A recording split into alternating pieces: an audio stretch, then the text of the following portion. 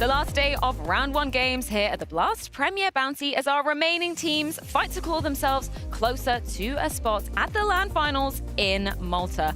My name is Ferris Beers, joined by Pimp and Dupree for what is going to be a banging day of last round 32 team games. We've got 4 best of 3s on the cards today. How's your experience been so far in Malta? Did you get up to anything fun? So far, so good. You know, I think the weather is a massive plus right here, Peter. Yep. The sun is out. It's very hot. Obviously, a lot of people enjoying themselves in Malta. It's a holiday destination as well, so the vibe seems to be immaculate. People are happy whenever you walk around. Yeah, there's like so many people around our area. You know, when you walk out, you know, see people in flip-flops walking down from the beach. You know, it's just like really good vibes around there. I don't like people being happy, you know, uncomfortable, but I guess it's nice. Well, we can take a look at some sad faces from yesterday then, Jacob, because there were winners, there were also subsequent losers. That's what single elimination means. Furia versus Big.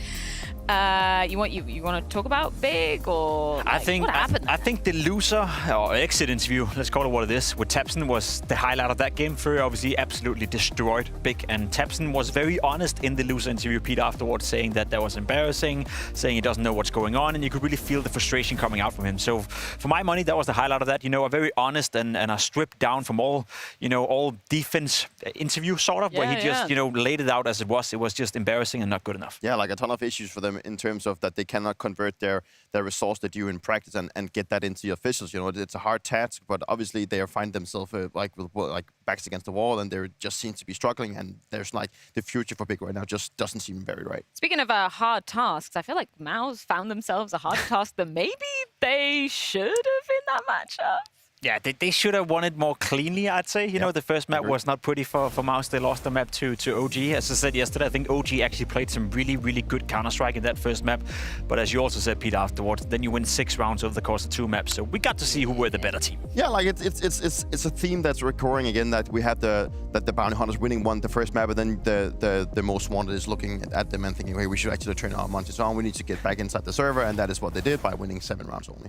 That would have been like just insanely embarrassing if you bring in a crowd to your home studio as well and you lose. I was worried for Mouse in that one, but worries aside, Pain versus NIP. I was really hoping for a little bit more from NIP. I'm very impressed that they did manage to win a map, but after Cologne and after that showing with Kaspersky, with Snappy obviously back in the mix as an in-game leader, you're former in-game leader as well. I was kind of hoping for a little bit more. Yeah, I was expecting more out of NIP. You know, I think Snappy has the tool set now to create something good inside the NIP, and obviously the game yesterday was very close against Pain. You know, Pain also having a good run at the major, and we have talked a little bit about maybe Pain being somewhat of a fluke run, but I still think that specifically Snow played really great yesterday. I think that was great to see. You know, he has been criticized a little bit inside that lineup, but obviously NIP still have a lot of things to work on, but obviously a game yesterday that didn't really go that way. It was close. It was a competitive game, and NIP put up a really, really good fight. A little bit disappointed, yeah, they weren't able to pull it over the finish line. I thought MIP actually had the best chance out of all of the I guess, bounty hunters to take down a most wanted. Unfortunately for them, they came close, but no cigar. Still didn't happen, and it still didn't happen in our 4th and final game of the day. That was Legacy taking on Fnatic. After that first map, Jacob, I thought this is going to be quick 2-0. Fnatic are going to be eliminated very, very fast indeed, but that didn't happen. They actually bounced back on Inferno, of all maps, against Legacy. That's wild. That was kind of wild, especially when you consider what Legacy did during the major on that very specific map to a lot of the good teams out there. I mean, Fnatic is a team that I can't really figure out. You know, you look at the online results and you think kind of meh. Then you see them play and you think kind of meh. But they have some good players in there. You know, BlameF is not a meh player. But anyway, that's kind of like the feeling I'm left through. Whenever I see Fnatic, the results and what they do is just kind of meh. Yeah, but obviously, I mean, Fnatic is still somewhat of a new team with new players, so they still need to find their groove. But on the other side, I'm still impressed with Legacy. I think a lot of people, they seem to turn on the Legacy vision and saying that they don't play great Counter-Strike, but I actually think they do. And once again, looking at from where... You're such a fanboy. I know, but like what they did in Austin was great. You know, their run in Austin was awesome. Yeah. And I think that their players, specifically Dumao and Lado, play great. And I think Dumao yesterday once again showed that he can play at a very high level. So I think it's very interesting. And I think there's only going to be a limit of time before maybe one of those players gets picked up by a better great descriptive words for Fnatic. Yeah, it kind of was. Just a side question for you guys. We were looking at Crims and his tenure on Fnatic. 9 years. We were trying to think, is there any other player out there? I put Tamsin's name into the ring. Only 8 years on Big. Only. Anybody else? Rain is at what in face? Ooh, that's a good one. Yeah.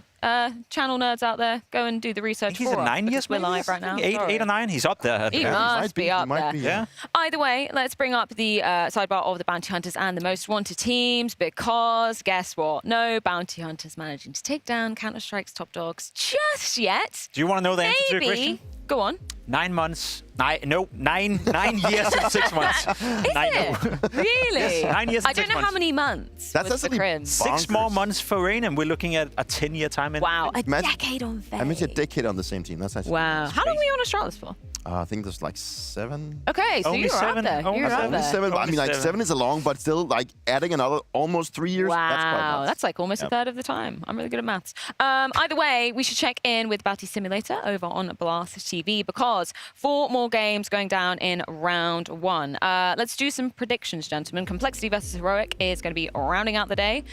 What are you thinking with that? Are we going with a bounty hunter finally taking Yes, it down? actually. I think Really? this is You the think good case. Complexity Maybe this can- is the best case we've had. We talked about in a pain yesterday, but this could actually be a better case. I think so too. Really? Yeah. You know, Heroic did just bench the player yesterday. No, it's true. It's true. And brought in a new guy. You know, he lasted what for 1 month, 3 weeks, Something whatever. like that, yeah, correct. Couldn't really figure it out. I think Complexity is also a team that you know plays good Counter-Strike online. They're used to being boot camping all the time. You know, in Okay. Europe. So Okay. I think there's a pretty good chance here. Yeah? That's the good Yeah. case. Okay, we're going to lock in Complexity. Crazier things were said. NRG versus Vitality. Surely. Surely not. That Sorry, has to NRG. be. I don't give a damn whether or not this is online, offline, or anything in between. This is gonna be Vitality 2-0ing NRG to a point where that's not gonna be fun to watch. Yeah, it's going to be a quick affair. I think that obviously Vitality being the best team in the world and the team to beat still, even though they didn't win Cologne, I think that's going to be a walk in the park for them. Yeah. Here's my prediction: Flame C will top frag. Okay. Really? Yeah. Okay, that's just out of You're left probably on field, Messi, random. right? Yeah, my boy. Then I had to go boy. for Cyber just 'cause I UK can, massive. right? Only boy. If Cypher had to be eliminated yesterday, Messi will prevail today. such a That's the UK logic. fan, I bro. really am. Vu predicted otherwise, which is just insane. FlyQuest versus Aurora. What are we thinking? I think this is actually a matchup where something could be afoot. I don't think FlyQuest is a bad team. No. I'm just having a hard time seeing them beat Aurora, especially if Santaros is back online. You know, that's gonna be a tough matchup. I don't think it's going to be a case where we see FlyQuest winning. I think that Aurora is always so good at playing teams around their own skill level. I think they struggle sometimes against like better FlyQuest isn't under opposition, skill but level? Does that no, mean? obviously not. But you know, hovering maybe like a couple of spots Okay. below them. But you know, like they usually don't lose against teams that's worse than them. True. So I don't think there's a case that the FlyQuest takes. So I think- But obviously Aurora. JKS. JKS. Yeah, but- he's back. I mean, he's back. I mean, he's playing. I don't think it's He's going to be playing. the difference maker in that. No, department, that's a so. shame. ENCE versus the Mongols. First game of the day. Any? I mean, we'll Craziness? get into it. There's been a little bit of a craziness around that game. We'll get into that later, I think. But I still have the Mongols winning pretty convincingly. Yeah. I think Yeah. ENCE lost 2 of the greatest assets they had. Glaive being the in-game leader, gone. Casper's guy, you know, being the hardcore fragger, gone. So it's tough for them to mount anything against the Mongols. I think Mongols will just go out and just play their own style, and that is just being very aggressive and just picking fights left, right, and center. And I think that's going to win them the It's game. going to be a face-it game. Yeah. Well, we do have 4 best of 3s coming your way, just in case you missed out on it. Let's recap exactly what is going to be going down today. Rounding out this evening's action with Complexity versus Heroic. Not before NRG will be taking on Vitality. We got FlyQuest versus Aurora as our second game of the day, but we're kicking things off here with ENCE versus the Mongols. Woo.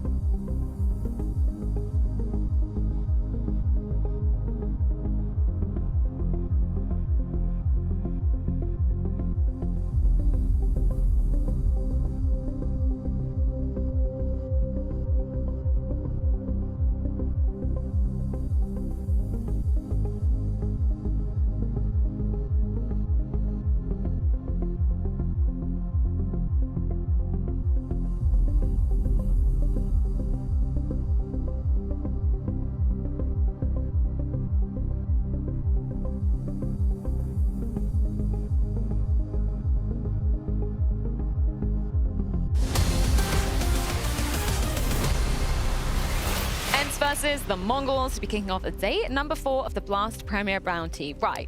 We kind of alluded to it very vaguely, but there's Drama. a little bit of drama afoot this morning. So, because obviously we started the games a little bit earlier, maybe the Mongols got mixed up with some timing, so they were a little bit late, let's just say, to the veto. By a little bit, I mean a lot of it.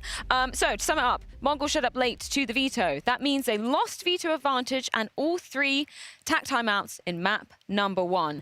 ENCE got the offer to dictate the veto. What did they do though, Jacob? Well, they decided to play the sportsmanship card and say, no, we do a normal veto. You know, we respect that you were late, but we want to do a normal veto. So what could have happened was ENCE would be able to pick all 3 maps, as far as I'm aware, which would have been hilarious, because then Train could have been picked by ENCE, a map that the Mongols doesn't play.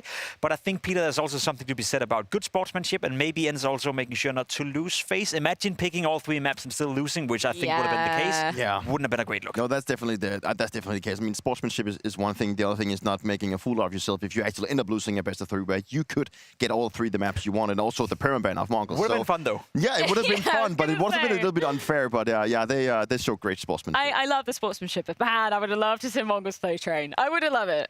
Anyway, let's talk a little bit about ENCE, because just like with a few of the rosters attending here, there's been a little bit of instability, a number of roster changes very recently for them, which is why we're looking at ENCE as a massive underdog in the situation. 100%. I think they lost the greatest asset in ex-Kaspersky, and I think also losing Glaive as in-game leader is going to be something they feel on the server. Naturally, whenever you lose players, whenever you lose an in-game leader, your team is going through a new period where a new guy comes in maybe with a different vision, and that's going to take time to integrate in. Now, Rickon coming in, a talent that we do know plays Counter-Strike at a fairly high level, a great individual as well, has a lot to show for, maybe got to relive his career a little bit as well, as it has been stagnating. So it's not a bad replacement. It's more so to say that when you make 2 roster changes, and one of them being your in-game leader, it's going to take time. Yeah, and you know, Riggon's time, at least back in Bad News Eagles, was a showcase of sheer individual and firepower. You know, that is something that he's always been, you know, looking to replicate, and that was not really the case for him in Big. You know, he found himself in new roles that maybe didn't fit him too well. So now that he gets to go into a team where hopefully there will be more space for him and have more opportunities of doing so, I think that's gonna pay off. And on the in-game leading role, it's obviously something up picking up the reins here, and he's the one that's going to dictate it. And I think it's something that he's done before, also in Monty, which did seem to have some sort of success. You know, it's a team that did have a lot of good runs, and maybe the play style and the leadership style that he has maybe fits a little bit better with the players. It's more like maybe a little bit more mid-rounding, not so structured as Glaive has it. So I think there could be a case where it could actually benefit them more than having Glaive. Well, you mentioned Riggon's name. Let's hear from him ahead of this series. You've obviously very recently joined ENCE. Why was this an organization that was appealing to you for the future of your career? I mean, there was not a lot of free agents available, I would guess, and they searched for an aggressive rifle, and I think I'm a perfect fit for it. And when I played in Big, I was playing a different of another role, but I think I know what I'm capable to show, and I think for now, the first 3 weeks we had the practice, I think it was a good fit. Can you tell me how SDY has been approaching the leadership role? Because I know it was something that he'd done a little bit before, took a step back from, now he's back in it. Can you talk to me a little bit about how he approaches it? To be honest, we had 3 weeks of practice, and I really liked how we approached the game from these 3 weeks. It's a bit more of a reaction-based style, I would say. It's not that much of a structure. But I think nowadays, to play good CS, I think this is the right way to go with. But for now, he's doing a great job. Okay, interesting. You mentioned you had that 3 weeks of practice. Was that online? Is that boot camp? Like, can you tell me a little bit about that situation? I joined around 3 weeks ago, so we had only online boot camp till now. But we are planning to go to Helsinki, to our boot camp facility. So it was only online, yeah. And given you've had just that 3 weeks to be practicing, where do you think the biggest strength of ENCE is at the moment? I mean, for now, like, the team chemistry is really good, I would say. For the 3 weeks we have been practicing, the team chemistry is really good. What we are lacking a little bit is obviously the team play and being on the same page sometimes. But we had yesterday our first official, and it went really good for us. So I think comparing official our first official with the practices. I think the official went better than the usual practices, but yeah.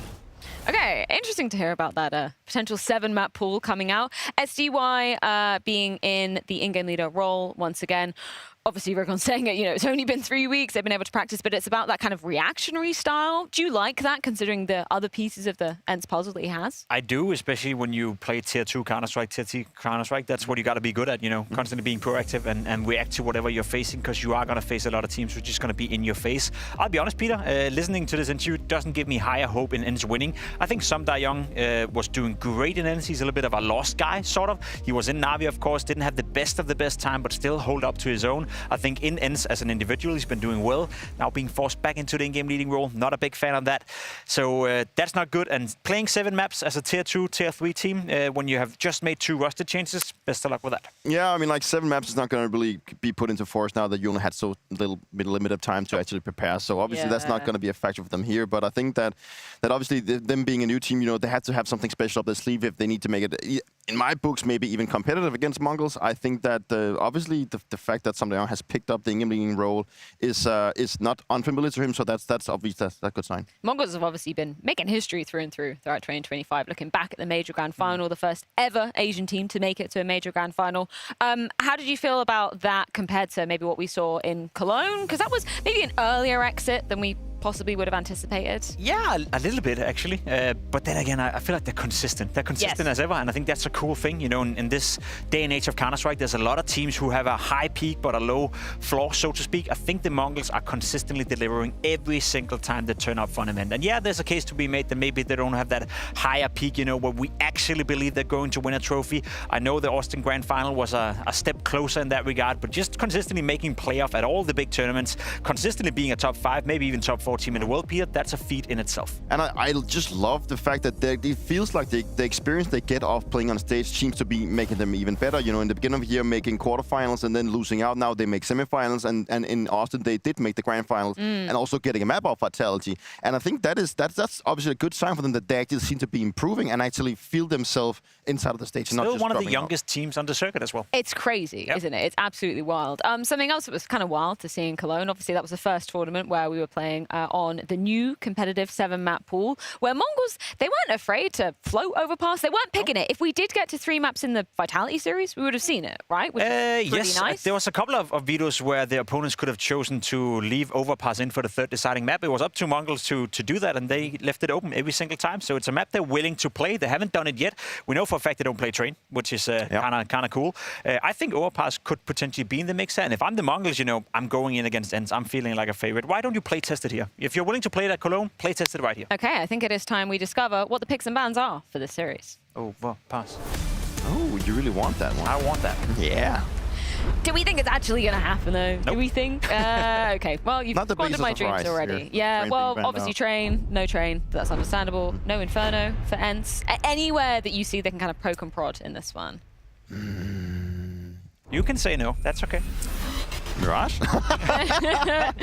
MongolZ pick Mirage, no big surprise in that regard. That's a map they play at an incredible high level. They barely lose the map, and every single time they play it, apart from in Cologne, they're winning 13-5, 13-3, 13-2. They own their opponents. Yep, Dust2 coming out from ENCE. I mean, I guess that makes sense. It's a bit more of a looser play style, a bit more puggy. Like, I can see something there. Yeah, it definitely allows them to maybe do a little bit more puck style. Maybe they're not too drilled. And obviously, we have the overband pick on. Sorry for this one. So, but yeah, Dust2 is not a bad pick. No overpass. That's sad. MongolZ, we were just building you up to be the overpass floaters. Yeah, it would have been cool if that happened. Nuke as a 3rd deciding map. That would be, in theory, cool if we get there. I don't think we will, to be completely honest. I think Mirage, that's almost a given for the MongolZ. They play that at an incredible high level. Dust2, same could be said. They owned Falcons in that game in Cologne, as I remember. Blitz had a sick clutch and all the players showed up. I think ENCE is in for a tough one. Well, it is time to get this show on the road. ENCE versus the MongolZ. We're going to be beginning on Mirage with Harry and Hugo. Yeah, this is going to be a tough one. There's absolutely no denying it. And Mirage is not the place you want to open up if you are this ENCE squad. No. The MongolZ, pretty darn good at Mirage, I think it's safe to say. Yeah, I mean, the major final was proof enough. They keep it going. They've done it before. They'll do it again. And ENCE's work is going to be cut out for them in this cutthroat tournament, in this cutthroat format, single elimination, and a lot of props have to go the way of ENCE, just in how they handled the veto today, allowing MongolZ to actually do a real veto. They were given the option to just pick every map, right? To run away, to take train MongolZ Instaban and put it in the series, and they said, nah, we'll do a real veto. So I think huge respect to ENCE in that regard as they go up heavy underdogs against a top team like the MongolZ, coming in number 4 seed to this entire tournament. And there's new pieces on ENCE. There's new pieces to talk about. It's not just the Rigon addition. We've also got an academy uplift. We've got Sumda Young taking over in-game leadership. I think this team could be a lot of fun. Yeah, no, 100%. Excited to see Rigon back in as well. Saw him, he's still recovering from his Twitch ban. Not bad, but you know, got timed out yesterday. He's hidden his bed from us. He said he was not going to show us, so Rigon having some. Oh, he's hiding everything. He's shut the curtain. Don't want any glare. You don't want the glare on the screen, man. Of course not. We didn't get the pre-game interview from the Mongols, but I want to know where they're boot camping, Harry. Imagine if they're in Mongolia right now and pulling up with 150 ping. Probably not. Surely not. Anything's possible.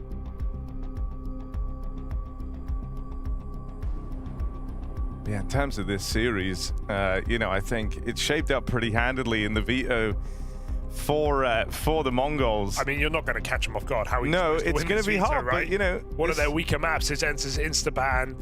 You know, one of ENCE's best maps is MongolZ Instaban. It was never going to be really fair for them.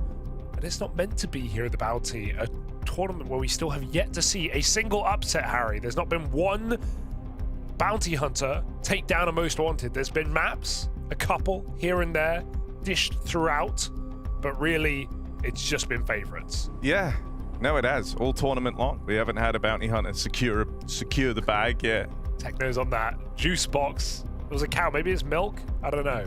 Have a little morning milk. A morning milk, there's nothing like it. The first milk of the day. First snooze of the day as well coming in. We saw, not from Rigon.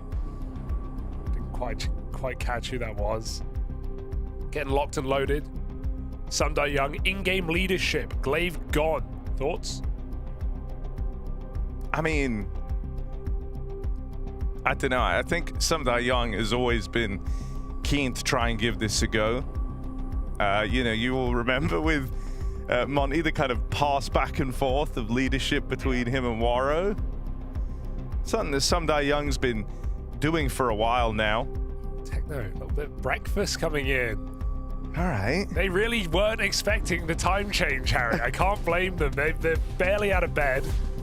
So the Mongols come in slow to Mirage. Eating breakfast as they head into map 1. Like, legitimately, joking aside, like, they didn't know the game time. They thought it was an hour later. So they are a little bit rushed right now, Harry, safe to say. Mongols, maybe you catch them off balance. You could, honestly. If Techno's having his milk right now, I think he needs at least like 40 minutes to really lock in. And in the bowl is cereal, so he's like drinking the milk through the straw. I saw a knife, so... And then well, some people eat their cereal with a knife. Oh, that's true. Knife and fork, cut up the Fruit Loops. Yeah. Blitz getting his morning hair routine done. You look great, Blitz. Loving these camera shots. The fork is an underappreciated tool for eating hooped cereal. Why? Because you can slide them onto the prongs of the fork. Got to be pretty thin hoops or pretty big forks, though, Harry, wouldn't you say? Yeah, well, much room between each prong. Don't know what your forks are. You Poseidon over here with a what's the Sorry, bro. Are you eating Polo Mints for breakfast? Cheerios aren't huge. Cheerios don't slide on to forks. They slide on. They slide right on. Cheerios are thick and fork prongs. Do not say thick to me. And fork prongs have thin. You know what I'm trying to say, Harry. Poseidon over here. That's like one of the best and quickest links you've ever made. And it's for nothing, Hugo. Poseidon over here. Poseidon over here. Poseidon over here. What's it called? What's the three-pronged thing? Trident. Trident, that's the one. You can fit which is another gum. Because you just taught... what did I accuse you of eating? The...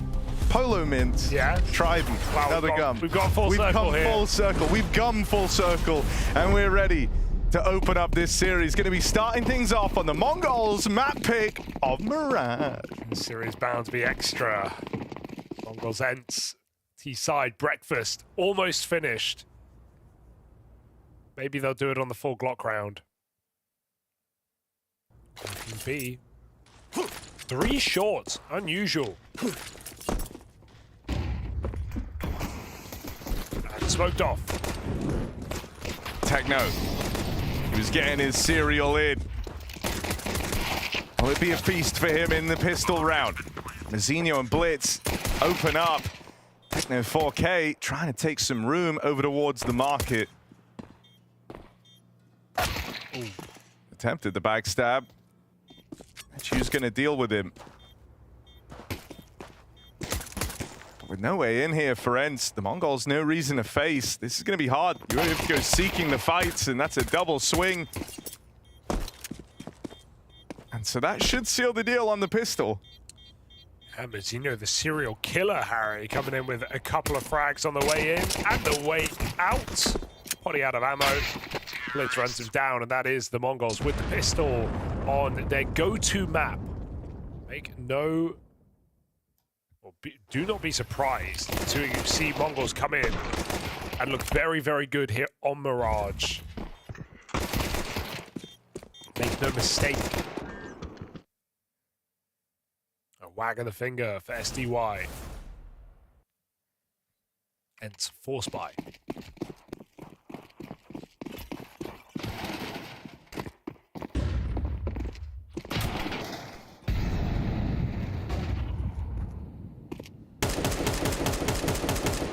Maybe the Mongols are at their best when they've just woken up. I don't know why, but I feel like this might be a really dominant game, Hugo. It's 1 round. I know. I'm calling it early. Okay. Something about how they're playing just looks really switched on. Like a bunch of guys who want to get this series over before lunchtime.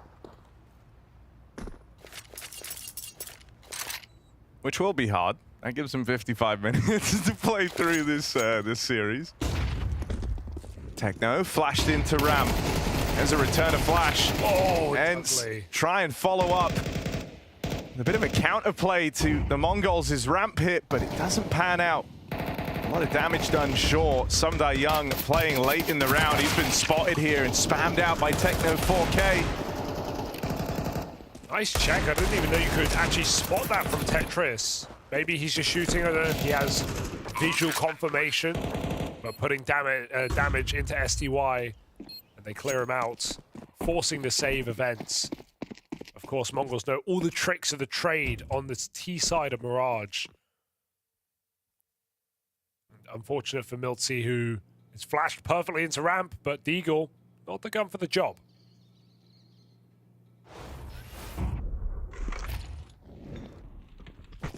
Can't argue with the flash. It was a bloody good flash. Oh, yeah, I don't think he can see it. I think he's just spamming the ninja box there. It's good to know. Terrorists win.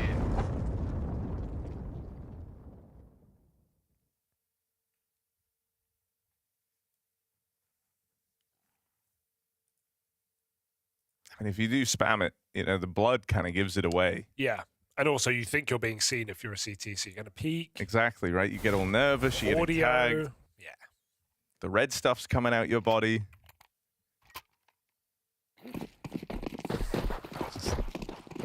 Don't acknowledge that. Mongols out middle. Do it dry before the smokes bloom as well. Senzu looking to find those opening kills, and Senzu online. That's what I'm excited to see, because he's very strong when it comes to the studio games, starting to break into the playoffs now. But only one real example of that. I'd say he kind of went crumbling in that Na'Vi game. Yeah, well, you know, Cologne felt a bit like a return to old habits for Senzu. Yeah, and even in the Austin run, yes, okay, they got a map against Vitality, super legit, but the teams they beat up until that point, you know, Pain phase, like, not exactly in their best form. I guess Pain were, but, you know, Mongols still favorites. So Senzo online is my point. I want to see how good this guy can be. That's a nice turn, but traded quickly by the Deagle. And now the bomb coming back into A. This site is clear right now. Blitz is making a lot of noise, but he's paranoid about every position. They're around the corner. Info given. Blitz. This kill would cement the round, you'd feel like, and he gets it done. Nice. SDY smoked off. Ooh. Not quite.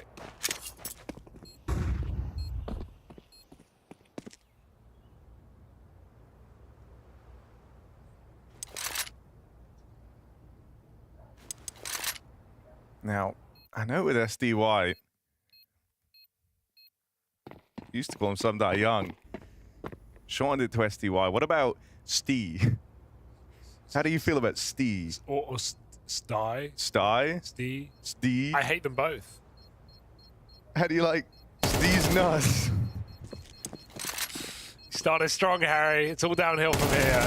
Oh, you Your can't best make that work. joke anymore. Your best work coming out in round 3. Big Stee with the save. Imagine if that was his name. It kind of hits, actually, as I'm saying it more.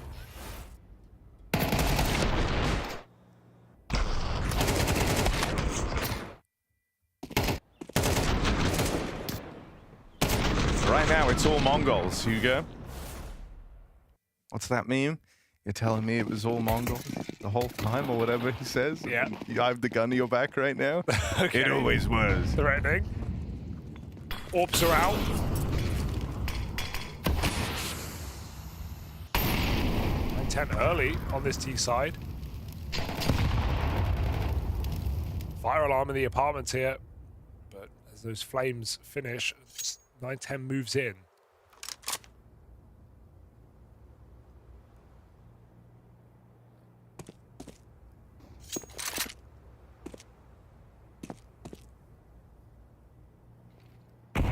Threat in middle for ENCE. This is a crazy position to sit with an orb. Polly's going to re-peek on timing. He's got his whole squad here. They all just come in together. ENCE burning out that top box. Senzu trying to fight forward. Ooh. Triple naded. You weren't living that, Senzu. Bunch of nades to deal with him. Chance for 9-10, but it's a quick jump check that he's not able to deal with. Now ENCE just ease back into this setup. They're content with the 5v4.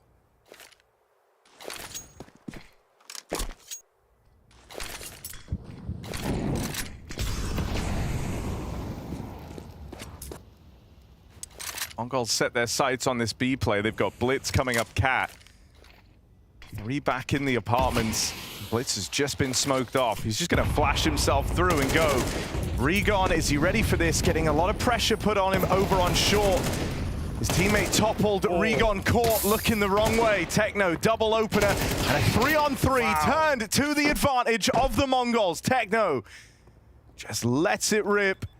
B play secured, bomb plant found, and Poddy left up in the clutch. Oh, no chance, not today. Techno on the B bomb site of Mirage, it's a different beast. Look at those entries go. Clinical stuff. And a nice idea for ENCE, but the execute is perfection. Blitz coming through the cat smoke. Rigon's attention diverted. And Molly's in all the right places to give Mongols the freedom to find ENCE stuck in the bomb site. Nicely done. Just looking at some punishing executes right now from the Mongols.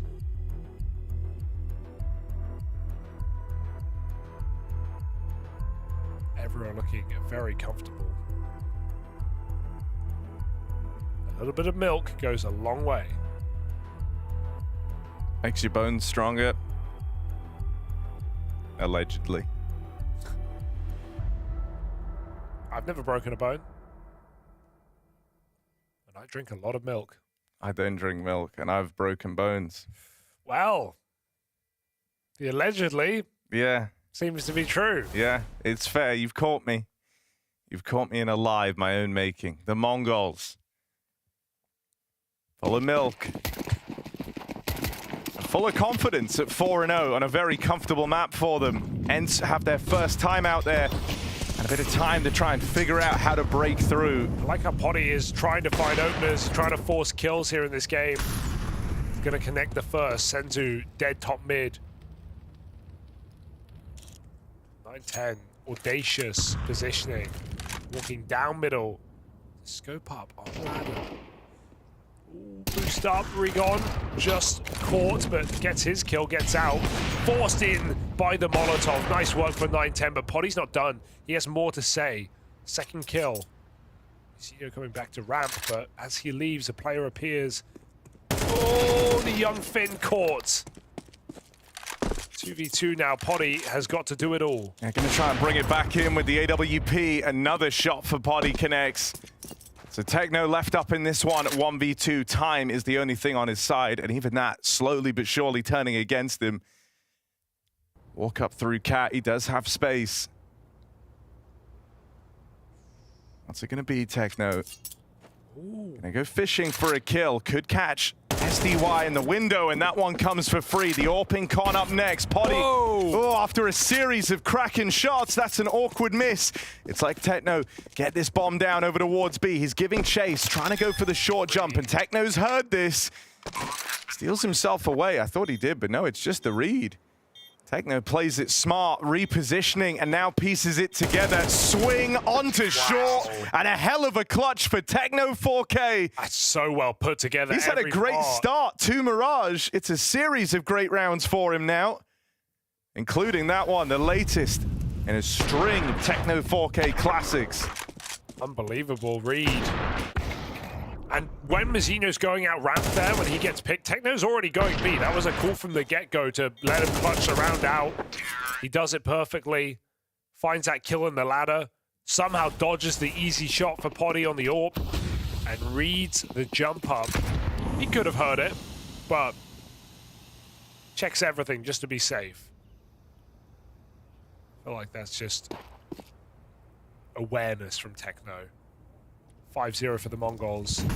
ENCE have had some good situations. I like how they're playing together, scrapping in mid yet again, fighting everyone coming through. That flash saves their life, or at least delays their death. Young, God, 2 more trains back, but Mongols come out under. They are scrapping here, taking every single kill in the middle. Can't blame ENCE for trying here. They know this is going to be a very difficult game. They have to play unorthodox. They can't just sit back in their bomb sites. So ENCE attempt to fight Mongols in the middle. They pay the price with their life. Yeah, it already starts to feel tricky for Young. He's got to try and cook something up here because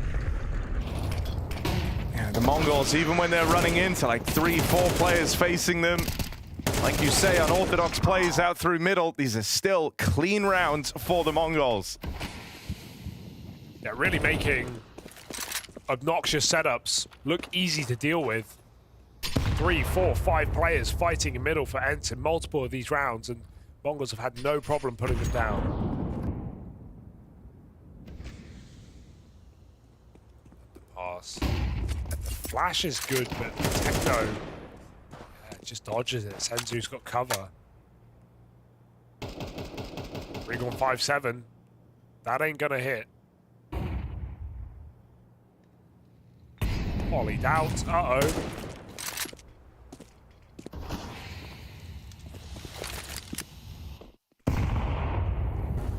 Oh, that made just falls short of Senzu. While all this is happening, the Mongols, the rest of them sneaking up towards A. And ENCE is still biting down hard on this mid-info. They've taken a bit of a gamble here, leaning bodies back over towards this B site. And so the Mongols have a free path right now into A. They missed the window. They still go for info. Don't want to be just sitting back silently on this bomb site. Boosting up, hearing the Molotovs on A is a bit of a warning. It's too little, it's too late here for ENCE to compete for this round. They could try and find this gun. Senzu will let them cross. Goes for late backstabs. Very late backstabs. Senzu poking his head out top box. Good spam for Techno. He's just having a game right now. 12-2 is Techno. Bro, he should go empty stomach, but gaming more often. Get a milk in right before you start. Techno is looking lights out, multi-killing in almost every round so far for the Mongols. The Milkman with a special delivery bottles up another round for the Mongols. I mean, we used to call Alu the Milkman. Why was That's that? so good. I don't remember why. There was a reason. We had a good reason, but I don't remember why now. But God, at the time, if you were there, If you remember, let us know. Those were the times. Some of the times of all time.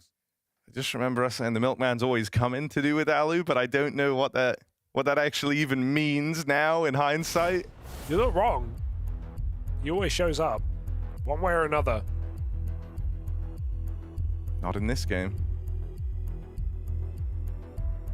Let's talk of milk. It's making me thirsty. We're about to lose all timeouts in the opening 10 rounds of this game. Well, hey, at least for ENCE, they know they can be liberal with it, right? Mongols are never going to get this time back, so you don't have to worry about them. You just got to try and think about you.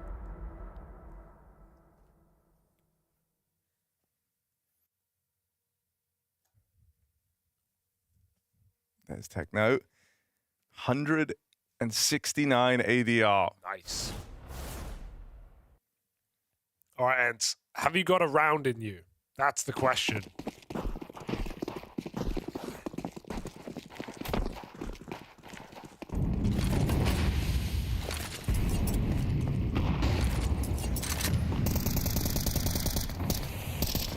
Nice smoke. But a B hit looming. Hottie Orp in the right place. That shot just goes through the pack. Blitz is dealt with over on short. This is a heavy stack forming at B. This won't be easy for the Mongols. Techno and 910 clawing back at 3-on-3. That you dead. It's the 910 Orp to find him. So Young fast flanking through the apartments. It was just cleared, but they're going to be suspicious, and Senzu catches them on a swing. That's the Mongols walking into a B stack, a fast flank for ENCE, kind of everything going their way, and the Mongols still get out with the round. So good at showing why that B site is so claustrophobic if you have the right utility. That backside molly, the window smoke, it's not that much thrown in by Mongols, but a couple of flashes, and the key is they take space. They push in. They don't let ENCE sit back in the bomb site and call for those rotates. That Molotov makes Potty extremely uncomfortable. And he's flashed the whole time. Just a perfect game from ENCE, by definition. Or by Mongols, rather. This is by Mongols. actually not by definition. Sorry, their logos are so similar. Mongols in full control. Will this ever change? Maybe not on this map.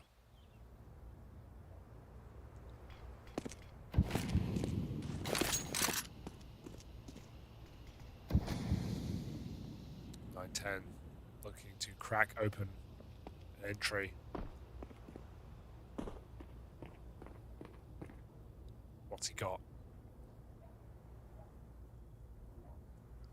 Not being offered anything, but as he goes around short here, Regon certainly will be down a clown. They're going to find something young through Con. Swing out for Regon. SDY dead. Lacking the manpower here, and this B play looking to come through from the Mongols once more. They know Regon's here as well. Gets out with one, but there's that flank in through the apartments. Blitz is even hunting before the bomb is down. Okay. Has given one away, but I still don't know if that interests ENCE. I know the scoreline's desperate. I know it's kind of an hour in need, and that's where you would attempt a 2-on-3. They're just so out of position. So I don't know if Blitz feeding them that one extra kill at all entices them, and they will just commit to this save. I just feel like ENCE can't get a single multi-kill. They're struggling to even get one in their positions. Mongols are so tight on the trades. So well spaced. They sit in middle for 40 seconds, just allowing 910 to find an entry, and then they immediately erupt with a B split, jumping out of apps, running through short util. Playing fearless. Feels like a team built for online play. I mean, Terrorists win. unstoppable. 9-0. ENCE need some milk. Dude, these guys woke up like 25 minutes ago. Wake up, carton of milk, destroy ENCE's hopes and dreams, back to bed. Back to bed, definitely.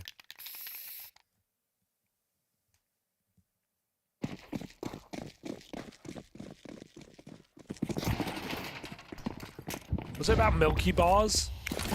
No, because then it would have been Alexi, surely. He was, loves in the Milky Bar coffee pasta from the get-go. Oh, double under. ENCE can't say they haven't tried some interesting setups here. Bringing new ideas to the table, but they again get spotted. They've got to depart. They are allowed. Smoke comes out. They go back to an A stack, so they might meet Mongols here. Might actually have a chance for ENCE. I mean, last time the Mongols were able to get through a stack. This time it might be a different story. Early 5v4 pickup. They have Techno trapped. They're going to find him. Mazzinho dead as well. Here we go. Blitz trying to claw it back with a double. And now it's just Senzu. Other side of the map. He's got a minute left to work with. Finds himself in a tailspin in this 1-on-3. Can Senzu regain control? Gonna wrap back all the way through the spawn. This is gonna leave him low on time, but maybe in with surprise at least. Bomb drop down here at ramp. Right now, no one's actually looking at this position. So Senzu allowed to start taking some space away. There's the shot fired off. Element of surprise gone and spotted by this player out in sandwich. Finally, ENCE are going to get on the board. One of these stacks sticking the landing. That was blood going. There was nothing back on ramp to get. There was no up, but they have 10k. Doesn't want to go for it. ENCE punish. Them leaving middle gets them into the A stack at the right time. And the one thing, it feels weird to keep crediting a team who's down 9-1, but I think, you know, it's such a heavy underdog. Yeah. And one thing ENCE have done really well is just consistently stay active in the CT side, consistently push the limits, try and bring the fight to Mongols. It finally works out. Double ramp play gets them the entries they need. Recon. This is an old school play. I don't think Mongols will let this happen though. Flash is good. He comes through with an entry. 9-10 traps top box, hits his shot, but they're coming for him. Second one connects as well. 5v3 disappears in front of your eyes. Milty holds a palace push. 2v5 or 2v3. Team Flash, but ENCE can decide to give this up. They've got the advantage. Is this a bridge too far? Everyone that's tried to challenge 9-10 in this round has died. Finally, SU's gonna get one over on 9-10. Techno 4K, 14-3. Has a clutch to his name already in this game. And maybe a route to a bomb plant here through B. As no one stays in the sight. ENCE full play for mid. Techno will get his bomb plant and a chance to play here.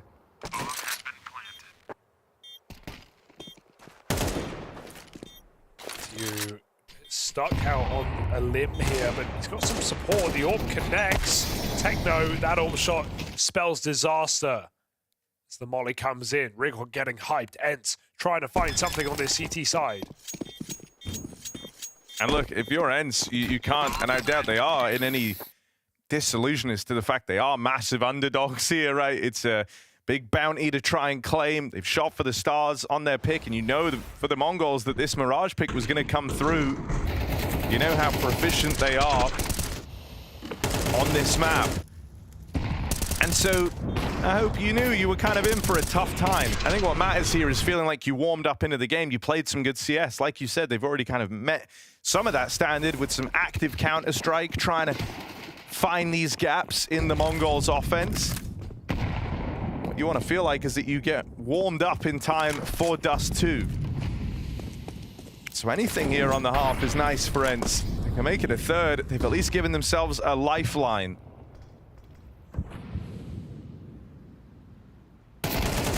Oh, good shot.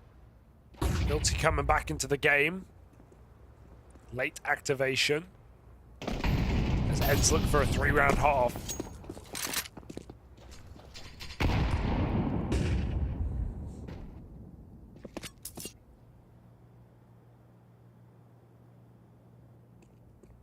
Back to T-spawn, leaving 9-10, top mid. Blitz coming from under.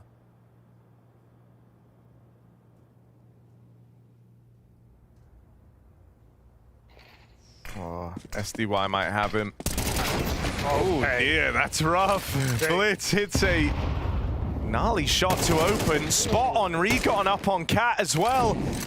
The captain carving a path back into the round for the Mongols. Smoke over in Palace, and the Mongols call the bluff. They walk straight through it.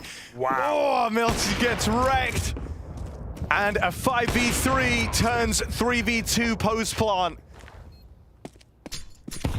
Mongols find a devastating way back into this round. And ENCE are going slow, but this is the last round of the half, so realizing they may as well pick up the pace here. Echu plays first, the Orb sneaks in behind him, actually over towards jungle. Ooh, punishing flash, and Poddy try as he might. This one just feels too far gone. The Mongols in strong post plants. This would take a miracle or a serious misstep, and there just simply isn't time for Poddy to win this. It's double digits for the Mongols as they look to make quick work of ENCE on Mirage.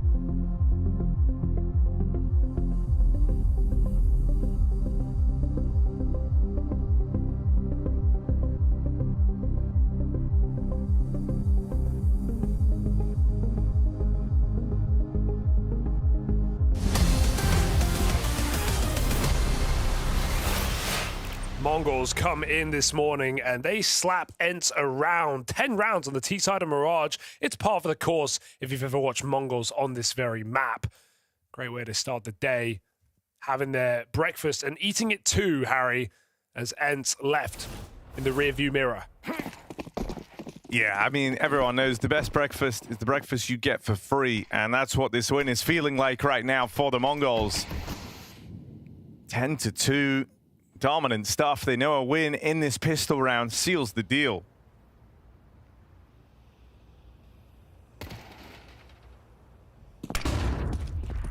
Con play for ENCE. 9-10, here's the footsteps. The Mongols now know what's happening. There's support available over in Palace here. Mazzinho able to play way later in the round. He can delay. He wasn't spotted dead instantly, though. As soon as he tries to play out through that position, Regon had eyes on, and that pistol round goes dominantly in ENCE's favor. They hit hard. Considering they're going into a good setup there. 9-10, sure, feeling a lot of pressure. Mazzinho late through Palace. Felt like he could have got away with so much, but Regon never took his eyes off that position. Good awareness. It's the only way you lose it, right? Stick in a default part, you need that cover on Palace. Not allowed here by ENCE.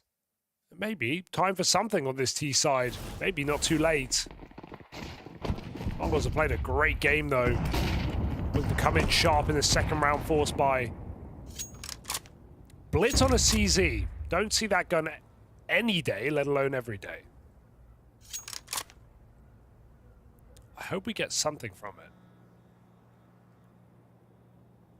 I want to know if he can make it work. I just think the ammo is so bad, man. Like, knowing you can't, I mean, you're barely going to survive. But you can't spam with it, you can't do anything. You're out of ammo after 2 mags. Feels like a worse Zeus. Like, you're trying to get one kill. Yeah, that's true. Like, 1 kill each mag. Got a bit more range than the Zeus. Yeah, that's fair. You've got room for error. You can miss a shot. But even then, like, sure, technically it works at a longer range, but, like, are you going to win a long-range fight with the CZ? Oh, no, I didn't say long range. I just meant not, like, body block tier. Yeah, okay, that's fair. Zeus was better in Go, man. They massacred my boy. Blitz, gonna massacre them. With the MP9, he's downgraded, frankly, and yeah, that's what you get. Scout tag, but this is a save. MongolZ, get that rating. Come up con for some exits here. 1 round here by ENCE.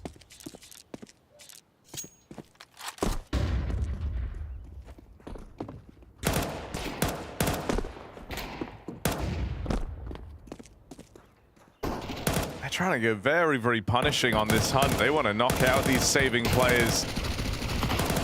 Let's see. That's the spot on 9-10 down here with the scout. Now, a few of these players are tagged up, but not the one giving chase. Brought down to 3 HP. They knock all the guns out as well on that attempt at saving the force. 3 different scout tags. None of them kill. The thing that's nice now is, like, usually for ENCE in this next round, you still have to be a little bit cautious. You got to respect the fact that there would be, like, MP9s in play, a 5.7, a scout. Whereas now, you know, there's none of that, bro. You can just run at them. What could go wrong? Just run at them. It's so funny seeing Mongols like, oh, God, we have to keep playing. And ENCE like, yes, guys, come on, come back. We got this. Pistol, lock it in. Mongols like, is this not over already?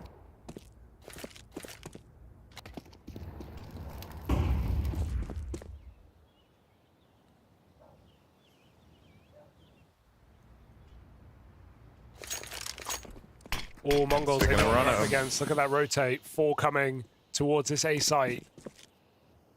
But it's, you know, just run at them. Just pistols. Just run at them. Just run at them. What you can't lose this. Right? I hope that's what SDY is saying. Like, guys, just run at them. Oh, it's not gone well. First man in dead. They can't lose this.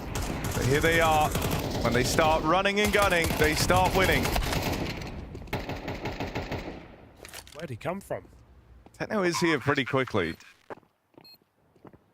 Oh, spots 2, trying to line this up perfectly. Oh, 1 tap.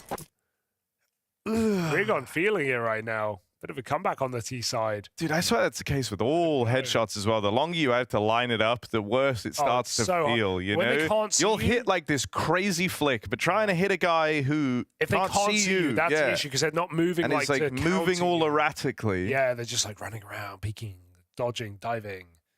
Those are really hard shots. But also, I think your hands just work like way worse if you give them too much time to think. I'll give you that. The little brains in your hands don't do well. Oh, the hand brains, yeah. Gotta watch out for them. Blitz. Ooh. Dead. Some die young. Another. And this game is actually starting to close up here. Can Techno alleviate the pressure? 3 through the apartments. Techno, they're all around him. MongolZ's going to run down that 1B player. The Mongols looking to go back to a save. Don't peek this, because that's your only way in. He will not. Mongols forced to save. We do indeed have a game. ENCE on the T side, better late than never.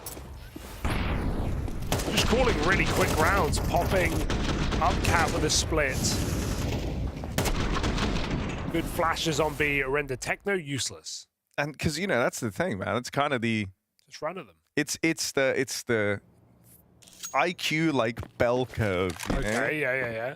And What's if on you're the lower end? the lower end is just rush B, and then in the middle it's is... like, guys, we have to do an intricate 3-smoke fake. We have to take mid control, then go back through spawn. You know, it's these long and then at the top end of the spectrum, it's just run at them, B, just yeah. rush them Just rush B.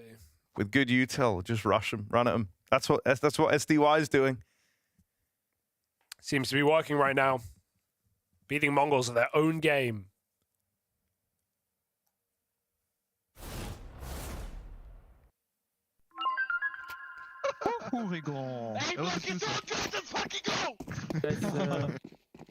Good energy. See?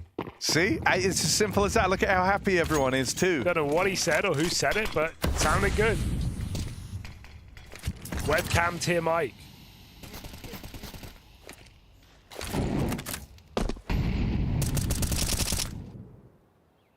Three Palace pop. Now this is audacious, Harry. They're going to try fake the B-bomb site.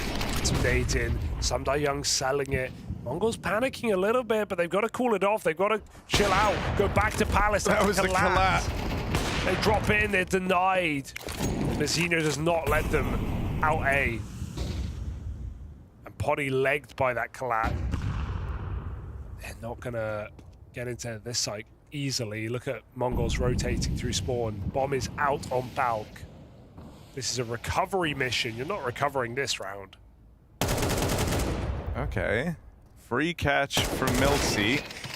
Techno with the trade. Someday can't pick up that AK. It's just out of his grasp. So now arriving a little bit later and brought down and out of the round. HGs have been super strong for the Mongols, especially on that first half. They were just nading short every time they swang with it and got the entry. A low, deaf, blind player. But here as well, finishing them off with grenades. Flashing for each other very well. Mongols to stop the comeback in its tracks. Find 11.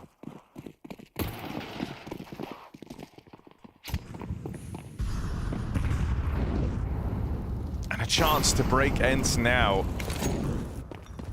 At this point of the game, that might be it all said and done.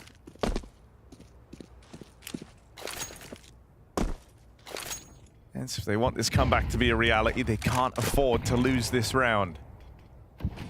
Orb scopes up in middle. ENCE go a little bit slow with the bomb left back in spawn. It speaks to a far slower round.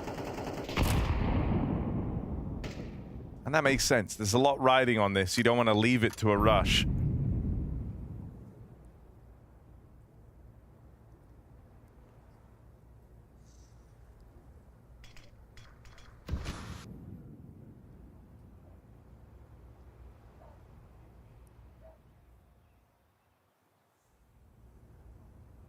Bomb's been picked up, and their eyes are set on an A split. That you going back to get it. Links up with MongolZ at ramp, and the rest of them looking to go up through the connector and help out through the backlines of this A site. The AWP watch is on though from Catwalk, 9-10. Dealing with Regon on the smoke fade. Senzu, that's a lovely little flick across. That's both players on the ramp half of the split, dead in an instant. And the round is done. This save is required. We were just saying ENCE are going to run out of money if they lose this round. This is worst case scenario. They don't make a dent. They've got to hold on to these guns. The Mongols, thankfully, show some mercy here and decide not to give chase. Never be so sure. Mongols start to move in on ramp, but doesn't look like they'll find Sunday Young coming out of connector, just getting upgrades. Techno's had a phenomenal game, 9-10 with a lot of impact off his AWP as well. Mongols trying to make it a quick day in the boot camp. Looking to take that first map with ease. Only 2 saved weapons here for ENCE.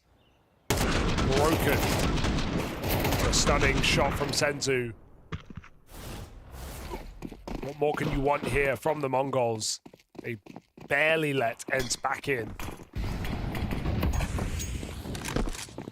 10 dropping under with the AWP. Fits by his side. Missed shots though. Senzu's going to have to finish him off. And Sunday Young with a keen trade. Maybe we have this A-split materializing. Oh god, that's a disastrous miss. Behind the triple, Mizzino sits. They don't check him. They do trade him. Techno in a clutch around for the Mongols. Felt teed up. There wasn't a lot coming into this out of ENCE, but they've still found a way. Keen trade work from SDY out in mid. Now just Techno trying to embark on a clutch here as he plays through. They're up close on the bench. Might just get shot in the back. And yeah, there's MongolZ with the close. Whew. ENCE find a way to keep themselves in this game. Yeah, Sunday Young lucky to be alive on both those fights, right? Like, should be dead. Regon gets a kill he should never. Sunday Young avoiding that AWP shot from lower. A weird miss from 9-10. Not expecting that from him. Even Mizzino whiffs on triple. Lots of missed shots for Mongols. Uncharacteristic, and it's allowed ENCE back in the game. It's bought them time. Mongols make a push immediately, pushing through the palace. This is another fast short split here for ENCE on a bit of a sneakier timing. This AWP's going to be caught out in the open. Senzu's second AWP, 9-10's primary does connect, but they're up cat, and without random shots or a smoke break, they're going to make it into this B site. Techno playing close on a push up through the apartments. She's giving away his position with the spam. Techno knows he has one guy marking him in apps. The mollies force him forward. How's he here? Techno's been able to get very, very far ahead of this util, but I don't know if he's going to get away with much. 6 points of health, 9-10 on the board. What? Techno still takes one with him. The Mongols fighting for this retake. 9-10's got to be the one to deliver it. SDY and Regon, 2 versus 1, and AWP dead. ENCE keep the comeback coming through. Dude, what a roller coaster round. I don't know how Techno even gets out through the double Molotov and the spam that connects, but they're all so focused on the market rotate. He lives way too long. Still getting a kill off balcony. But ENCE flush him out. Denying the clutch as well. And that's Mongols with money on the line. Falling back down to ENCE 2 rounds in a row.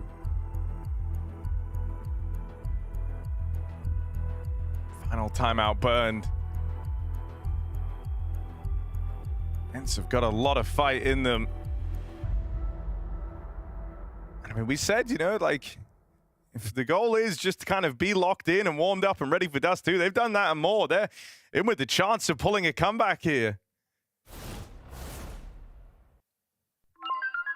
Nice, good shit. How the fuck is he here, bro? It's all good shit, nothing happened, let's fucking go. The vibes seem really good. Yeah. Bringing great energy. Last buy here for the Mongols. Fence win this, we are really on for a game.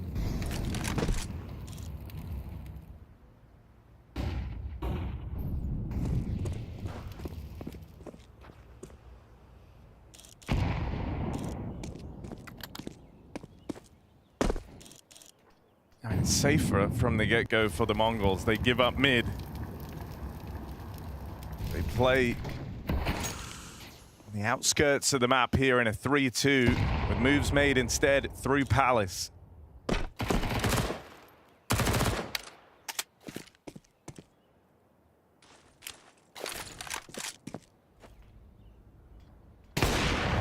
Hell of a catch for the 9-10 AWP. It's been good, hasn't he?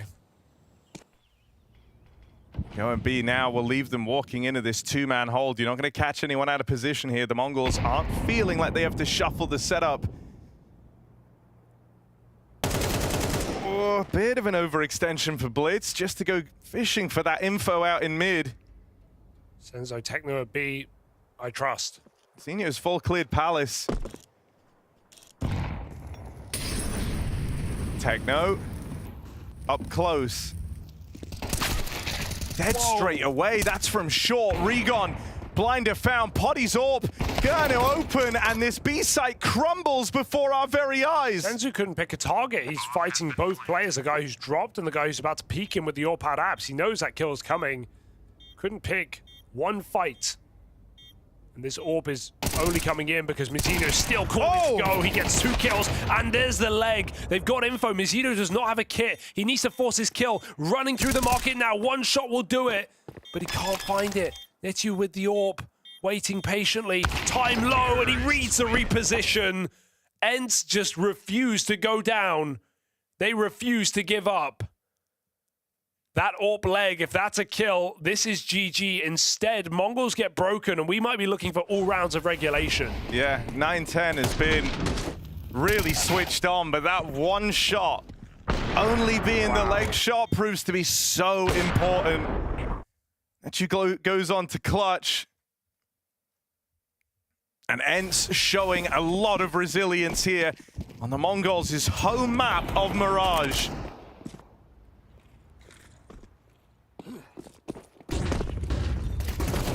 Charging into this. Pistol setup, no problem. One uncleared and swiftly traded. But it should be thinking about saving if you can't find spam. That's exactly what goes down. ENCE planting. This is so impressive. Brents to still be in this game. Yeah. For them to be making this feel so achievable. They've got the Mongols on the ropes. Let's be in the map. You know, the Mongols beat Vitality on handedly at that.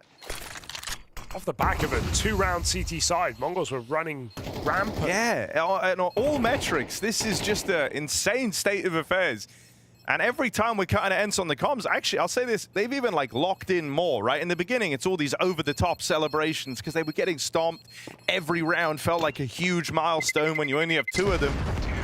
But even every time we're cutting back now, it's a lot more determined, right? They're talking with the authority of a team that believe they can come back. And to maybe generate some ENCE fanfare, I'll say it again, like I said at the start of the series, if you missed it earlier, Mongols were late to the veto process today. ENCE had the chance offered by the admins to pick the maps they want in this series. They were able to pick the first 2 maps. They said, no, let's wait, let's do a real veto. ENCE could have just punished Mongols by picking their Insta-ban, and they took the high road. They were the gentlemen in this situation, and they allowed Mongols to really get their best map in. So ENCE, can they make this happen? Not just looking for a shocking upset, but doing it with honor. Yeah, very honorable.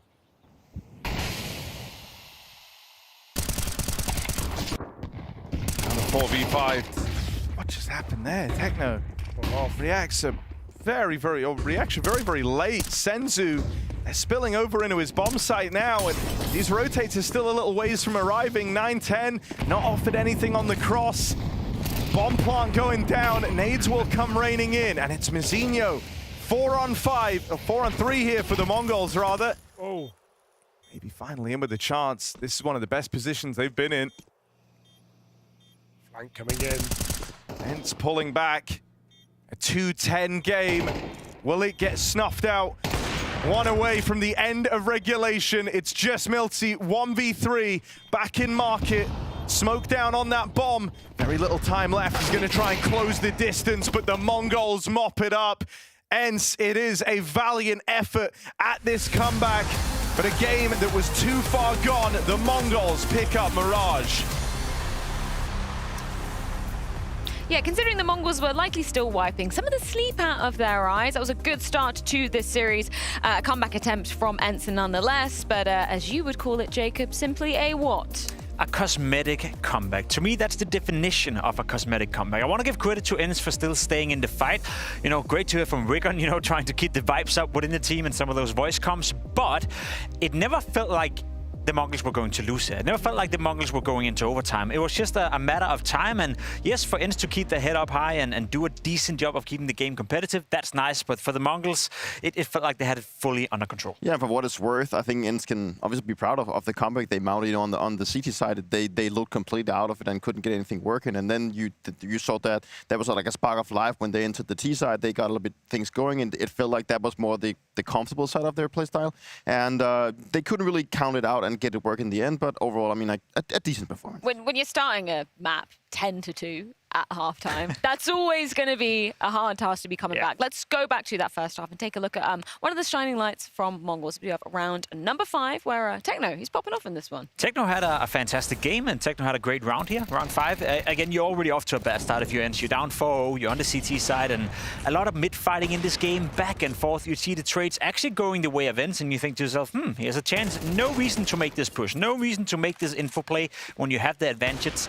And I think, again, you win the trade out. It's a 1v2, then Techno in this very position, aware of where both of the players are, catching one of them off guard, and this little detail that we get to see right here, he's actually willing to fight this guy instantly. Jumps around the corner, and then he goes back for the fight.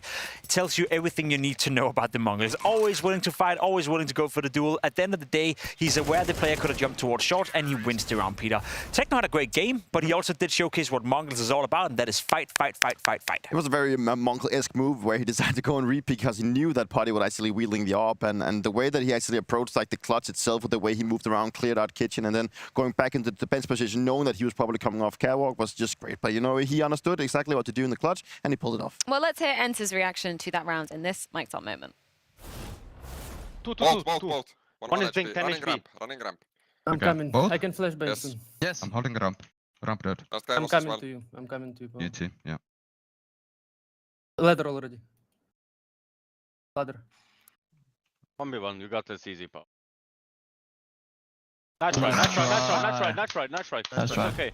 So we're all trying to keep things positive, which is very important when you're looking at a game where just round after round after round seems things to be kind of unraveling for you. That was a rough first half for ENCE. It was a very rough half for ENCE. One could imagine what would have happened if they got 3, 4, 5 rounds or remained competitive, because I do think that T-side looked somewhat decent, Peter, as we spoke about. They mounted a comeback, but I mean, it's kind of what we expected in a sense. You know, the Mongols versus ENCE, I think there's a clear disparity in terms of skill level, in terms of individual output, and I think the Mongols are some of the best suited players and the best suited team to play this style of Counter-Strike, whether that being LAN or online. They just want to fight, they want to go for duels, and it suits them well. I kind of wanted Mongols to just close it out a bit early. I mean, I feel like the way they played in the first half was just so good, like in terms of their mid-rounding, but also the way that their individuals popping off. I feel like they had like the breathing ground of actually making a very easy game for them, and then they ended up actually making it very close. And kudos, obviously, to ENCE on the T side. I felt that it was clear that ENCE probably had worked more on the T side. Maybe that's also like what approach do you want to go to when you're a new team? Are you working on your CT side, your T sides? Maybe the T side is more handleable, because on the CT side you need to be a little bit more fluent and you need to work a little bit more on the fly, what's happening. Whereas on the T side you can be a little bit more set in stone and actually work off what you've actually practiced. Yeah, it was kind of rough, wasn't it? Because we look at that first half, and like even in round number 6, it felt like the map was basically won by the Mongols already. Like, they were just so confident on this T side. Look how fast this is, where, you know, we're just a couple of seconds into the round and everyone is just fighting in middle. Back and forth. And I do want to give it to ENCE in a sense, you know, they never give up. You know, they had an idea of what they wanted to do right here, but it took them roughly 25 seconds to lose that round in a bye round as well.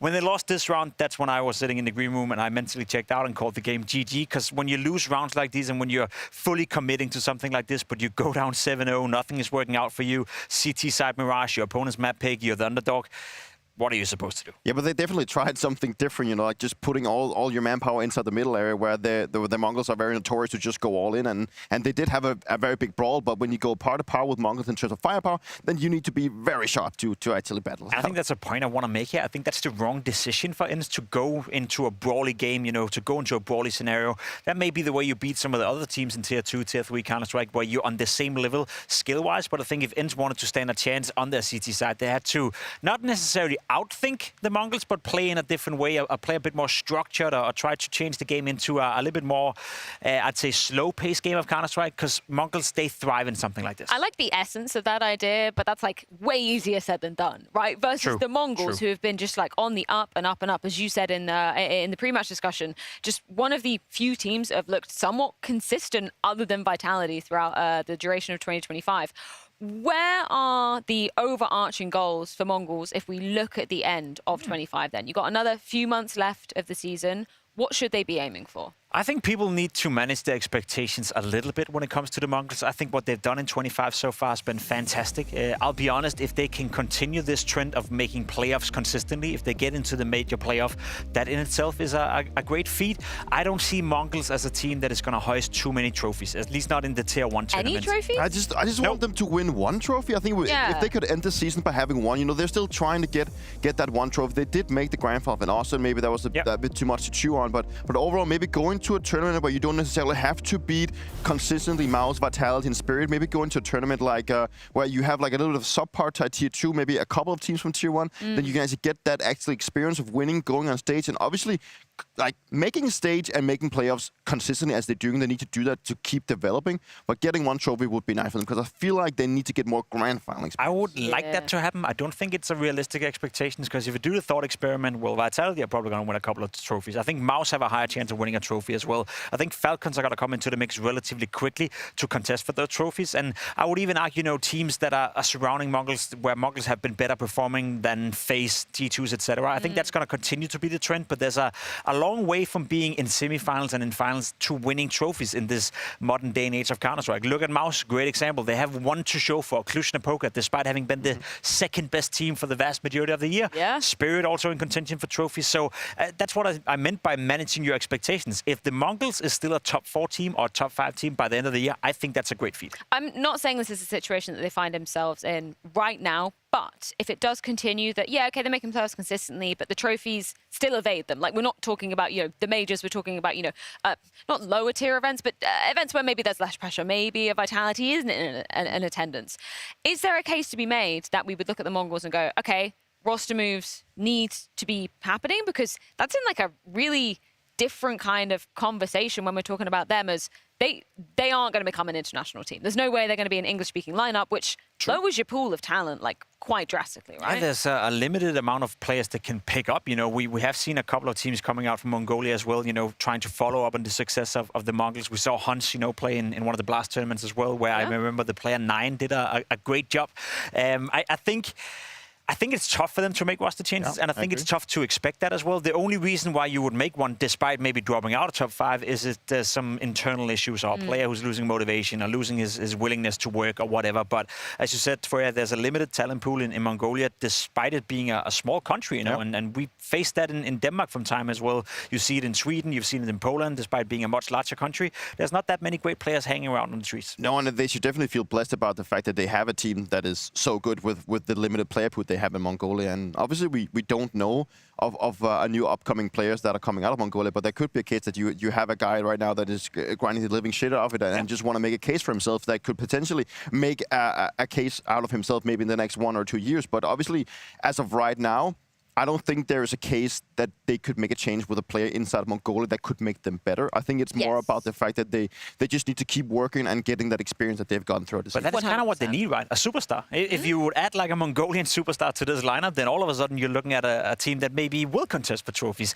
Is that realistic? Does that superstar roam around out there? Personally, I don't know. Maybe the players within Mongolia are seeing some young talents coming up into the ranks right now. Maybe in a year's time they're ready for it. But that's kind of what they need to take that next step to contest with the likes of Spirit, Vitality to win the trophies. Yes, for context, I'm not saying that they need a roster. No, I get it. Just to put it out there, it's more like kind of, you know, it's a fun game. Things to chew on for the future.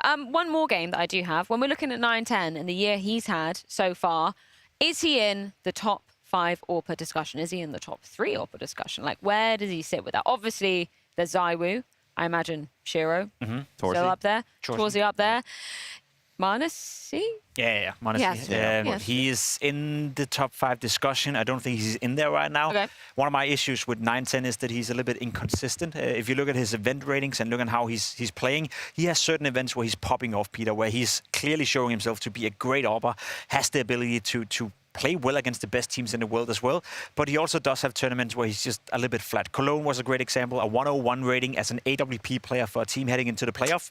Not good enough. No, and of course he's also up against some really strong names in that contention. So it's also a very difficult challenge for him. But there's no doubt that obviously 910 is a very crucial part, and the AWP is a very crucial part of a team. So you need to be consistent, and you need to be putting out these at least close to superstar performance to actually make the cut. But overall, I mean, like what I've seen from him over the last like 3-4 months, I still think he's been a very, very solid piece for them. And he can definitely pop off. But as you mentioned, he do have the issues of being a little bit inconsistent. They're all young, there's all potential to develop for it. And I think that's where you gotta lay your money in the basket, so to speak. If you're the MongolZ fans, you gotta believe that with the age of the team, and with the time they can mature and become even better and get more experience, that's where they find the most progress. Well, MongolZ do take the first map of this best of 3 series, but I think it's fair to say ENCE were warming up into this one. Maybe they're feeling a little bit more comfortable as we move on to their chosen ground of Dust 2 after this.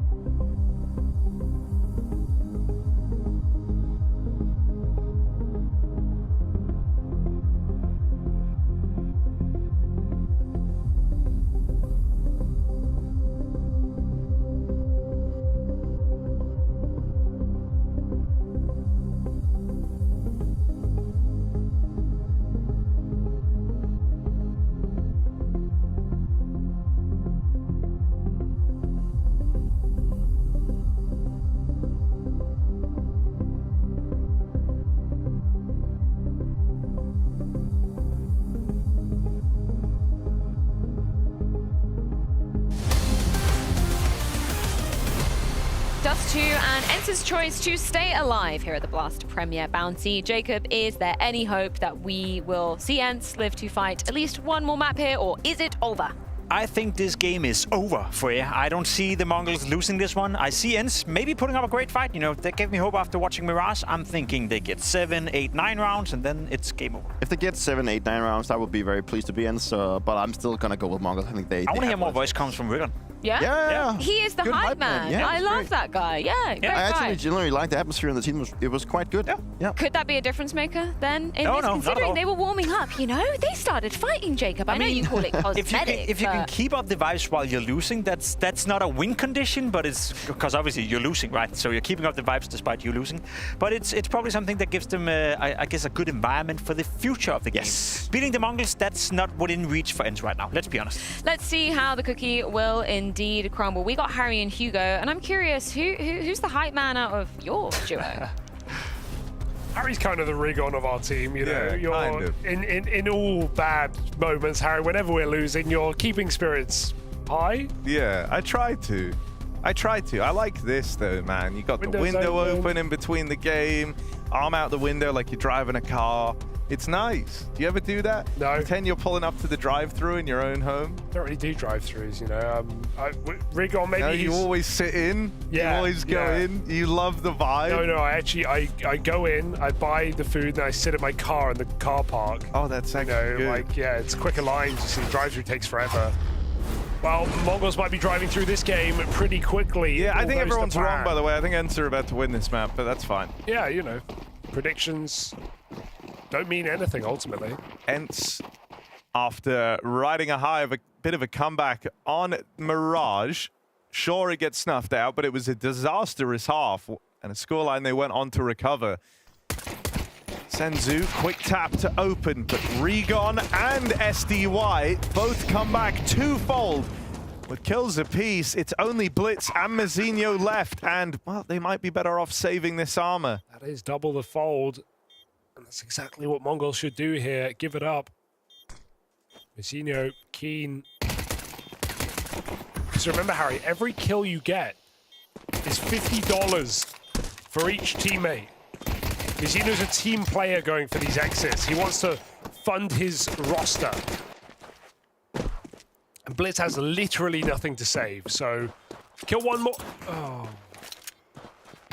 Kill one more. Terrorists win. Would have made all the difference, Harry. ENCE on T side, though, noticing we saw that comeback after 2-round CT Mirage. It's a lot better sign that they've got the T half here to show off what they've been cooking. Rigo said it's not very set plays with, you know, at the moment, the few weeks of play of Prac, it's been very reaction based. And well, you couldn't pick a better map for that mantra than Dust 2. Living in the moment. Scout tag connects, but Rigon gets that entry. Mongols panicking. Also, Hugo, you wanted to know where the Mongols were? They're in EDAT, Yes. but they are, yeah, in Belgrade. Hotel you've been to, I believe. Yes.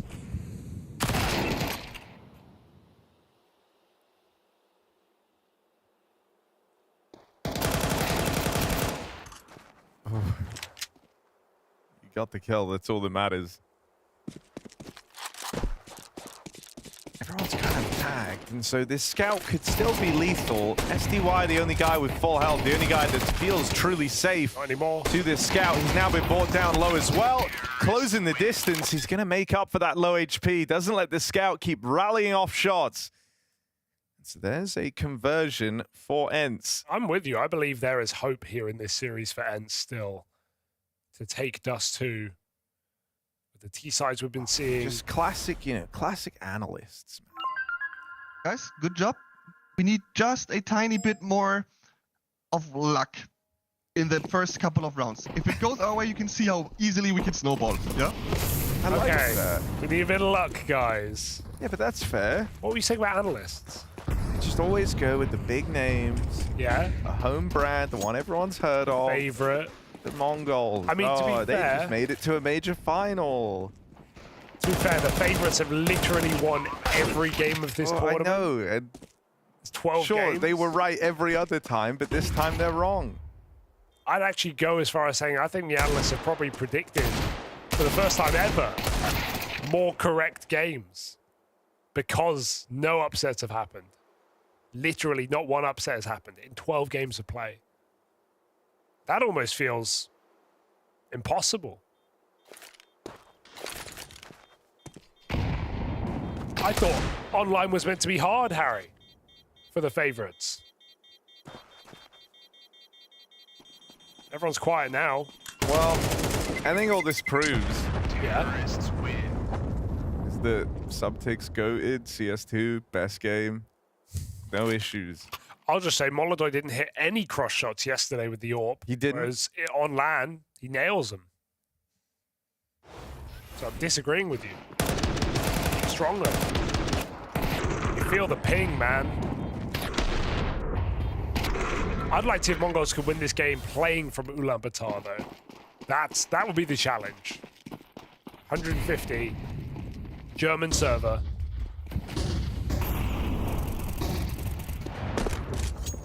Puts his AWP to use here. Now walking into B, contact with the bomb. Ugly, but 910 is still here with something to say. Bomb pick back up, they cross in. 4v3, that's an important kill to open up this round. Retakeable now for the MongolZ. Bomb has been planted.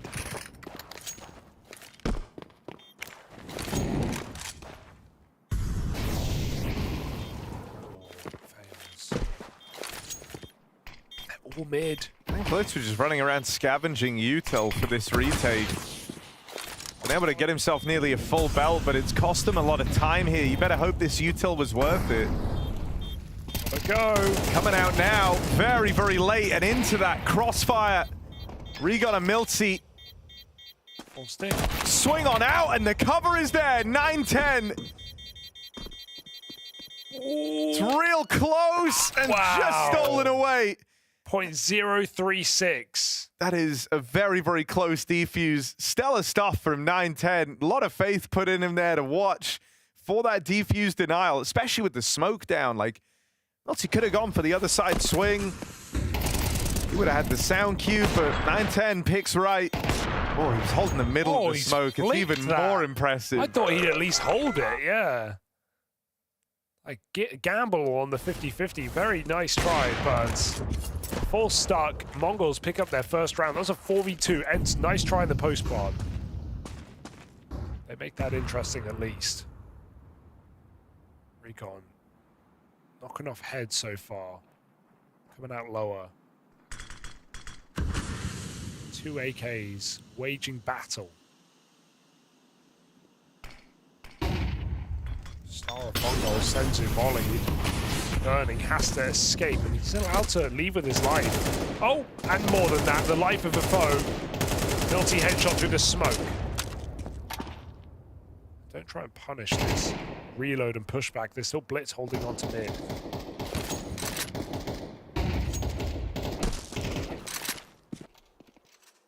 We're going to take that opportunity. Blitz is hoping he does.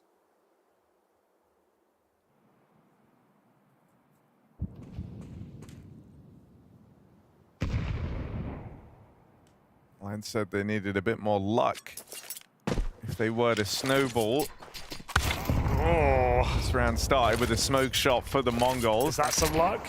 Keen pickup for Potty. Blitz just decides to give one away. Bit of a swing down into CT. Wasn't ready for the AWP to be on the line.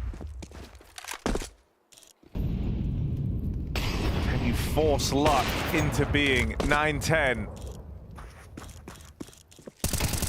Doesn't seem to think so. Him and Mazinho stop this split. We'll make it out onto Gandalf, but this AWP is challenging them every step of the way. It's really So good the round kind of peters out here for ENCE.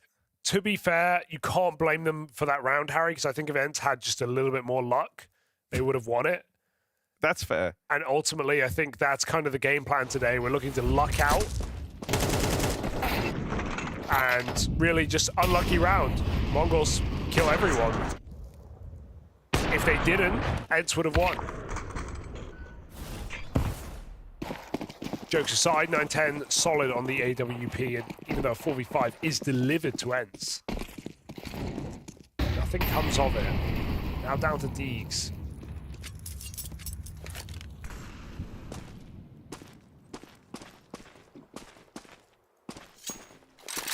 The Swiss Deeg is kind of like the Swiss cheese. It puts holes.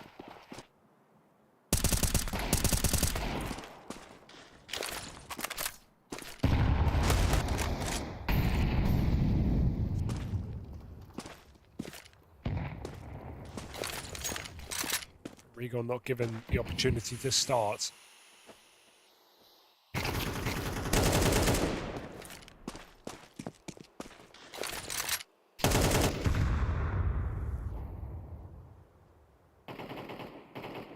Oh, trying to nominate who to send out first. After you. Everyone's real polite when you've got to do the the pistol player show. Oh no, please sir, you go first. Some die young, some die always.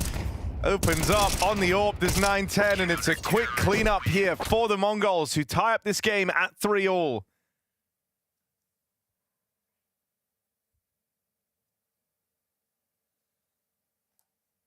Look, everyone's getting very hung up on the definition of favorites here. We're saying no bounty hunters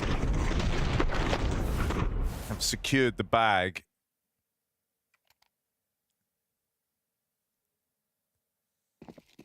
Well, I think it's very clear in this format who is the favourites just off of seeding. Recent form is a different conversation.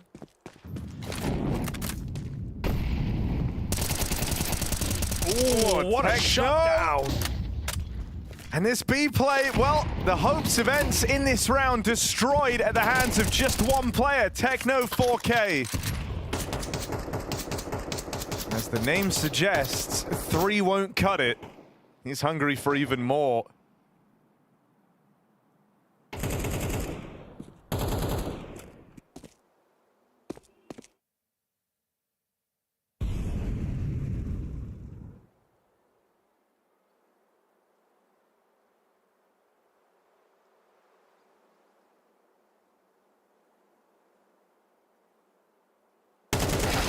Door shut. And AWP with a minute to save. Techno looking for that final frag of the round. Put a bow on it. He's not a knife kind of player, Techno. He just goes for the kill. Guarantees the 4K, the 4 rounds. Mongols back in business after that pistol again is converted by ENCE. All right.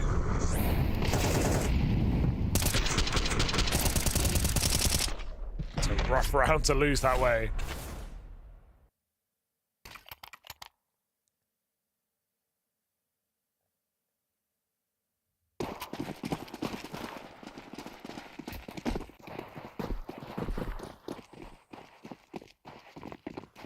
You don't go back for it again, do you? Techno, he'd be very glad if they fed him some more.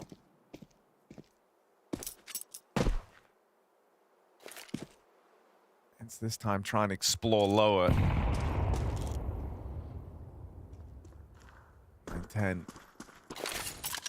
Ready for this. Oh, flash through the doors. 9-10 left blind. Quick crisscross smokes down, and a mid to be taking shape very, very quickly here. Blitz, that's a huge denial. Now his teammates in B can just focus on the tunnels. It makes life so much easier on this B hold. Blitz deals with another man and stops the spillover from mid twice over. That is very well handled from the Mongols. Like, that round came together so quickly. Yeah. Right? ENCE went from posturing to instant mid to B, and Mongols were just as quick with their reaction. Really felt like that door player was going to get through. I can't believe Blitz is able to stop him. It was a nice set of util from ENCE. A great flash to push Blitz back. But Mongols do not let the pistols get any real estate in that round. Barely getting out of the tunnels.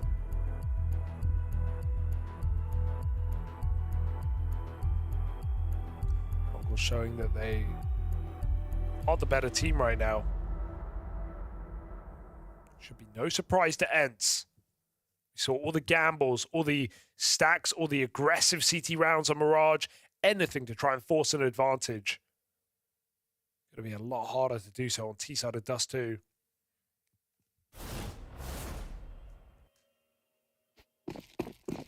ENCE.CEST, I just need a bit more luck as the Falcons. I just need one more superstar. Yeah, okay. I just need a little more luck. Just a little bit more luck. Regon running out through long. SDY keeps it even. Full run and gun on the trade. He's even trying to hunt down this orb, but there's wide spacing here at 9-10, rubbing his hands together. He is very excited by the prospect of these kind of solo peaks. Oh, that's a bit of luck. Okay, hang on. This might be all they needed. Need a bit more, though. 2 more lucks coming right up. Potty in the clutch. Senzu second AWP. It's a shame because Potty's trying to play this smart, right? Hiding down in pit, hoping that him disappearing from the map makes the Mongols feel fearful, but he's been trapped out here on long. Techno holding from afar. They know that this is the only place he could have been, so Senzu never lets up. Found a smoke. I don't think you're going to force anything with fake util, though. You need a kill. Spotting that side player again. Senzu just repeats. Fearless for Senzu. 2 kills off that second orb. It's an AWPer game right now here in 9-10. Stopping ENCE from getting rolling on this T side. 5-3. Goes 6. We have one more eco here for the ENCE side of things.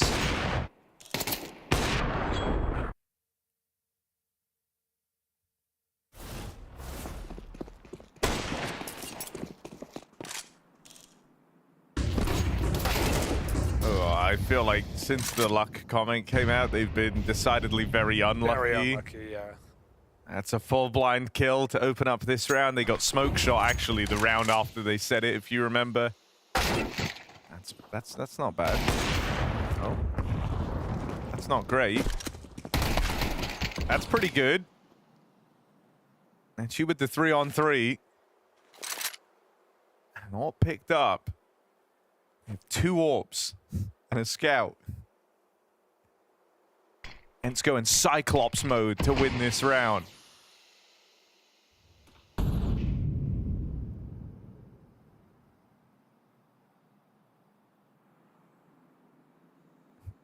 What do you do with 3 scoped weapons?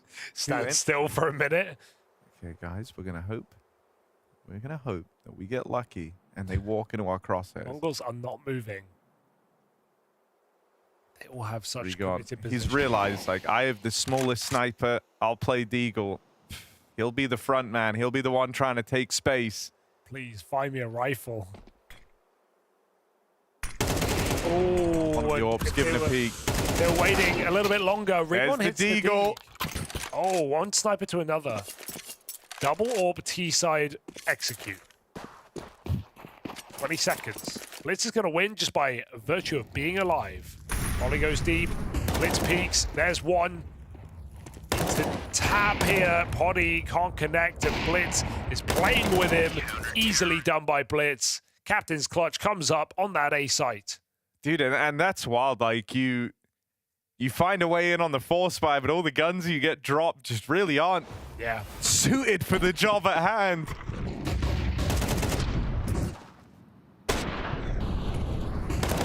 Not really a situation you ever see. The double AWP scout 3 versus 3 on T side. Not quite the stroke of fortune for ENCE. Another attempt at the cross shot for Poddy, but he falls shy of it. This is a map for the longest time that Mongols didn't even really have to play. They got away with not picking it, no one choosing it against them. They barely had to showcase much. And then recently, in the last 3 months, it really started to. They started to show that they were a contender on this map. That clean victory over Falcons, that crazy 1v4 out of Blitz. A non-stop, endless overtime game at the major against G2 Wins over FaZe, Aurora.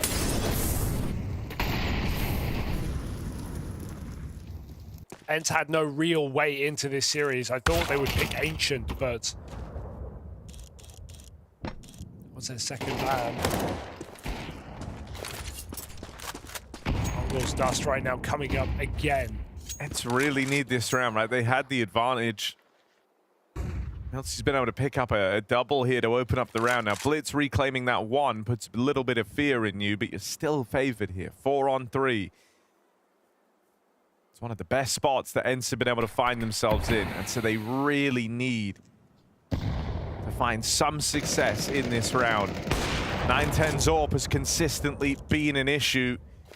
They're trying to deal with him now.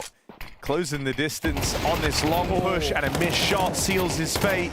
Blitz is getting split on. Echu's going to find him from that short play, and Techno suddenly left up as the sole survivor for the Mongols. Got money. Get that sick 4K round over on B, but that's all he's really had to do in the entire game so far. Tag and the Molotov should be heard by this side player. That's info available for ENCE. And they'll split upon him together. Poddy and Nechu, MongolZ rather, find a lot of success there. 4 kills from the two of them. It's the closing double out of Poddy. And all right, ENCE, they finally break on through this streak of rounds. Let's see if they can build upon it. Shooting for 5 on the half. Things started off great. They win the pistol. They convert twice over. And 7 rounds in a row, only getting broken now.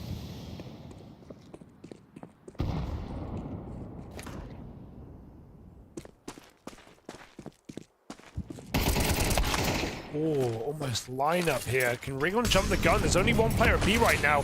Util segregates Mongols inside of CT Spawn, but Blitz has just been coming through these mid-smokes time after time. Rigon trapped. Blitz finishes the job, taking matters into his own hands as his second orb holds on the B-bomb site. Senzu living and dying on the success of this tunnel's hold. Finally mollied out. That just forces the smoke, blocking ENCE. Disallowed to enter this B site. 4-on-2. How do you save this?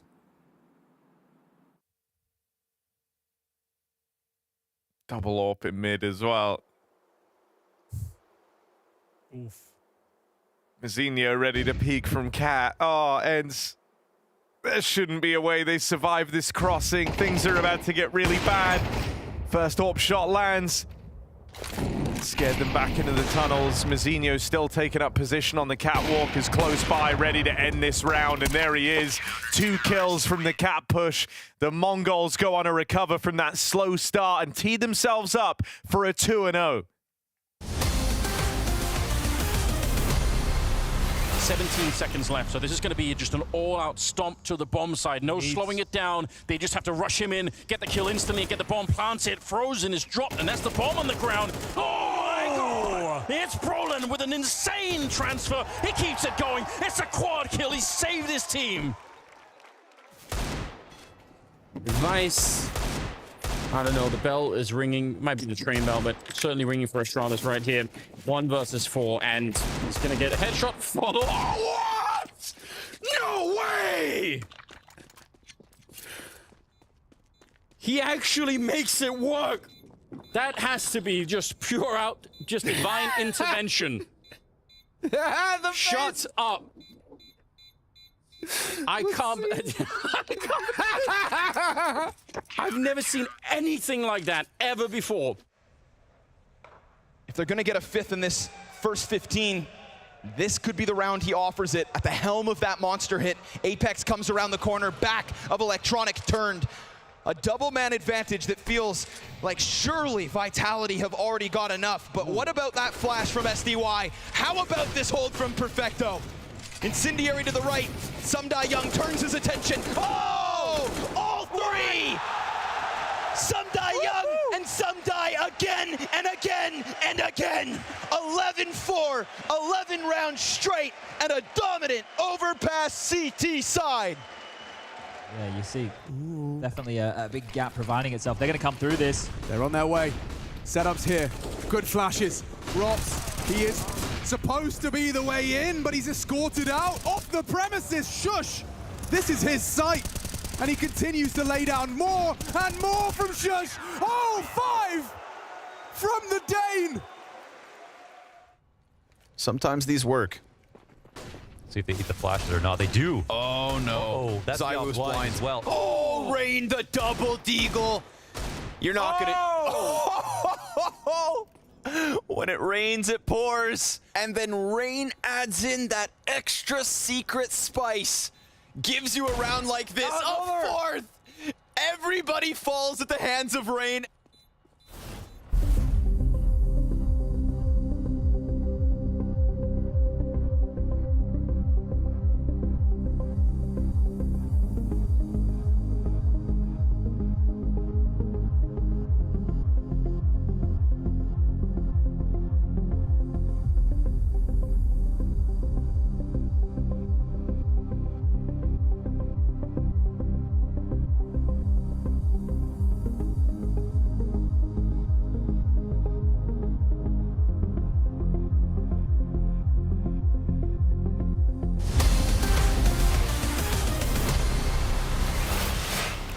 ENCE might be taking the Mongols to Isengard on this one, as Dust 2 has started to shape up in the way of a 2-0 for the Mongols. They currently lead the charge, and already a map up in the series already. They want this to be a swift win. Fucking hell, how he peeks me with you. Whatever, Regan, focus on next round. I'm focused, bro. Every I'm round, focused. few rounds. I'm Don't think focused, about bro. it. The highs and lows of being an emotive player for Regon. Had a great game around on Mirage on that T-side comeback, but here on Dust 2, it's a different story for ENCE. Mongols getting everything they want.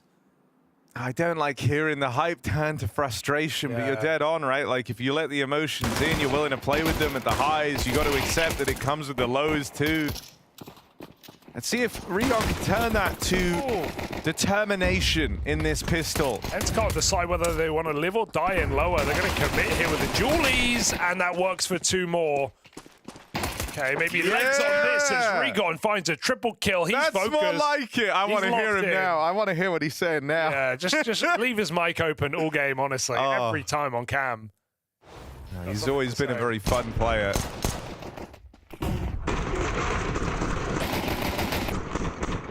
A lot of personality and not afraid to, get hyped up, to ride the emotional roller coaster that is Counter-Strike. This feels like a more fitting team than that big squad.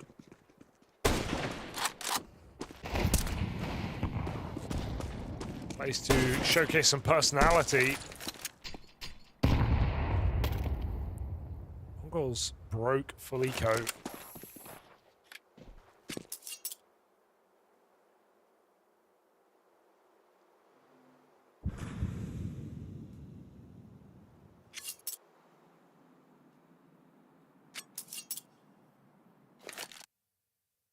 Netu was supposed to be a guy on the radar as the next big thing.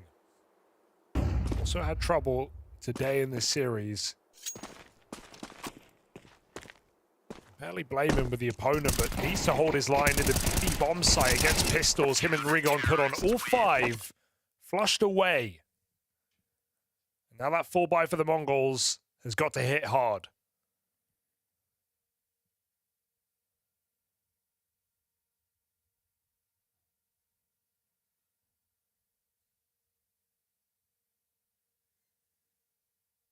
I mean, look, if ENCE can be second half merchants, this time they've given themselves more breathing room. That was kind of the problem on Mirage, but the time they got going, it was just so late in the game. And you're never far away from really anyone on the Mongols stepping up and having like a heroic round, a saving moment. Oh, the decision to not break this allows them to come up through cat, just anticipating it was going to be a little bit slower. A lot of teams wait for that smoke break when the smoke first lands. The Mongols get catwalk, and this is already a lot of real estate to possess so early in the round. Pretty cheap as well. Still got enough util to run a bit of a fake. That mid to be smoked. Sundayoung goes fishing for answers. Doesn't like what he sees. Meanwhile, double push upper. B cleared out. This can reinforce the A site as Mongols go for the cat split.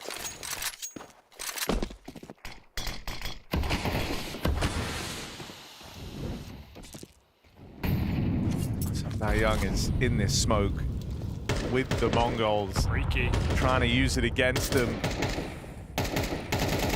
Oh, they're ready for it. He's sitting right under their noses. Come on. And on this smoke fade, Sundayoung deleted straight away. Mizinho never took his eyes off that smoke. Unreal call for Mongols. They never even scale. They just sit there the whole time and wait for that play. I would have loved it. Kind of, you know, SDY's teammates to be a bit more involved. I think he must be calling to give well, it yeah, up. exactly, right? That's what it felt like, the way they both left. Everyone felt like they were on the same page. Let's see if they can still win the retake. 3-on-3. Thanks to that scout shot, put down range. Now MongolZ with one of his own. That's forced them back on a short. He's got the kit, though. Gotta be the one to get on this defuse. Meanwhile, there's a play coming in behind them. Blitz moving up through CT. Now leaves them pincered, stuck in this trap, and Blitz is just ripping heads off. The Mongols reverse engineer that post plant, breaking it down in a 2-on-3. They split up.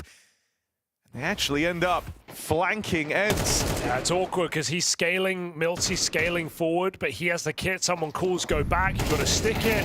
He runs back. He gets caught by Blitz in the open. It all comes unraveled with that late lurk from the captain of Mongols. ENCE hitting a brick wall here. Mongols buy. Works wonderfully.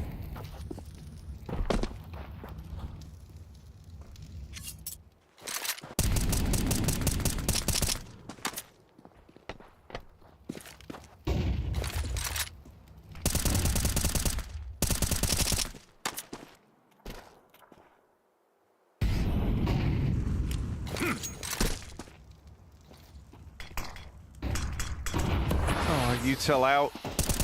It's a hell of a run for Senzu. Bit much, maybe. Yeah. Had to do half an Ironman just to come through that smoke. Swimming with the fishes now. Back to long. On your bike, Senzu. Oh, he's low. Hang on with the chase. That's a good pickup. Yoink. Let's see down here in the pit. Here's the footsteps. Obviously, you molly this. That doesn't hit him. Oh, missed shot. That's rough. Trying to give himself a bit more room. Teammate on his way. SDY hoping to bail them out. Vested in the head-to-head blitz. Gets around. 25 seconds here, and eyes set on the A play. The defense is split. Awkward smoke miss. He's got to prepare himself for a battle into the site. Scared. He missed him on the first chance. This gap isn't closing fast enough on the flank either. But he's so paranoid about that second player, Blitz. Maybe should have focused on battling the demon he knows. So the gap continues to close here. Yes, Mongols reset after their first buy round, so actually a huge round for ENCE to win at this point in the game. They did it on Mirage, right? We were ready to write them off, winning all the crucial gun rounds, streaking together, breaking Mongols' money late in the game. Felt like it was an opportunity to win out that map or at least take us into overtime, and Mongols win on a low buy. This is not one of them, though. Pistols, no Kevlar. Probing that B-bomb site, rush from lower. ENCE continue to play aggressive on this CT side. Let's just hit that headshot. Oh, really? Yeah, and it like clipped through either the box or the wall because it did 70. He's skilled. 74. He's very skilled. Oh my God, it's no kill. Okay, just a bit more luck. I just need 10% more luck. And Sundayoung makes his own, playing through lower.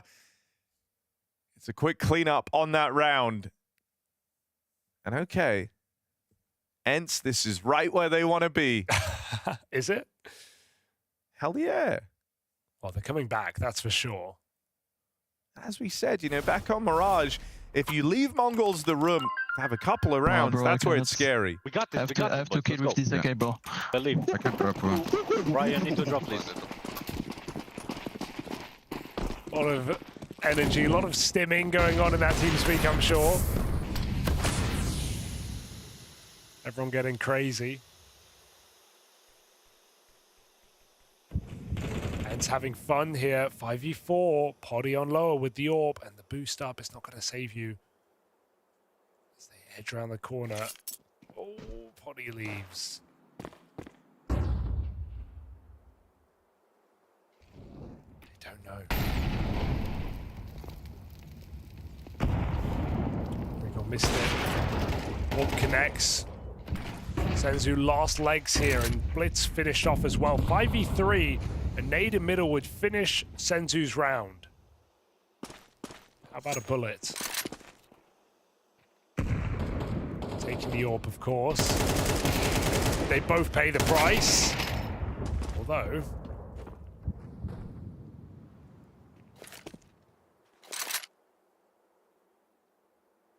didn't get that flash out. Is this a combat save here for the Mongols? It's looking like it. Spreading their wings.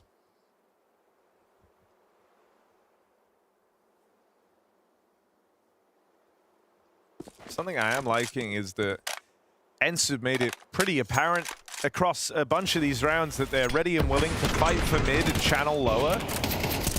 Because I feel like for the Mongols, one of the things that I want them to explore a bit more is this B side of the map. You said it earlier on, but like Netu's kind of struggling here. He's had some rough goes at it. I think you want to try and get in his head a little bit, keep him on the back foot, maybe look to bully his bomb site. But because there's been all this lower tunnels aggro, the Mongols didn't really feel like they can go fast B, right? You don't want to be midway through a B rush and you have that instant flank. You have players that can pick off the util guy at the back of the pack for a free, you know, either trade if the B player dies or a 5v4. And so, like, the Mongols are always having to take this time to go and clear lower, be very methodical with it. It's slowing the rounds down, right? It's taking some of the pace out. And even then, ENCE aren't doing that every single round. They're keeping it quite dynamic. We've had pushes here, there, and everywhere for this ENCE team. It just started so much with a focus on that lower tunnels control. And so even now, it's 9-10. There's the kill on the we've been talking about. Netu fed to the AWP. And trying to beat together. And I think I like this. The Mongols, it feels like they do just want to go on this, right? It's kind of a golden ticket. You deal with the guy at B here, a second player firing off. You know that means they started with this two-man B hole, but that likely means the other guys are further away as well. So they just want to steamroll out after that first pick. Got the space, that's the issue. Rigon might have given up the bomb site and therefore stayed alive, but now what, are you going to retake this 4v5? That kill might entice you as Poddy wallbangs the bomb. Out of nowhere. Second. Do it again. Behind the toolbox, not going to happen. But still, temptation is there. Whoa! They're doing it back to him. Poddy's like, wait, what? They can do that too? Now he's taking one of the leg. 4 on 3. Low health on Rigon and Poddy. Need this shot to connect immediately. Flashes through to try and set up a window peek. Full blind on 9-10. That was the chance to catch him. He's allowed to swing out. Oh! Goomba stomp for miltzy. Back out through the window now. One the other way. 9-10. It's so chaotic. And Young's found him. The defuse was real close, but I think he's got this in the bag. ENCE, wow. That is a ludicrous round to pick up. 4 kills from 9-10 on the AWP. He is swiveling around behind the big box. What's even happening Flashes here? landing everywhere, but he can't hit that final shot, and Young's triple is enough. Barely tied. Look at this stylish shooting. But Young, old reliable, new captain, carries him through.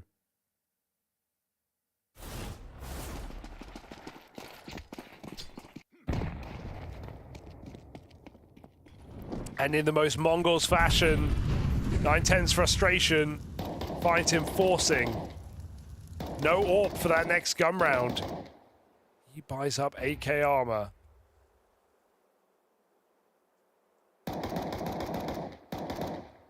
It's not like ENCE's money is even susceptible. This has been quite a streak on the comeback.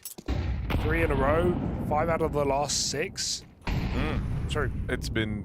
5 in a row, 7 out of the last 9. It's been very convincing. Yes. You know, the Mongols fan in you says, no way they choke this. But then the Mongols fan in you says, they can definitely choke this.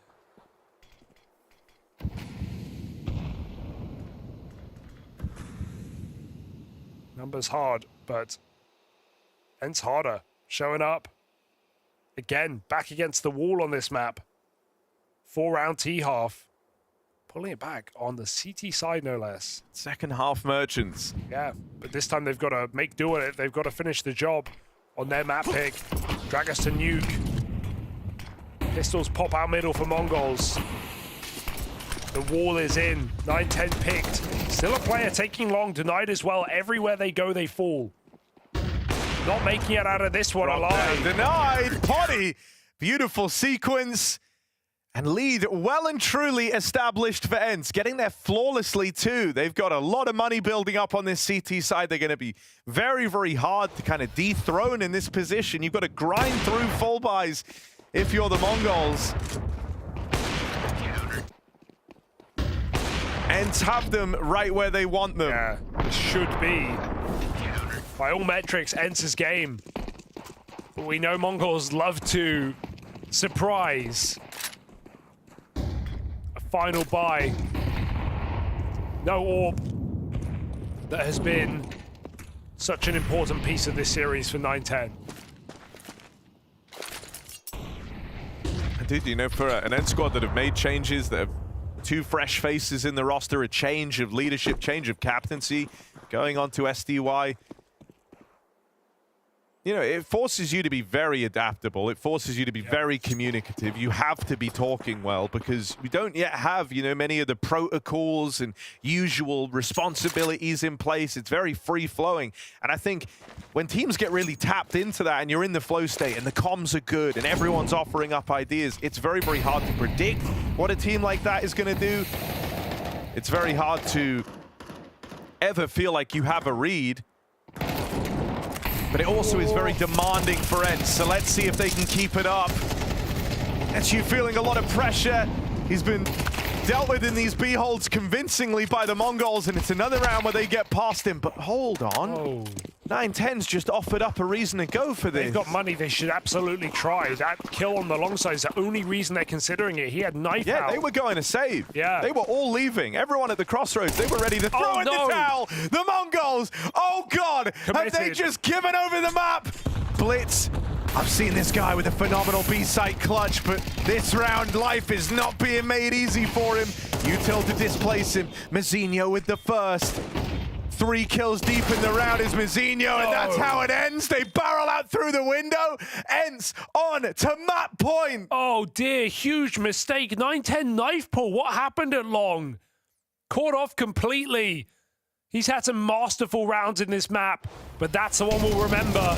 Let's ENCE back in when they have so much money, still going to save because of numbers, and that number opens it up. Player caught in lower.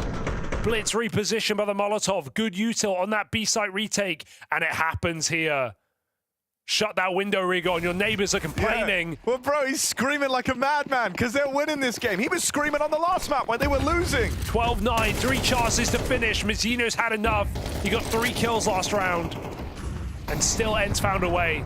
Again, the double upper push. It's never been contained. This time, Senzu holds on waiting. Dead to Regon, who keeps on rolling. How are ENCE doing this?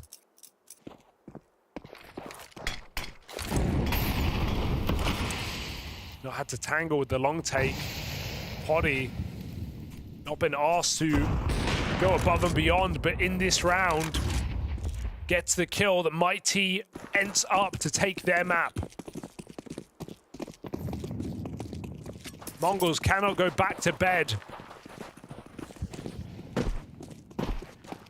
This Vito has a 3rd map.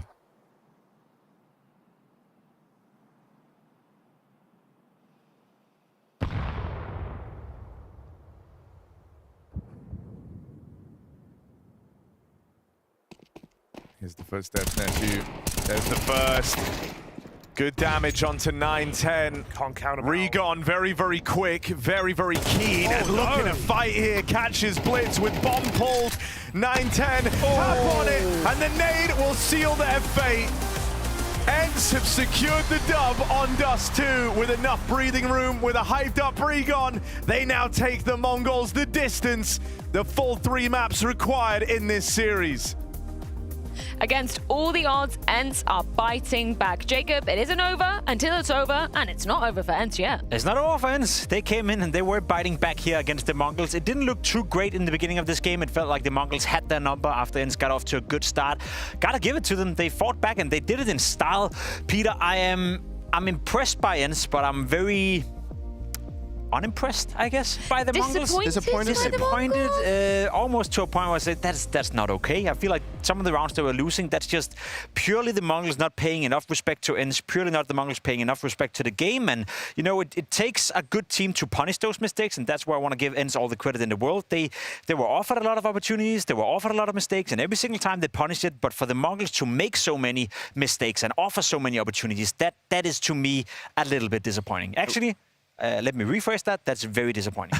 Well, we said that if ENCE could just get 7 or 8 or 9 rounds, that would be impressive. But now they ended up running away with the map. And I totally buy into your thing about the Mongols. It was straight up disappointing. And I think that throughout specifically on the T side, the Mongols just played way too sloppy. Like the trades was not there. They was very too individual. And I think that is sometimes the critique point that I would like to point at the Mongols, that it can get a little bit too individual sometimes, because that is where they thrive. They have the firepower and they have the like the mechanicals to just pull off these plays. But whenever it doesn't work, they just start looking silly, and it's too easy to kind of sometimes rely and outplay them if you're the opponent. And I obviously the situation that the Mongols they managed to throw away, it just doesn't really make it any better. They resulted in one T round. One round on the T side for the Mongols. That's simply unacceptable. Let's dive into round number 19, because it goes to exactly what you were saying, Dupree, about the Mongols having to rely on their individuals to dig them out of holes, right? This was a story of 2 AWPers really going at it, 9-10 almost coming up clutch, but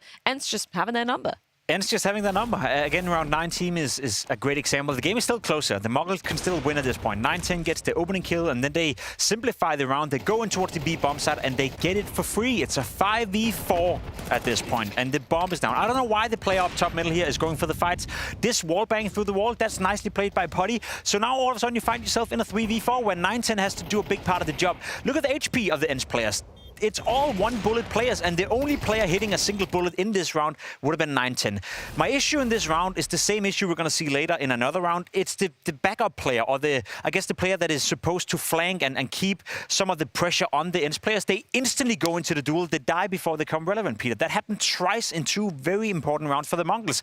That's not bad play. That's not a player that doesn't know what to do in that situation. That's just a player who's very lazy in his decision-making, thinking, this is online, I want some kills, I want to be involved. Play with a bit of patience, take it seriously, and that round would have been the Mongols 9 out of 10 times. But totally, I mean, like, it's a great point that the flanker is just playing too fast, and obviously also on the bomb side itself, you know, the crossfires, maybe it's not working out the way they want. There's also a couple of aim fails. We see the guy on the windows is baffling some of his bullets, you know, can't actually get the shot done. And obviously it's all down to 9-10. He can't clinch that last one. And once again, I mean, we also got to give some credit to ENCE, you know, obviously it's poorly played by Mongols, but I mean, ENCE, they talk together, they have a lot of utility. Some of the flashbangs to get 9-10 off the first angle was really great, and they actually scale onto the bomb side pretty well, getting the trades done. So obviously it was poorly played by Mongols, but on the other hand, it was also good play by ENCE. I don't want to give you more trauma, Jacob, but as you said, it happened again, didn't it? Should we go into round 21 straight away? It gets even worse. It gets even worse. Again, a decent opening here for the Mongols. They apply some pressure on towards the B bomb side, and now it's 11-9. Man doing the best he can to stay alive right here, buy some time, but he's all on his own. Again, a 4v3, they made the decision to save ENCE, that is, but guess what happens? They lose a player in towards middle. The lower player again, the flanker again, way too quick on the flank. Now it's a 3v2. This guy had a smoke all the time. He had a smoke all this time and decided to use it very late in the round. All this is creating a scenario where ENCE actually believe they can win the round. We didn't get to see it in this clip, but there was a brief period of 3 seconds where you could see the ENCE players have made the decision, we're going to save. We can't win this round. And then they get a kill and all of a sudden, now let's go into it, you know. It's unacceptable, the Mongols. And what makes it even worse, that is actually double trouble, because you have a guy dying on long as well before the guy dies in lower, so there's like double trouble in terms of the flanker playing too fast. And also with the smoke, like at the situation where the guy dies in lower, there would be a case you just smoke off doors until you just apply a pressure, but he ends up actually having to go up because he gets Molotov, ends up in a weird position where he just has to put out his smoke and then they just can't get the trades done. Despair on the side of the Mongols, but for ENCE, purely just hype. So let's check in with it in this mic'd up moment. Ricker. Fight on mid. I'm holding lower. Nice. Did I kill him? Yeah. Yes, dead. Top mid. One more lower, one more lower. Nice. Last lower. Last lower, 3-1. I'm pushing down, come But I tell you, I fucked them, then I fucked them. Sorry, Ville, I had to leave. Bro, it doesn't matter, bro. We both I had to leave it. Rigon was popping off both in the comms and actually in the server as well. Credit to him. I mean, I absolutely love to see a player enjoying himself this much. Sometimes we take this game a little bit too seriously. We get angry when teams make mistakes, Peter. That's our job. But to see a player enjoying himself playing Counter-Strike when it's in a professional setting that much, that's just great, you know. At the end of the day, that's why we started playing, to enjoy ourselves. And I guess sometimes we forget that. And a man who hasn't forgotten that is Rigon. He's having the time of his life right now. I feel like 100% of also when he played in B&E was like the hype of the team, you know, and he just keeps carrying that over to the teams he's playing. And then, you know, coming into the second half, he actually said that he was annoyed by the way that Mongols killed him, and like they kept headshotting him. And then I think it was some of the young saying, you should just focus on the next round. I was like, I am focused about the next round, you know. So, you know, he's a hype guy, and you know, it's also something that's extremely important for the atmosphere of a team to have a guy that just brings up the mood and can crack a joke and have this kind of. Did I hear you correctly when we were leaving the green room? Because we have you know, the team cameras up for our little bit of vision there. Did he have to close his window? Yeah. Like he was getting that loud? I Maybe feel he like didn't want to disturb his neighbors. That could be a case, you know. He's a loud guy. You can tell that every time he gets a kill or gets something good done, you know, he raises his finger and says like, I'm the best. And it's great. You've got to have a guy like that on the server. And we kind of underestimated it, didn't we, Jacob? We were saying, you know, okay, maybe this can be a case for ENCE getting a few more rounds than we saw on that first map of Mirage on the board. But credit where credit is due. Like, the hype really putting some momentum under ENCE's feet. 100%. It took a great playing. That's hilarious. It took a great playing ENCE to punish the mistakes that came up for the Mongols. Let's not beat around the bush, you know. If the Mongols wouldn't have offered up that many mistakes in the clutches, I think they would have won this match. The notion would have been ENCE applied pressure. They did a good job, but that's just the relation in strength between the two teams. Now, the Mongols did offer up a lot of opportunities, a lot of mistakes, and as I said, it takes a great team to punish them consistently. ENCE did that. Every single time they were offered just a little bit in the game, they took the entire hand and basically cut off the hand of the Mongols. And I love that. When you are a team playing as an underdog, that's how you win games. That's how you get into the games. And ENCE really took the full advantage of that. I actually liked what I saw on the CD side of ENCE. You know, they kept being progressive and they were like really aggressive. Like they went into lower dark and into upper dark multiple times. They had, whenever they lost advantage, they would push two guys into tunnels as well to get the information back. We had Potty playing off catwalk, but also playing inside lower. So they were constantly trying to get these openings and try and you know, to limit and actually cause issues for the Mongols. Proper team affair coming out from the side of ENCE. And for Mongols, we can see some of those frustrations coming through the cams. Because, like, let's be real in this context, right? You just made it to a major grand final. You then also made it to the playoffs of IM Cologne, one of the biggest tournaments in the Counter-Strike calendar. You shouldn't really be realistically struggling in online CS against ENCE. Like, let's be real, they were the heavy favorites coming in. Who just lost their best player a couple of weeks ago, who lost their in-game leader a couple of weeks ago. No way in hell they should be struggling at all, you know. So it is disappointing for the Mongols. The issue is, for me, in the context of this tournament so far, we've seen this happen every single day, where one of the bounty hunters, they do better than we expect. They take off a map of the most wanted, and then when we get into the nitty-gritty, when it has to be decided on the third map, they don't follow through with it. So I'm hoping that wasn't, you know, just for the sake of prolonging the game. I'm hoping ENCE are now coming into the next map and still believe that they can actually take the win.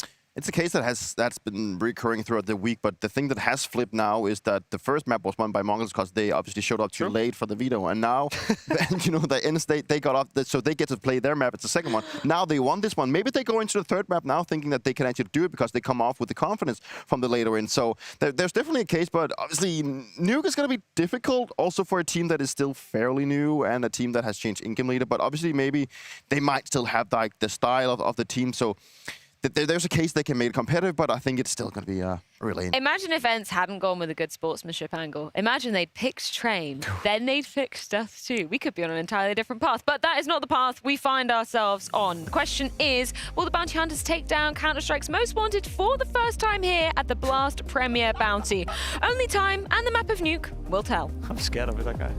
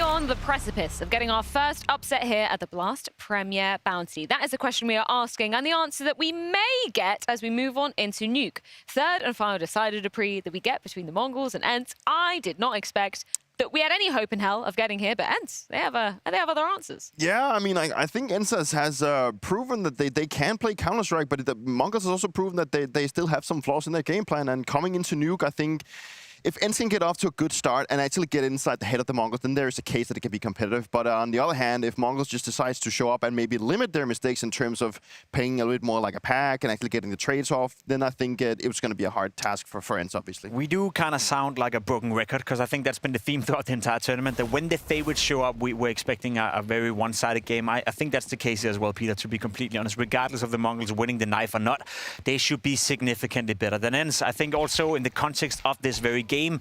When you are a new team, when you're trying to prove you have a 7-map pool as well, as Rickon talked about, you bring in a new in-game leader, you bring in a new player, odds are that when you get into the 3rd map, that's where you start to see some flaws in that map pool. You're not going to be as strong as on your own map pick or even on a Mirage, where they also played some decent Counter-Strike. That being said as well, I think Nuke is one of the maps in the pool right now that takes the longest to get all the synergies in. There's a lot of rotation, there's a lot of communication, there's a lot of knowing player tendencies within your own team. So you have your ramp player. What is his tendency? Is he always fighting it? Is he falling back? And in that case, is he falling back to one side of lower or the other, etc., etc. Just to give you an example, the Nuke is probably the hardest map to learn on a short amount of time, which is why I think it's just going to struggle. Yeah, are we calling this a 2-1 for MongolZ then? Anybody want to take the bet? I'd be surprised if ENCE get double digits, but I would love to see it. Oh, I'm not going to dare go down the road again. So, but I'm still going to say that that Mongols is going to win, but I'm not going to try and predict the score because that's going to be too hard. 13-9 for the Mongols. You got some hardcore predictions going on here, but there is a chance, Harry Hugo, there is a chance that we get to see our first upset. Do you think it's actually going to happen? There's always a chance. There's always a chance. There's always a chance, Freya. I mean, safe to say, Harry, there's always a chance.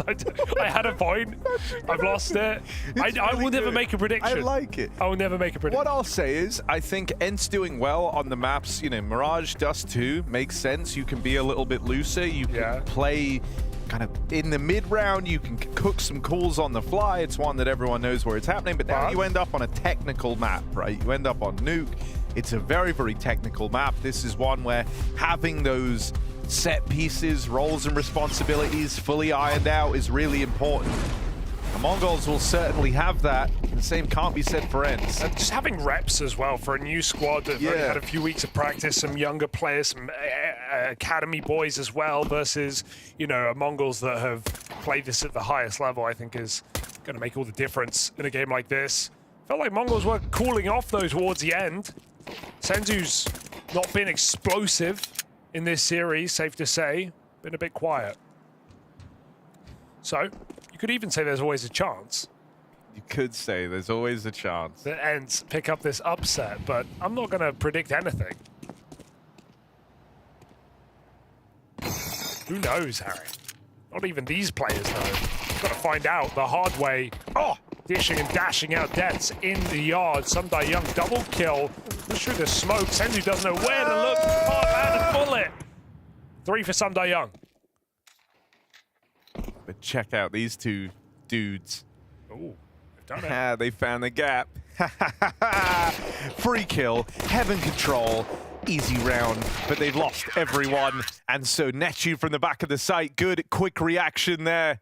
Was that the 4-piece from SDY? I think it was. Bish bash bosh. Body bags him. I'm glad to have more SDY on my screen. It's been a while, hasn't it? I've missed this guy. Remember Monty? That was a fun time. Remember Navi? Well, probably less fun for him. Remember Spirit? Mad Lions? Well, no one remembers Mad Lions. But nice of you to try. Yeah, that was a bit of a Frankenstein's roster. Remember Bubsky? Remember JL? Who?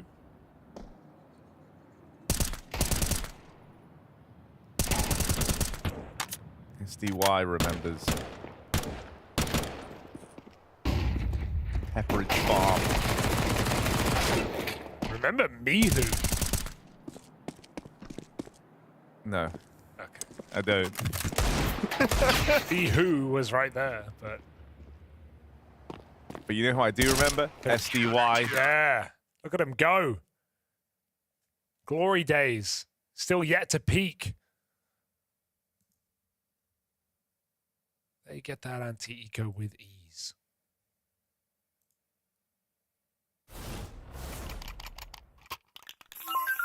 Guys, important run now, come on. Don't slow down communication, okay? Keep rolling. Yep. Full steam, guys, full steam. Choo-choo. I mean, we said, right, for a team that have had limited practice time together in this iteration, and with the change of leader, communications are going to be very, very important. So it's good that they've relayed that from the offset. If one thing was clear, in all the team comms we've heard, it's that the energy's high. And with that comes everyone, you know, being talkative, You're talking through not just enemies that you've spotted, but the things that you're doing, the plays that you're making, the angles that are open. There's so much info to be relayed across, and so you want everyone communicating well. For SDY to have the best picture of what's happening in the round. Now, the outside smokes are in here, but he's been down at lower just playing this jump spot for a while now, waiting to see if the Mongols come his way.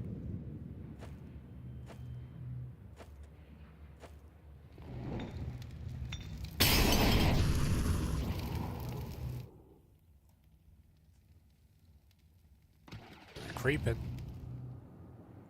So is this rotation. Up at the front, kind of a clash of the captains here. SDY's curious. He now has support as well from MongolZ, who makes some noise. Needs him to look that way, and that allows SDY to just swing out for a freebie. They now know about these two players down at lower. MongolZ tries to fight him head on. That's left the Mongols a man down. They will get a bomb plant. Techno on a late lurk. Bear that in mind for later as these rotates start slinking down towards lower. ENCE are just going for the retake here, paying no mind the fact that there could still be a lurk in play. And the backstab now teed up for Techno. They've closed the door on him. He's got to swing this wide. Whoa, what a turn! And that should be enough. Blitz can't go anywhere.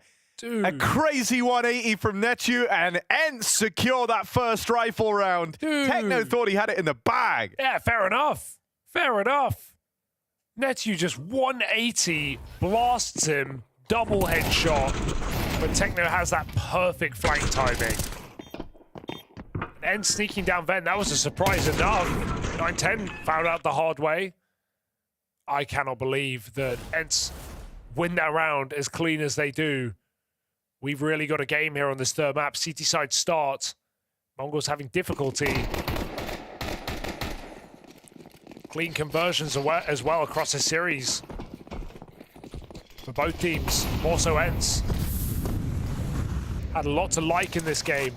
Is there more in store? SDY in secret. They don't know until they're already dead. He can block this as well.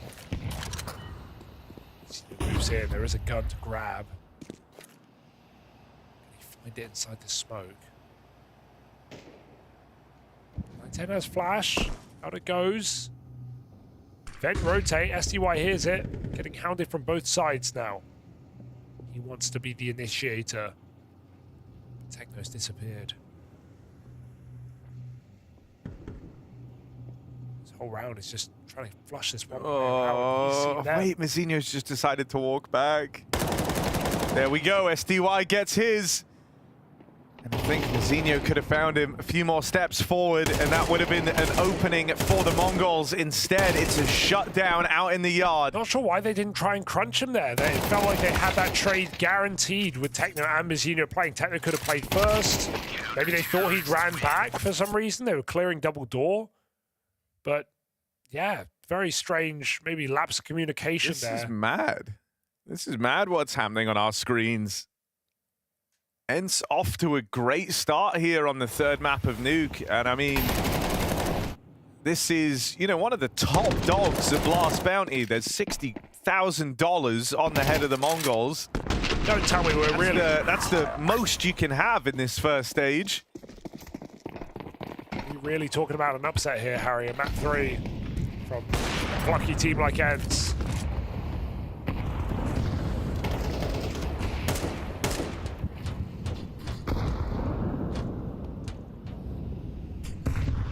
Down the vent. This is ENCE going through a roster change, going through a leadership change. Only barely breaking top 50 in the world. Knocking on the door of the Mongols, looking for a 60K bounty. In a tournament that has been upsetless so far. 12 games played. Not a single bounty hunter taking that cash.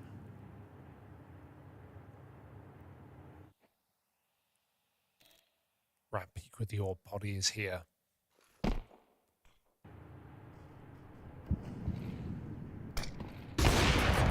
Nails that opening and just an instant drop down. plays it safe, content with the 5-on-4, going through the motion, still trying to be involved on the AWP. It's a good catch for Blitz out in the yard, and that does open a route up into the heavens. Two already has eyes on, and the Molly's going to slow the creep up here. The Mongols only have 20 seconds left to make their play. They want to go heaven-bound, but the Util slowed them. Etchu now hears the footsteps, but he knows a couple of kills here will be so valuable. Dead straight away. The kills all come up for the Mongols as Senzu and 910 take the top side by storm. So much damage done, but none of them getting converted upon. The Mongols in round 5 with seconds to spare break through. Yeah, the realization came in for Mongols, for ENCE. They knew exactly where Mongols were ending. Rigon somehow gets up vent when he's being covered by 2 Heaven players, and still not a single kill in that top site for ENCE. It's a brutal way to win the round for Mongols, but it was about time. Getting a little bit nervous, 4-0 down. Blitz, a captain who is capable of putting himself in those high-impact positions, you know, working outside alone on the T side. His team flooding ramp, him meeting them there. Opened up the round when he found MongolZ back in spawn.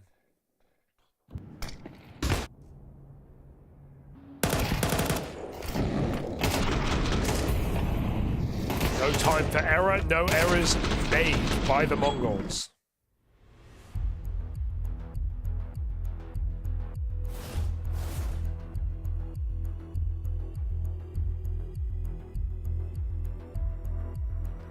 Fast timeout called in.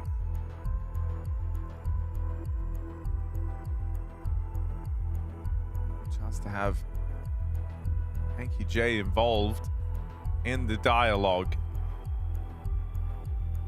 They don't want, because if you think back to some of these games, ENCE have been able to get themselves in good spots, only for the Mongols to go on these streaks of rounds. That's what's happened on Dust 2.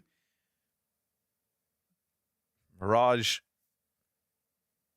also had the big Mongol streak in there, so you want to dodge that. This is a golden opportunity for ENCE. I mean, with SDY having a life game, you want to capitalize. They're going to come in with a lobby crunch. 2 players from ramp getting aggressive. So this is the change. This is the move. This is what they've bought into that round on the back of the timeout, rather. And this is a lot of control to have. Waiting at the back of the lobby is Techno. He's scared of this exact play, scared of this push, and he gets the info that 2 players have got an aggressive through ramp. Mongols now, they know that that means they might have space out in the yard. It's a lot of resources to dedicate inwards towards the lobby, so they try to explode outside now. Trades keep it even in this 4-on-4. Poddy's AWP looks for a way to play. Let's see a thing. Bit of a mid-round reposition there with the boost up. A player put back up into the heavens, but no one rotating and no one able to get down lower. And so for now, the Mongols just have an open route to a bomb plant here. The only path of rotation available is ramp. So the rotates will be slow. Oh, Techno use that to try and get down, just behind. 20 seconds, Oh, that's a big Poddy gets pickup here for in Poddy. time. 20 seconds left, and that bomb's going to cross out. Rigon's even snuck down the vent past Techno, who can try come in on this lurk a little bit later. The ramp players get there in time. Rigon closing the distance. They've stopped the plant. That's going to cost them everything. Mazinho dead to the man in the door. And 910 finished off as well. That is a really rough round to give away. I don't know what just happened. Mazinho was planting, but something drew him off the bomb for a second. And I think he would have had it. Rigon was going very, very slow in the beginning of that. And the beginning of that push down through the vents.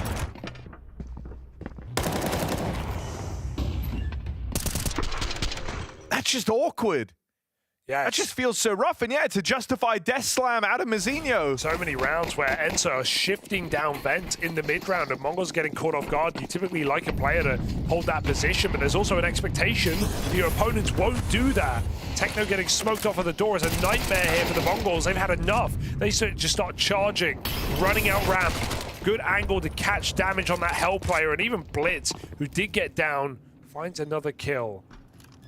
H2 searching this frag, but players making noise, should set them up for the trade. He's red Blitz as well. Still the headshot comes in for the captain.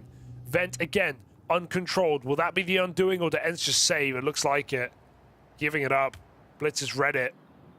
Looking for this AWP, exiting, and it just escapes.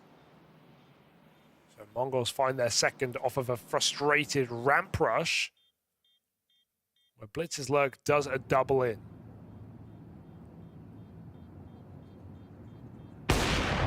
Oh, no. Oh, yes. Poddy's warmed into this game really well. No, really has. And arrived just in time for map 3.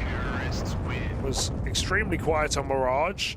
Had a lot more impact on CT side of Dust 2.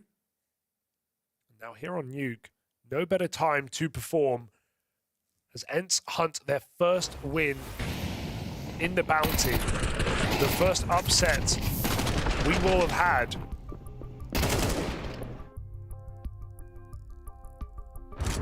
I mean, I like the point you make about, like, you're used to a certain level of respect, and I think this is one of the things that can be so exciting about watching a player like Regon is he does not play a respectful brand. In fact, I'm convinced, like, if you wanted to kind of try and build the best player possible, if you kind of took 10-20% Regon DNA, spliced it in with 80% Donk DNA, you would have a terrifying beast of a, of a player that just did everything not by the book. Regon loves out of the book thinking, or out of the box thinking rather, and to be aggressive where the right call is to maybe be passive.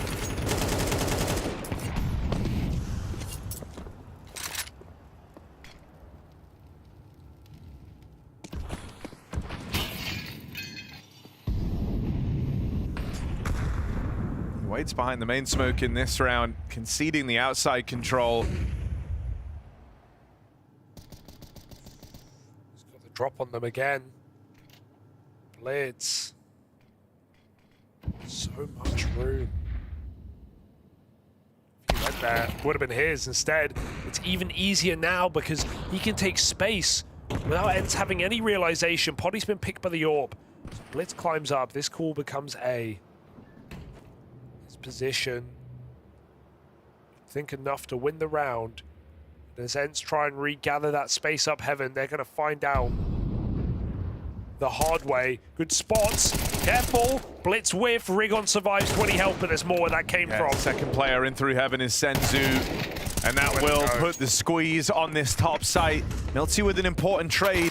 Keeps the route open to play in towards A still. There's Senzu and Mazinho to cancel out these rotates. Just such a powerful position in heaven. It's nice to see MongolZ dedicate 2 players towards it. They had all the room outside. Some Young was already lower.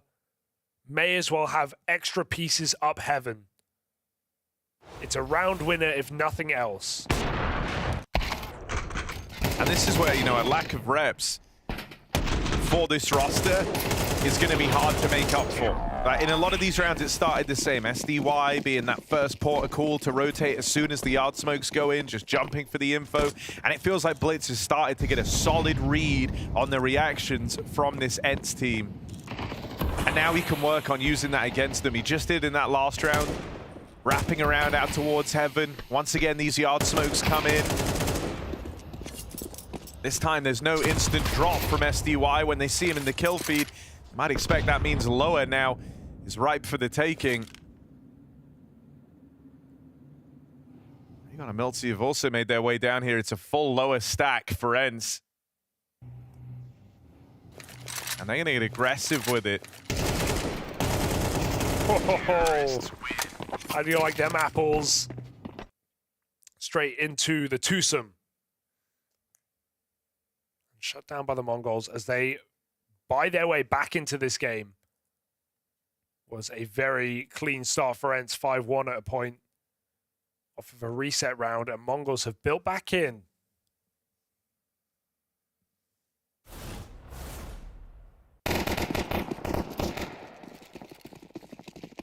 Potty no AWP, 910s has had a lot of answers here for the Mongols across the series.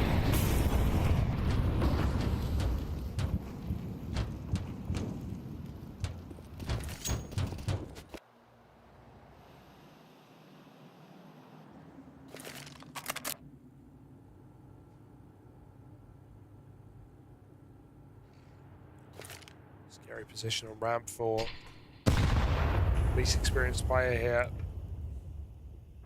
Multi backs up, able to drop.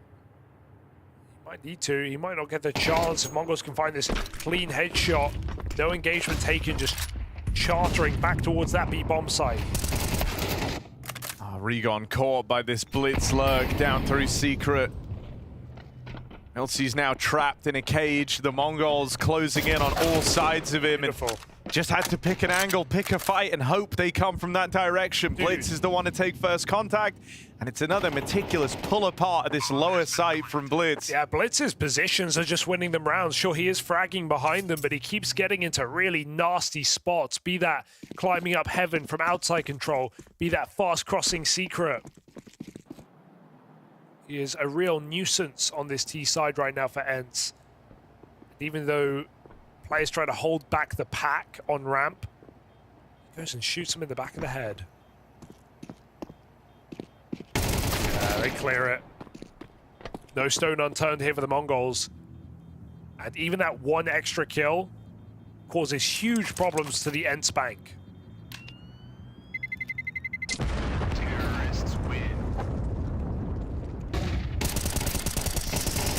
Oh, another. It's so worth it. Mongols just have money to burn. They light ENCE up. One M4 saved into an eco. This is Mongols to take the lead now, finally. 5-1 down. Looking to win out the half.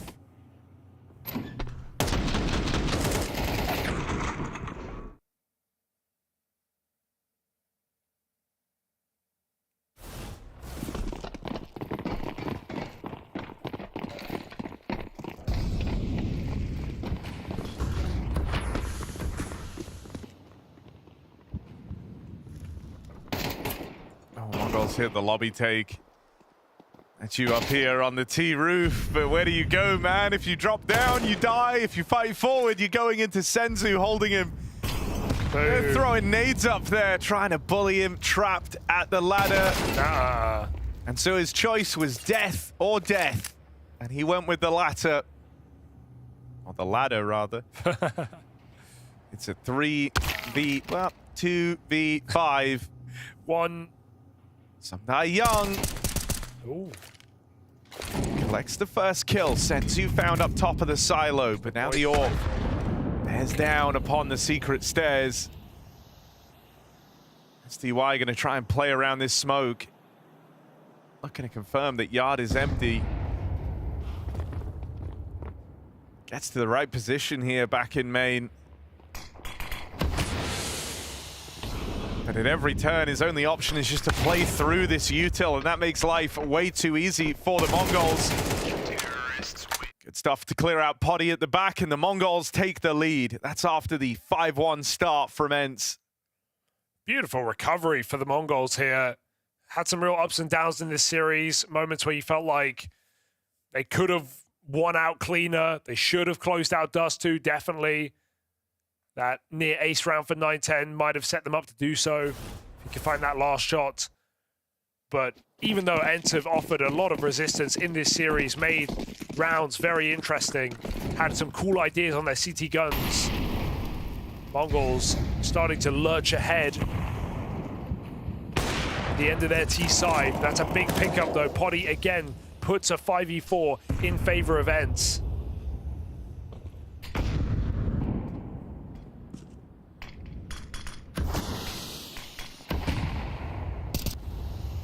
Smoke blowing open, but Blitz just caught that timing across. He's not been spotted either, so maybe a false sense of security here for ENCE. think that was the spot there. Seen him and try to ready himself for this fight, did SDY. He's given up that man advantage. Regon tucked in main, knows that soon it'll be his time to try and step up, and Blitz just continues this reign of terror out in the yard. Finally, Blitz is brought down, but he's done his part in the round and then some. Teeing up Mazinho to pick up right where he left off. The Mongols looking to do more than just recover. They go on to win out this first half. 6 rounds straight to close their T side. Dun, dun, dun.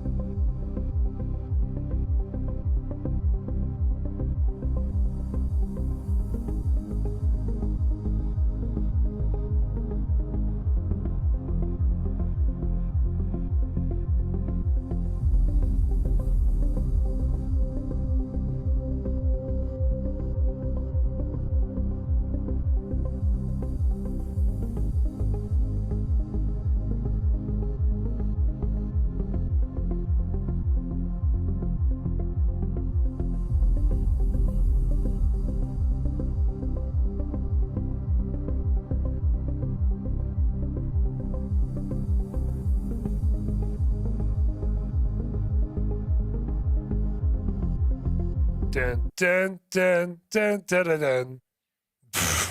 That wasn't even live. Oh, getting trolled by production. That's Beautiful. So good, though. Beautiful work. You did a great job of Thank you. recreating it. Yeah, it's so iconic. It just hits. It plays in my dreams actually every night. In fact, right now, dream game for the Mongols as they come back on this T side. That is 6 rounds in a row, Harry, to win the half. Yeah, I mean, dude, it's a great, I say great. It's reassuring for the Mongols. They've kind of, I don't know, I'm in two minds about this series from them. It was a great showing to open up on Mirage. We all remember how good that first half felt. 10-2, we were having a laugh. We were saying, oh, look at them. They haven't even eaten their breakfast yet. They're about to eat ENCE for breakfast. Yeah. But then lunchtime rolled around, and that was Dust 2. That was all ENCE. They managed to pick up the win there. Things are starting really good for the ENCE squad here on Nuke. They go 5-1 up, but then you're dead on. It's that 6-round streak to close out of the Mongols. This is going to be left feeling like a sigh of relief for fans of this Mongols team. who, you know, have had a lot to be happy about. They make it all the way to the major final to close out last season in Cologne. It's another playoff run, and sure, there were some worrying signs with Senzu falling off in the playoffs again, but you thought this wouldn't be the big challenge. And yet it has been that for the Mongols. They move on to the CT side now, and I'd like to think that this is where they look to clean house.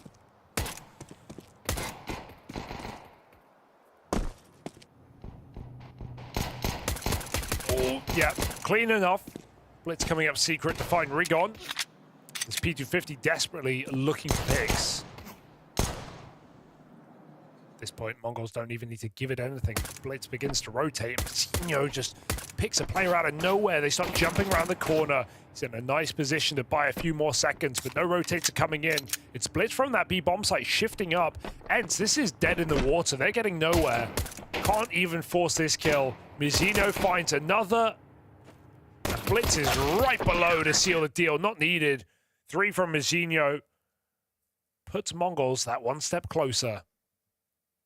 A slow day in the office, perhaps. Late to the party, late to the veto. But right on time to win in map 3.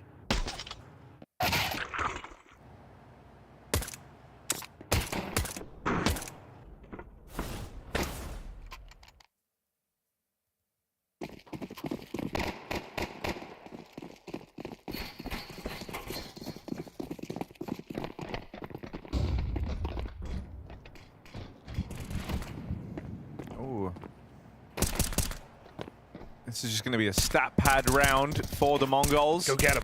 Who wants it more? Oh, Bomb goes vent. Bomb has made it down the vent. And Potty gets 2 kills on a Glock. So this is actually a great round for ENCE. W. Unless you should never win this. Oh, I love that. I admire him going for the love bird. that. Yeah, you have to. You really have to. Hit. I think that was 2 dinks. Maybe 3. Nah, 3 would have done it. Either way. Bomb plant 2 kills. All about this next gun round.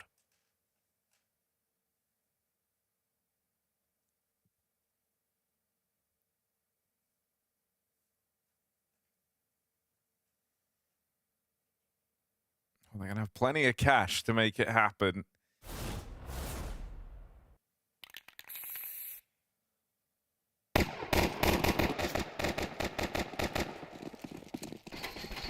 Interestingly enough, Harry, the teams that have the highest seed teams have struggled to make these clean games. I think the cleaner games have come from some of the closer matchups on paper. There's been no upsets, but Spirit, Na'Vi, MongolZ, and now Mongols all dropping a map. These are some of the biggest teams in the tournament.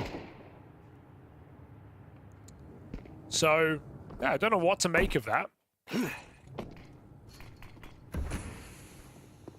But we know, I think we just expected more upsets because it's online, and we know these underdogs are really good online, and they play a lot, and they're more used to it. So we expected more upsets, but maybe that's the closest we're going to get. You know, map wins. Mongols give away Dust 2, but they look to leave them in the dust on Nuke. 4v4 here, deep outside control, 9-10, patient.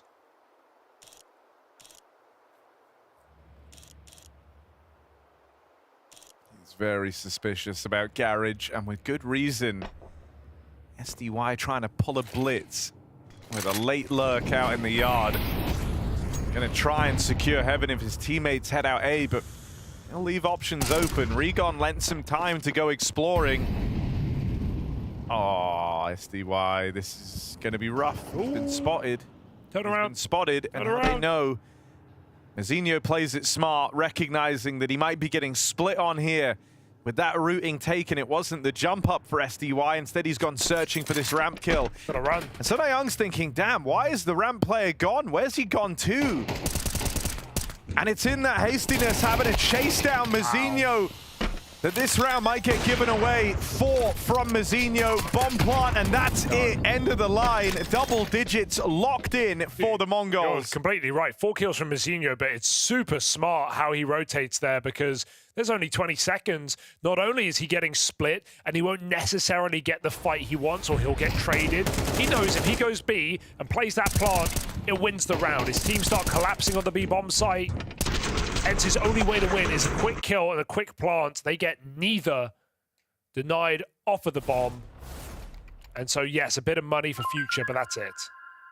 Yes. Yes, let's go Stay now. in it, one at a time. Good comms, freeze time clear. Let's go. Let's go. Liking the positivity for ENCE, but still stuck in the mud here against the Mongols.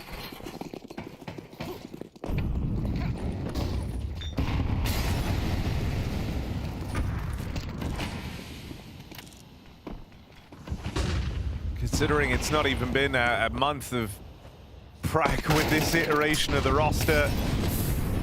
And certainly holding promise for the future. Let's see if there's much in the now. miltzy with some flashes, teed up for a double, but it's quickly clamped down upon by the Mongols.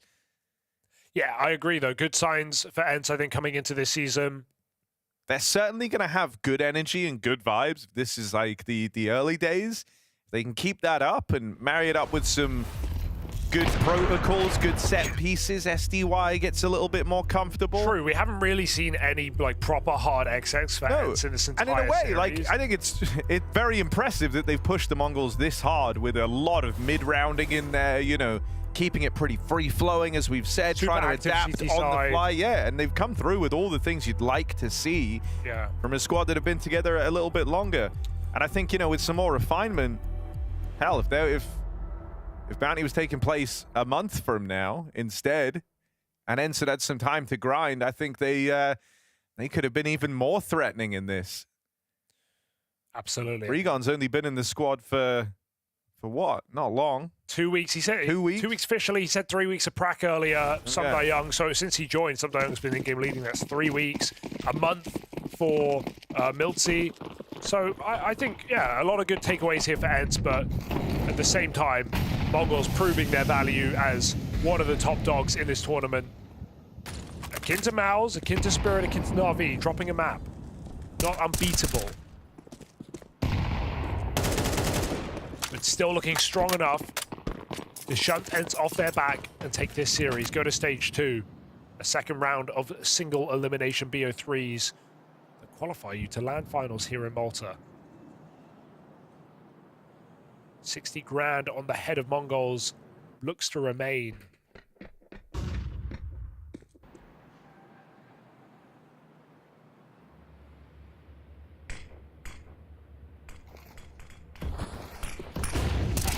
Heck no. Mow down, 2 kills found. Hang on a second, Regon and Echu with kills apiece have suddenly opened up a route into the top side, but Blitz just collects a freebie. Where'd he come from? You focused on the heavens, and this fast wrap out on the main side. But he's not able to contain it. Blitz gets ahead. They're closing in on Regon, who's living on borrowed time. And now it's just Poddy. They know about him out in the yard. This is the Mongols looking for match and series point.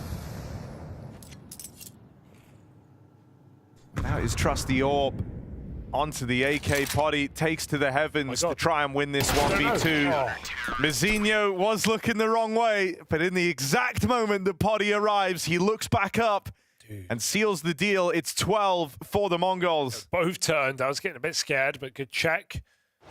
Made smoke in the way. Only one way for Poddy to win it. Techno, realizing what's going on with that deep outside smoke, forces the kills as they come around an uncomfortable corner, re-aiming deep. And a frustrating game here for the likes of ENCE as they bit off more than they could chew. They won five out of the first 6 rounds. But this has been a streak of 12 in a row for the Mongols. Sorry, 11 in a row, pardon me. 5, well, you know, you're about to be right. Yeah. 12 in a row to win the game. 5v4.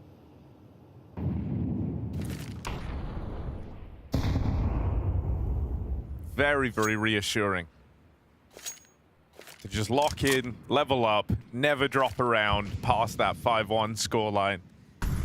And if you were one of the folks that typed 5 is all they get when ENCE were there, I bet you feel like $1 million right now.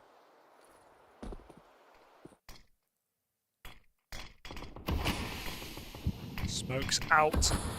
ENCE in. But MongolZ already with Blitz at B. He has been a frightening piece of this, well, whole map, really. Always in the right place. Finding the gaps on T side, now controlling the rotations on lower. He is the beacon, the early warning system to this B site take.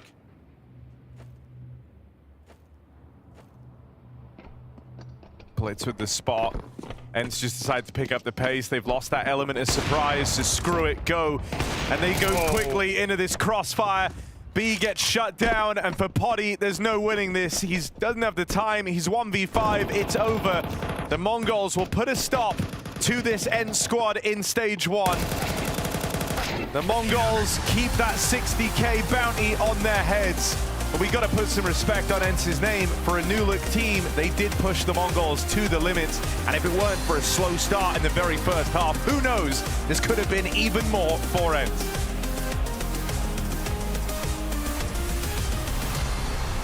Yeah, valiant attempts from ENCE, but the MongolZ ultimately ending out on top. By no means a clean series for them, but after the first few rounds on Nuke, it kind of seemed like MongolZ, they figured their stuff out, they adapted, they overcame, and eventually prevailed. Yeah, I guess we got back to reality for a short moment right here. I do agree. ENCE were very competitive in the first 2 maps, and the beginning of Nuke gave you hope that, oh, maybe there's a bit of a surprise coming in here, but the MongolZ did what we expected, Peter. They showed that they are by far the better team and left no doubt as to who were going to win the entire series. A little bit disappointed because we've been here so many times before in this tournament where the most wanted, you know, they somehow make it happen. Where it's for the bounty hunters, they're teasing us all the time, and it's fun to be teased once in a while, but not all the time, Peter. No, it was a little sloppy throughout the majority of series for MongolZ, and I think it was great to see coming into Nuke that they actually figured out that we should just group up a little bit more, like play the trading game and actually get off to a good situation. Even if they wouldn't get the opening, they would just still get the bomb size and then play out the situations. And they seemed like in control, despite having a pretty poor start to Nuke. Whenever they regained the control, they just completed it. Particularly when there was 60k on the heads of the MongolZ as well. Like, imagine ENCE were able to pull off that feat. But I do echo Harry's sentiment from during that game, right? Like, the fact that this is a completely new iteration, pretty much, of ENCE. Like, as you were saying, they lost 2 of their most strong players, you know, prior to the player break. They're definitely a team to be watching moving into the future, and I wouldn't count them out as we move forward. No. I think ENCE did better than what we could have expected in this game. I think everyone expected it to be a 2-0, to be completely honest. Sure. And I think the way they played on the first 2 maps showed that they definitely have some grit to their game, so to speak. I also do think that from an individual standpoint, they had players showing up, you know, and showing a bit of level. As we spoke about, when you get into a best of 3, the 3rd map, that's usually where it becomes difficult for a new team with lack of practice. So it was to be expected, but overall a decent performance. Particularly when you're looking at Nuke as well, like one of the more tactical heavy maps. You were talking about, you know, some of the rotations and the communications really need to be on point. And when you're coming in as a new team, it's always going to be tricky. It's always tricky, specifically on on both sides. It's not only on the T side it can get hard to string rounds together. It's just as much on the C sides where you need to understand the rotations. Like, is it the vent that's going to rotate it once you lose control of Secret? Is it the RAM player? When you lose control on the Heaven, how are we going to react by pushing lobby? Or are we going to try and scramble and fight for Heaven? You know, there's so many things that is just so hard to do just on the fly, where it's very important you have things set in stone, or at least have an idea how you want to approach it. And obviously, we don't know how ENCE has been practicing. Is Nuke a map they've been putting effort into or not? But obviously, they just couldn't overcome with what MongolZ came with. Apparently, all 7 maps are where they were putting their energy into. So, yeah, that's a tall feat. For the MongolZ, does that restore, like, I'm not going to say losing 1 map to ENCE sets off alarm bells, right? But it was clear this wasn't like the inform MongolZ we saw previously turning up to the server today. Like, how does that kind of change things as we move forward and deeper into the competition? Well, that's the issue. It doesn't change anything, because I agree with your sentiment. It was a sloppy-looking MongolZ, but I think that's more isolated in this game, you know, in this very specific map. There was Dust 2 in the beginning where it didn't look great at all. Mirage, yes, I know it looked close on the scoreboard, but essentially the MongolZ were up 10-2 in the first half, so it wasn't even close. It doesn't change anything for me. The MongolZ were a little bit sloppy, maybe didn't take it seriously enough. off on the second map, got punished for it, but they move on, and that's the most important thing. Yeah, I'm totally on this one. I'm not scared on the behalf of MongolZ. You know, this is their playstyle, and this is what they have been playing for the majority of the season. This is how they approach games, and sometimes they do just look a little bit silly. But what just made me the most happy is that they kind of realized how they lost, and they changed it for the good, and actually made the win in the end. Where does that kind of frame the conversation with ENCE then moving forward, and in terms of your expectations versus the reality, what they showed today in the server? Like, I think it's obvious to say that they exceeded our expectations. How much? Like, how realistic do you think this project is moving forward? You know what intrusive thought that just hit me right here? Because I feel like we've had this segment so many times before where the bounty hunters can't quite make it. It would be fun if the 16 teams eliminated would then go into a B tournament and play out the B tournament, so we figure out who are actually the good tier 2 teams out of this. Who are actually the teams that when they go toe-to-toe against each other have something to show for, and who just teased us a little bit. Because I feel like it's the same case here for ENCE. They look decent at times, but I would love to see them play against Passion UA or against someone else, you know, who's also been eliminated, to figure out, okay, where do they stand against them? But I guess that's what the CCT tournaments are for. That's what I was about to say. That's then exactly again, why you have if these Blast want more airtime, and why don't we do like in the good old days, Peter, where top 16 they qualify for the A tournament, the lowest 16 teams they go into a B tournament and duke it out for some prize money, some VS points. You know, if Blast wants more airtime, then go ahead. Free idea. I don't dislike the idea, but obviously it would require a lot of more airtime, and that will also put maybe us working more, which will be great. Then we get to talk to you people. Yeah, we have somebody very special to be talking with. I believe we have SDY on the line. First of all, commiserations. I know that's not the result that you would have hoped for, but we were very impressed with what ENCE showed on the server today, considering how new you guys are as a team. Can you tell me key takeaways from this matchup for you? Can you hear me right now? Yes. Yes. All right, I'm a bit lagging, I think, but overall I can hear you. So, yeah, key takeaways. I think we went out of a bit of steam in the end on Nuke. I feel like City side was under our control, but for some reason, maybe because we didn't play enough time together, we had reactions that we didn't use on City side, and it was a bit frustrating. That's the only point I can say was bad, but overall I'm really happy with how we perform, how we act in the game as a team, and it was very fun to play. MongolZ is a nice team to play as well, I think. SDY, it's not a secret that you lost your in-game leader in Glaive not so long ago. You're now apparently taking over the reins again. I think your individual level in ENCE has been at a very high level. Are you maybe a bit afraid that you now have to go back into the in-game leader role and you can't showcase that same level anymore? Is that going to be just fine? Actually, yeah, obviously I was thinking about it, and I think you just need to accept that your individual level will drop more or less, because you have to all the time think about the whole picture, about micromanagement and all of this stuff.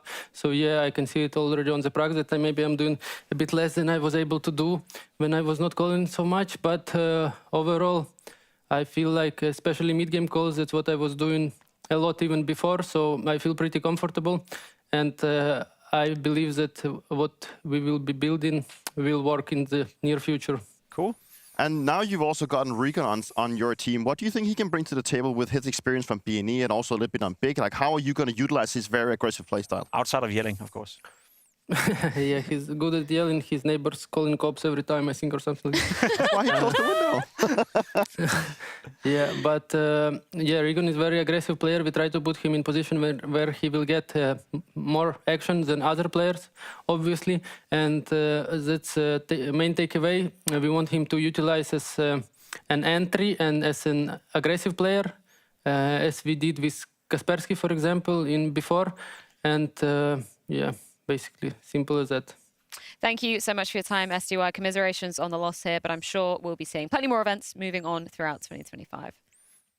Unfortunately, won't be here, though, at Blast Bounty, because single elimination is absolutely brutal. We were so close, yet again, Jacob, so damn close to having a bounty hunter finally take down Most Wanted, but not to be MongolZ. They keep that 60k, they bank 2.5 as well, and they keep their seed along with that, which is going to be interesting moving into the latter half of today, or later on today, because we're having those round 2 draws coming out. Yeah, that's going to be exciting. Obviously, there's still a chance for you, still 3 teams left in contention to make this surprise happen, but I feel like we've been there so many times, Peter. They get close, but they can't get over the line.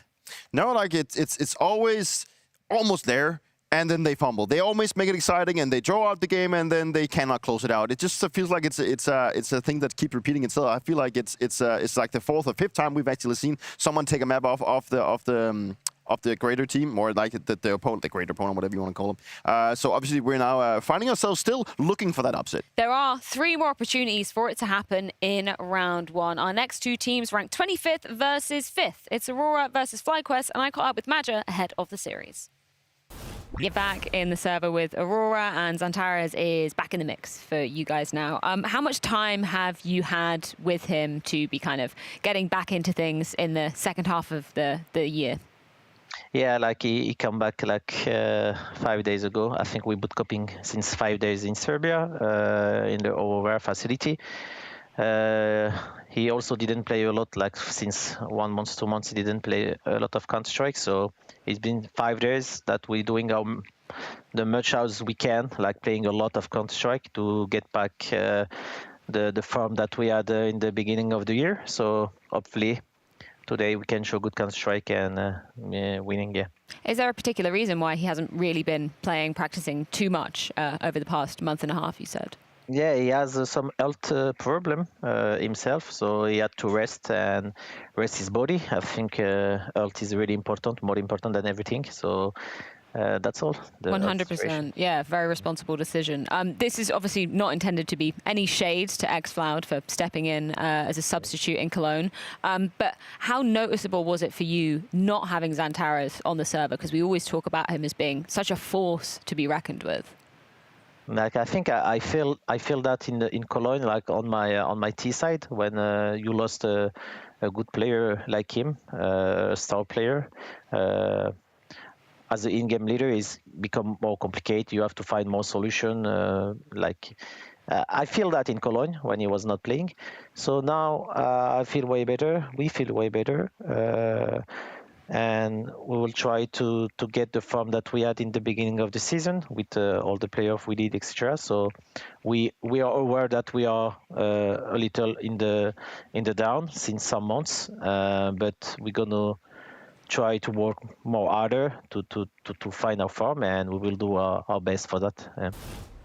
Yeah, the less than an ideal situation for Aurora to be turning up for the first event of this half of the season without XANTARES. But Jacob, he's back, so hopefully no worries here today. I think that's going to be a game changer, to be completely honest. I think in Cologne, they did well, despite the fact they didn't have XANTARES. I actually think they remained competitive, won a couple of games as well, which to many were surprising. I think coming back into it for XANTARES, having been out, you know, it's nice to start with less pressure, online game, etc., etc. But I'm going to be completely honest. If he's just at 50% or 70%, that's going to be more than enough for XANTARES to do damage online versus FlyQuest. And we definitely know what XANTARES can bring to the table. The only thing that maybe worries me a little bit in this sense is that he was sentenced to actually have more of a break from the game. If there was one guy that I have seen like multiple times on a deathmatch server, every single time I joined, that would be XANTARES, and I know how much effort he put into actually become the player he is. So of course, him having a break, is that going to showcase in the series? It's going to showcase in the future that he has had this prolonged break, and what is that going to mean not only to himself but also to the likes of Aurora? Because we know that if you pull XANTARES out of the equation,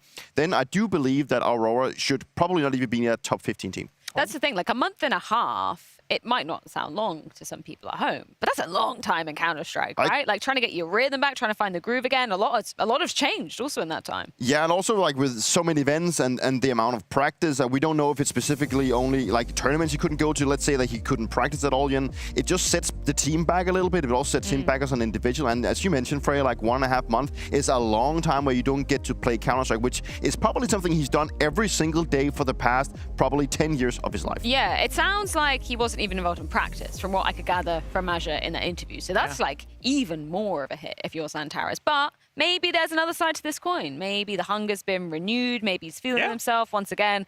I'd like to see XANTARES online today. I think we all do. I think he is one of the most fun players to witness when he's on. You know, I think his raw aim, his raw understanding of when to take a duel and when not to is at a very high level. And again, it also depends on the level of opposition. You know, had Aurora been facing the Mongols right now, who are strong individuals, or were they going against MongolZ or Vitality, then we could be worried. I think against FlyQuest, it's not a team that strikes me to have the individuals that's going to shut down for a player like XANTARES. So I'm a little less worried than I maybe should be. Well, on the other side of things, there is indeed FlyQuest, and I caught up with JKS before this series. With your return to kind of the Oceania region by joining FlyQuest JKS, what's it been like to return to your roots? Yeah, it's been really fun. I think it's really nice having like the similar cultures around you and like similar sort of banter and things like that. It's a little bit different from having like an international lineup, obviously, because everyone comes from different places. So I think we have like a lot of things in common, and yeah, just kind of feels like home in a way. If I can ask, did you have any other offers on the table, or was this always a priority to you to kind of return to a Australian organization? I mean, I don't think I should talk too much about it, but yeah, I mean, there are some teams interested in me, and yeah, this was like just my main priority, to be honest, like regardless of the other teams that were offering me, like unless like it was like a top 5 team or something like that, then I wasn't really considering it. I just felt like this was the right decision to make. Okay, interesting. Top 5 team or FlyQuest. Kind of sounds like maybe JKS didn't have some of those offers on the table. So FlyQuest, that's his home, and he's feeling pretty comfortable there. Of course, like going back to his roots is going to feel good for him, you know, probably get to play alongside his countrymen again, you know, get this atmosphere going. But obviously getting a top 5 team for JKS was probably going to be hard for him, also given his last situation in Liquid wasn't looking too good. So I think he's just happy to go back to a place that he feels like recognized, but also where he feels like he can actually come into the team and have a say. They just want a tournament. They just want a LAN tournament as well. So confidence should be high in the camp, you know. I know it's not a top 5 team, not a top 10 team. Arguably not going to be a top 5 team or top 10 team. But I think there's a place right now in Counter-Strike where even the top 20 teams in the world of CS is at a very high level. And I think JKS has so far done a good job in FlyQuest. Well, the question is, can FlyQuest beat a top 10 team? Harry, Hugo, is this the one where we finally get an upset? It certainly could be. I don't know. I got my eyeballs on this one. I like the vibe that Juzzy brought to the interview. That's JKS, by the way. Just you know, for anyone playing along at home, I know him like that. Yeah. I can't say I don't. I know him like that. Juzzy, Justin Smith, Kyle Savage. Yeah, FlyQuest, this is an interesting team right now. I think obviously there's a lot to talk about Aurora, we'll get into it, but I think for FlyQuest, I love that Pimp brought up that just want to land, right? We just sort of qualified to blast London open as well. So that's something to keep in mind here for FlyQuest. We're going to be seeing them more online, trying to make it all the way to the UK. But first, Malta. That's the goal here for FlyQuest. A couple of BO3s. First one against Aurora, the Turkish team back together. Xantares, after taking a bit of a time away, missing Cologne. We have the full Aurora roster on the server. Xantares online, Harry, watch out. This used to be his home ground, his stomping ground.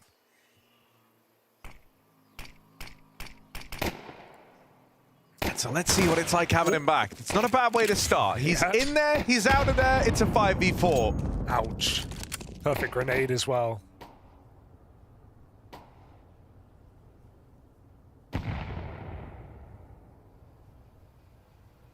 Good that he's warmed up. Let's see. FlyQuest, a man down. Oh, that's a Vexite. Getting some dinks down range. Jota down here in the pit, gonna get finished off. JKS out the apartments with a double. Certainly brought the firepower up in this team. No doubt about that. I wonder, after a month in the roster, what strides, what improvements will FlyQuest make? This is the perfect proving ground to try and do so. This pistol seems already confirmed.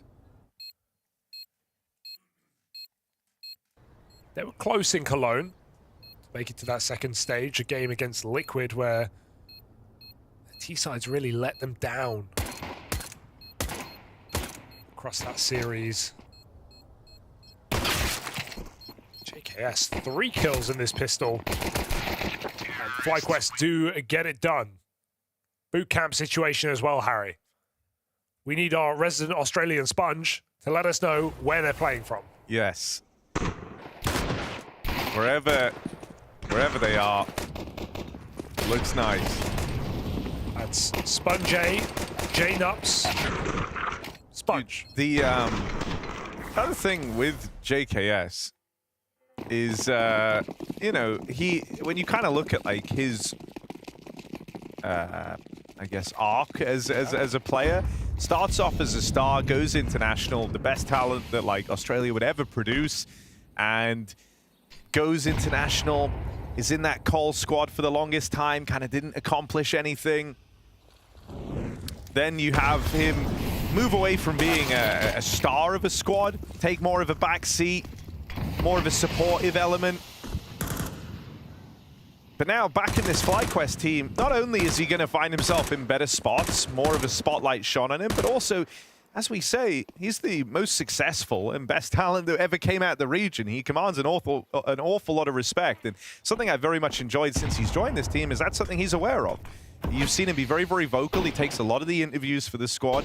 Whenever we hear team comms, Justin's doing a lot of the talking, you know? And I think there's a lot of lessons he can impart on these guys coming from someone that they have to all look up to some degree, even though there's all this banter between them and whatnot, right? Like, you can't not look up to JKS and what he did for the region. I mean, part of the conversation at G2 when he was removed from that team was like, oh yeah, he's not vocal enough. And we always found that an entertaining idea because you have such a vocal team. You know, what more could he add, right, in that regard when you have a Hooksy, Nico, m0NESY calling his shots, and Hunter, who we know as well, has a lot of ideas on how to play now in game leading. But I think one thing JKS has made clear in this team is that he knows he needs to impart knowledge and impart wisdom on this roster. And obviously that's a hard thing to do. He shaved all his hair off too, to get ready for the role. Very important piece, no doubt. Aerodynamic. He's always cared a lot about his hair. Really? And I love this new style. But anyway, that's Justin Kyle Savage. Yeah, we've introed him. Let's start talking a little bit about Aurora. Yeah, nice to see XANTARES back. It was a pretty rough outing for them, attempting an event without XANTARES in the lineup. It's fair enough. We saw that stat recently that showed like rounds that teams win, or sorry, games that teams win when certain players go missing, right? Like how Spirit hadn't won a map that Donk doesn't get a 1.0 or better rating. And how Spirit just literally haven't won a map where he's quiet. And to be fair, there's not many maps that he does go below 1.0, so that's certainly backs it up. But XANTARES was one of those players where when he goes quiet, Aurora go quiet. And so no surprise to see them struggle in Cologne. But he's back, Harry. He's online. He's here to play. UMP buys as well coming in here for Aurora. They saved these last round. Moving off of the MP9s. Inferno, a lot of shifting around, really. A lot of walking, not much talking. Arguably boring. Not in the slightest. XANTARES involved off the rip with the UMP. Might have been blind, still able to deal with INS. So that's going to send FlyQuest back over towards this B site. 2 players in it, MP9 on Macardia up close. Gonna get dealt with straight away. Magic tries to just barrel through and cause some chaos. The rotates are going to start to arrive, but Aurora should still be very interested in looking for something here. Bare minimum, do some damage, prop up your money, even better for the coming round with so many SMGs still in it. You know, 2 of these players on UMPs, if they get kills, they get good cash. Yeah, I mean, if you save, you're just going to... I feel like you're going to drop these both these guns upgrade next round. So you may as well fight your way to the death, and Regali and JKS will offer that out in spades. So 3-0 lead for FlyQuest, getting rid of the force buy. Now we have that full buy for Aurora, where looking forward to see XANTARES get going.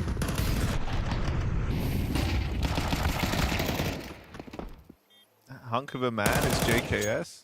Esports athlete. Unbelievable. Be a Calvin Klein model. Or a pro footballer with a ripped physique like that. Is this a reference, or are you just glazing?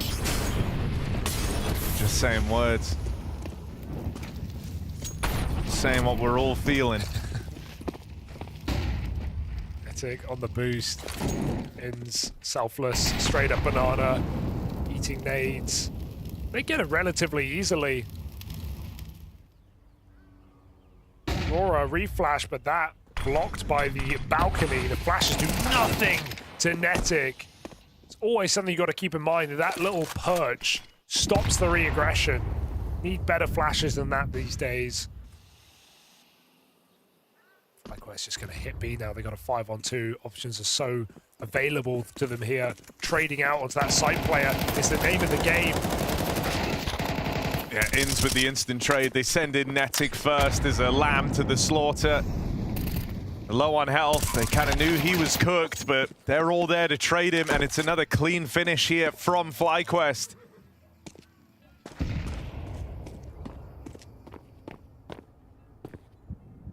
Aurora realizing they will have their work cut out for them here. While there's been some one-sided matchups in at the Bounty, FlyQuest are a team playing proper Counter-Strike with a strong reason as well to be very locked in for these games since JKS has joined. ENCE getting more and more comfortable as leadership, and as the desk said, coming off the back of the LAM win that qualified them to London. Yeah, well, it qualified them to the Open, so they get to play more online matches to qualify again to London, right? So if anything, this is more, you know, prac for...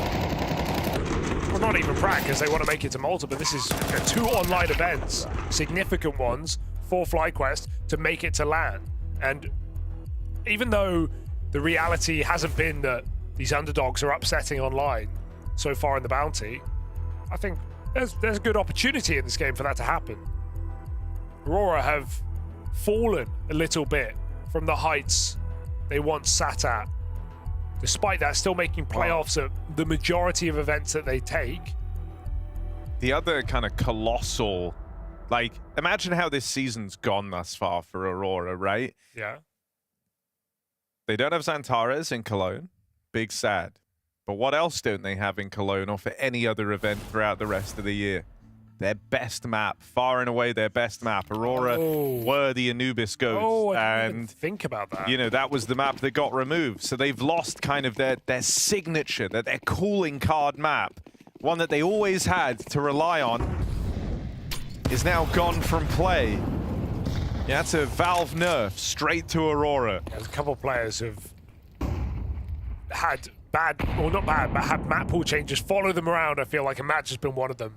Enjoying Vertigo were this Aurora squad in Eternal Fire towards the end before that got removed.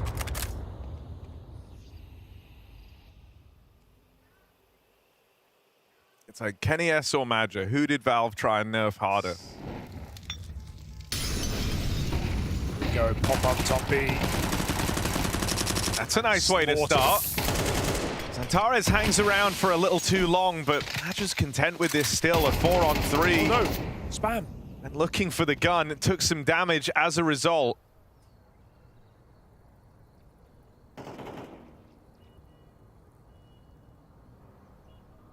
JKS needs to find an entry here to open up A, 40 seconds.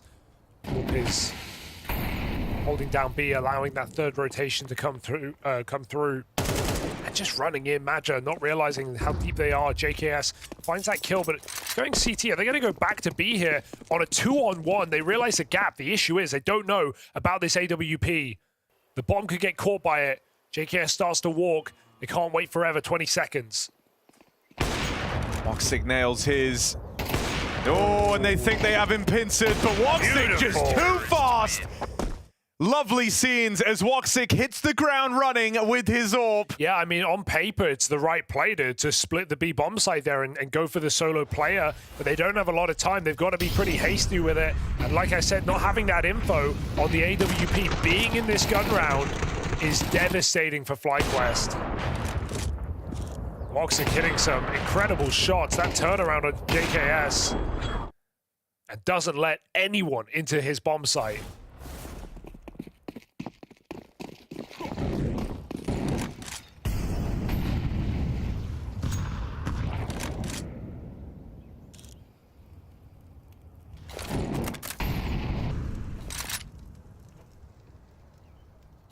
Woxic hits the ground running.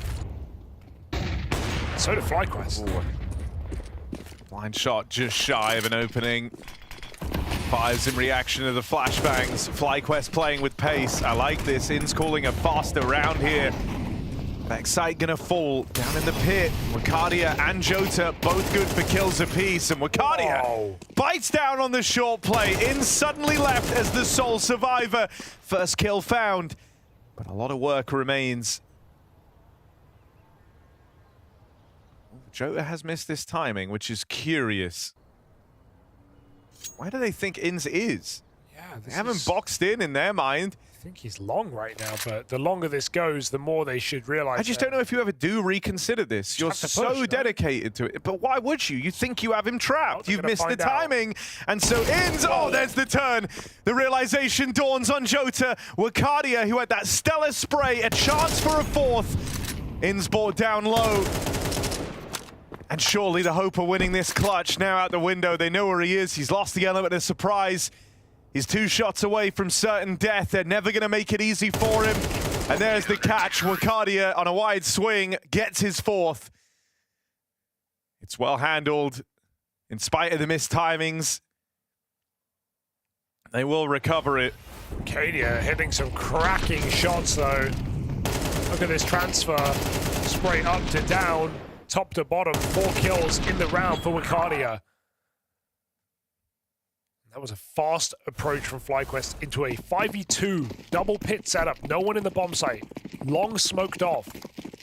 They avoid that triple stack on B, and still Wakadia holds on. Smoke traded, Woxic holds on to his side of the bargain.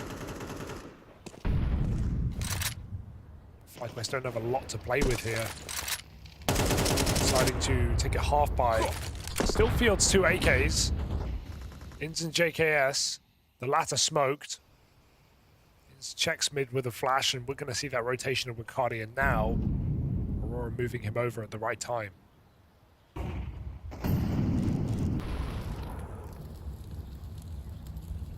Come on, can we just win this round with the AKs? That was a little listening to the FlyQuest comms. Oh, did you see him? Wakadia with the spot! Oh, that's rough. And you hate that. You absolutely hate that if you're in. Both POVs, ENCE couldn't see him. Further from the angle, he actually couldn't even see him. So, kind of unfair.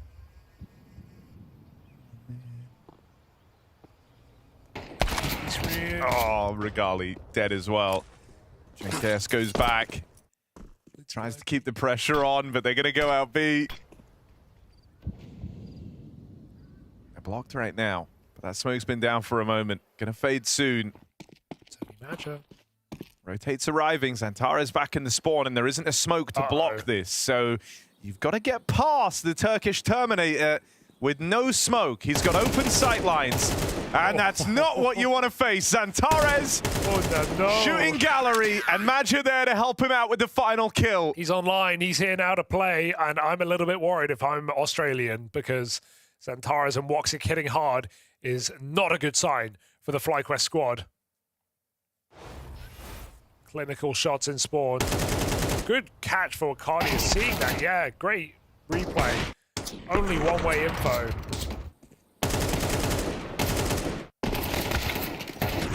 And so Aurora building into this game. It was a nice strong start. FlyQuest with some pacier rounds. Now a full buy comes out. Woxic still keen to be involved in these openers. Fired a couple times down towards B, starts peeking alt mid. FlyQuest 4-1. All behind the banana smoke.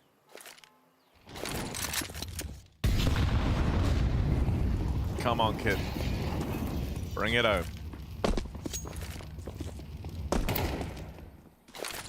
Sorry, I always read out loud when I'm typing in Discord. They got that top banana control. Now they're going to leave a bit of time to Justin Kyle Savage to go and roam mid. Opposite in the long smoke. Just to keep pressure on A, but you can see Aurora have not fallen for this. Woxic's actually started backing up in response to getting smoked off. He's going to be available very, very fast to help out with this B hit. Here comes the push. Xantare's tucked in. Finds the first blind. Match is allowed to come out as well to help him. And going into these two is just not where you want to find yourself. Woxic joins the fray. And I mean, everyone's hitting hard right here for Aurora. You're getting Woxic nailing shots on the AWP. XANTARES feeling like a sentry gun. They just set him up and they let him go. Dude, give him an AKCT. It's just not fair anymore. It's actually just not fair. I forgot the majesty of XANTARES online. It's just because he did it on LAN for so long. Yeah, I know, exactly. And that was always like the conversation around him originally, you know, oh man, you know. It became online Tares, it became LAN Tares, and now it just became XANTARES because it doesn't matter where he is. As long as he's in the server, he's doing always it. the X factor. Dude, I mean, he looks crisp. And no, Madra also hitting a little burst shot, Woxy coming through the smoke. That's a terrifying B site. Dude, it's cool as well. Like, I don't know, this Aurora squad always gave me a nice feeling because this was like the Space Soldiers era was a big part of the CS I kind of grew up watching. Yeah. I always liked seeing them together. And that was all, you know, online games for this team. That was where XANTARES was so terrifying. And bro, the fact he can just slip back into that mindset like it's nothing is crazy. I love it. Yes, he can, Tares. And I mean, dude, when, like, even thinking of the whole pandemic era when everything was online and Big were the best team in the world with CEST and XANTARES. At the time, you know, the two onliners.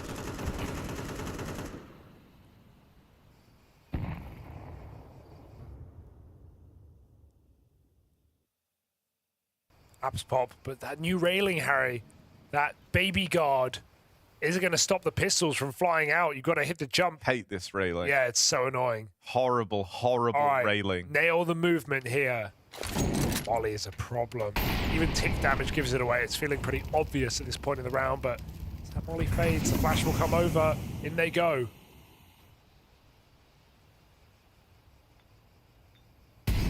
Yup. Oh! Woxic and Wakadia holding on. Woxic just isn't missing on the AWP. It's a sentry. Oh, Wakadia gets his too. Run that back, because he's just saving his team's life, kill after kill, as they come out apps. Trying to close the distance onto the pit player. They've landed a dink on a Wakadia who's feeling a lot of pressure, and Woxic's like, don't worry, brother. Get down. I've got you. And every single shot lands. Oh, we're getting Aurora at their best. They're all happy that XANTARES has returned to the lineup, and they're all playing like it. Yeah, this is a rough draw here for FlyQuest, picking Aurora. They're meeting their match right now. It was a nice 4-0 lead, but 5 rounds in a row for the Turkish team.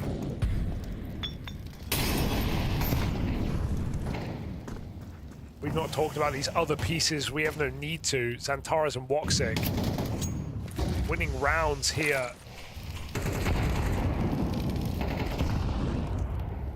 This B-side man just been more than reliable too. Another in-game leader who can put up numbers.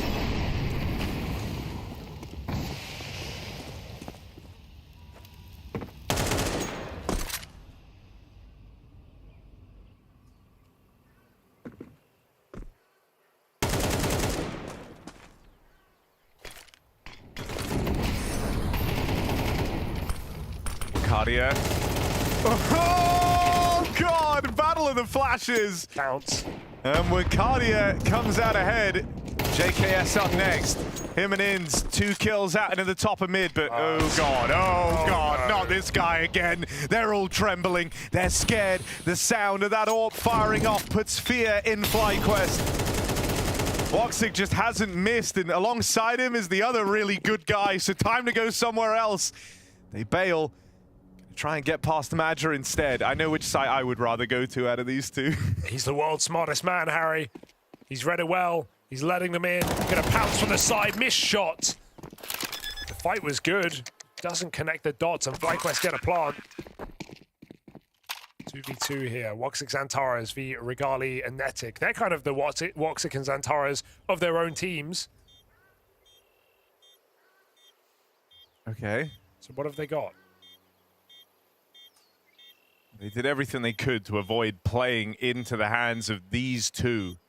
It's always these two with Aurora, Woxic and XANTARES, trying to cause some trouble. XANTARES dead straight away, and Woxic heads for the hills, looking to hold on to his AWP. I mean, you're saving with 15 grand. XANTARES has max cash, you know, this is crazy, but I guess he can't win. It is Inferno B site. Literally maxed out our Aurora, but it's fine. Don't give them the orb.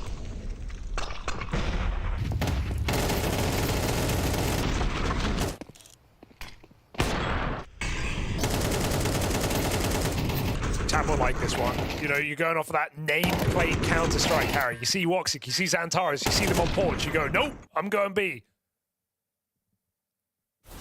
Avoided. FlyQuest back on the board after a 5-round hiatus.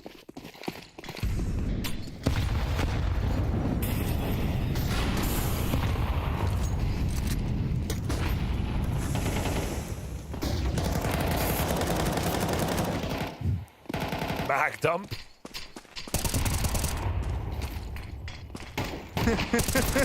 Just like, so stressed, so just freaking out, getting blind, spamming a full mag.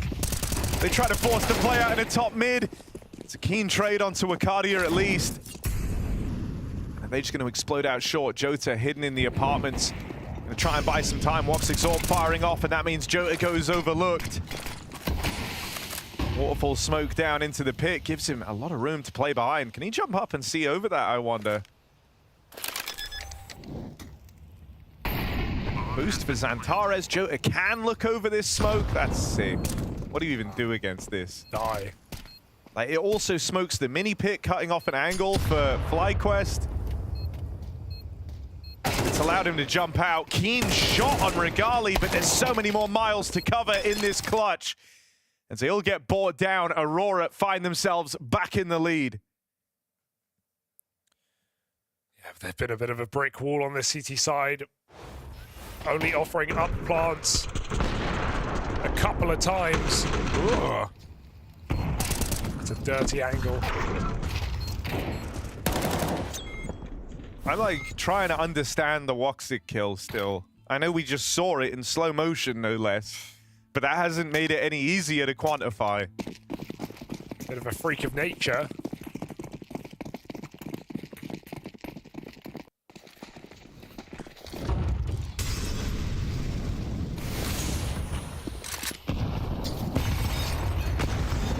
Ooh, good grenades. Such a low.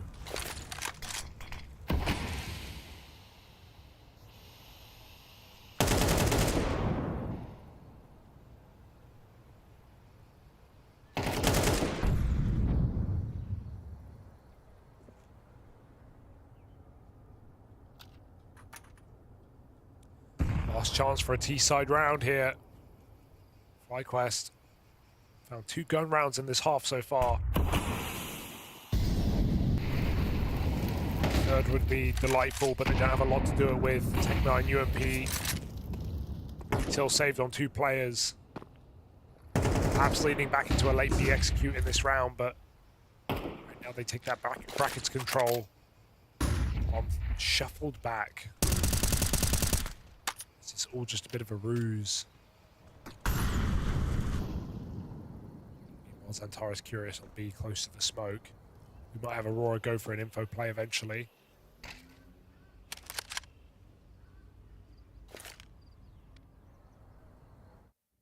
Posturing, FlyQuest, 25 seconds.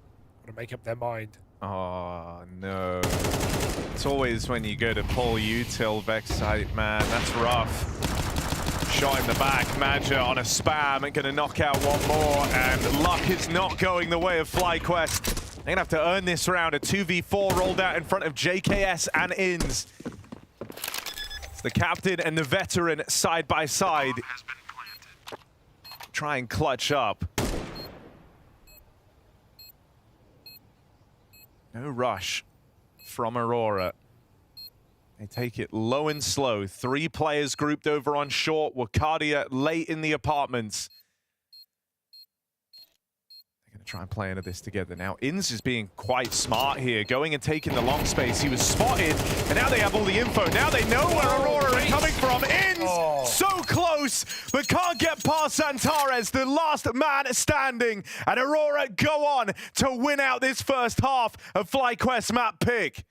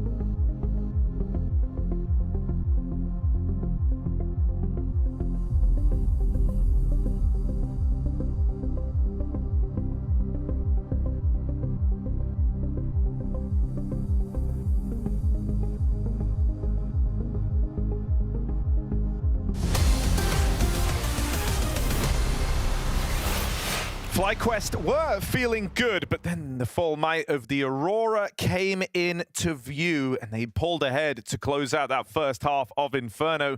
This is FlyQuest's map pick. For Aurora, it has been a treat getting to see Xantares back in the server. Boy, has he made his presence known. It's him and Woxic that have been hitting real hard. Acadia, an honorable mention there as well, with some 6 spray downs in that first half from Pit. FlyQuest now move over to the CT side. If they can get themselves a pistol round, they are right back in this game. Yeah, hard to know if those 2 T-gun rounds will be enough. You know, somewhere FlyQuest have struggled with in this new roster. Without a pistol, hope will dwindle. The gamble comes in, heavy rotate off of this abs push. Look at FlyQuest go. I mean, they're not wrong on this move. As the flank continues to close up, FlyQuest need to put their pieces in the right place, get good positions inside of the site. Flash is ready and spawn. JKS still moving. He's not in position just yet as Aurora announced their exec. Netic opens up. Oh dear. Knife was out for JKS. Oh god, oh god. And into the stack go Aurora. This backstab is now the only hope for FlyQuest. Regali, dual Berettas. Oh, hold on a second. He's really been able to long this out. Still tapping away. Regali in with a real chance at this. One bullet. That's all he has to land. If he can get this one shot to connect, but he's getting whittled down himself. He's now low. Pressure on for Regali. One shot left in the dual Berettas, and he just can't land it. It's Jota with the clutch. Oh, if he knew it was a single shot to kill, he might have just gone wide and risked it all. He was trying to grab another pistol, but it just doesn't come through. The jiggling behind that very thin pillar. What happened here, too? JKS felt like he was going around coffin side, changes his mind as the nades come in, and his teammate throws a nade onto that very smoke to catch Jota. The push into CT combusts FlyQuest. And the hope of this comeback may die with that. Bit of a messy one. They had a full stack. They had everyone in position. Jota with dangerous routing pays off for Aurora. Now they look to avoid this stack entirely. Just a scout on Regali. Careful. Oh! Getting Xantaras like that, easier said than done. But he's still all that remains. He's still all that FlyQuest have. Vexite starting to mosey over. Up long they go. Madja with a crucial shot, leaving just one man in the sight.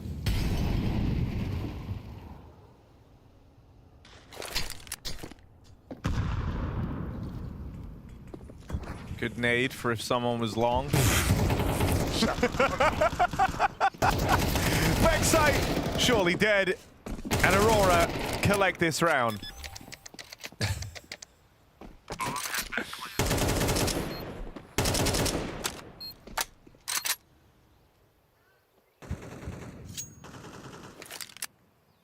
Do it without Xantaras. 4v5'd. They just played a great game individually as well. Ooh, a little hunt here for Wakadia. Ims, that was nice. That was a good flick down. He was ready to be peeked by a short player. So Wakadia just crouching into the angle. Gives him exactly that. Still, it's 9 on the board for Aurora. There's no escaping that this game is slipping through FlyQuest's fingers. And even though, you know, Aurora are a hard-hitting squad, you're uncertain about the form. Cologne didn't tell you a hell of a lot. Xantara's finally back in after some time away. Oh. Damn, everyone's getting a free punch at JKS, which is fair.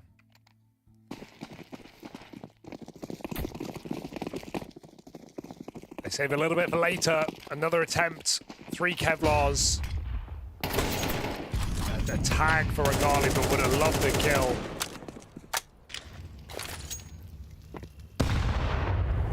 Nice nade. Maybe more. Oh, another one. 2. Boom. I like this. Try it again. They've had this little artillery barrage for Top Banana and just whittling away at the HP on Aurora. There's 3 players low off of these nades, and there's still more to come. Torres multi-kill required. They need him too. He's still waiting for this. Vexite, yeah, no, well, this makes sense, right? If you have done damage with the others, you wait for it to be confirmed that this is the B play.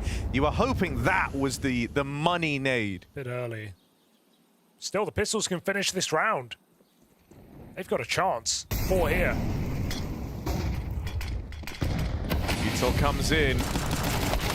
Smoke to block at the top of Banana.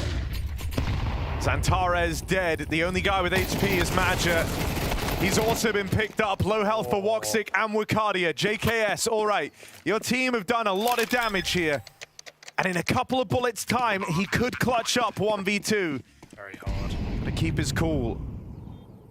The veteran of JKS. A few shots required for a lifeline on Inferno. Ollie allows him to turn around. He's scared of the sight.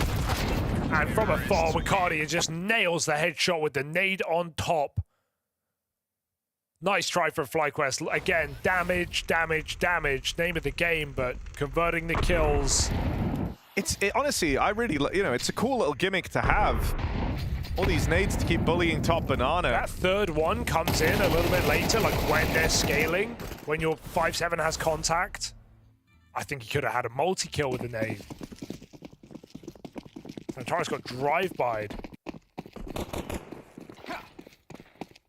10-5. This is, frankly, it for FlyQuest. Aurora will be running away with their opponent's pick if FlyQuest don't hit this buy. Oh, just full spraying, full blind. Kitten's been put down. Oh. Vexite dead as well. Yeah. And in this first and maybe only gun round for FlyQuest, they fed 2 kills to Aurora, attempting to take this banana space. It's already dire straits. JKS at least going to alleviate some of the pressure. Jota's out. And they hit B. 2 sides at the same time. That lets them down. ENCE has dropped the bomb. Oh, no, no, no. Jota's calling, I've got A. But FlyQuest have B. And now it's up to plan C here for Jota. Try and get back in this clutch. Oh, he's ready for ENCE. Perfect crosshair placement as he moves in through the smoke. Unable to catch him the first time, but he's aware of where that second fight's going to come from. Double swung. FlyQuest player out in the open. They play together. ENCE and JKS with a round, a much-needed one to keep Inferno alive. Yeah, it was safe to say it's a mistake for Aurora that lets him in, though. Just committing to B. You don't expect ENCE to put up that much of a hole when they're going in 3-on-1. But it's a round-winning play. It's a game-saving play here from the captain of FlyQuest.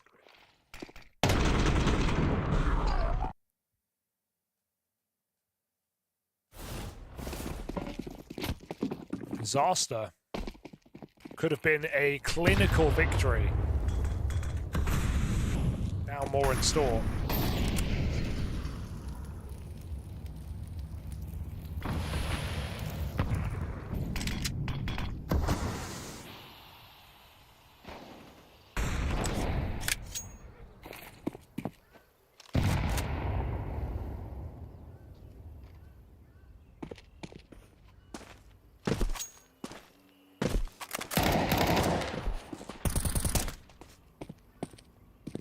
It's a deagle. That's all you got to think. It's one on Antares. Yeah. Maybe forget that part, but just it's a deagle. I mean, there's 2 of them, but like, it's fine. No one's ever lost a round to a deagle. Well, FlyQuest be the first. Oh, JKS. Look out. It's all those deagles in mid. On the swing. Nice. He'll find them. Good spray. And he gets his. The eco's farmed for JKS. It's all about the gun rounds here, Harry. That's what this game is boiling down to. No crazy eco wins, no early upsets. 4 spies getting dealt with. Who can long it out here? Can Aurora close on their opponent's pick, or will FlyQuest pull a CT-sided comeback late in the day?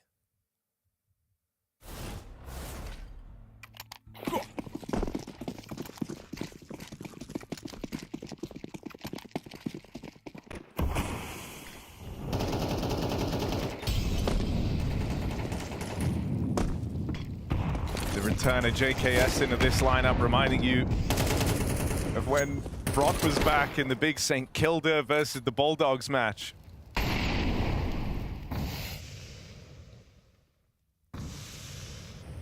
But this ain't AFL rules.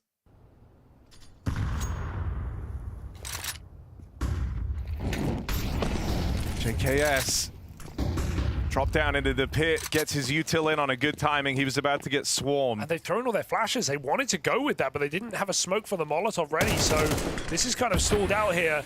Badger still gets an entry. There's a crossfire available. FlyQuest aren't out of the woods yet. Woxit coming long side. They're trying to force his kills on short. JKS goes in. Woxit kills a rotation. Does that change anything here for Aurora? There's still 2 players at the bottom of the side right now, forcing it. JKS finding Madra is something, but they go back to B. needs to hurry up. Oh my god. No way. Hell of a catch. Thins the herd as well. Turns that advantage around. Antares has leveled the playing field. That bomb goes down. Wakadia burnt for a little, but not enough to upset him. Antares with the reposition. Wakadia holding for a smoke push. It's just JKS in an unlikely clutch. He's trapped behind this CT smoke. One down in at top banana. If anything, that kind of works in Wakadia's favor. He can just back up and play around this bomb for now. Antares will watch over it. And so that lifeline closed shut. It's a rough round to give away. Yeah, considering they stopped the actual hit, that was about to be an execute into a 5-on-2, and FlyQuest forced the plan to change, but still Aurora getting back into that B bomb site that was empty because Netic had to rotate CT, take that long kill. And Woxic dies for good reason here as it breaks Aurora into a B bomb site, and they've been really good in these post plants again. Oh, Gali, nice opening kill, but they speed up once more.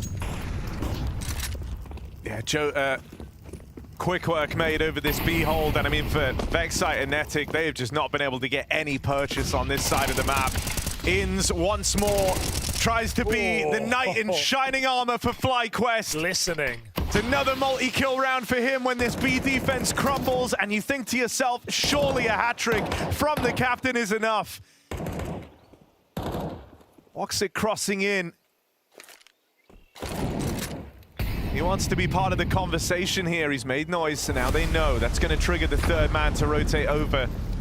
As his diligence clearing out the site, smoke down at CT. He's trying to force a reaction out of FlyQuest. Catch them getting aggressive. It's an awkward miss spray, but they will make up for it as ENCE, time and time again, able to bridge the gap on the shortcoming of these B-site players. Dude, unreal round for ENCE. How's he done that twice over? And this time you can't even blame Aurora. They have no other option. They have to go forward. 2 kills from Jota. Feels like enough onto your B hold, and ENCE set up by a perfect flash from JKS puts on a multi-kill. Spray down. Lovely work from ENCE. Aurora have to write it off.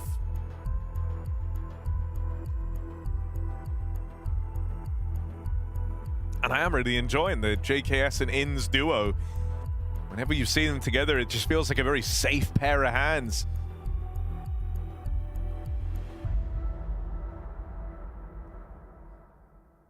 Is there really a way back in here for FlyQuest late in the game?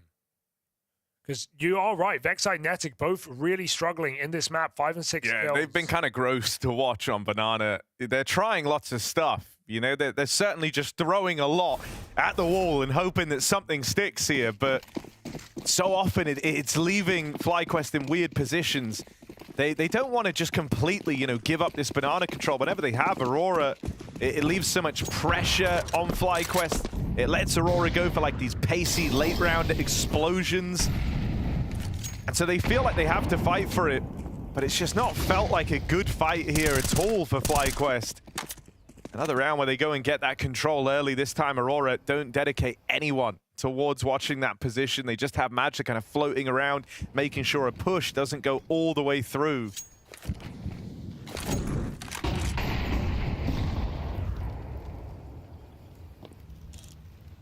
Regali covering in, so we have another attempt at this pop. The flashes, only 1 sec. We've just got to commit behind them. Forget about that smoke. Or push back into the bomb site. Will it connect the thing? Regali does. Pistol out to finish the job. Dink in, and JKS out with another kill. 2 from him. And everyone holds strong on this A site, leaving just Madja late on the long side. It would go. Oh, okay. Set up for the save. That's something. I don't know if this is the hiding spot, No, Madja. yeah. I don't know. Hiding in plain sight. I don't know if it's that strong. This is like, you know, the hide and seek you'd play with your kids. Like, you hide somewhere Behind that's the kind of door. obvious. Like, I'm hiding behind a lamp. No, that's like the dressing gown's on the back of the door and your legs are sticking out underneath it. Where could he be? Guys, see if you can spot Madger in this image. Somewhere in this image. There he is. Really long barrel. There he is. And he's done it. Hide and seek goat. He did it. He did it. He's done it. He's done it. All right, comeback is on here for FlyQuest. It really is. It really is. The gap is closing. It's notable. We are noticing. We are aware. Are you paying attention? Aware farming. FlyQuest. Another eco to break through. And if they do that, it's a one-round game. Don't fall down at the pistols now. Dual Berettas for Xantares. Just shocked they're so close with two players having this much trouble. Feels like an easy point to abuse on this B bomb site come that next round. So Aurora go back into A. One more try, denied by the orb. Jones goes, oh, that's a shame. I guess I'll pick it up. But no Kevlar on this team. So it's... Joe's picking up Madger at the start of the round, like, come on, man, you get the opener, you go first. No, I know normally, like, the pistols, you know, you could send us... Oh, collateral! Bruh. Okay. Okay, I'm sorry, Regali, I wasn't familiar with your game. He's fired 2 bullets in the round. He has 3 kills. How does the math check out? Scientists are trying to put this one together. Instead pulled apart. Here we go. Gun round now for Aurora to stop FlyQuest's comeback. Because it's here. It's making a statement. Carly at the forefront of it.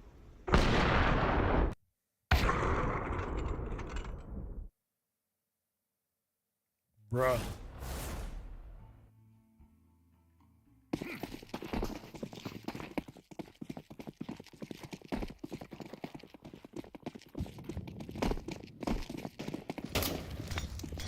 And 10. And you said this B-bomb site, it's where we expect them to go, right? With the struggles that Vexite and Netic have both had on this side of the map. Aurora put their best man on the case. Xantares guns it up in a B. Netic dead. He's coming for the second. Dude, this B hold, it's not even a hold. Respect. It's He has no respect for these B players.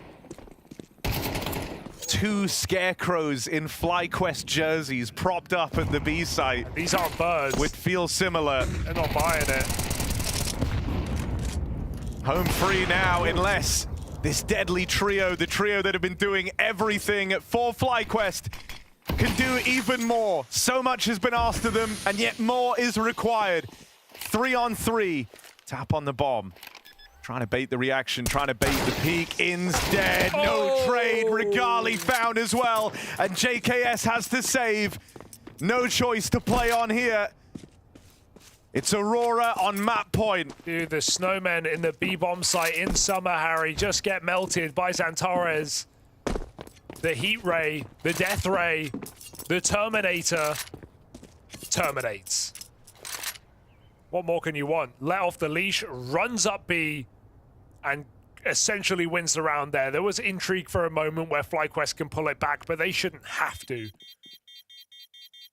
In a very difficult spot with a B hold like that. 12-10. Xantares going above and beyond right when you need him to. Hits him with the I'll be back. Pulls up. On the Heckler Davidson. Gnarly stuff.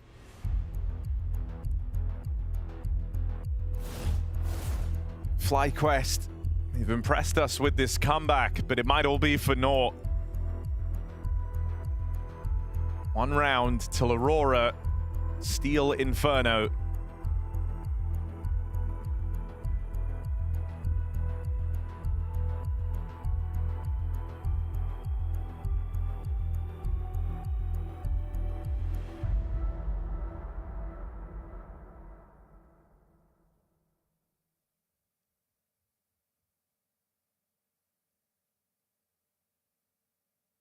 So the last timeout, they're going to try and problem solve. I mean, they know this B site is a problem. Everyone in the server knows the B site is a problem.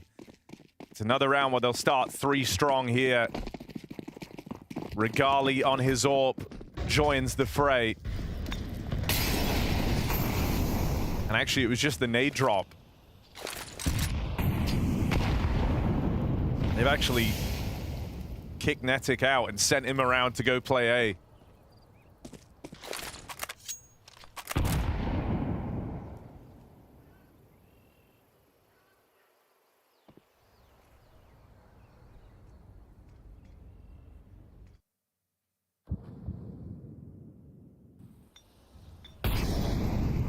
Slow around here from Aurora could be dangerous with the extra volley of util and the safety net of having the Regali AWP, right? The fact you haven't offered anything up at top banana, they haven't had to waste this util. You can wait for Regali to take the contact, smoke / molly on his shot.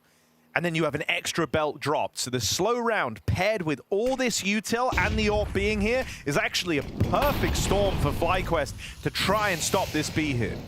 They're going to have all the util to do so. Now, there are these nades to break the smoke open. Aurora don't respect it. They try to barrel through, but the mollies stem the bleeding for now. Slowing down this site hit for a moment. ENCE, he's had multi-kills aplenty, stopping these B-site spillovers.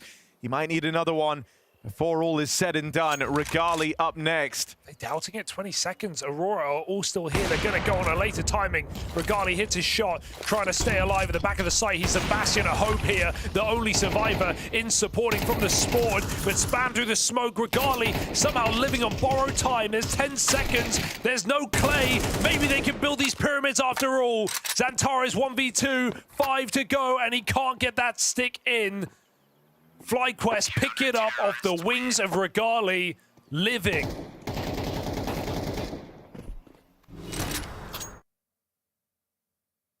How does ENCE get 2 as well? He was on 1 health. He's been so good, What a clutch. so good in this game.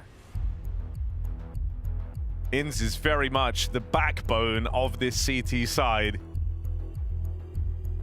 Final timeout burned for Aurora in the last round of regulation.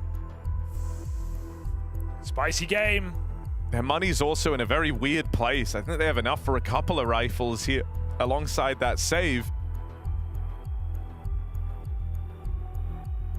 But it's not going to be a perfect buy. It's really not what you want heading into the final round.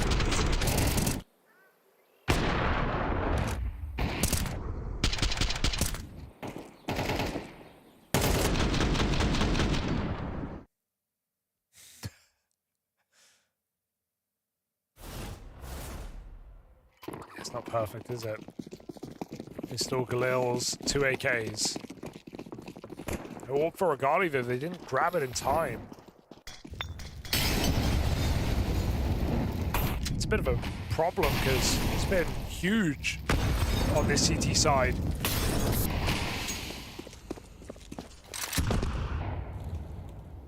have to play MP9 close mid. Yeah, it's not even like there's a way he can kill himself onto the AWP, right? Like, find Woxic. What with Aurora being strapped for cash, everyone is working with less here. Oh, they hear that nade tag. Regali actually tries his hand at a mid-peak on the SMG and lives to tell the tale. Kind of just forced out of position there. Takes a long side instead. Would you be shocked if this went back to B? It's again Harry. Those two, the one struggling, the broken back of this bomb site, Vex site. And the only support they have is Regali moving over with an MP9. He's here in time at least, but they get caught transitioning inside of the site. Smokes come down, in go Aurora. Like, you can have a quiet game, you can make up for it by performing when you have to. Actually, that bomb's heading away. These footsteps are heard. Very, very loud, and they actually leave a man in at top banana. He's got to play soon, though. 20 seconds. What's the plan? They're just running. Footsteps now heard. Rotates is scrambling around for FlyQuest. Magi won't even get to play in this last round. It's a 4v5 hit in at the A site. They've split the forces apart, and still Aurora find a way in. One back for Netic. Vexite on a swing. 3-on-3 found and so much damage done. Woxic steals himself away. Vexite on the climb over, trying to make amends for a very quiet game. Him and Regali claw this one back, and so it's just Jota 1v3. A shot away from certain death as he tries to close this out for Aurora. The tap on the bomb. He's made it across. There's the first. Oh God, this could get weird. Vexite will nail him. And so into overtime we go. It's the trouble duo, the ones that have struggled all game long to deliver in that final round and get us to OT. Exactly what you said. Doesn't matter if you have a bad game, as long as you show up when you need to and save your team from removal. They pick it up with all the kills between them on that retake. And also, I think the Madja play is so strange. Look at Netic catching him here on the flank. He heard him running. Madja could have killed either player, leaving B, crossing CT. They did it the hasty way. They didn't go coffins. He chose not to fight there. He let them go so he could flank CT. And yeah, look, bit of stress. As I think Aurora had a good shot of winning that round. I think Madja could have played that a little bit more aggressively and punished. But instead, FlyQuest have opened this game back up. And finally a confident showing, a banana take on the CT side. Something that has not been a factor.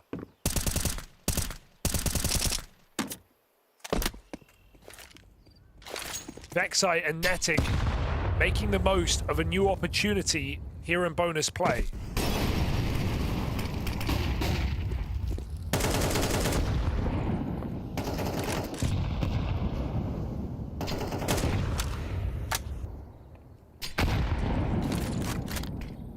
What Aurora don't want is for that last round to have given a bit more confidence to these B-side players who have been a free source of rounds.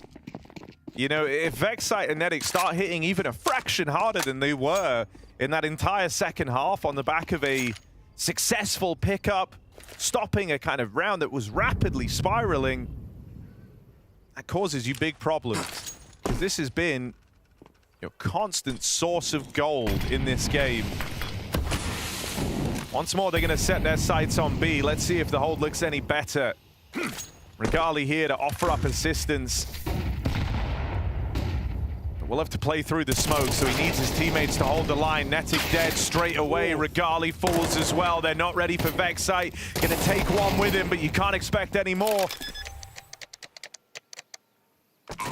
Aurora break through that three-man stack. The B site's still a problem, as it's how Aurora find their way in to overtime. Yeah, that's the difference of having all the util, right? FlyQuest use it at the start of the round. They burn out Banana. They take the position. They give it up eventually. Aurora just immediately take it back pretty cheap as well and save everything for the execute. Good flash renders Netic's position vulnerable. Finally actually having the smoke for CT, something that's let them down before, late in the rounds. FlyQuest just a fight for survival here to keep a couple of guns into the next. As Aurora take first of overtime.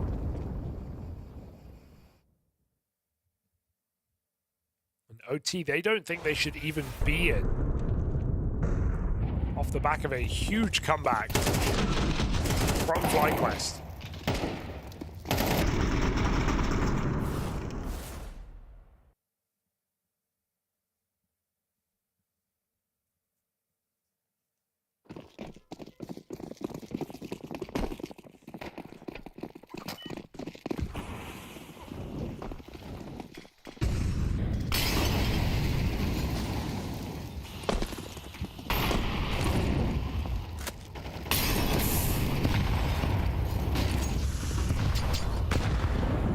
Oh, Vexite. Oh, he's done well to get out with two. Left to fend for himself at top banana. Whoa. Spam even connects for a third. Where'd that come from?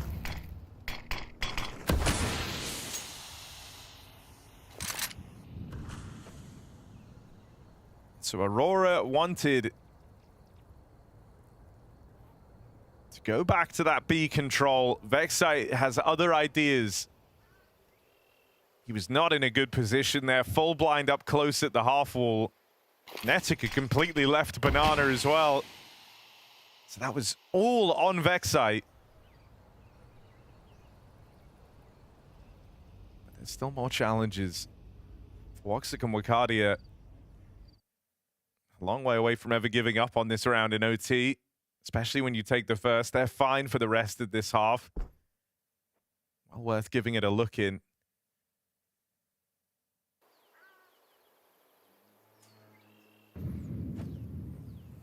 A little awkward. Oh, high-low setup. I wonder if they heard it because we heard it earlier.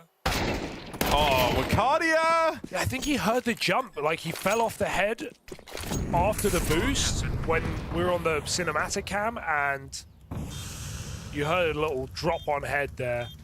So I think it dawned, especially when Wakadia gets a first kill. Don't lose this. It can't be the case that finally Vexite's done something, but then a bit of a misstep in that sight hold. Aurora gifted the entries in a 2-on-5. If they win this, they're ready to walk this map over the line. Oh, and it's an all-in shutdown. 2v5 from Aurora. Oh, that hurts. They're given one tiny hint to piece that one together.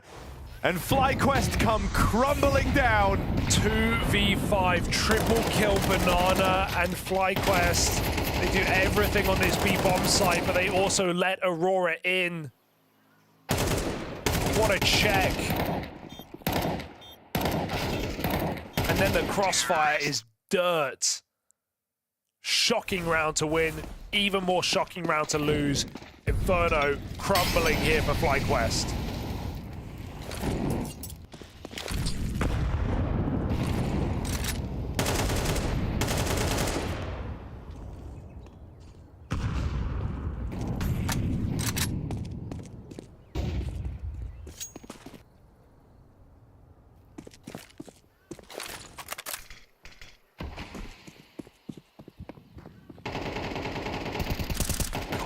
Late activation in this game.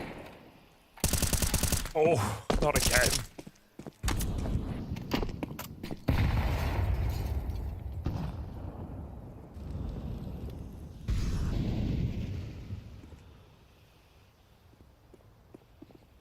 Cardia slipped through, but on this fade, it should favor Netic. Tried to grab a kill before. Oh no, both positions given away. Wakadia had Zataris to talk about, backing him up as they both want to punch their way through this long setup. I don't think that could have gone worse for FlyQuest. They rely on JKS, dropped on in the pit. This one's looking like a flawless half from Aurora, winning the most unwinnable positions. They look to close it out. 2-on-1, bomb retrieved.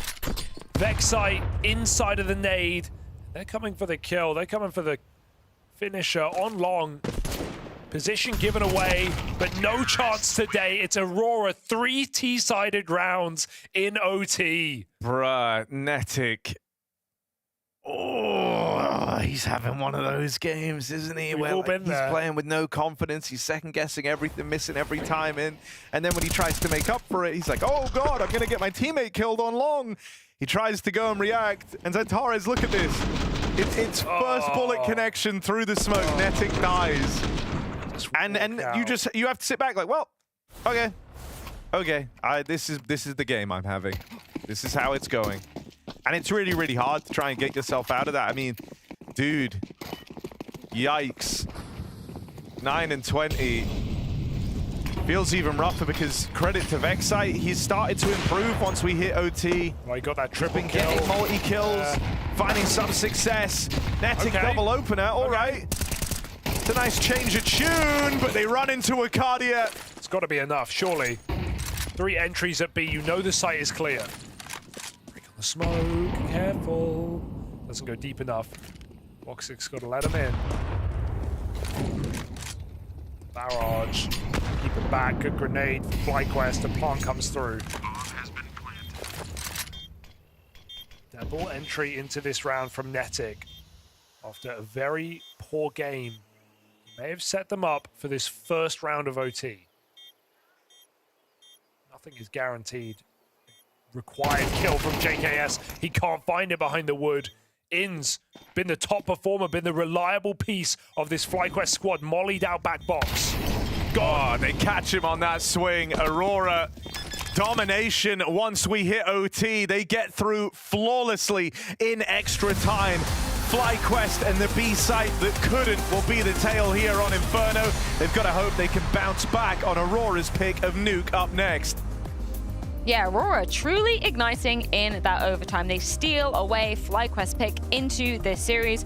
Was a relatively back and forth affair. Of course, we saw FlyQuest starting off with 4 rounds of their own, then Aurora answering back, pushing it eventually to OT, where it just seemed like it was the Turkish team through and through. Yeah, it felt like it all happened in streaks of the game. You're right on when you said the FlyQuest off to a good start, then Aurora back, then FlyQuest have to mount a comeback. It was a little bit odd in that sense. I think a hyper-competitive game, Peter, but I also will say it was two teams who seemed a little bit rusty, a little bit shaky. No, FlyQuest has just been at a LAN event. You know, they won a week ago, whereas for Aurora, we know that Santeros has been sitting out, and obviously they also came stream for Cologne. So it felt like both of them have to play some rust off. The quality wasn't that great. At the end of the day, Aurora gets it done, but it was not pretty. Both teams taking their turns in playing good at a certain point in the game, and then they would fall off. And I feel like both teams did, like everyone inside of the teams contributed with the round, so it wasn't just like only one guy that contributed by winning them rounds. I think on the side of Aurora, obviously it was YKD pulling up the biggest part alongside Voxic and Santeros. Where on the other side we had ENCE.CEST pulling the heavy part, but it wasn't like a standout performance by one guy just carrying out. So a team performance by both occasions. Let's roll some Santeros clips nonetheless, because it's been a while since we've seen him in the server, but it felt like he really actually missed it, right? Because basically from the get-go, he was having a lot of impact for Aurora. Yeah, to begin with, he was very impactful. Then he fuzzled and fizzled out a little bit in the game, unfortunately. And I guess that's what you're going to see from Santeros in the beginning. It's maybe a little bit unrealistic to expect him to be on the top of his game after a prolonged break. There's going to be moments in the game, Peter, where he's going to pop off. There's going to be kills where that's only Santeros who can get those kills, because he is arguably the strongest individual on the server. But you know that when you haven't played Counter-Strike consistently for a long time, it's also very hard to expect you play consistent every round in, round out. Without a doubt that he is the most mechanical gifted inside the team of Aurora, and I actually really think that this game around he did have some crucial kills, but it wasn't like the standout Santeros performance that we have seen. You know, he still ends up with 18 kills, so he did definitely have impact, and I think that him and Major actually had a pretty good idea of what to do in the B bombs. So it kept it very fluent, and whenever they went to where they were being attacked, they had like the flash setups where they could actually pull through and help each other. So all I think like the team play of Aurora on that B bomb side alongside Santeros worked out really well. Okay, we've got a couple of rounds that we want to dive into. Firstly, it is the second pistol round. That's fun. Things got it was like a little game of peekaboo between the two remaining players from each respective side. This was a funny one. It's not often you see a dual elite run out of bullets, but that's exactly what you're going to see in this round. Obviously, some trading back and forth right here. It felt like Aurora wanted to brute force their way in through the smoke, and they were kind of successful with that.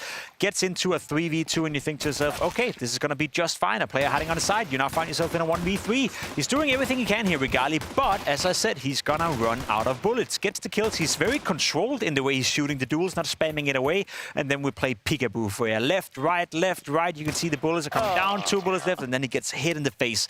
That was a pistol round that could have changed the tide of the game. I think had FlyQuest won that, maybe the outcome would have been different. I think they had the best possible scenario to win this one. They have 5 rounds. Yeah. They definitely need the second pistol, and they already in the beginning of the round, they had a guy that had pushed into hall, so they had full information. They were actually 4 players inside that B bomb, and they still couldn't convert it. I think the main reason why Aurora actually won it was because Joda decided to, when he got flashbang, to jump through to CT, catching the first guy that is unaware, and then also catching the rotating player. And that actually just cuts off, like, obviously the rotation coming into the bomb side, and then they can just focus on the guy that they know is stuck behind new box and third box. Either way, we did end up in OT nonetheless. Round 26, so this was instrumental for Aurora to be closing this one out and doing it flawlessly. Doing it flawlessly, and I think that's the name of the game here. Yes, maybe they didn't play the best brand of Counter-Strike, but once we got into overtime, they were the better team. A 2v5 for you. At this point in the game, that's going to be heartbreaking for FlyQuest. I think Chad right now is sitting at home, co-streaming this game as well, and if I were him, I'd lose my mind. This is a round that you cannot lose. I know there's still a decent amount of utility to be working with right here for Aurora, but still a 2v5, Peter. They get into the bomb side, they get a couple of entries without getting traded, and at this point, they don't even lose a single HP from the moment they were 2v5. All the credit in the world to Aurora for pulling that off, but for FlyQuest, come on, man. But it's just more about the setup that they decide to pull off in this one. They pull off an up and down setup with the guy being on top, actually being able to be spotted by the terrorist coming in without the below guy being able to see him. And he actually eliminates the first guy. And once he swings on the right side swing, he only has to focus on that angle. And they just so fast eliminate both players on the B bomb side, which allows them to get the bomb down. They allows them to put deep utility, which makes the rotation even worse. And that forces FlyQuest to make a very grim play of going through the smokes and don't know what to do. And from that point on, they just find them in a very, very hard situation. One of those scenarios where dad is not mad, dad is disappointed. Yeah. it's not pretty. They could have gone for like pretty much anything on the B bombs, and that would have been just get one kill. They had a 5v2, just get one. Is that a Danish saying? Are you saying dad is Chad in this situation? Like, I think Daddy Chad right now? I think Daddy Chad right now will be disappointed. I don't think he's mad. I think he's disappointed. He's just disappointed. Yeah. I'm not disappointed in Woxic or Bacardia. You touched upon them earlier. Dupree, really great to see them coming out and fighting hard in this one. For the Aurora case, I think they already have some really great rifles in the likes of Santaris and Vicadia. I think Joel chimes in from time to time, but I've always said that I want to have more consistency and more impact out of Woxic, because I feel like if they can get him to be working as that trio and have that amount of firepower, then I think they can be a very scary team. And he actually had a really good series in the beginning and gets a lot of multi-kills, both by defending but also being aggressive. And I feel like that is what Aurora probably needs to be looking at. If they can get Woxic firing on all cylinders, they can be a very scary team. They can. You know, those two players are scary, and Aurora has been scary for the vast majority of this year. Can't forget how they started the season. You know, one of the biggest success they've had was at the very first iteration of the Bounty, where they were able to beat Vitality on LAN, you know, take down Robs, and, you know, one of only 2 teams who's done that throughout the entirety of the year. So they have shown us, as you said, Peter, they can play Counter-Strike at an incredible high level, but I also think we saw in this game that right now Aurora is not the same team they were 5 or 6 months ago. They have stagnated a little bit, and I think even saying stagnation is being kind to them. I actually think it's going downwards a little bit more than I would like to see. I think the ranking would definitely reflect that as well. Like, that's put some facts, some numbers to it. The fact that, you know, obviously we saw them starting off the season at Blast Bounty. They made it to the grand final. They really put their name on the map, and then it's been a little bit up and down ever since then. I wonder whether it is a symptom of they're one of the teams that just chose to attend every single damn event, and then you tire yourself out. Major always used to talk about it in interviews, right? He said the guys are exhausted. Let's be real. Like, maybe they were burned by being a little bit too hungry to compete. It's always about finding that right kind of balance when you're a team. Like, you want to get the experience, and you also want to go out and compete and have enough points for the VRS and everything, but you also need to put into effect that how much that might drain you as a team, and will that eventually just make you play worse? That will make you perform worse. That will make you have worse results. And for me, I mean, like, sure, they had an uprise in the beginning of the year, but they've also had this issue of once they actually made it to the playoffs, they were just going to fall completely flat inside of the playoffs. And from this point on now, I think Major also mentioned this one in his interview, that they want to get back to the form that they had in the beginning of the year. And it's always hard to have a good start in the year, then you actually decline, and then actually try and define that groove back. I don't want anyone to be mad at me, but I feel like I've said this a couple of times, and by all means, to all the Turkish fans out there, this is not a dig at you. But when you look at the player material they have to work with, when you look at the team, they were never supposed to be a top 4 team or top 5 team. So the period where they were playing as if, that was them doing a hell of a good job considering what they had to work with. I think they should be very proud of themselves for having had such a good period. I think right now, yes, they are stagnating, maybe going down a little bit, but if they can reclaim some strength and be a team in top 8, I think that's more than enough in terms of expectations. We cannot have everyone be the best team in the world. We cannot have everyone be a top 3 team in the world. And if anyone is with a straight face saying that this team should be better than Falcons, FaZe, Vitality, Spirit, Mouse, then you'd be lying to yourself. So if you're the 6th best or the 7th best in the team, you're the best of the rest outside of the super teams. And I don't think that's a bad thing considering you're one of the only national teams left in the field. So credit for doing such a good job in the beginning of the year. Now you have to rediscover. Don't be disappointed if they're not a top 4 team or top 5 team. I don't think that's a fair expectation to have. No, but that's exactly my point. Like, you just mentioned that they are a national team. They vowed themselves to be this Turkish national team. And multiple players in this squad has already tried to come international. We have both Santaris being in big, but also back in Asia, you had Woxic playing the likes of Mouseball. So the fact that they decide to just have a full Turkish lineup also puts them in a category where they maybe have a little more of a limited player base. And for them to have a team, a little bit maybe like the Mongols, to have a team that can compete at the highest level by only having national players, that's a good sign, but it could also be a limitation sometime in the future. If you need context, just look at Big right now. Just look at what Big is at. I think, in all honesty, I think Aurora is doing one hell of a job. But for people expecting them to be Aurora to Big? That's the thing. You can, because they're so much better, right? And I think that's where you need to be. I'm trying to be positive here. I'm trying to really spin it into a positive. I feel like the community have this sort of notion that, yeah, Aurora, they should be a top 5 team. They should be in the semifinals. I don't understand why they're not winning when they're in the playoff. Let's be honest, they're not supposed to. Just getting in the playoff, you know. Santaris isn't supposed to be on a top 5 team. He is, but that's an insane statement. That's exactly what you know what, saying. Freya? You know what, Freya? Counter-Strike is a team game consisting of 5 players and a coach sometimes. Santeros can't do it by himself. And the desk consists of the host throwing this to a break to neutralize this argument. We are going to be greeting you back on the other side with Nuke. It's Aurora's pick coming down after this.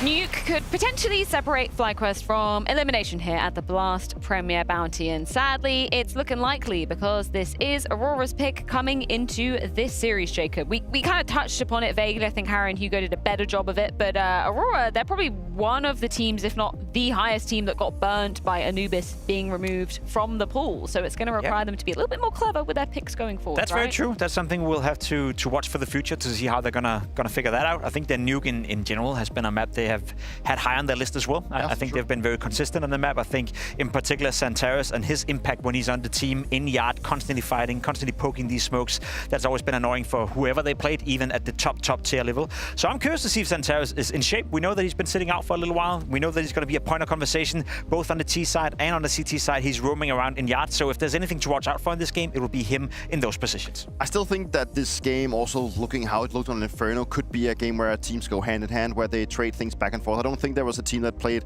out of their mind and that had like the upper edge. And I think that if FlyQuest can get a little bit more out of Netic and Vexside, I think there's a case that could be even more competitive. I think that's what I want to see. I want to see more of the young kids. You know, they haven't actually stood out the most in this series, so that's definitely a case for them to play better. And they're going to be starting on the favored CT side. Yeah. Is that some string to pull on if you're a FlyQuest fan? If you're Chad watching at home, sell it to Chad, man. Tell him why we're going to 3. Well, okay, I'll tell you this. I don't think we're going to a third map. I think Aurora is the better team, and regardless of FlyQuest starting on the CT side, I don't think that's enough of a silver lining. I think there should be too big of a disparity between the two teams.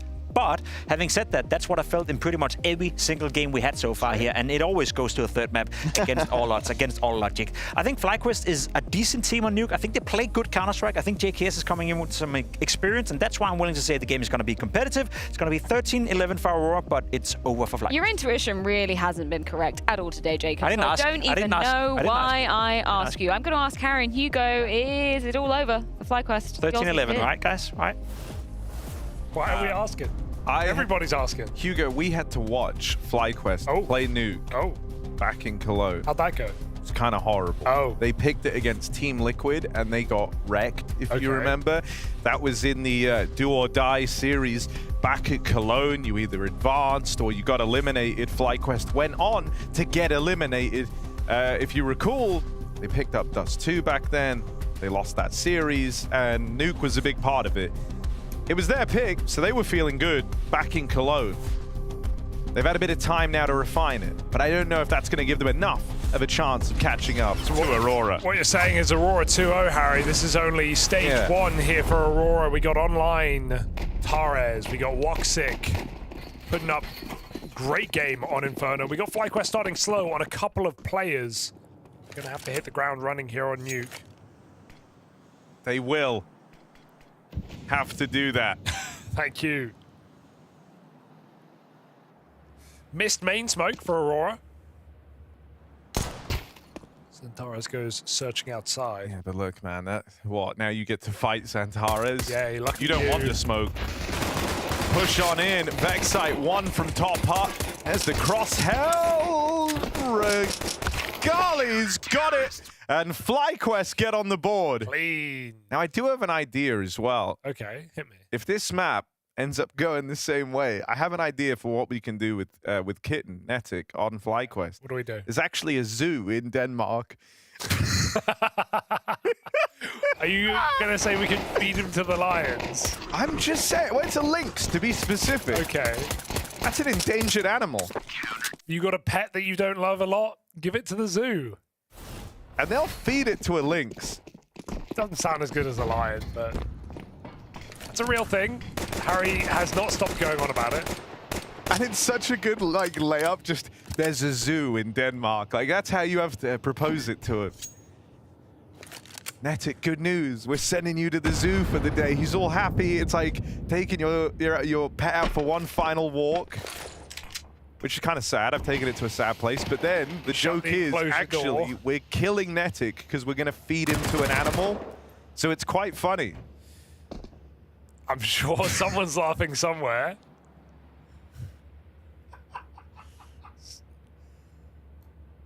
Feed him to the lions. What this Glock Eco. They're going to get eaten right up, Harry. Chow down.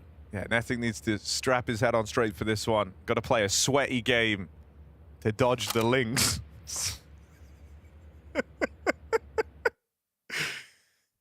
Seriously, there is a zoo in Denmark that would have their lynx eaten. That is on the table. 3-course meal here for FlyQuest. Looking to make this a tri-mapper. Nuke, a map they have a substantial loss streak, Harry, of 7 in a row. Yeah, but I think it's important to mention, I'm pretty sure most of that is pre-JKS move into the roster, right? You've only seen them play it once, which is that Liquid game. Yeah, I'm just saying the foundation. No, but also you're hoping as well, with the ENCE leadership, because that was also a change that went alongside, the Juzzy edition. Maybe he's reinvented the wheel a little bit here. Well, the issue is you don't want to reinvent the wheel because the wheel is actually perfect. So the pure concept of reinventing the wheel is a failed prospect. Anyway, got this. I have another guy I can feed to the links. Got this triangular wheel here, Regali pushing in outside. Corners to clear, and he'll manage them. 2 kills. Burning out, pushing in front of the Molotov. You weren't ready for that, were you? Xantares hits that 1 bullet required. It is traded.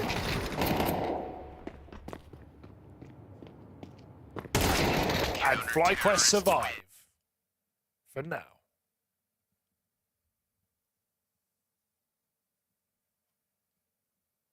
It's actually a good start.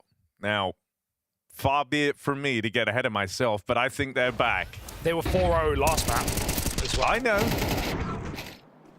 That's what I'm saying. Aurora have them right where they want them.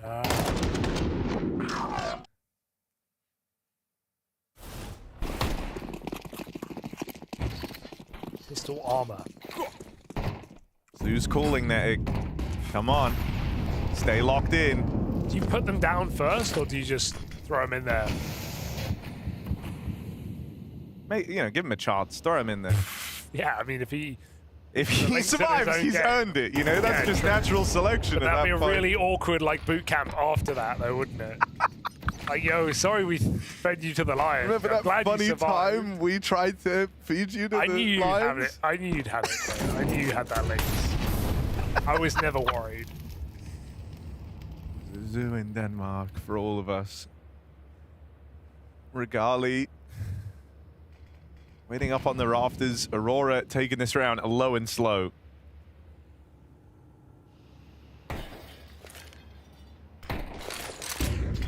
Away pop and flash, but they're going ramp instead. Baiting players out. Only JKS here, and he's Hellside. Ooh, 2 kills. Overwhelmed. Rifle running out of ammo, and Jota just headshots. That's 2 guns and entries for Aurora. Oh dear. Will that open something up? Inns trying to get closer.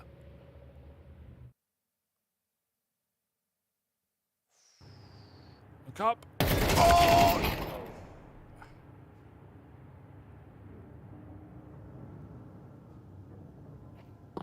On a knife's edge, that one, but it's fast up into heaven now. This low econ round in danger of spiraling. All right, Vexite gives you a little bit more faith with that clean tap up into the heaven.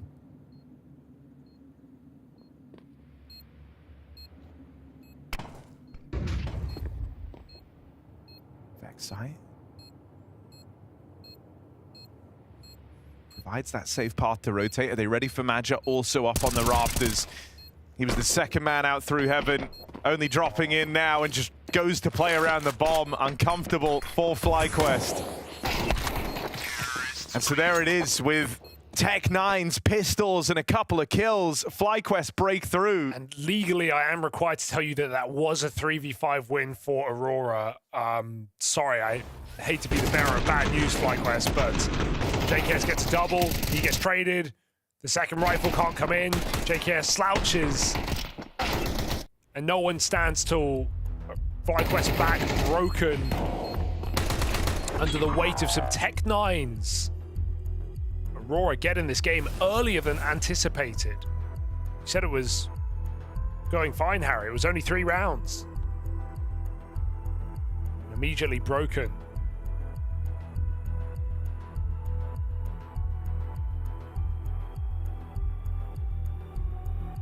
Imagine making the most of this, calling a timeout. Motormouth.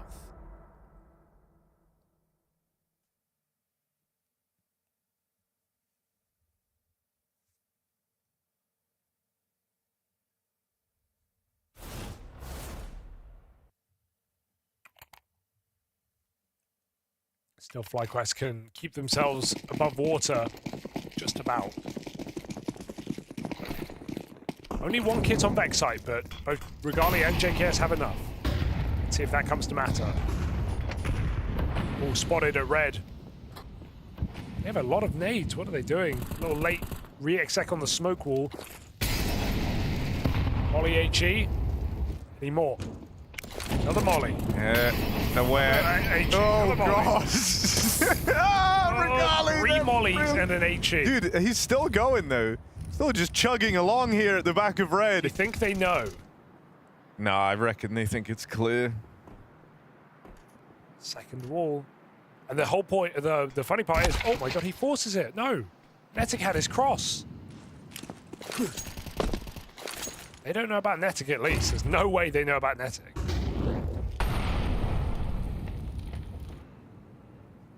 Santares is going to try and make a play out here towards ramp, and actually it's kind of awkward for JKS, who misses the timing. They're closer than he's ready for, and so that is just an instant chase. Netic with aggression. Fed to Maja out in the yard. I can't even mention it again, but it's just... I keep thinking about the Lynx thing. Okay, here we are. Vexite just wants to save. Ooh, that's nice. Who's ready for that?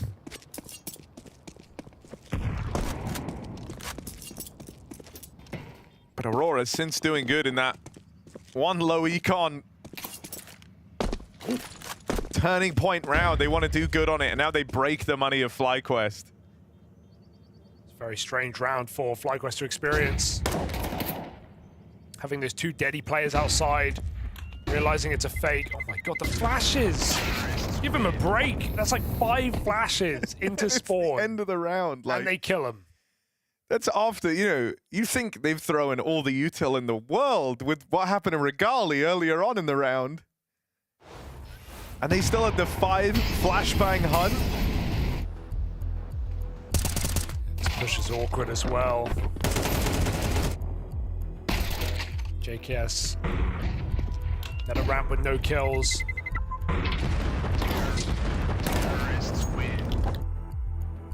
That eco win is going to start to feel like it hits hard here for FlyQuest, who have put the pistols themselves.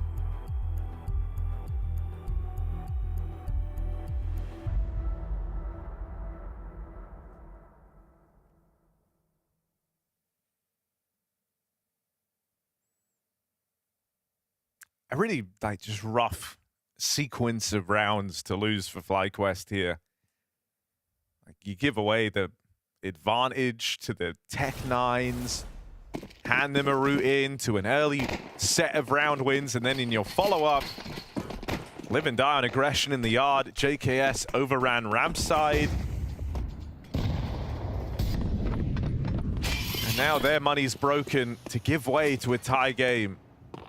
Aurora also aware of what they're up against here. It's a pace change round. They run with the outside smokes, getting Wakadia down here early. Should have a keen knowledge that they've broken through the FlyQuest money. That this eco round is coming, so just run at them.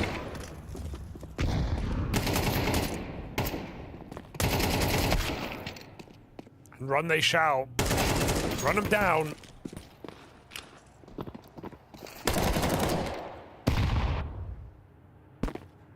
Nothing worse than being stuck on the ramp boost when your team are all dead, so join them.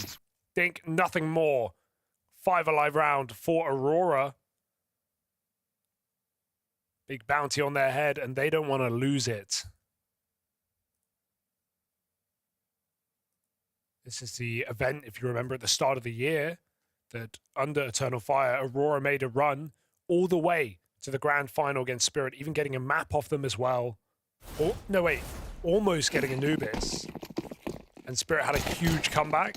No. You're misremembering that, Hugo. Aurora had the comeback, I'm pretty sure. Doing it on the harder half, on the CT side to win that out. You're correct. If I'm remembering right. Yeah, that sounds right. Adja, there's the opening. It's the one map they got in that series too. 3-1 down, but still started off I mean, that was like what immediately made everyone sit up and take note of that Aurora team. They've been playing great CS the whole way through. They looked really, really clean. Leveling up and, you know, taking a map off of that Spirit squad at a dire scoreline was no small feat. That was Spirit half the back of winning their major. Oh my god. but claustrophobic. This collapse into the lobby lends a lot of intrigue to this round. JKS and Vexite 2v2. It's Madra and Xantares left to beat. Madra was very excited about having Xantares back in, knowing just how much value this guy brings. So let's see if the spark can reignite. Xantares caught on a swing. Leaves just Madra in the clutch. He's on the money. 3 kills, turns at the right time. That lobby push for Vexite, a thing of beauty. That builds. It always makes me laugh when I just see the image. Yeah. Builds FlyQuest back in this game after 3 rounds straight from Aurora. I mean, we're talking about that bounty final placement for Aurora. That's the event that sprung Aurora into playoff after playoff, run after run. And sure, in those top 8, top 6, they did struggle on the stage for a while. This was a team grinding, hitting every event, making deep runs time after time. So looking to repeat that somewhat a bounty here and now. FlyQuest is only the first step in that direction.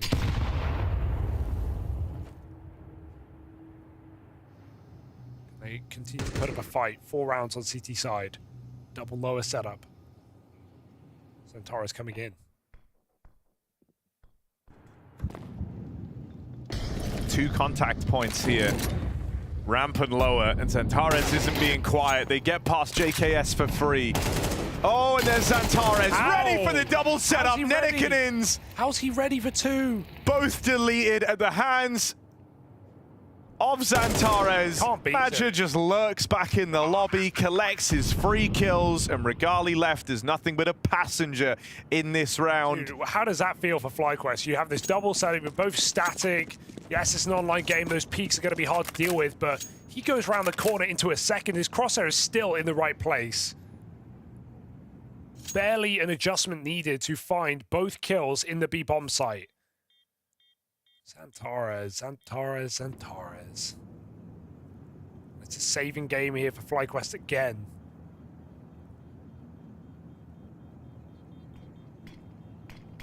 Oh no. More flashes into spawn. Oh, still there's waves of Aurora players coming through that smoke. That felt like an aim trainer. Yeah. And they removed the gun. They've been punishing in these hunts. Even that is annoying, right? Like usually you can squeak out a couple more rifle rounds, taking these guns with you into the next. It always gives you a chance to remain competitive. It just sucks because you've not given the round the go and you don't get to hold on to any weapons in these rounds that Aurora are winning. And I love how much they've prioritized removing them.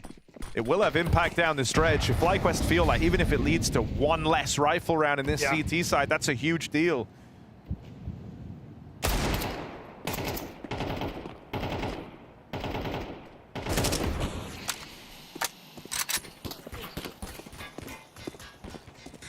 Not a scratch. I'm glad they missed on the smoke spam. I love the sound of the USP impacting. On the gate. Yeah, like there's just something very satisfying about it. The little of the USP. You silver-tongued fox, you. There's no silver-tongued fox around here. Fed to the links. Oh my fucking god, it's crazy. He's so It's good. an insane DM. It's an insane double kill. DM, they're not shooting back. Xantares, online goat.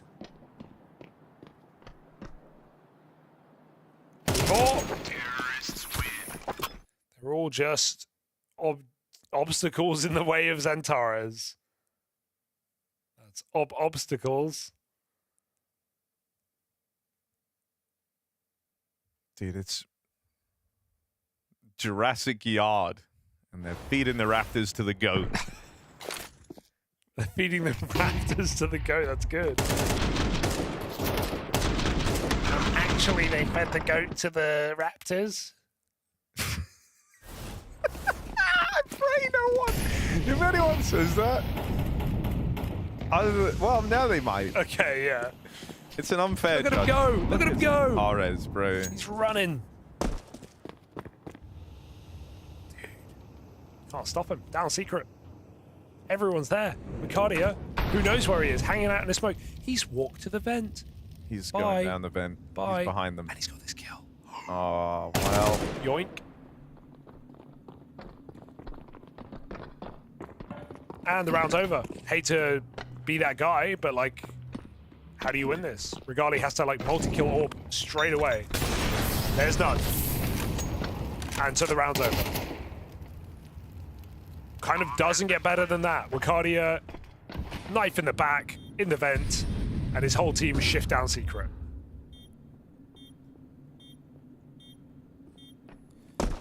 Harry's booking flights to Aalborg right now. They're not for me. Who they for? These flights aren't for me. Who they for? Netic? Kitten? I'm just saying, bro. Aalborg's calling.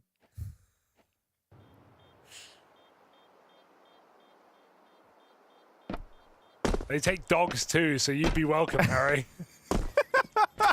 That's fair. That's fair, honestly. My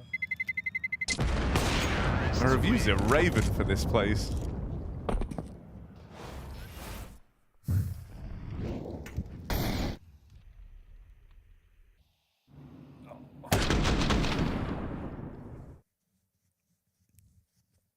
Oh, it's just one of those games.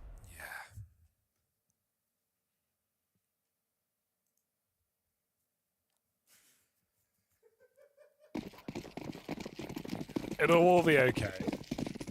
Presumably. Shouldn't have started this bit. No, it's not ending, is it? It's ruined my day. It's 2 more rounds of the half. Rigali. Maybe we can reset. Maybe just cast the round. Yeah, okay. Rigali with the orb. There we go. And look at who he found. Xantares. Heard of this guy. That's a huge kill to pick up. Now, JKS has been having a pretty rough time over here at ramp. He's caught the awkward end of some missed timings. Will this be another case of that as they've crept through his smoke? Even though he is an Inkling, that's unconfirmed. And now playing it wide, calling for help. JKS full blind. Rigali tried to move in and lend a helping hand, but he might just be another on the chopping block as Jota is able to overwhelm him. Lower play in. In's the only one down here. And a tag in the molly, really? Just feels like nothing's going right. Now they know need to follow up. They're aware that ENCE is here. Ooh. Oh, a bit more spam would have done it. Give it a go. They're all here surrounding this site. Is Woxer going to force the door? No. Beckons them in. Timings were available. They're going to do a high-low. Woxer hits a shot. You got to swing. You got to swing. And Netic will. Up above on the rafters, spotted out, you'd think. Dog hiding. Jota catches that cross shot and Netic gets traded. Oh, it's so clinical for Aurora in the post plant. Every kill responded to instantly. And FlyQuest just cannot set a foot right. 1 gun round in the entire half. And that may be all they get.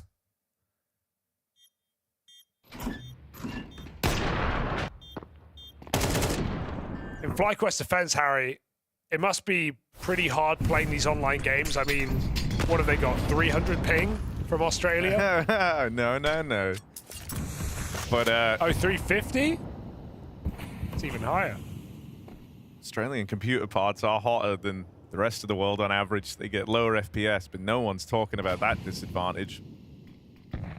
Outside smokes in. Double A, and they're hitting top. Ladder kind of gives it away. Guys, we're not hitting top. Trust me. Don't come back up the vent, Netic. Madra and Moxic, the util pair for Aurora, roll out a carpet. ENCE tries to stop them from traversing in. Rigali on the fall from the heavens, can't deal with Xantares. Woxic. Sharp. And his rifle go wrestle the control back on the round and a molly up into the heavens. They know that JKS is found in that ramp room. They force him into a gunfight, and Aurora go on to run away with this first half. They're looking for a swift 2-0 finish.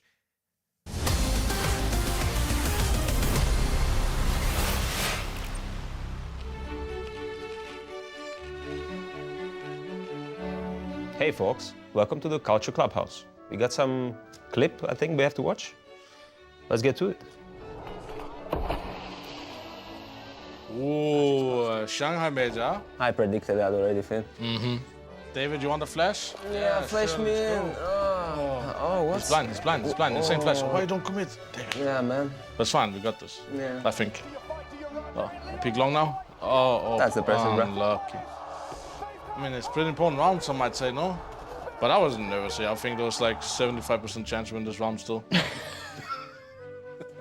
Oh, but honestly, this round is insane. Yeah, and this jump shot. It was completely quiet on TeamSpeak. No, he didn't even say he killed side, no? You could just hear the crowd going wild. Yeah. I remember there wasn't that much of a count between the two. But here, Magus thinks Rob's 1 HP, bro. Oh my god. 1 HP. Not even close. But meanwhile, Brokey's is biting his fingers off.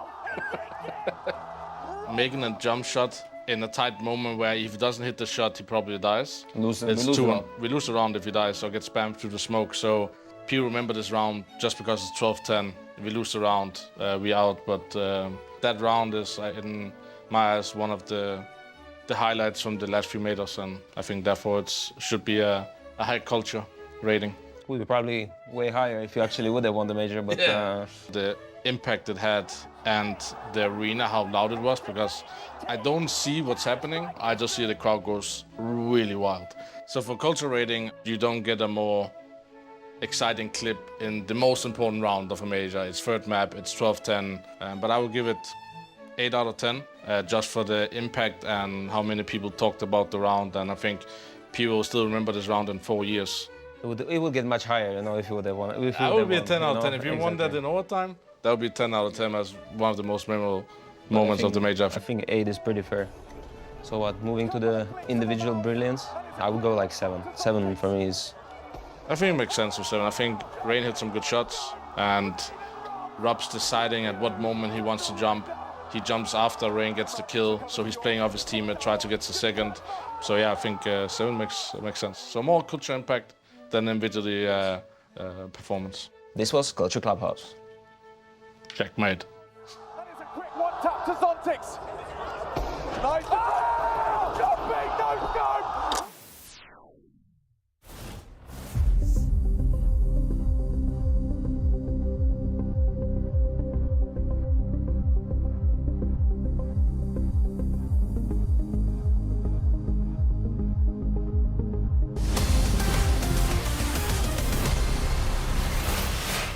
It's a beautiful sight indeed. Aurora in the lead. Second time they found themselves in this position in this matchup, this time by bigger margins.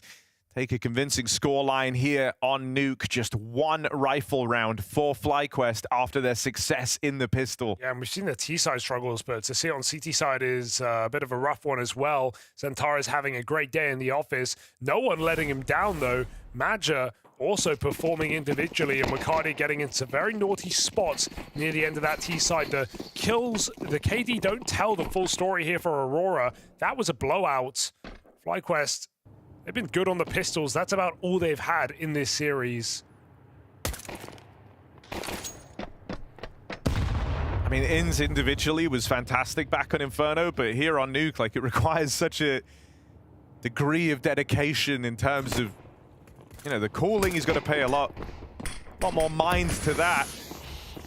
And so you've seen and felt a bit of a drop off here from him individually. Already 2 lower, 3 lower. Oh, Aurora 1 step ahead. Clean-ish tap for Wakadia. Gets out with a 5-on-4. That's the important bit. Doesn't go down, doesn't offer up a trade, just keeping the pressure on. Really looking to remove the areas that FlyQuest can hope to play in here. Taking double doors feels like their best bet. Doing so Leaves them in the prying eyes of Matcha and Xantares. Vexite can't hold on, and ENCE is surrounded. It's a pistol secured for Aurora, and that's going to put them on the fast track to the win here. Yeah, you'd like to think so. Just very hasty rotations. Matcha drops off of ramp. We have players down the vent before FlyQuest are even touching the B-bomb site. Quick dispatch here from Aurora. To keep up the clean run of the most wanted here at Blast Bounty.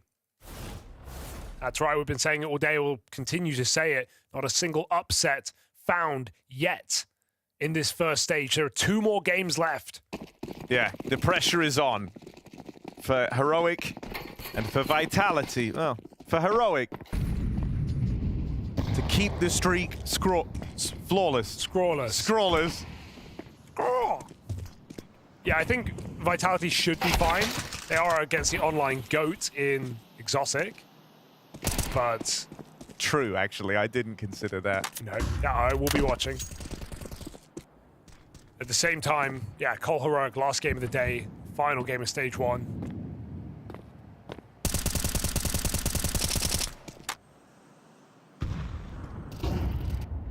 That one may be a little closer, especially considering where Heroic are at, roster-wise. Ooh. Okay, that's a pretty huge pickup. JKS's entry lends this ramp control to FlyQuest. Regali waiting back here in the lobby, hoping to catch someone, but he's just dodged Woxic on a vent repause. And Wakadia, I think he's actually getting aggressive on ramp. Oh, dude, this is wild. Aurora pieced together what FlyQuest are trying to do before FlyQuest are even in the position to do it. They're so ready for this top site hit. There's the Wakadia aggression, and that's so well handled from him. Calling the bluff when you've lost ramp for that long, right? Like, they could be down there as he takes the swing up. If he falls, that's the lower site wide open.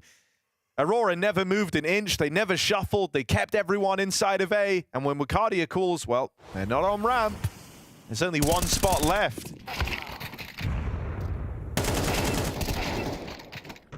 Aurora looking pretty unstoppable here. The one gun does not get them over the line. From this point, it's 1 buy round for FlyQuest to separate them from elimination. I think the thing that's going to feel really rough here for FlyQuest is, like, this was a good opportunity to kind of show the growth. I think the fact that they get Inferno so close with really only 3 players showing up there was like a testament to them playing good on those 3, having some good calls, some good multi-kill rounds, and getting to like a really winnable position in spite of a slow start on 2 players. But then they lost that opportunity, and they lost it decisively. A string of really, really rough man advantage rounds going against them. Yeah. And, you know, when you lose that many, like, they lost a 5v2, they lost a 5v3, I'm pretty sure, in there as well. You know, when you have so many good spots turn sour, you can't expect to win the series. Some more growing pains for FlyQuest in the early days of this new look roster. Definitely so. It feels like Aurora, they're the most punishing team in those positions because you have such a wealth of talent down the roster. They can win any one of those rounds, and they've done that in this map as well, winning 3v5 on Eco to kick off their T side. And now Aurora look ready to close it out. This is the final last-ditch attempt here for FlyQuest on Aurora's map pick of Nuke. T side gun round, 5 rifles, no AWP. Anything left in the tank, time to show it. JKS active in the lobby, but Wakadi's going to come his way with a deep molly. He moves in. This could be an early punish. Not ready for that. And here's the other thing, you know, you've lost the respect of Aurora, so they're not playing the most cookie-cutter Counter-Strike. Wakadia's coming through with some hyper-aggressive moves, and it's always working. Everyone on Aurora feels like any play they make will work in this game. I mean, Wakadia beelines for that door rush off the top of the round, and he gets spammed through a smoke from hell. That's hell. That's the furthest player away. So mad. So like, it's just not going to happen. It's smiles all round. You feel like you can't do anything wrong as a result. You're just playing however you want. You're taking every fight. That's 2 rounds back-to-back where Wicardia is just... His answer has been, I'm just going to run at them. Yeah. I'm just going to shoot them. I think I'm feeling better at shooting than they are. FlyQuest come from a land win, playing against Asian teams, back to the online European League, and, well, welcome back. Welcome home. 12-4, Aurora dominant every step of the way here on this second map.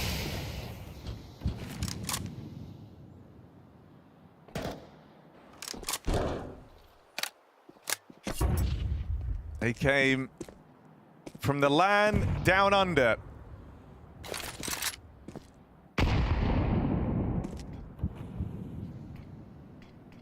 You don't hear no thunder, you just see the Aurora for all it is. Looking for that dominant 2-0 finish on this second map. Netic. Oh, what can you do? Spammed out in the yard.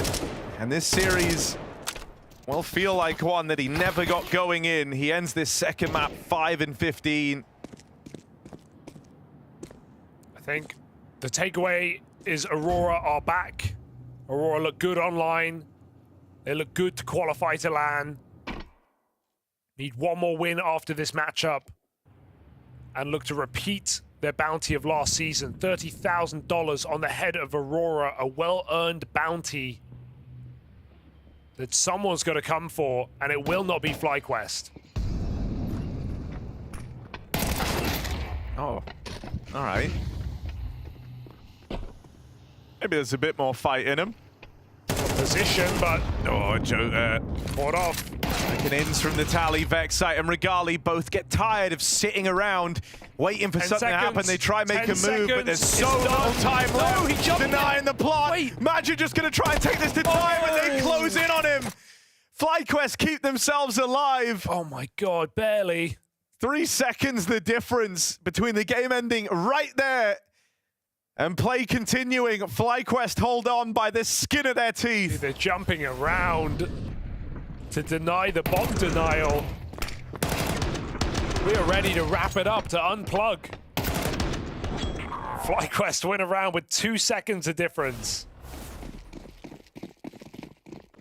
So they get one more shot. One more punch.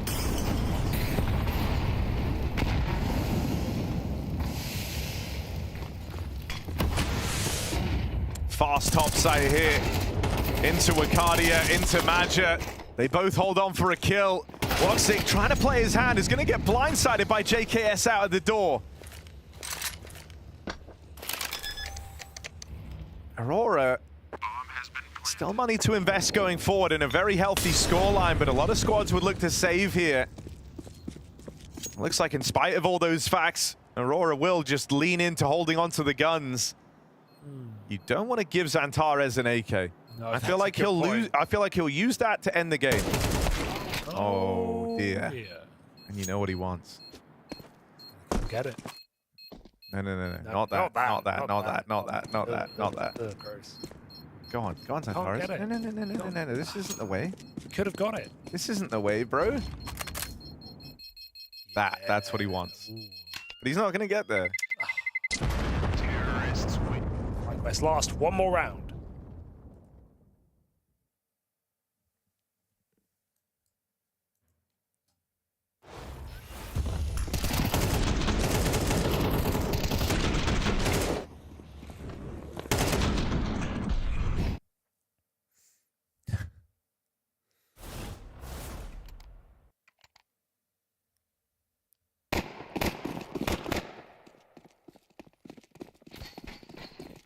Save at least like shores up the money for Aurora, lets these buys keep coming through. Healthy ones at that. And so playing for longevity just in case FlyQuest do start streaking some rounds together. You want to have rifles as often as you can.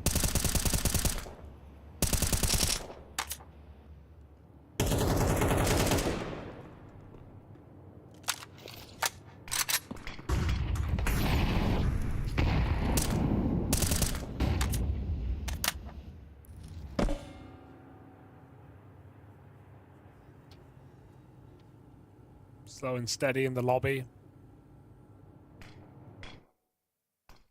It's on the top side. Will it be ramp though? Oh, rustle and tussle on this top side, but that's not the end goal. Into Woxic, remaining in position. The turret fires off too. Jota does the same, and just like that, the game slips through the fingers of FlyQuest.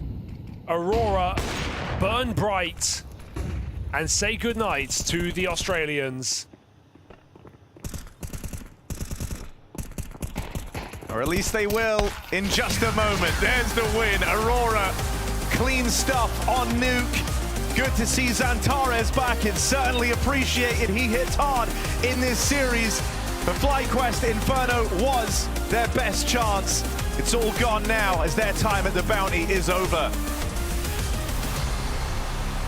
FlyQuest, Volta, and Aurora, they get to keep that bounty on their heads. 30k, 2.5 of that will be going in their bank, and they do indeed get to keep that 5th seed moving forward. Obviously, very important for us to be considering all these factors as we do have that draft show coming in later on tonight, where the teams will be drawing the round of next opponents. And I'm wondering how viable you think Aurora would be if somebody would to maybe be tempted to pick them, because the second map looked really clinical. First map, there was clues. Overall, they passed the test for sure. I think first map was not the prettiest for Aurora, but fair enough. You know, a little bit rusty, having to get into it again after IM Cologne.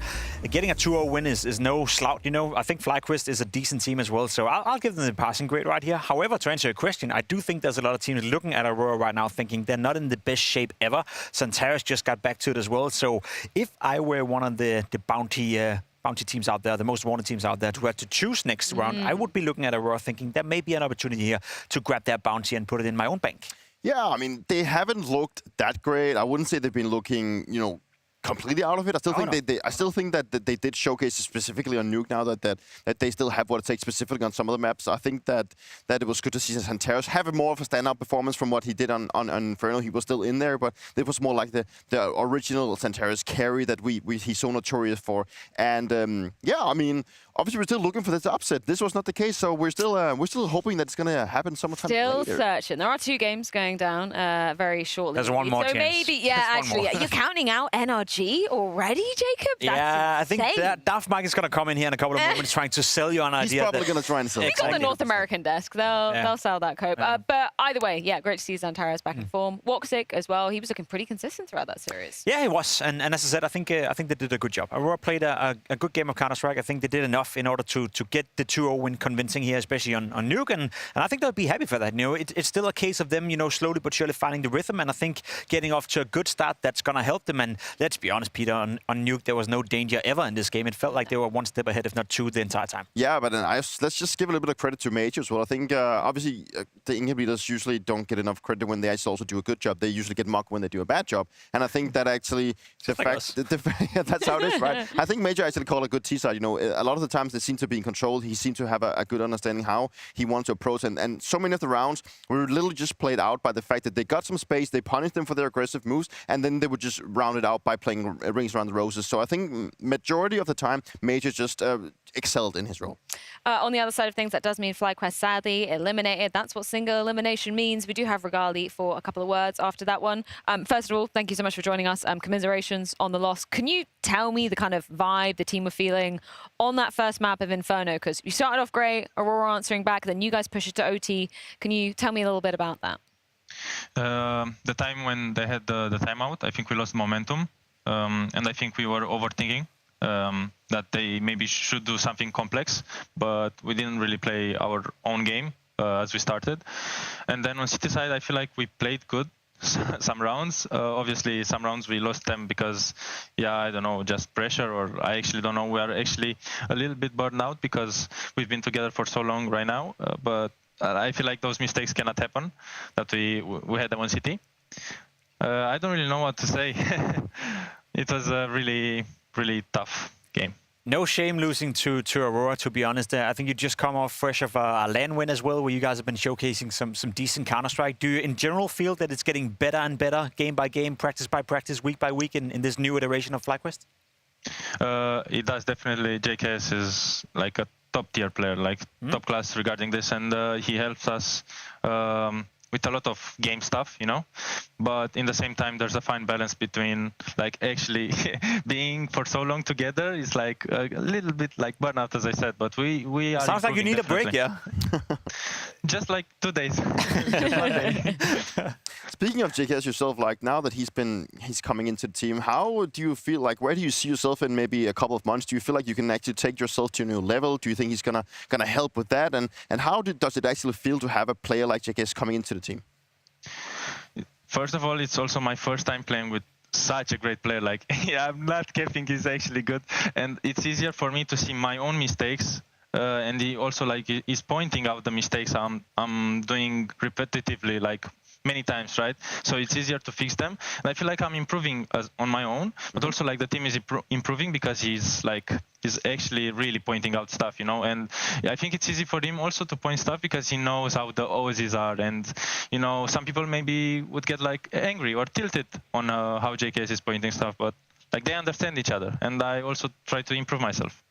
Regali, you do have a little bit of a break in between officials from what I'm looking at, just in terms of your events, because you'll obviously be going to Blast Open London, the online stage, and then potentially qualifying for London.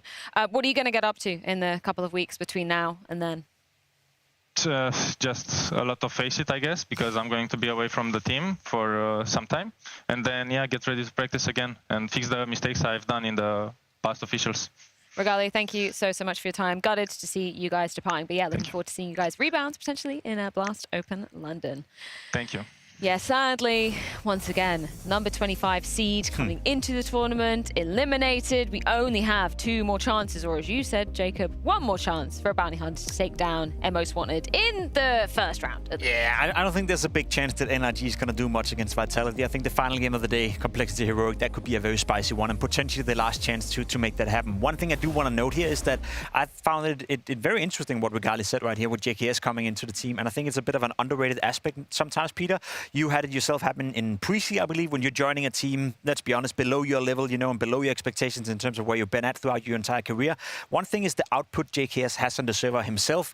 We're obviously looking at that. We're judging him, saying maybe he could do more here, maybe he could get more frags here, but the impact he's having on the players around him, if he can make Regali better, if he can make ENCE better, if he can make the entire team, you know, a little bit better day by day using that experience, just like you did in pre-C, to be completely honest, that's a massive win in itself. So when you're judging JKS, when you're judging FlyQuest, have that in mind as well. I totally agree. I mean, the thing that just stands out is that he needs to do it in the proper way, you know, because if he keeps being that thorn in your side, that is annoying. But maybe let's say that right now works out, the way that he's pointing out mistakes is great because the players feel like they will improve. But let's fast forward like a month, maybe 2 months, they still haven't maybe made the improvements. Maybe if he keeps pointing out the same thing or he starts doing it in a different way, maybe it gets to be like an annoying factor and people maybe start doubting themselves because they feel like, ooh, what if JKS is going to start saying stuff to me? So it also comes with some kind of responsibility from JKS side that he needs to limit and also balance in the way he does it and also allow his players to also think for themselves and learn by themselves. But obviously having a mentor in the likes of him is not bad for the team. It's all about delivery, Freya. It is all about delivery, yeah, as I deliver an absolutely butchered sentence there. Let's look at the standings of Bounty Hunters versus the Most Wanted teams, because as we keep on saying, no upsets have happened yet. But, Dupree, I'm looking at that Complexity, I'm looking at that Heroic, you know, 19th versus 10th. We know the situation with Heroic right now, so maybe the last game of the day will deliver in that factor. There is a case. I have seen some bright things from Complexity, but it's also been lately looking not the greatest. I feel like they are a big question mark to me, and obviously Heroic is sorry to say now they get to play with their academy Aurora, which has just joined for this match only. So obviously they're also in a space where they don't really know their approach, but it's going to be an interesting match regardless. Complexity will make it happen. Yeah, you're guaranteeing that. That's a pimp guarantee. We will have to wait until later on today to see that go down because it's NRG taking on Vitality. Prior to that, well, we had a chance to catch up with FlamZ. Coming off of a little bit of a new experience this year, 7 trophies in a row comes to a close in Cologne. What does it feel like to actually lose after that long? Well, it obviously felt weird. I think we took it better than what we expected because the game went like shit. We didn't play our game. We didn't play the CS we know how to play. So obviously it kind of gave us like a slap in the face, but a push forward and to some extent like a motivation to start working harder than what we did, even though I think before Cologne we still worked very hard. So it felt quite weird, but we don't care about it. The main focus is to get into the next tournament with a with a positive mindset and good expectations and do our best. What is that team talk like? What is that focus for the rest of the season? Now that, you know, the match streak is over, the tournament streak is over, you had the all but perfect season, you had the major trophy. What's the motivation? What's the goal this season for Vitality? Well, it hasn't changed at all, to be honest. Since the beginning of the season, since the beginning of the year, we always wanted to have just to be a competitive team. We didn't really care if it's... We want to be competitive and we want to play good Counter-Strike, and I think in Cologne we specifically didn't play good Counter-Strike, and that's something that we don't want to... Wait 1 second, my camera is... Yeah. I think in Cologne we played good Counter-Strike, and I think it's something that we don't want to... We didn't play good Counter-Strike in Cologne, sorry, and we don't want to repeat that semi-final. And not in the sense that we didn't play good CS at all. Like, I think overall the 3 matches before that was quite good. It's just to some sense every game we want to come and like really push ourselves to the limits and, you know, play the best CS we can. And so that's gonna go for every tournament like that, and it's been like that since the beginning of the year. That we didn't focus on the trophies, we didn't focus on the you know, on lifting the trophies. We focused on playing good Counter-Strike, and the outcomes will come with the process. And I think to some extent this is the same, and in Cologne it's been the same, but we just don't want to repeat the same mistake. I mean, you guys picked into the big dogs. You've got Vitality here. You're the man on the op. It's ZywOo on the other side. How do you think that's going to go? I mean, we'll see. I mean, I think we're really just trying to play our game here. Not trying to overcomplicate things. Definitely have a lot of confidence playing with these players. I think everybody is definitely individually very skillful. So just a matter of, you know, cutting down on making mistakes and that type of thing. But yeah, I mean. Well, I'll try and get a little bolder statement out of you. I mean, it's your first international official. It's up against Vitality, the team that won everything last year. You going to show the world who Zodic is? Yes, sir. It's a good thing, because up until like a month ago, I didn't know who Zodic was. We'd never seen him. He went to a LAN. He's here in Europe. He's playing a European BO3. Zodic is playing in Europe. I didn't believe he existed. I thought he was a deepfake. He was genuinely like the Bigfoot of the NA scene for a period of time. Maui, the last time he was on professional teams, you were in the server against him.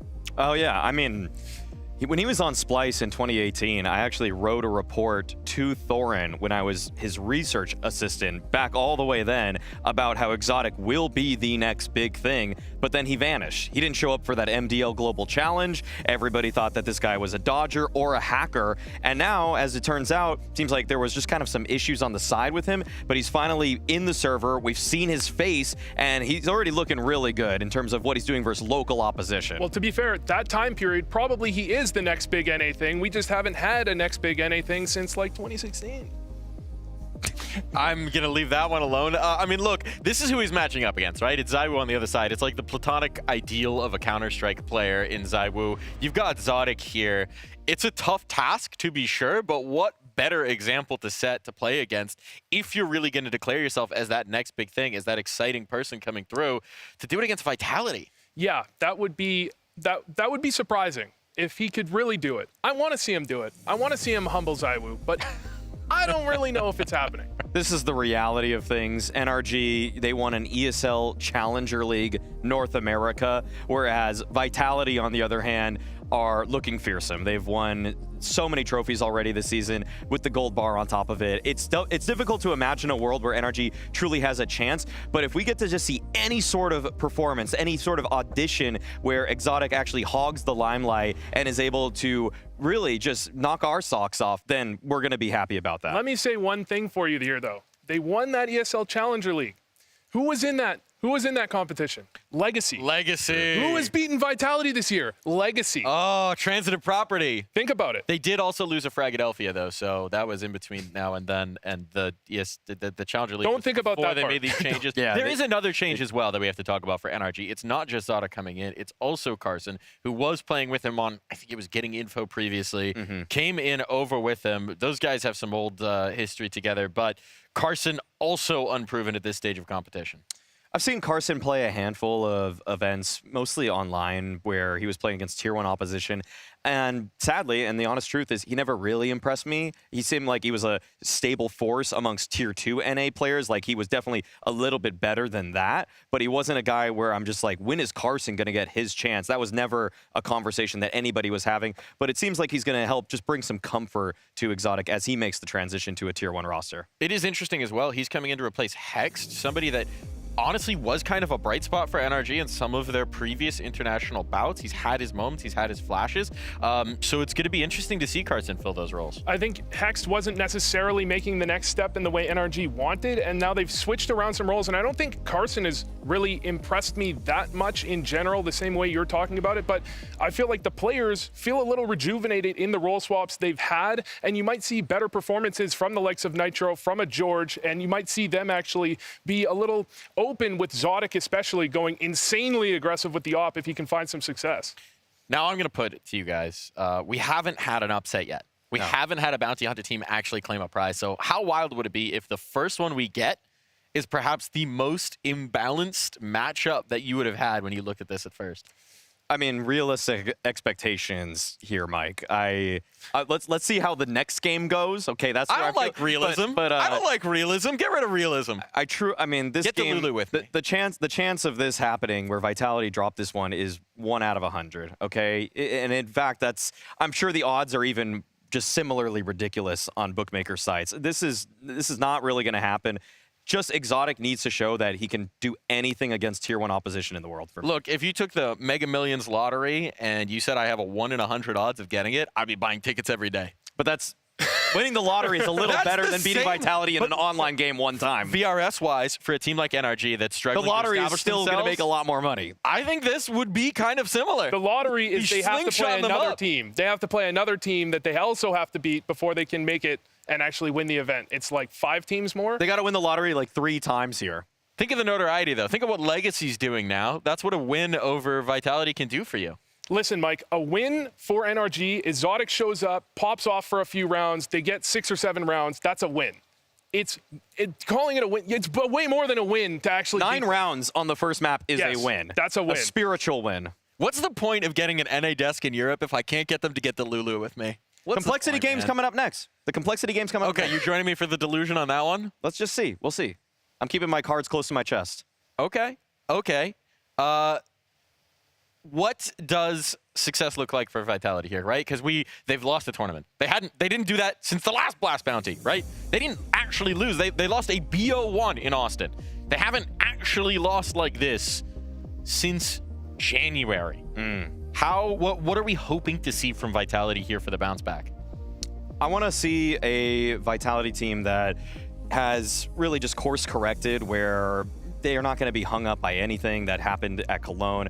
I find that the way that they lost at Cologne, it felt like kind of a non-starter for some of the individuals. And if ZywOo just plays at 70% of the level that he has for the entire year, barring Cologne playoffs, they are going to win this 13-5, and that's a win for me for Vitality. Yeah, I mean, success for Vitality is just bouncing back, not imploding off of one loss, taking this one home easily, comfortably, not needing someone to have some heroics the way occasionally Donk has to pop off to beat a Tier 2 team. They beat them as a team, and they move on.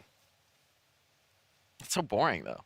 That's no fun. Zodic will humble ZywOo. Thank you. I've been waiting for someone to say it. ZywOo hasn't seen an offer like this before. This is Kenny S 2016, 2015. This is prime Kenny S. I'll give away a realistic scenario. Exotic might kill the entry fragger. If he kills Flames or Apex consistently on bomb site hits, and he's able to dodge the flashes from Vitality, if he's able to fight through their map control to get a pick here and there when he's got the AWP in hand, I'm happy. Okay, if Exotic puts up a 1.08 rating, I'm happy. Let me give you a stat here, boys. Okay. Nitro career history. 3-3 against Vitality in best of threes. 3-3s. 3-3. That's pretty wild. You know the online versus LAN? Don't worry about it. 50-50. We're There's a taking it 50-50 chance. It's 50-50. Look, a big part of this has been about introducing Zodic to the world of Counter-Strike. We have a few more words from him. Let's give it a listen. Zodic, this is, if I'm not mistaken, your first ever European official. How are you feeling about that? Yep, it is. I'm feeling pretty good. Now, coming back into professional play after, what, half a decade? What's that experience been like coming into this NRG team, coming into a more serious aspect of play? I wouldn't say I'm entirely new to it, obviously. I mean, it's been a while since I've really played, so coming back into it is definitely a transition. But yeah, just trying to get kind of caught up on the new meta of things. Like you said, I haven't really played for a whole while, at least recently. So just trying to get caught up on those types of things. So putting in a lot of work to, you know, figure things out and kind of catch my style again, you know. For some added context here, we're all NA guys. A lot of people in the NA scene, if they've been around for 5 years, will remember Zodic's name. But to the larger community, he's been absent for a long time. He was a really hot opping prospect back in the day. I'm talking like 2017, 2018, he was putting his name on the map. He was opping against Maui. He was getting reports written about him also by Maui. He was a really exciting prospect. He's the kind of guy where you watch his gameplay and you're thinking, how is he doing this? He's pulling off highlight reels. If you search Zodic highlights, you can find some interesting ones from back in the day. Better than Stown highlights. Better than... We'll leave that alone. He was a fascinating prospect, and he did seem like he was going to be the next big thing. He had some opportunities. He joined a team called Splice, back with some guys like Davey and Semphis, I believe, at the time. They qualified to a LAN that was going to be in the UK. He wound up not being able to get on the plane for that. Apparently didn't have a passport. That was the story at the time. Didn't show up to that event. Splice didn't do very well. They wound up, I forget who the stand-in was, but anyways, that's ancient history. He joined a different team. This was not to an org, but it was a team called Can't Win a LAN. Qualified to a different Global Challenge event. Wound up not showing up to that. His teammates thought he was going to show up until the day of that he had to be there. The story was always a little bit confusing there. He gave a statement at the time, something about family situations, needing to step up for the family. It never really made complete sense. Certainly his teammates were very disappointed in that situation. He was young. Regardless of what was happening back then, there were a lot of suspicions and accusations thrown around, but it's hard to know. I don't know if we've ever gotten that full story. But at that point, he disappeared. He reemerged. He was banned on that account for the land dodge. He wound up re-emerging, playing under a few different names, Pungzi and Viking among them, appearing in different rosters, popping up here and there. But this is the first time we've actually gotten a Zodic focused on Counter-Strike, serious about Counter-Strike since 2018. He was playing on Can't Win a LAN in 2018? 2018 or 2019, I believe, yeah. I think he's still playing on Can't Win a LAN. He's not winning Fair this. enough.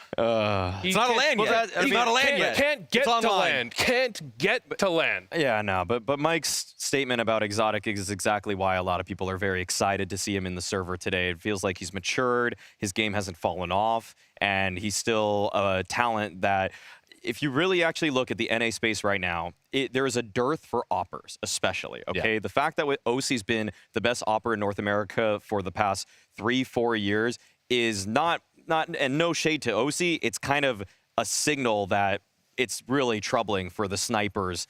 Maybe you could say junior too, but like either way, Exotic's probably better than both of those guys if he's playing at the level that we've seen him play at in the past. I mean, OC had some promise. He looked really great in 2020, 2021. The concern is, similar to Junior, he got a shot at Tier 1. He didn't make the best of it, couldn't make it happen. Now you have Zodic. He's getting a shot at Tier 1. I actually have a lot of faith in Zodic. I think the way he plays is definitely something that could make the next step up. But when ZywOo's on the other side, Mike, he's going to be doing some humbling. The other aspect is just that we've never seen Zodic in this kind of an environment. We don't know how he responds to pressure. We don't know how he responds you mean to this. online? I mean, on camera. I didn't know what this guy looked like until he showed up to Fragadelphia last month. There were no photos of him in his previous LAN maps tour. played. And those were all at that frag. They were last month.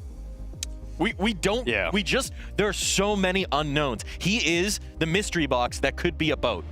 We don't know if he's a boat yet. Which is why, like, I feel like expectations do need to be lightly tempered here. Like, most of the people watching this are European right now. They're just gonna be like, there we go again, hyping up a North American guy. Like, if he gets a 1.05, like, it's fine, okay? Like, we're okay with that right now. It's not. He's not the next ZywOo, okay? He's absolutely not that. What if he is?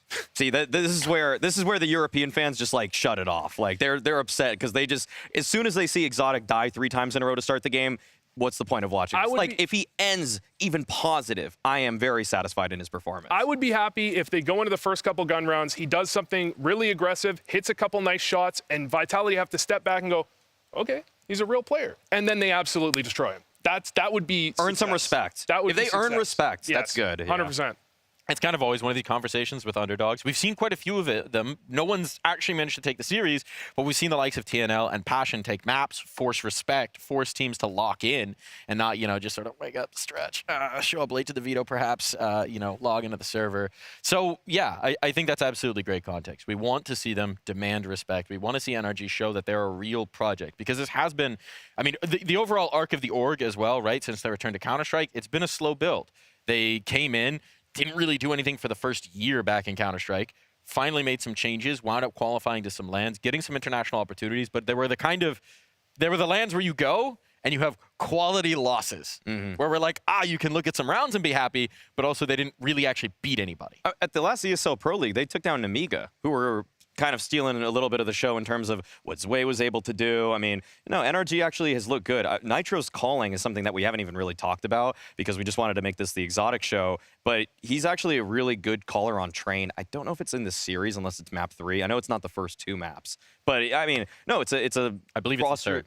Oh, really? I believe it's the decider here. Oh, fantastic, actually. I hope we get there because, there's some pieces that are building in the right direction. And on top of it, NRG, they have one of the only good North American callers right now and one of the only good North American operators. So that's why, in some ways, I'm rooting for the project. I have to give some respect to NRG in general because Nitro coming down from Liquid, a lot of players, it's the NA standard. They retire, they switch to streaming. They just want to make more money. But you have Nitro actually take a step back and try and foster talent in NA. They try and bring up a Zodic, they try and bring up a George, they try and bring up a Carson, and actually make the next generation of NA actually work instead of just retiring. That's what we're looking for. That's what we're looking for. What we're also looking for in this bounty format is an upset, is one of these bounty hunters to claim the prize. Context for anyone who's just joining us now, the way this event works, 32 teams come in. The top 16 are our most wanted squads. They carry with them hefty bounties, depending on how highly seeded they are. Vitality, understandably, have the heftiest of bounties, 60K on the line that NRG can snatch away if they can make it happen here. Now, that's a big if, because we're down to our last 2 bounty hunter teams of this first round. No one's been able to actually pull off the upset. We're going to have NRG now. We're going to have Complexity after that. They have their last 2 shots to actually claim that kind of prize. Will they be able to? This first one, we seem to be in doubt. You save the best for last. The very last. Heroic versus Complexity. We'll have a desk for that. But yes, that one does seem like the perhaps most even split between 2 teams. I think you might have wanted to say Fnatic Legacy, but it's been a long time since Fnatic's really shown us anything on the international stage, and Legacy seem to be ascending. Yeah, no, I feel like if I'm looking at this matchup again with a wider lens here, I feel like the reason this is kind of scary for NRG is that Vitality, they lost in the semifinals and they want that game back. So there's no reason that they shouldn't just experience that adversity and then just roll over and take it. I do not think we're watching the downfall of Vitality with a single BO3 loss. I think that they're going to come back hungrier as they know they wanted to have they already had the perfect season. They wanted to have the perfect year. Winning Katowice, a major, and Cologne, last done by FaZe Clan, really gave us one of the best overall years in 2022, I think it was. And now for Vitality, they missed that opportunity. So what else can you really do at this point? Win everything possible. Yeah, when it comes to Vitality, the problem NRG is really going to have is it's not a Spirit where you can try and isolate Donk. You know the game plan they're going to come in with and you can try and counter it or do something like that. This is This is a Vitality where they have 5 strong pieces, 5 dangerous pieces, and they have great calling. They're an explosive roster. There's just too many things that Vitality do well to say, oh, you can target this if you're NRG. You could maybe try and make something happen over here. It's on one side, you got Rops, you're going to have Mezzi. Where's the weak point? Where are you really going to attack except for Apex, maybe? But even he's been having a really great year. Do we think it's almost ironic that I think it would have been better for NRG if Vitality had actually just cruised through and won Cologne, because then you might have said, okay, they're coming back into online CS. Maybe they're a little sleepy. Maybe they're not really taking this as seriously. There's been nothing to really get their goat up.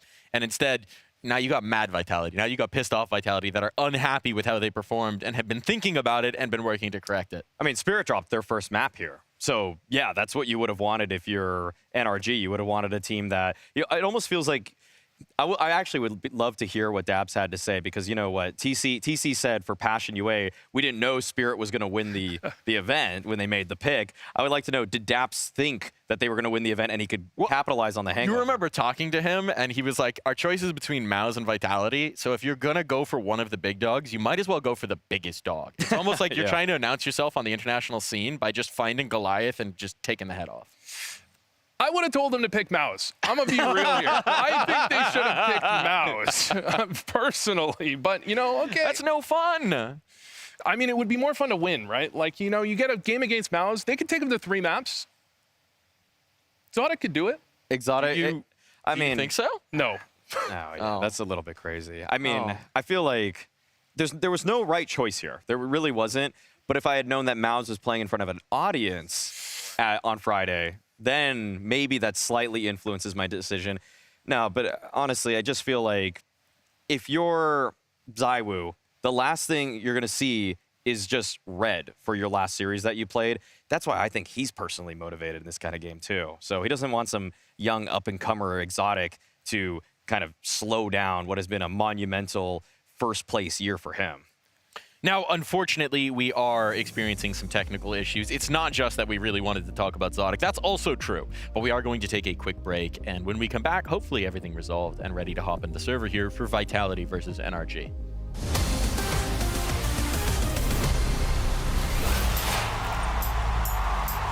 This is London!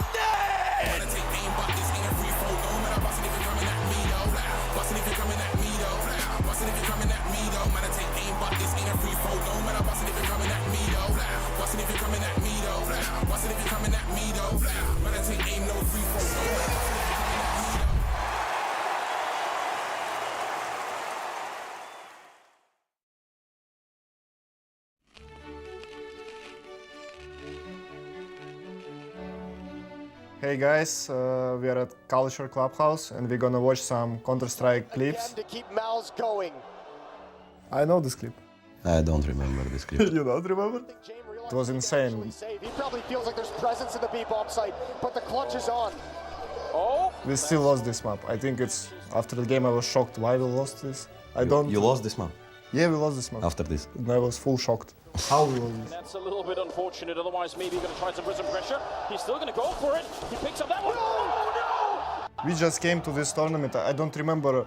We were like top 10 or top 15 team in the world. Nobody expect us to win this, and it was crazy because we just win every game, and it was crazy. For me, all these moments, all these clutches, it's 10 out of 10 for sure.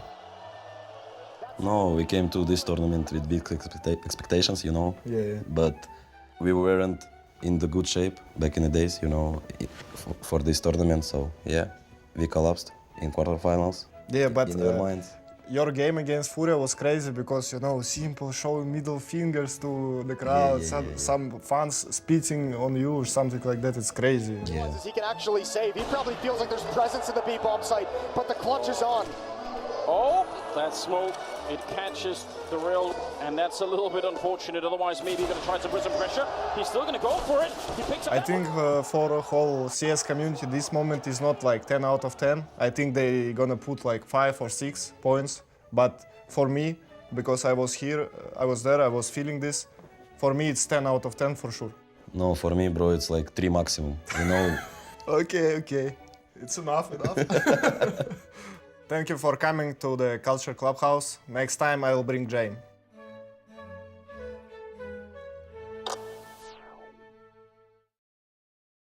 Welcome to The Bounty, a new, bold Counter-Strike format where every round raises the stakes. Here's how it works.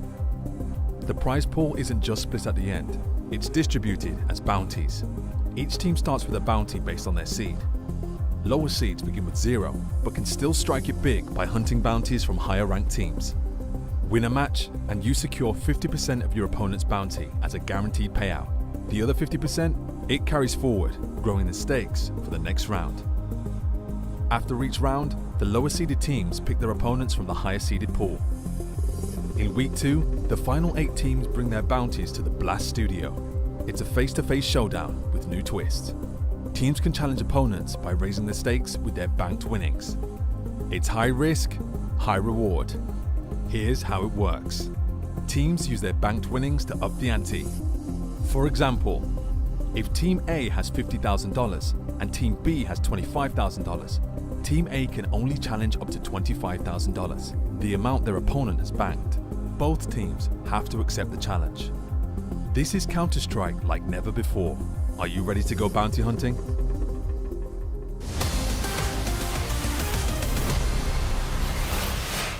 Welcome back here to the Blast Bounty, where we are ready to hop into the server in just a few moments. So quick thoughts here. NRG, Vitality, David, Goliath, Underdog won everything last year. What are your thoughts going into the game? I really want to see NRG show something in the early rounds, put Vitality on their back foot, get some aggressive plays, show Zodic with the op, make them actually take a step back, take a timeout, and take this seriously. But that's all I'm really expecting. I know we've only talked about Exotic for practically the whole segment. The one other guy that I like a lot on NRG in terms of his individual capabilities is George. So I want to see if in the mid-late rounds, he's able to insert himself in the right way. If he can win a clutch versus Rops, I'm similarly happy with his performance.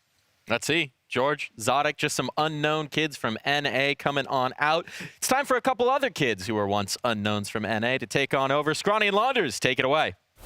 Thank you, Darth. My question to the desk is, what happened to American exceptionalism? What happened to believing in the underdog, where now all of a sudden 9 rounds and a 1.05 rating from Zodic is going to be enough to satisfy you? Mohan, I thought these were the hard-hitting analysts that we hired. Call up Maui, but Vu's with us, remember? Oh, yeah, you've got a point. Okay. So we're playing for the same team here. Ooh. This is a situation where NRG, if you're from NA, you've got a lot to cheer for. If you're not, you're wondering what these guys are talking about. But Blast paid for a full NA broadcast today just to hype them up. So we're going to try to do our part here. Meanwhile, we had the privilege of sitting here and watching the in-game chat while we waited for the NRG players to join. Apex had a lot of trash to talk about the UK, Mohan, but that's I think it's in his DNA as a Frenchman to really get in there. Yeah, everyone just loves bagging on British people, which fair enough. But I do love a Sunday roast myself. I love a Sunday roast. I love beans on toast. I love the museums in London. Yeah, you like some black pudding? Yeah, well, there's a line, of course. We keep sanity on the other side of that. All in all, enough with the fluff. Let's get back into this action. Begins on Mirage, and we need to still find the upset of the bounty, because not one bounty hunter, and there's only 2 games left, not one bounty hunter having claimed money as of yet. Will it be versus a Vitality that lost in Cologne? That's right, putting those 2 words together just doesn't seem right, but they did lose. Carson will open up, drop down into the site where he's going to meet ZywOo. And you know ZywOo has told himself today will be a better day. Zodic out with an Apex frag. That's it. No entry, no bomb plant. 2 dead on Vitality. And the pistol starts to the CT side. It was a prolonged death, so we kind of got every angle of attack when it came to talking about our expectations about this team of NRG and the backstory. Mike did a fantastic job of covering sort of everything exotic. In his interesting sort of history in NA. And to be honest, he may be a land dodger, but I'll take a land dodger over a match fixer. So I cheer for him today. It's finally happened, Mohan.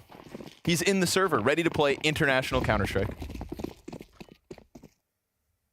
It's very fair. Not all sins are equal.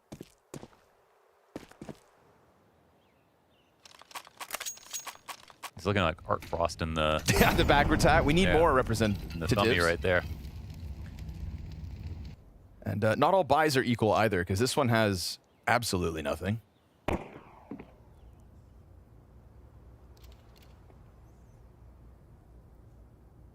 George of the jungle.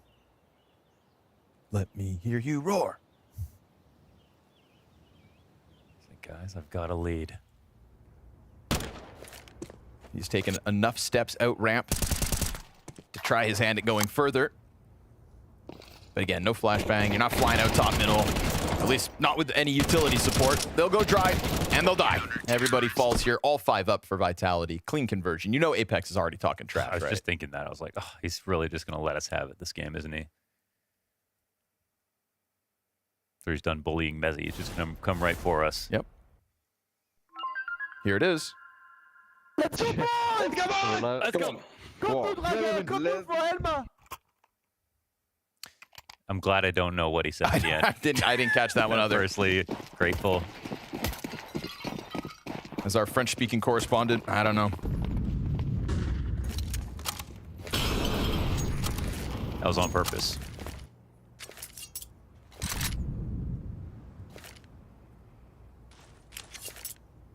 Shout out to Bro for joining us.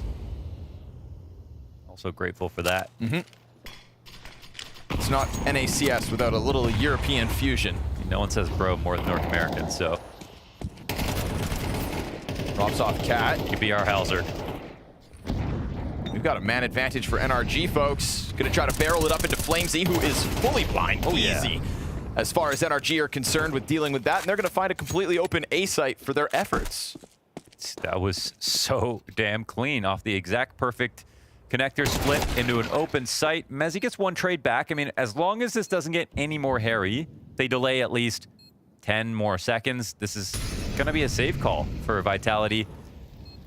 And I was thinking maybe they'll test it just because, you know, they're so favored. But nope, they won't even try. Carson, nice find.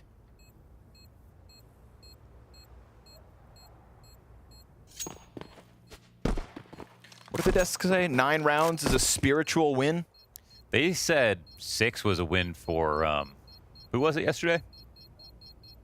6 rounds was a win. They ended up winning the map. Casted it. For Fnatic over Legacy. Yeah. So. Yeah, how is 6 a win for them over Legacy, but you got to get 9 on Vitality? Wait a second, the math doesn't add up. Yeah, that's not fair, Vu. That is not fair.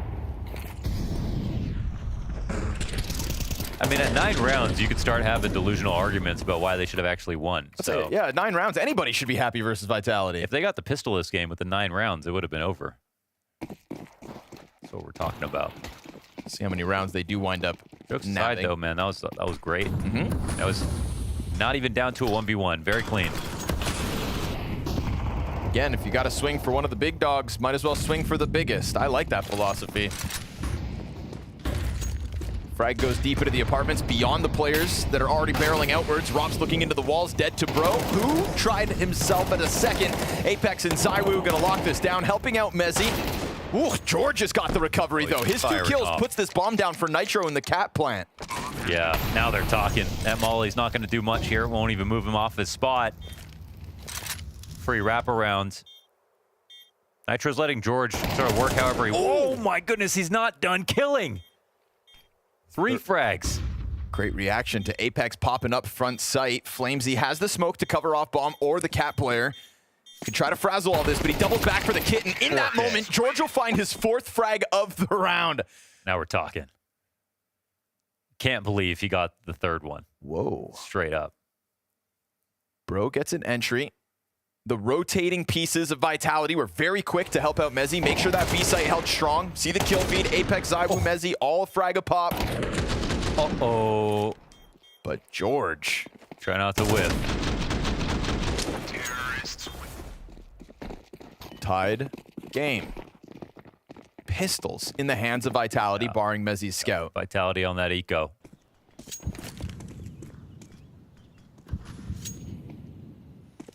They just won that pistol. Game is over.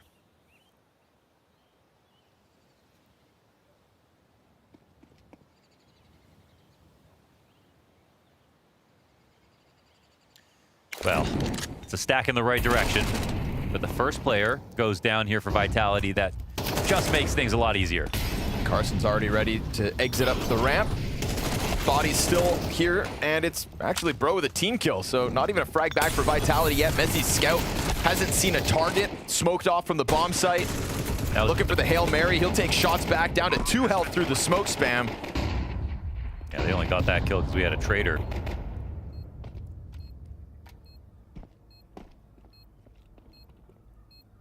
So George gives us the 4K a round ago. Carson's got a triple here versus the upgraded pistols. Don't fall asleep at the wheel in this game. Mezzi's not going to find anything, completely removed from it all, and that's NRG with a lead. Nice. Well fought. Let's see what Nitro's got cooking for this round.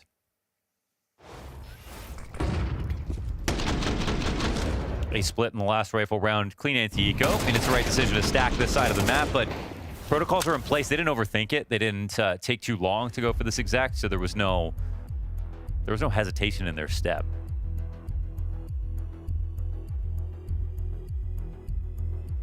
Did I just see 610 hertz on that monitor? What do they think of next? When is it? When does it end? When does it end? When is too many hertz? Too many hertz. It hurts too much. 610 sounds nice, though. It's true. I'll take one.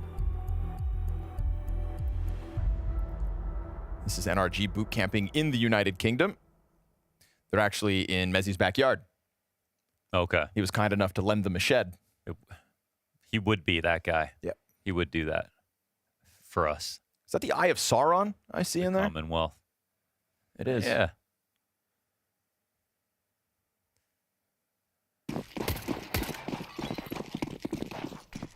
That all happened in the UK, right? Eventually. That's what Middle Earth is, right? Birmingham?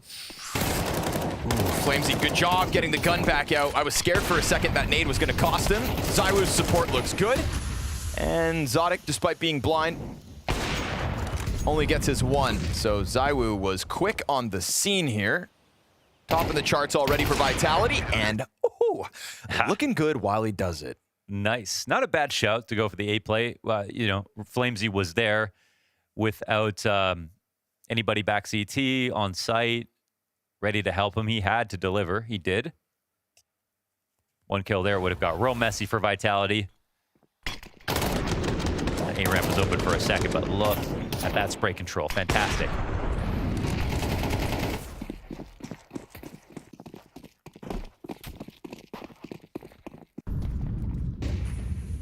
Can't hate a simple game plan in a game like this.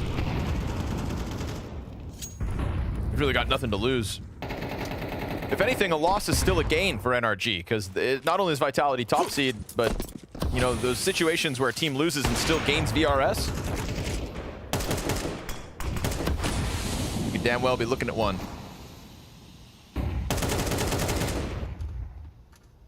Crossing over top middle. Bullets whizzing by Rops. The nade goes a bit too high for any substantial damage. ZywOo didn't get hit by the flashes, so he holds on to vision, and Flamesy's now got him covered. Nice to see these two tethering so well. It was ZywOo to lend a helping hand a round ago. He's locked in. That quick scope down into connector, we don't get to see it entirely from his POV, but I guarantee, fast shot, the reflex is looking sharp for ZywOo today, and there's got to be a chip on his shoulder after the way he went out in Cologne. Yeah, that's very true. It's Prof had this tweet about how, the #1 player in the world seems to be changing every event. And if not for ZywOo specifically struggling at that event, well, maybe people would still feel like it's him, but Donk just sort of takes that place. Finals, such a performance, everything like that. I absolutely agree that there will be a chip on his shoulder. Even if he's already overall had an amazing year.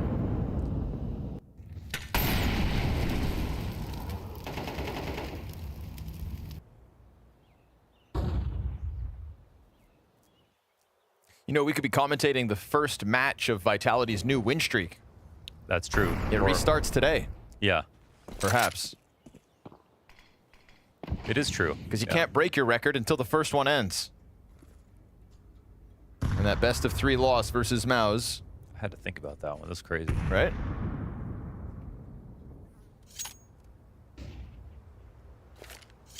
When you talk about like the longest win streaks of all time in Counter-Strike, Astralis shows up in the top 10 multiple times.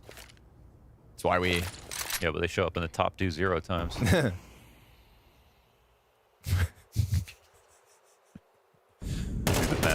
Oh. Still sound a little salty about that Berlin major, Mohan. Yeah. FlamZ again looking comfortable. Should be versus Pistols. Done. ZywOo and FlamZ right now are absolutely shut. They're what a duo. I mean, they look like the same creature, but with just 2 heads. You know, Yeah. that's how close to one another they are at the moment. There's actually 3 stashes. I guess ZywOo's kind of, because ZywOo's got a beard as well, but FlamZ, Mezzy, Apex. Yep. Mustaches. Stash Masters.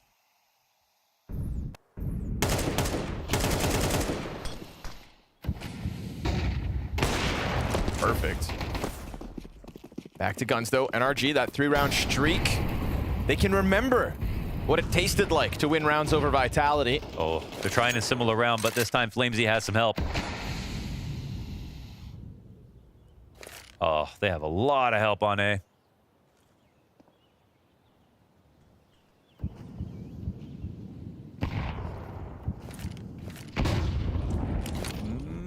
Okay. Drops up top, he's gonna pounce while the grenade was out. Bro's got the recovery with Carson right there with him. So finally able to get through that A site because ZywOo's not around to save the day just yet. A little late to this party, coming up through connector. Doesn't wait too long, and that's why. Finds Carson on the corner. Mezzy then catching Bro over top. And we're gonna get a Zodic clutch, 1v2. Planet default. They're coming in from CT, so he's got to play active.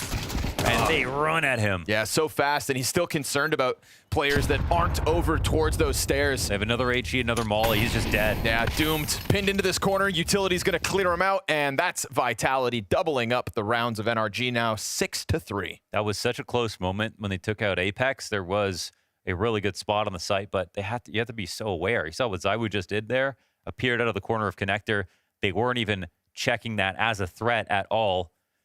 And the smoke also gave him an escape route after a shot. But I think most importantly, it's a good site exec, but the 2 A holders get Achilles. They make this a lot easier. It was a nice read for Apex. No denying, still a decent entry for NRG, but I think the confidence of ZywOo's moves really just another example of him deciding that today was going to be one of those days he takes over.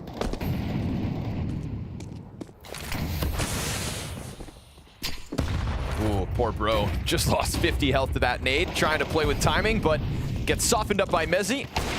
ZywOo turns it around, deals with the cap play.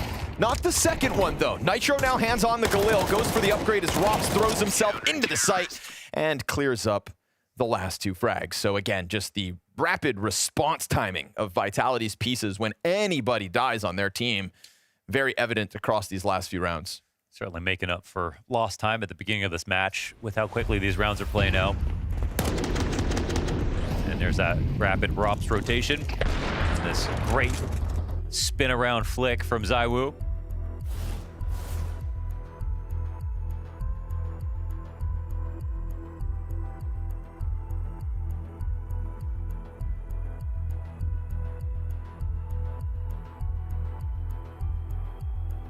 I would still have hope alive if I was NRG. It's not like it's just been totally flat. There have been decent attempts, good openers, and things like that.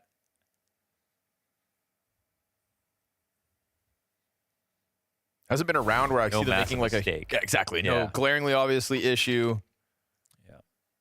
They did get read a little bit on their underpass crawl with the Molly coming down. I think ZywOo said, okay, well, that's 2 assists, Nitro up, but... Yeah, they don't look like the better team, but they were never supposed to be.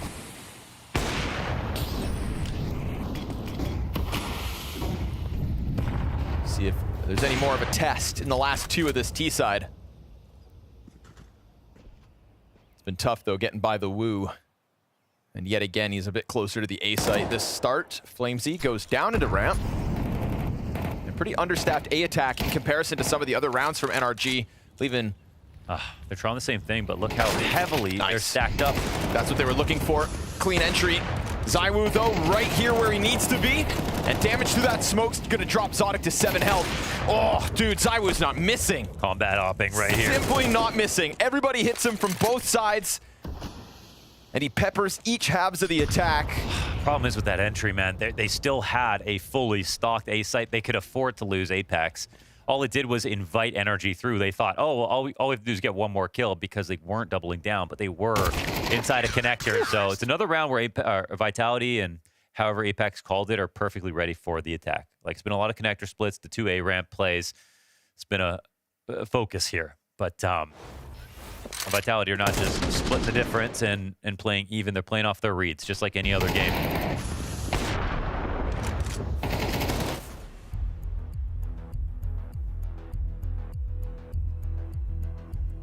It's nice to have the excellence of Team Vitality back in the server.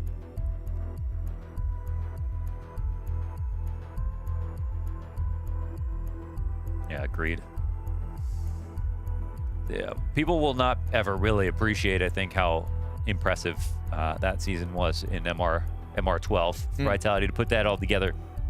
And again, like you said, who knows what happens for the rest of this year, because this team still looks fresh to me. It's one of those things where it's like, it almost becomes difficult to appreciate it fully during the moment. Yeah. Because it sort of gets old after a little while. It's weird because we hyper fixate on these words that we've learned over time, like era. And that kind of takes away from it. Right. So now it becomes harder to achieve one just by virtue of knowing about it. But it's always in memory that we really decide. Yeah. You know, after some time has passed, did it feel like it? Can't wait to celebrate this team 5 years from now. You don't have to soak it up. Lots of time. Yeah, because that's the beauty of it, is the history's not going anywhere. Flamesy lines up 2 players on ramp. Can't manage both, but it's okay. The teammates that just keep trading. And ZywOo just shy of 20 frags on this half. There were good things to say about NRG, but it feels like Vitality just continued to boil over with confidence, and they're going to end this with 9 rounds, laughing their way to their own T side.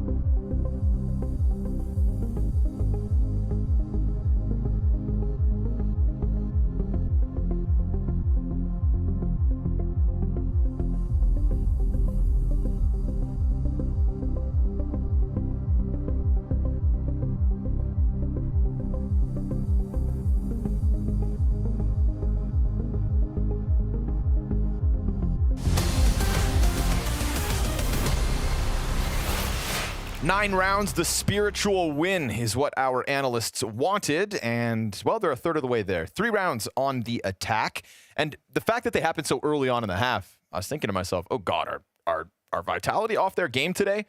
But no, sir. No. Vitality were very much on their game. ZywOo was very much back to where he belongs at the top of the charts. And I think that just the absolute lack of hesitation between the Vitality players, even in an online environment when they're not all side by side, a few of them are, it's just nice to see that like Vitality aren't looking like one of the chumps that we've kind of had at Bounty, because a lot of the favorites, I mean, Mao's lost a map, Spirit lost a map, Na'Vi lost a map, MongolZ lost a map. All the favorites have been actually losing maps when maybe they shouldn't, and Vitality might not be on that list.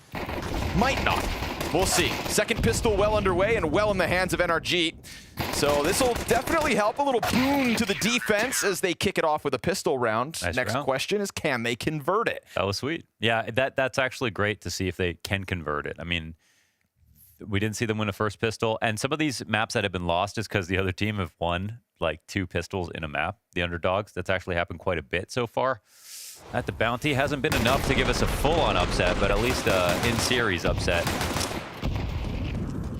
But here's a good hold. Great flash, good kills from Zotic, good kills from Pro. Oh, looks like they'll convert it, actually. There's no bomb plan on that round. Oh, right. Well, no promises, but... yeah. Yeah. Oh, God. Oh, come no, on. no, no, Joe, no. No, they're gonna convert it. They're gonna convert it. But now there's the bomb plant, so a little bit of extra money. Guns, Robs grabs the M4. This was a P250, folks.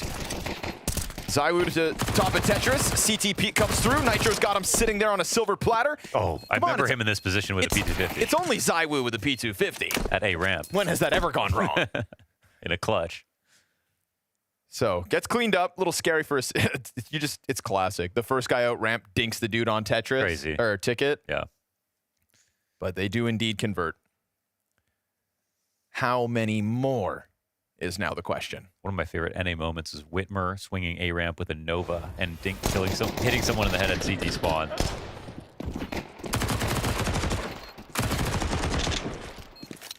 My favorite NA moment was Whitmer giving us Twitter updates while in the shower. Yeah, that would be to bring that back. Hey, when a thought comes to you, sometimes you got to share. That and shout out Whitmer one time. Hope you're doing well, brother. Classic Ocean flashing A. Oh yeah, they're coming A. Flash A. All right, pressure's on. Wow, info gathered. Love this. Unbeknownst to Vitality, you're going for an A split. B's all clean. Nitro can kind of get out of here. They don't know about Cat exactly, but they won't need to worry about it soon. It's a very smooth rotation, but you know what? It feels like Vitality are almost onto them. As he's coming back, and it's not to throw a nade. He actually is walking, clearing. Yeah, Flamesy 2 and underpass. Yeah. This actually just turns into a beast. I think they've actually figured this out. It's one of those situations where, like, NRG, good for you being brave out of the spawn. You made a move. You gained the info. But now to truly benefit, you've got to do something else. You got to keep up that confidence you start this round with. Make another move. Try to stay ahead of a Vitality that's definitely onto you. They're going to go through it for sure. They have a read. Not able to stop them in middle whatsoever, and now Vitality have put themselves in a comfortable spot. It is all of them versus Carson. Zodic's going to be the quickest rotate, but even him a little too late to the party. Utility starts to come down from sight. The bomb is comfortably within it.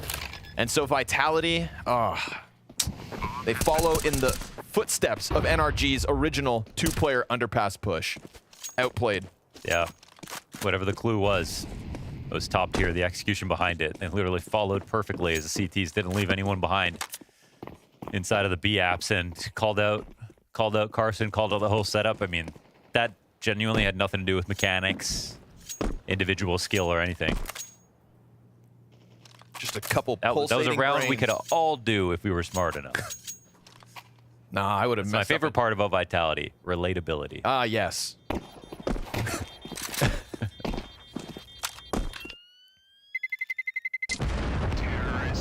Yes, the most dominant season in Counter-Strike history. Relatable. Relatable. They are always a little more relatable when we get to see players in their at-home environments. I mean, I don't get Rop sitting behind me very often, but By that, I mean never. He's never actually answered my calls. His camera looks so much better than Flamesy's. Yeah, They're in 2 different rooms. I was thinking to myself, like, where could they be? Because there's a bunch of MVP medals. I feel like maybe Flamesy's... It's my house. Well, I think it's Robs' house. They're just... Yeah, that'd be cool. Just hanging out.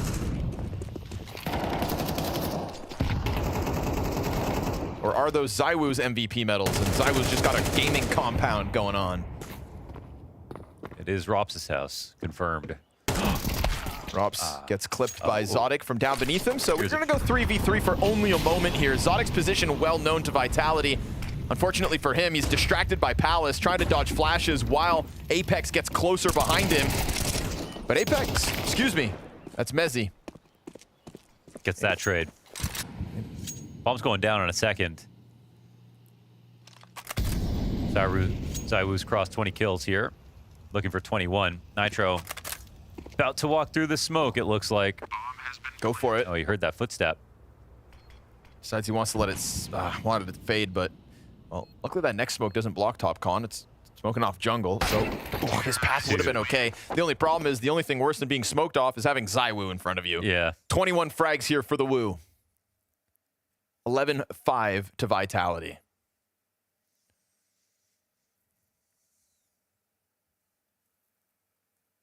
Hot damn.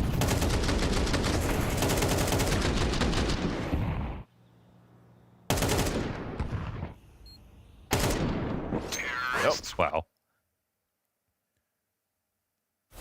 Just got to walk that one off. 11-5 here as George has got a UMP. He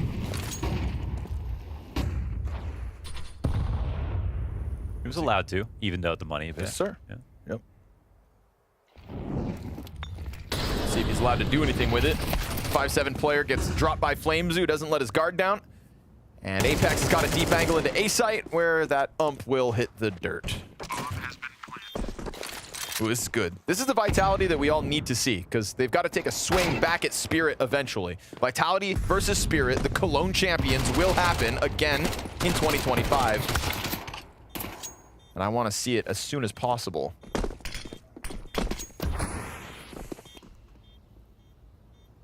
They got to get through Mouse, though, first. Before they get a title shot.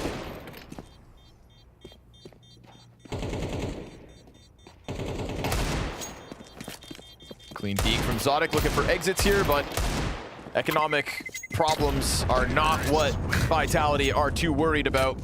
Oh, did a good job getting 2 kills there. 1 to the bomb. Grabbed the rifle as well, so he'll chuck that over. Presumably saved as much as he did. Maybe an op. To try to make this comeback happen, you're going to need 7 consecutive rounds versus a very hot-looking Vitality led by an incredible individual day from ZywOo. I just knew ZywOo was going to own today. Yeah. I should have put everything on it. You called it early with the chip on the shoulder. Yep. Angle for sure. Yep. No, I mean, Desk had a good conversation about it as well, where there was... He is the best online player of all time. Damn.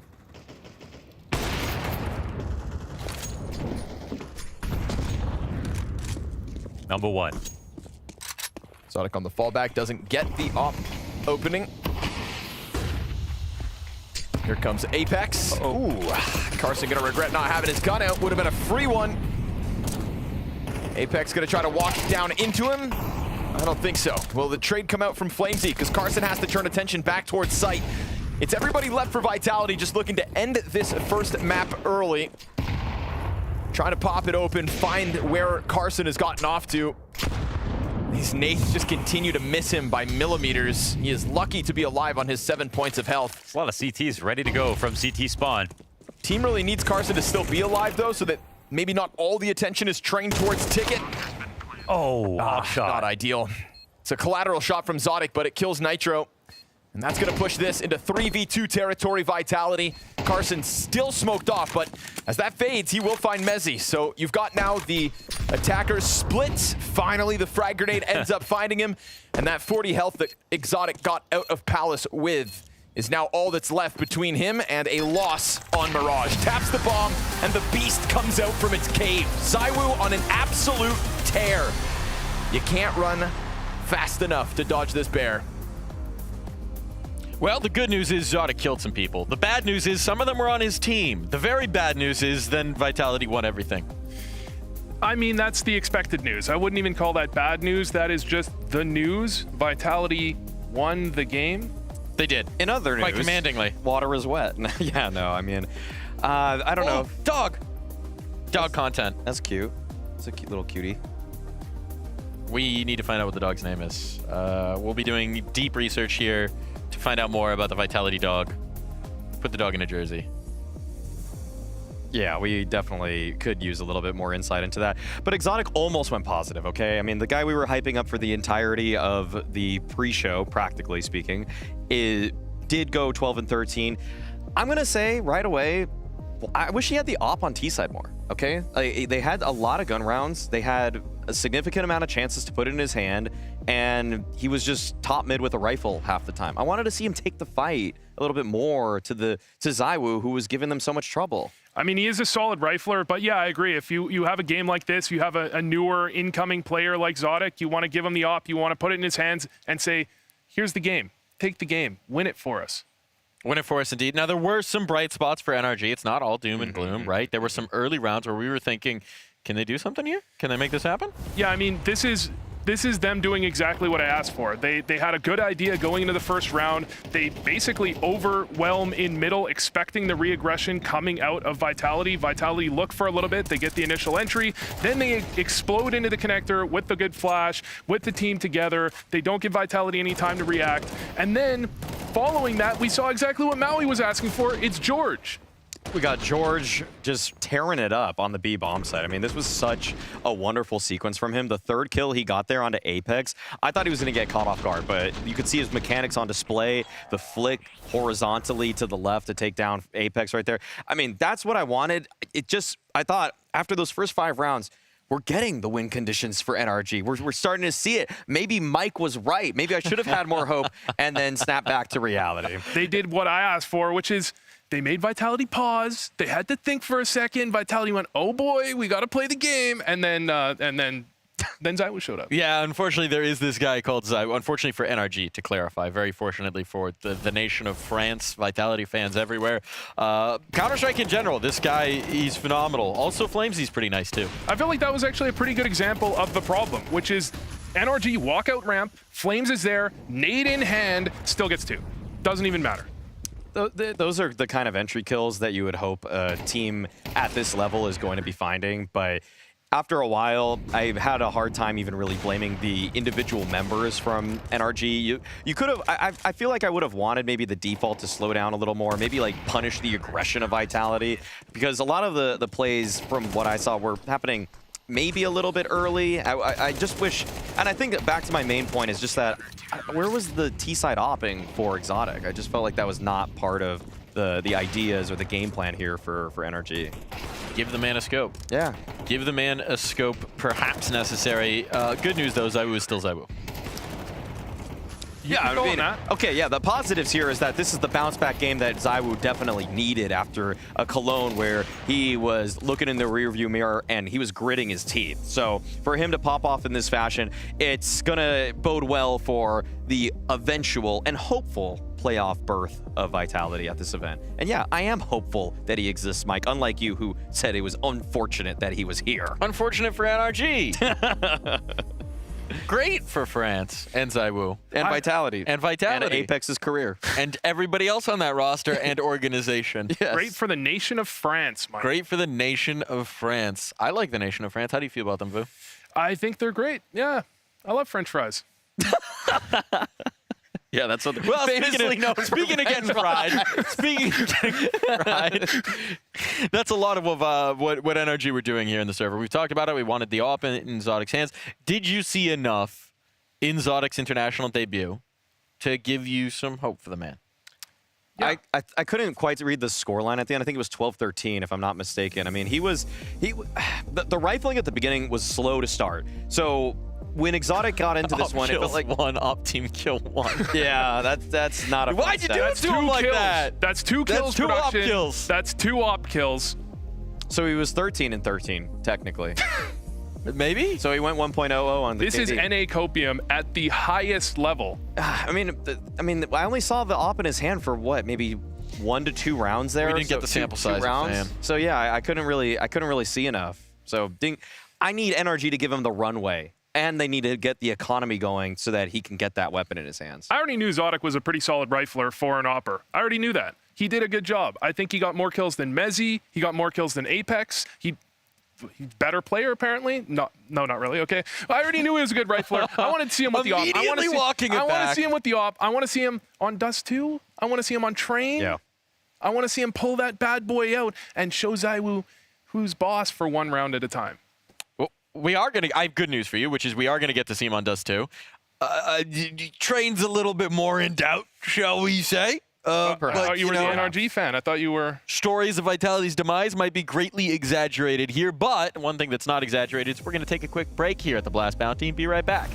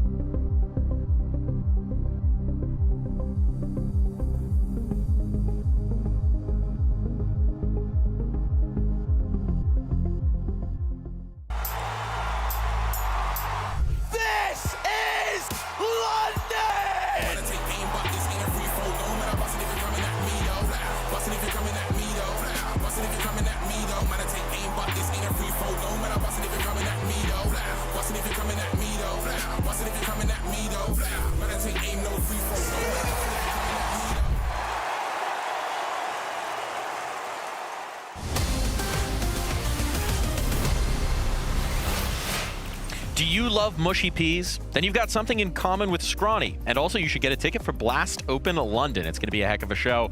Heck of a show for Vitality fans in that first one. Some fireworks, some very happy Vitality players, I have to assume. I feel like he's cheering for peas right now. Mezzi's converting them. I mean, they're happy. They're happy. They're closing this one out. They're happy. ZywOo's got 23. What do you want? 23 and 5. Yeah, he's pretty good. He's not bad.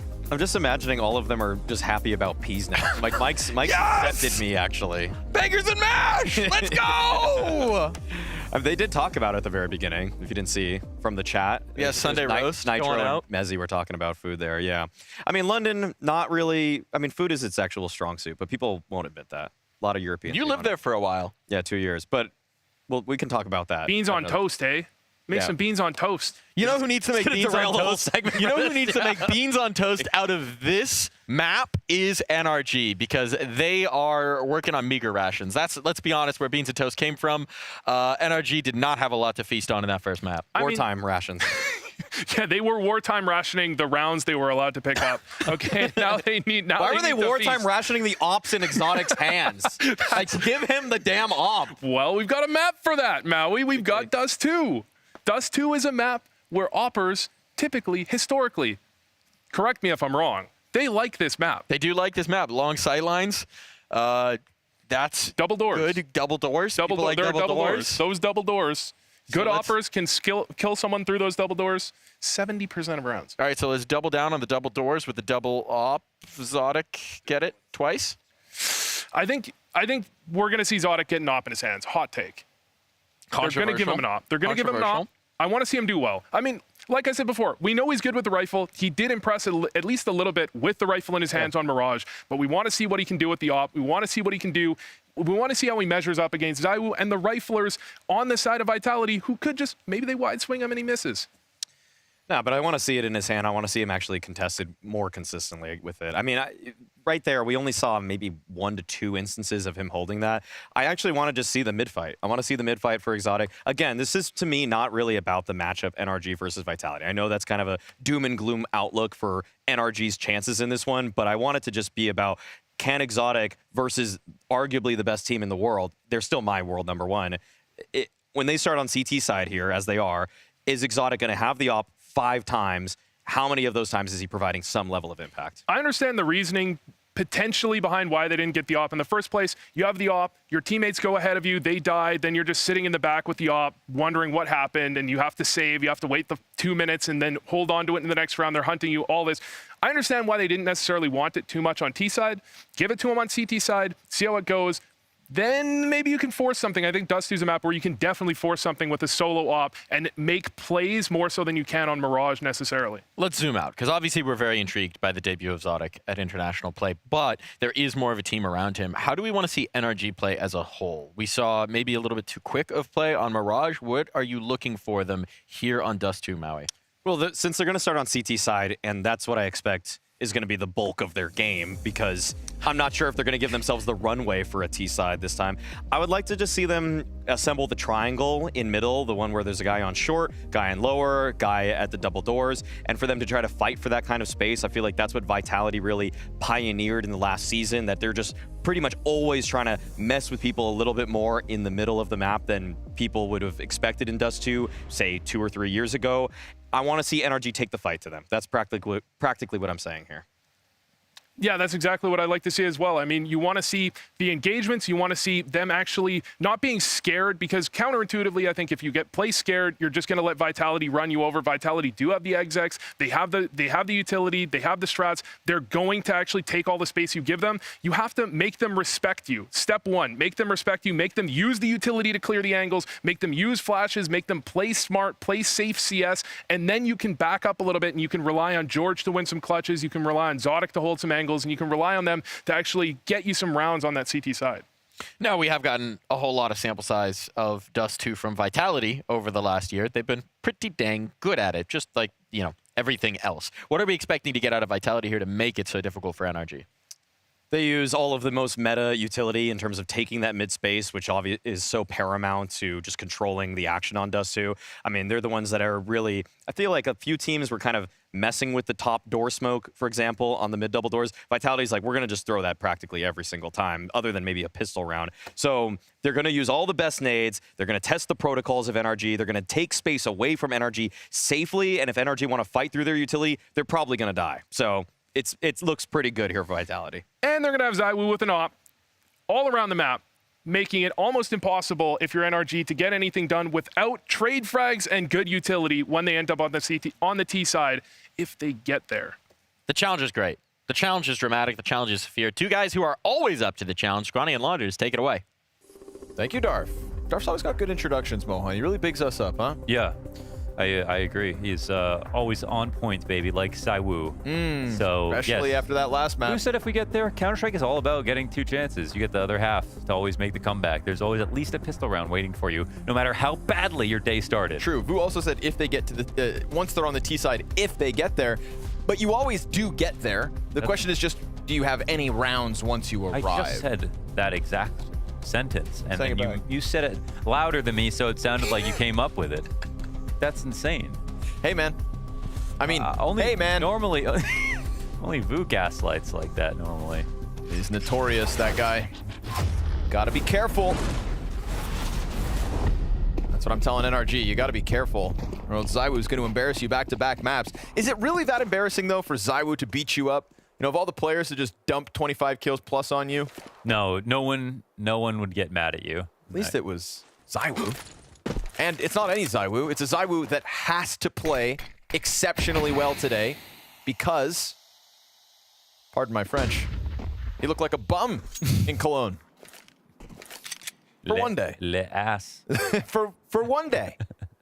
And we all stared in horror as we didn't believe it was possible. Because the air quality was great. Yeah, it was unexplainable. Oh. Carson makes a move, but all that's going to do is get Vitality active. Up the ramp to B, they'll go. Flash is eaten by George. Takes a second to aim the Berettas. Slowest firing Berettas I've ever seen.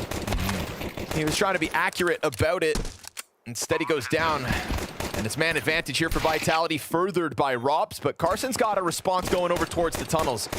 Robs kind of stuck out in that duel, and remember, Flamesy's only 11 health. They could damn well win this. NRG make the retake happen. You got to hit the Bernie after that. Is that 2v4? If not, it's a 2v3, so impressive either way. Excellent. Maybe Zodic can be our Kioske. Maybe he can be the guy. Maybe. Takes a slight stretch of the imagination, but hey. That's what we do, man. We dream. We maybe. If nothing else, we dream. It's just nice to see him play in international competition.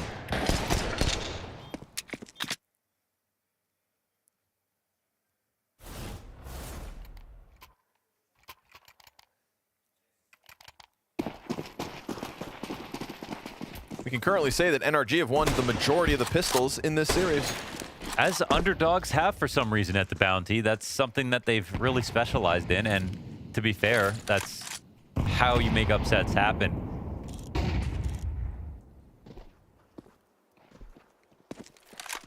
Zodic right to the op in round 2.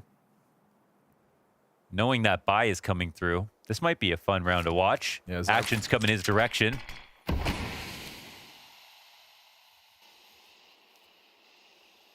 ZywOo could be thanking him at the end of this round if NRG aren't careful.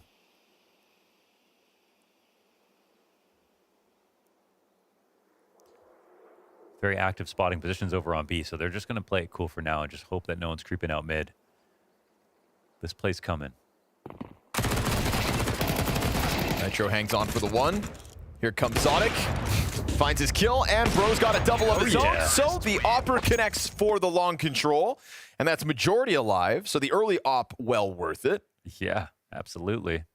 See, it's the main disadvantage is like the lack of kill reward. That and the thought that if you drop it, you've just given over like a golden weapon to your opponent, and it gets dangerous. But if you're looking to guarantee a round versus a team you know is bot, and that's just going to be the priority right now for NRG, They do it. They make it clean. No one has to go pick up that opposite last guy alive. Lots of money saved, and the job is done. As many op kills already in this second map as he had back on Mirage, and he doesn't show any signs of slowing down. Zotic gonna make quick work of these upgraded pistols. Oh, he just made ZywOo look unaware right there. Comfortable range for the Opper, but oh, bruv. Welcome to Europe. Bruv. As he slams him. Op hits the ground momentarily. Of course, never going to be picked up without Vitality running the absolute risk of getting mowed down out middle. Little run boost. That was weird. And Bros found the perfect position. It seemed to spray them all down, but second player gets away from him. Mezzi's got a second frag off the Deeg, and he's going to have to do more than that. Fresh mag of M4. 3 players at the base of ramp. They're going to try jumping up, letting them know that they're coming, and they'll keep majority alive. All's good as they scoop up that op from Zotic's corpse as well. So the op investment still rolling. This is looking pretty great. I mean, they got good money, they keep the op, they keep numbers up, and yeah, straight up 3-0 start.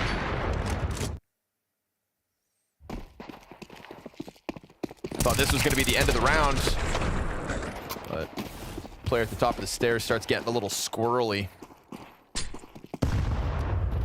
I think Carson coming onto the team is a little bit of a surprise, but it was sort of by design. But, you know, this lineup in general, it's got good pieces. We can say that without joking. And, you know, after NRG breaking into a major, that was sort of a surprise. And then them changing, that was also a surprise. We can still say they put something here together that has promise.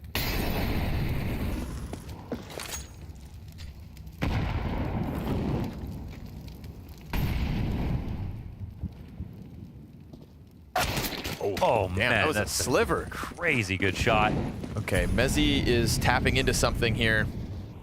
We saw a glimpse of it with the Deagle. We get 2 players crossing paths towards long doors. Nitro actually gets the better of Robs. That's huge. Keeps this round alive entirely. Still going to be hard to pull the retake off, but long control's a start. So I was going to take the deep angle, and as long as he is comfortable on it, then it's going to be difficult for Nitro to get anything more. Excellent. Util. Frag comes up from spawn. Mezzi now wounded, and very slow climb over towards Xbox in middle. I mean, super late arrival because of that smoke, only now fading. George has been sat there looking at it, and by the time he has vision, bomb's already beyond the halfway point. Just NRG didn't have the pace to get into this one. Smoke grenades really took the tempo out of their hands. Yeah, to be honest, like, long control is nice. It was mostly about, having the kill. Excellent preemptive utility right there. Love that timing out of Nitro. But getting that kill only assists the rest of your team to do more, because as soon as you get long control back, you can't start the retake, but you can help end it. That's once CT gets taken over, once cat control gets taken back, but it's too long of a corridor to just fight by yourself, try to scale up onto. So right here, as far as Vitality are concerned, is where the round is won. Oh, and it looks like Mezzi just had straight up vision that whole time.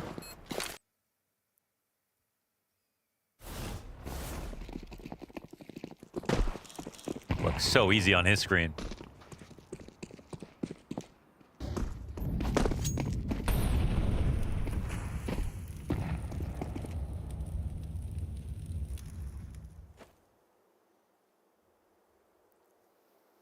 Zotic waiting for a flash to take this peek into lower.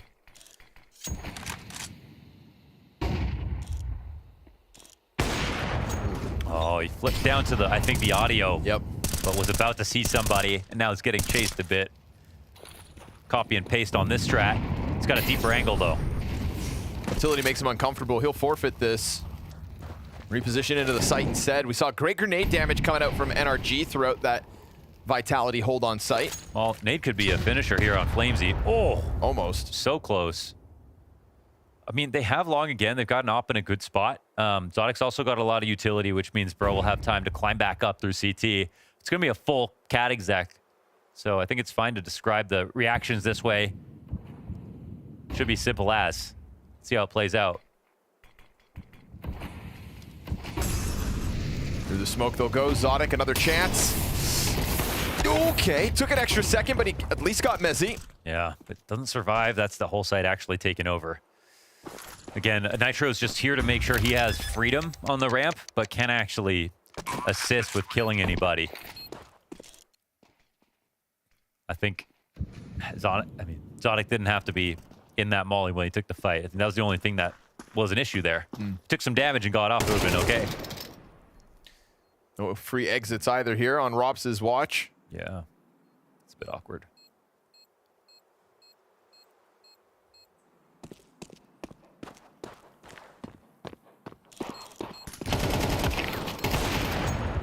Rose also down, so will the last two save?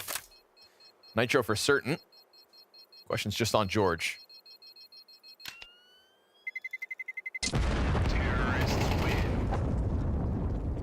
George shoots the door now. No, lets it go. Vitality convert it. So overwhelming the A site back to back. Zodic puts up a bit more of a fight this time around, but still not enough.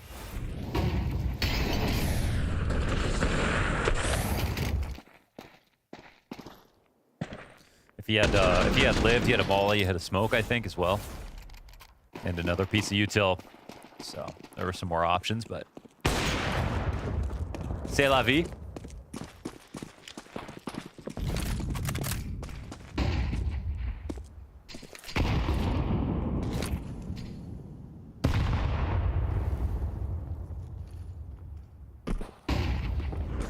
Carson stuck to the SMG.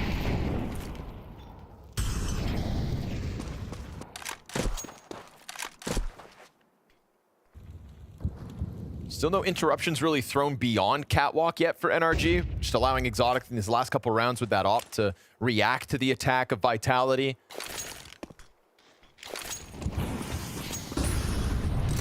Give him a bit of space though, and they are suddenly going to go popping onto the B site. Tough spot for Carson over in the corner. George lines them up on door, only the one. Carson comes out, but again, that SMG. The biggest limitation NRG had to play off of, and it ends up being the most important part of the B defense. And they got a kill in the spawn at the exact same time as they were execing, so clean one here for Vitality. I think, yeah, usually George was up there in the window, about to go back and try to get info on the exec. I think it's just what they expected was Vitality were going to take a bit more time with the mid-B split of making it happen, but they moved right from taking out door control all the way to running into the site. My goodness, that's a headshot. Kind of unfair. In the air.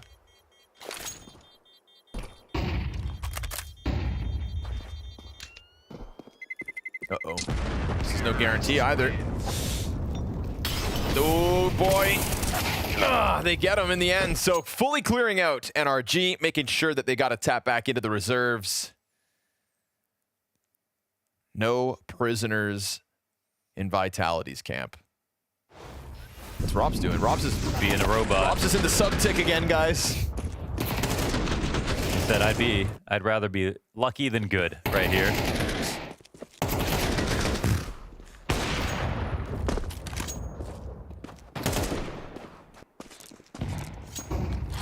Well, who remembers when Nitro got the jumping op 2K on overpass long? Remember that one?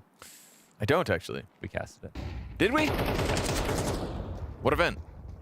Blast something. Oh, something or other. You sure you weren't casting with Hugo that one time in LA? If that happened in LA, there would have been a graffiti involved. Ah, okay.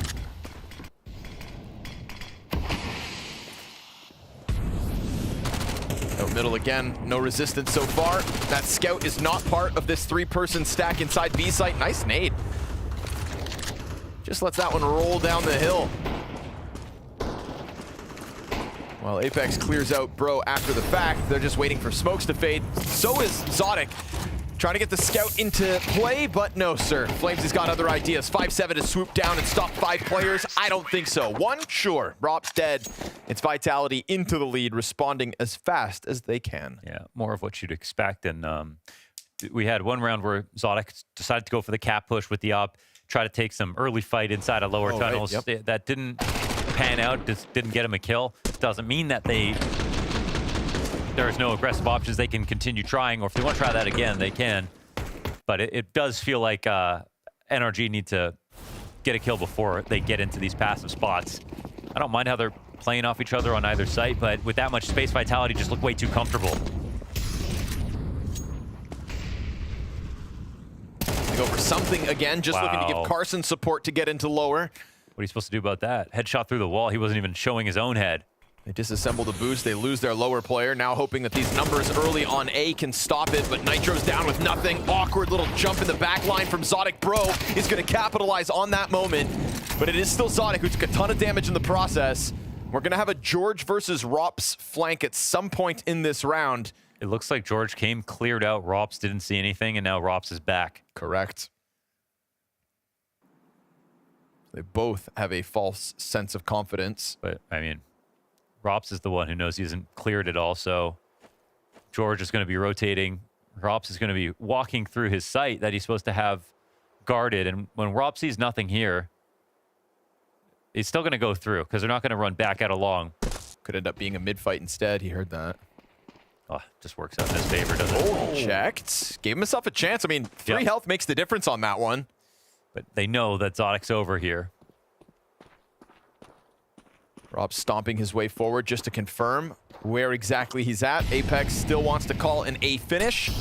Frag grenade for Zodic and a headshot to Rops. So Rops is everywhere. You can barely see him. Hey, man. The guy shoots lasers. Yeah. That's nothing you can do about that. Nice shots from Bro, just to try to give some praise to the NRG squad. Line up on long was looking like something to stand on, but hey, we go back to the single ump here for George. It's his favorite. The strat must have a name if they're doing it as often as they are. The jump. I was like, what? George ump. Yeah. George with the J. It should be the gump. It should be. Hey, buddy, you're spelling your name wrong. Kioske. Oh, God.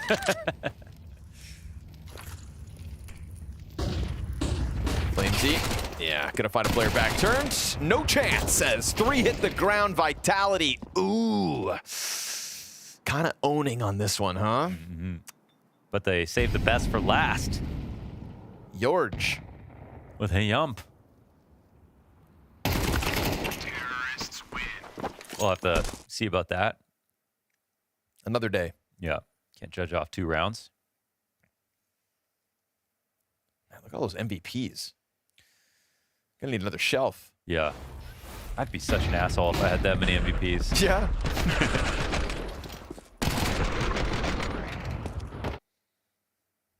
I think Rops has changed much. A little bit. A little bit? Yeah, a little bit, man. Come on. Oh! He hasn't changed much. Still dumping highlights. This is going to be a hard rush into B. Damn, right through that, FlameZ.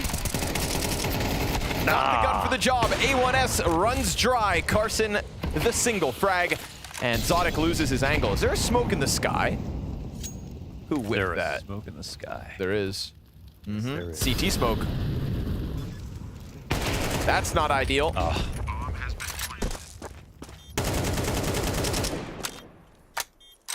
Well, that plan just works out too perfectly because it's not as if they said, we're going to get the pick and rush B. I mean, they could have said that. Sometimes you do that. But they were like, we're going to lean B right now. You're going to go for this pick. Nails the pick. Insta rush. I mean, trying to make sense of that. We had Zodic trying to go for the door fight where he does get smoked off. That second smoke had to have been the second exec from Vitality meant for Window, which means Window was open for an Opera to take a fight. I know it was a blue smoke, but I can't picture a way a CT gets that up there. Not without an engineering degree.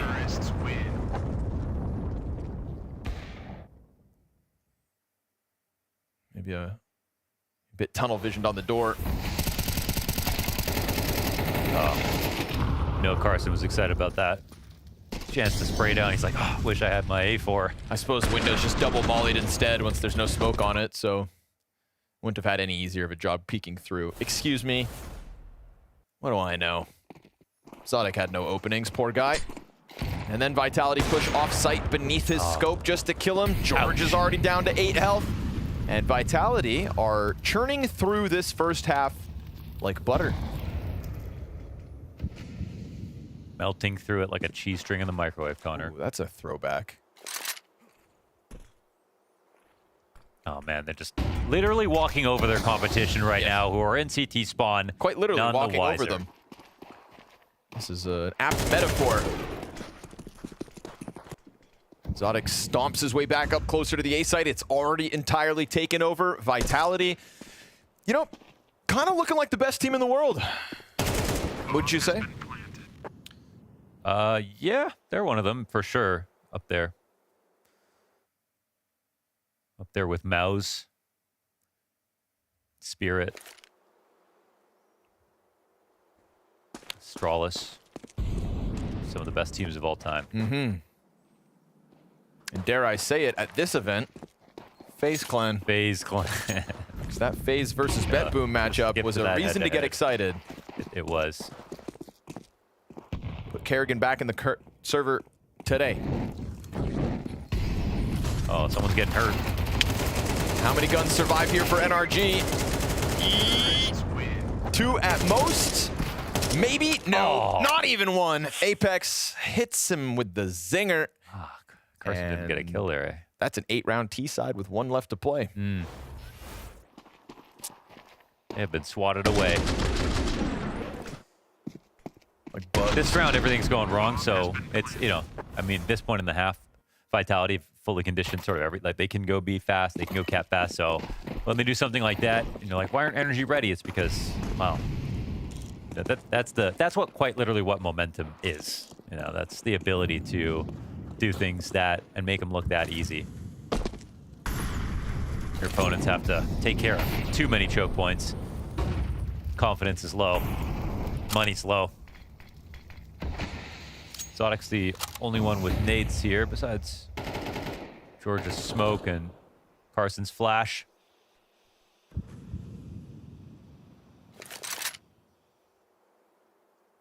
Series started at something like 11-1 odds, I think was about the average I saw in Vitality's favor. It's pretty much felt that way ever since the game has begun. Flashes over the top of Bro. Carson, a one and done and no fallback from Zotic. I mean, he really only had a couple of rounds with a full, real chance at just plucking players off the cat hit. That one time he stuck around into the Molotov. But it's never been a multi-frag. No. And that's one of those things that's the early days in NRG's Mirage was we had a 4K from Zotic. We had the 3K out of Carson. There was a couple of multi-kill moments that put rounds on the board after they had lost pistol, made you believe like they were going to make something happen for this head-to-head. The most lopsided head-to-head in terms of seeding that we had in opening games for Stage 1 of Bounty 2. Currently Day 3, Match 3, Map 2, Round 12. That is what you're watching. Poor George, no chance. Get in there, buddy. Better die. George, get in there. Stats to be had. He'll take him down with the bomb and survive. So 9 rounds to the T side of Vitality. Never looked in the rear view after that pistol and conversion came out of NRG.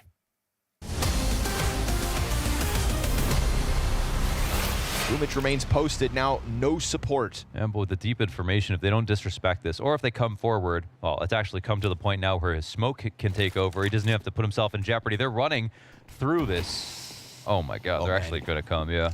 Oh, no way! Double no-scope collat. Oh! Easy pickup for Na'Vi. I mean, they laugh in the face of this attack. 5th player in's the only one that gets a kill. He'll double down MongolZ, but he's already down to a quarter HP. But old habits die hard, it looks like. That's 3. Man. But he only has 3 health left. That should be the end of him. There's only 2 guys. Yeah. He's going to use the smoke grenade to cut off Alexi. Could they mess this up? 25 seconds, and MongolZ is seeing red. He wants to make it happen. Oh my God. Oh, no, wait, dude. This is a 1 versus 5 straight up, and he has time to get bomb. He should have this red with another smoke. Oh, my MongolZ. 1 fake. The nade doesn't come through. Now, he's got enough space to commit to this. MongolZ, a pure 1v5. And as EMA tries to get out through that smoke, MongolZ's just dodging all these bullets. He's terrified. Ema's looking behind him for a push through. Time's ticking away. I mean, how could you not be horrified? MongolZ, the prodigy, has pieced together 4 frags in this 1v5 ace clutch. And EMA, his head is on a silver platter. A miracle from the magnificent MongolZ. The Flames and Dagster. Getting this bomb down is scary. Flames is taking real estate, but ends up getting punished. Liquid hold, and they win these fights. Just Dagster left to get past, but he's an iron wall at the back of the site. Moving around, kill number 3. Oh! Dagster! Make some noise for him, that is incredible! And you've got JL and Wonderful. It's this fight, JL and Wonderful, or in Fame, excuse me. Very key. Fame slips up, getting ever closer. JL thinking about going to help as Wonderful puts that op over to the corner. That could come back to haunt him. Tough spot to get the multi-frag. But the CT's sitting and waiting for a little longer. Molotov goes to cave. If Fame waits this long, this might come back to bite him. He's got the kit, and that kit could be so key. You gotta go, VP. He needs to move. Bombs, oh, beyond!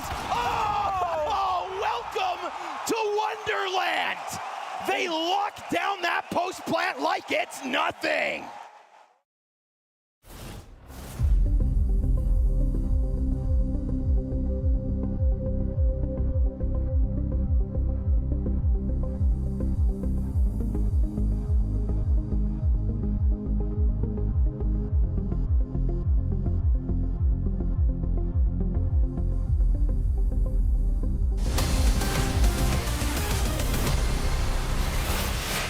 The silver linings, NRG has won the majority of the pistols in this matchup, 2 of 3. Make it 3 of 4, and maybe play extends here on Dust 2 for a little longer. But, I mean, it's hard to sugarcoat it. It's just absolutely cut from a different cloth, Vitality versus NRG.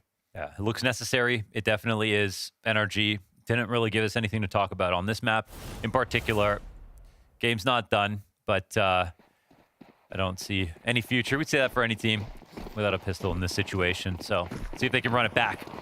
T's going B. CT's taking over mid and have 2 here already. Mezzy finds Bro's head.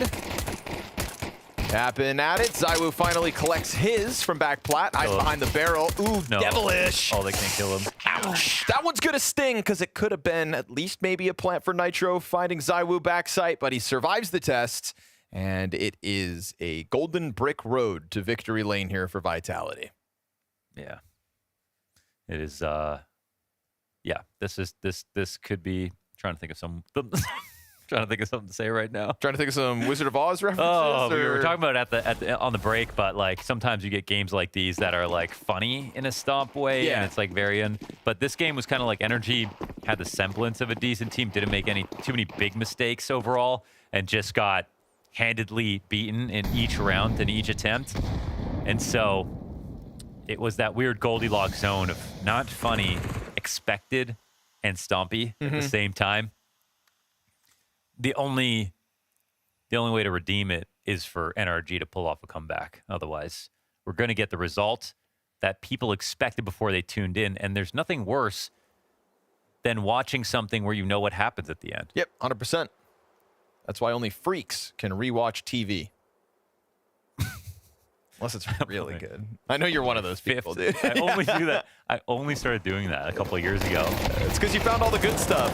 Yeah. Woo!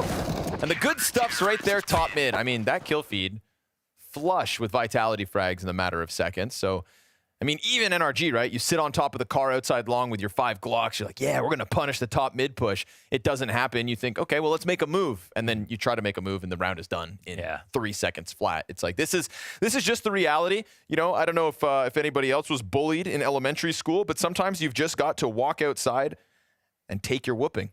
You know what I mean? That's what happens. Take your whooping. You gotta.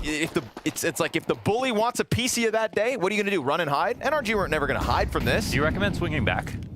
You can try, and that's what NRG are doing. Yeah. Okay. But you know, always swing back, even if you're gonna lose. He's got you in a headlock. Now you're getting. Now he's giving you a noogie. I'll tell you right now, Connor would swing back. 100%. That's why I walked outside. Yeah, true. Yeah, otherwise you'd actually Yeah, I'm not hiding. Like, what's disappear. up? Let's do this. Let's do this. Let's Spoiler, Connor was the bully. try. Let's do it. All right, let's do it, bro. Walk outside. Come on. If you're gonna hit me, hit me. Show him what's up, Carson. We're getting respectful defaults here out of Vitality. Yeah, they are. They're not throwing caution to the wind. I think that's another thing too. Is on, you catch a Vitality in the middle of that win streak, or a catch a Vitality not coming off of the Cologne loss. I feel like you would have them, when we say like this game didn't even end up being funny, maybe they would play a little looser. They would be willing to make a few more mistakes, but they do need to dominate this to remind us that they are at the tippity top of the Counter-Strike world. And nobody's doubting it because they take it so seriously. 12-3, 9-map match points. Can we just see the util damage again? That was just clinical. Every step of the way on Cat, that nade landed square between 3 people. Perfect. Just like the nades top middle last round when they all died by barrels. You show Easy face for Apex. and you're getting blown away. Yo, 471? Okay.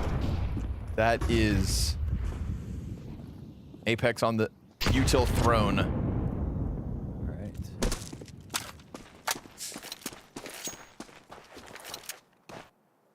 I just wanted to hear what he sounded like while making those faces and gestures. All the time. It's always something new, man. I don't know how it does it.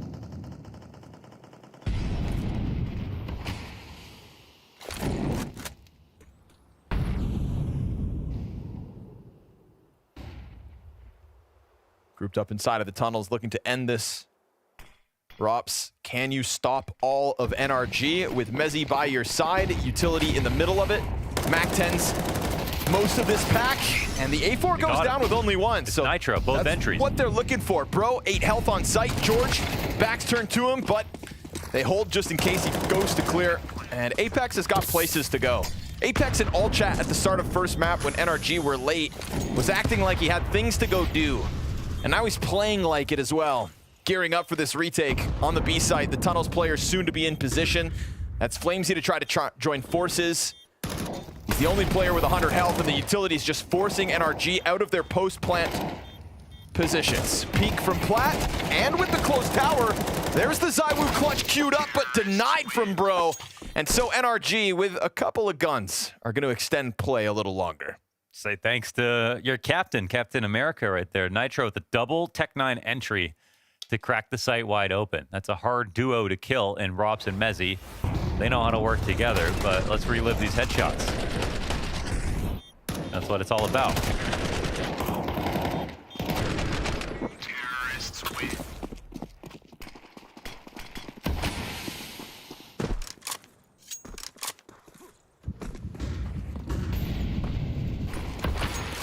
NRG looking to give us something to talk about coming back on the bye. They win this round, it might be at least a save for Vitality. But again, Vitality are not playing around on any of these attempts. They're giving it 100%. I haven't seen any half measures from Vitality throughout the series.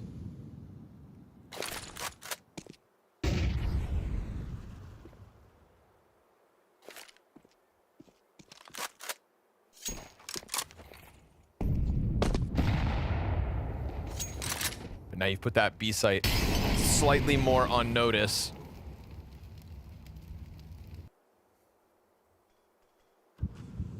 And you don't have that Hail Mary Tech-9 Mac-10 buy mentality behind this. Proper approach to mid control from NRG. Bullet hits the windowsill. Apex gonna try to take up sights towards mid. ZywOo still waiting patiently, but a missed chance at a 5v4. This is a pretty good start here for NRG, but I think they need to be ready to go because they're already 30 seconds. They push the upper back off A.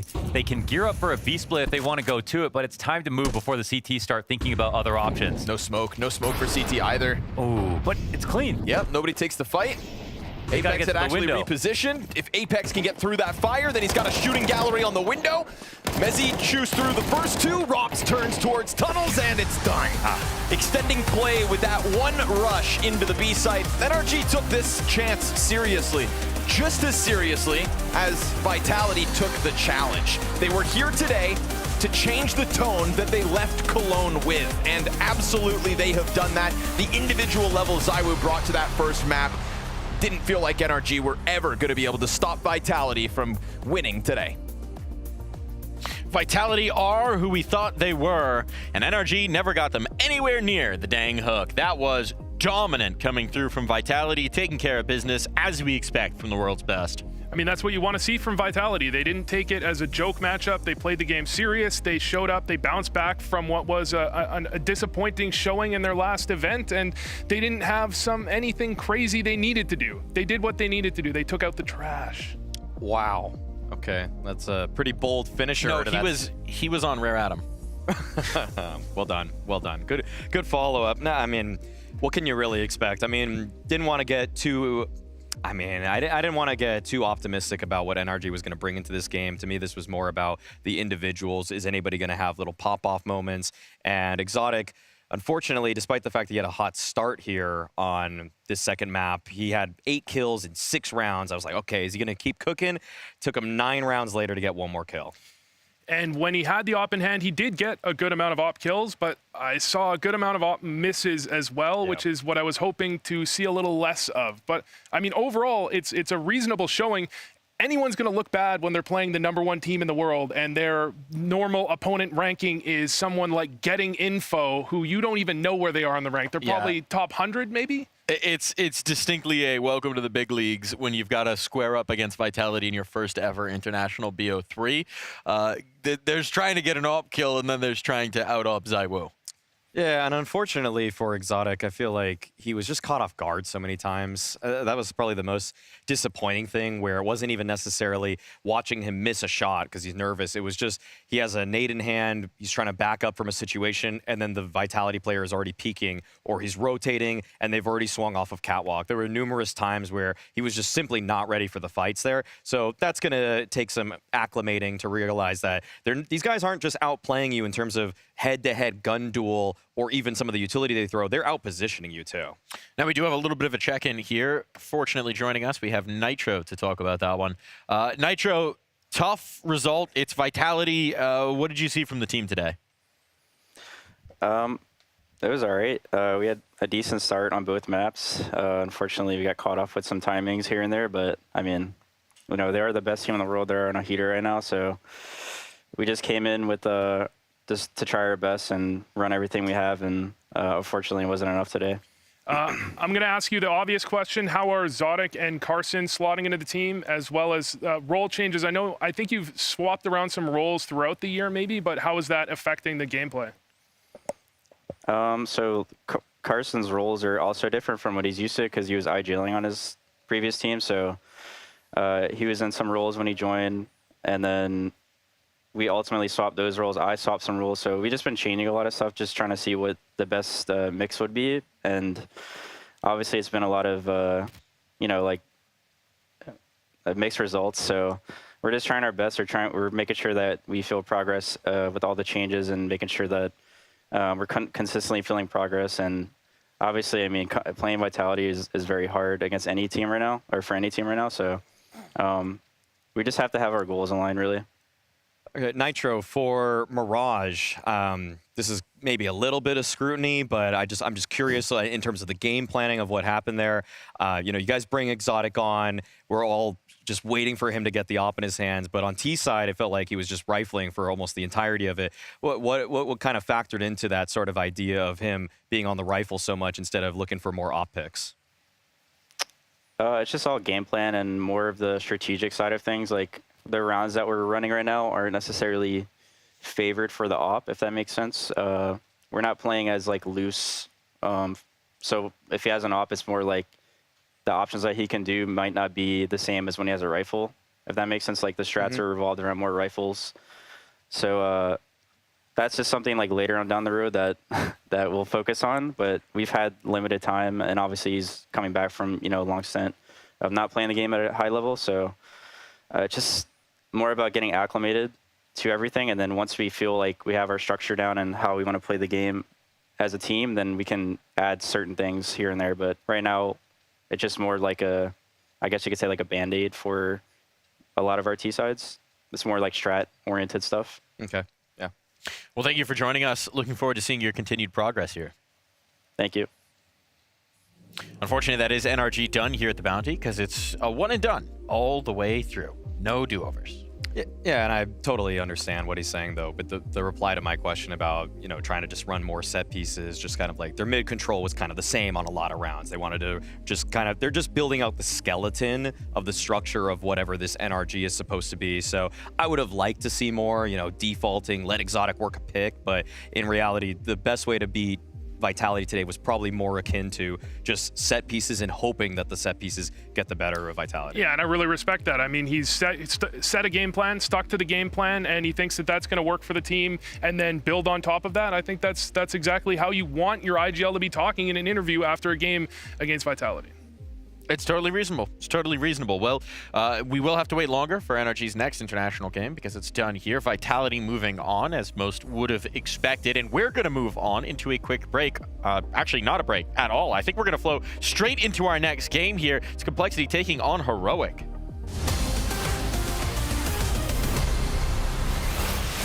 I'm here with LNZ from Heroic ahead of their matchup against Complexity. Now, I suspect you know what I'm going to ask about right off the bat. What's going on with the roster? What's going on with Grix?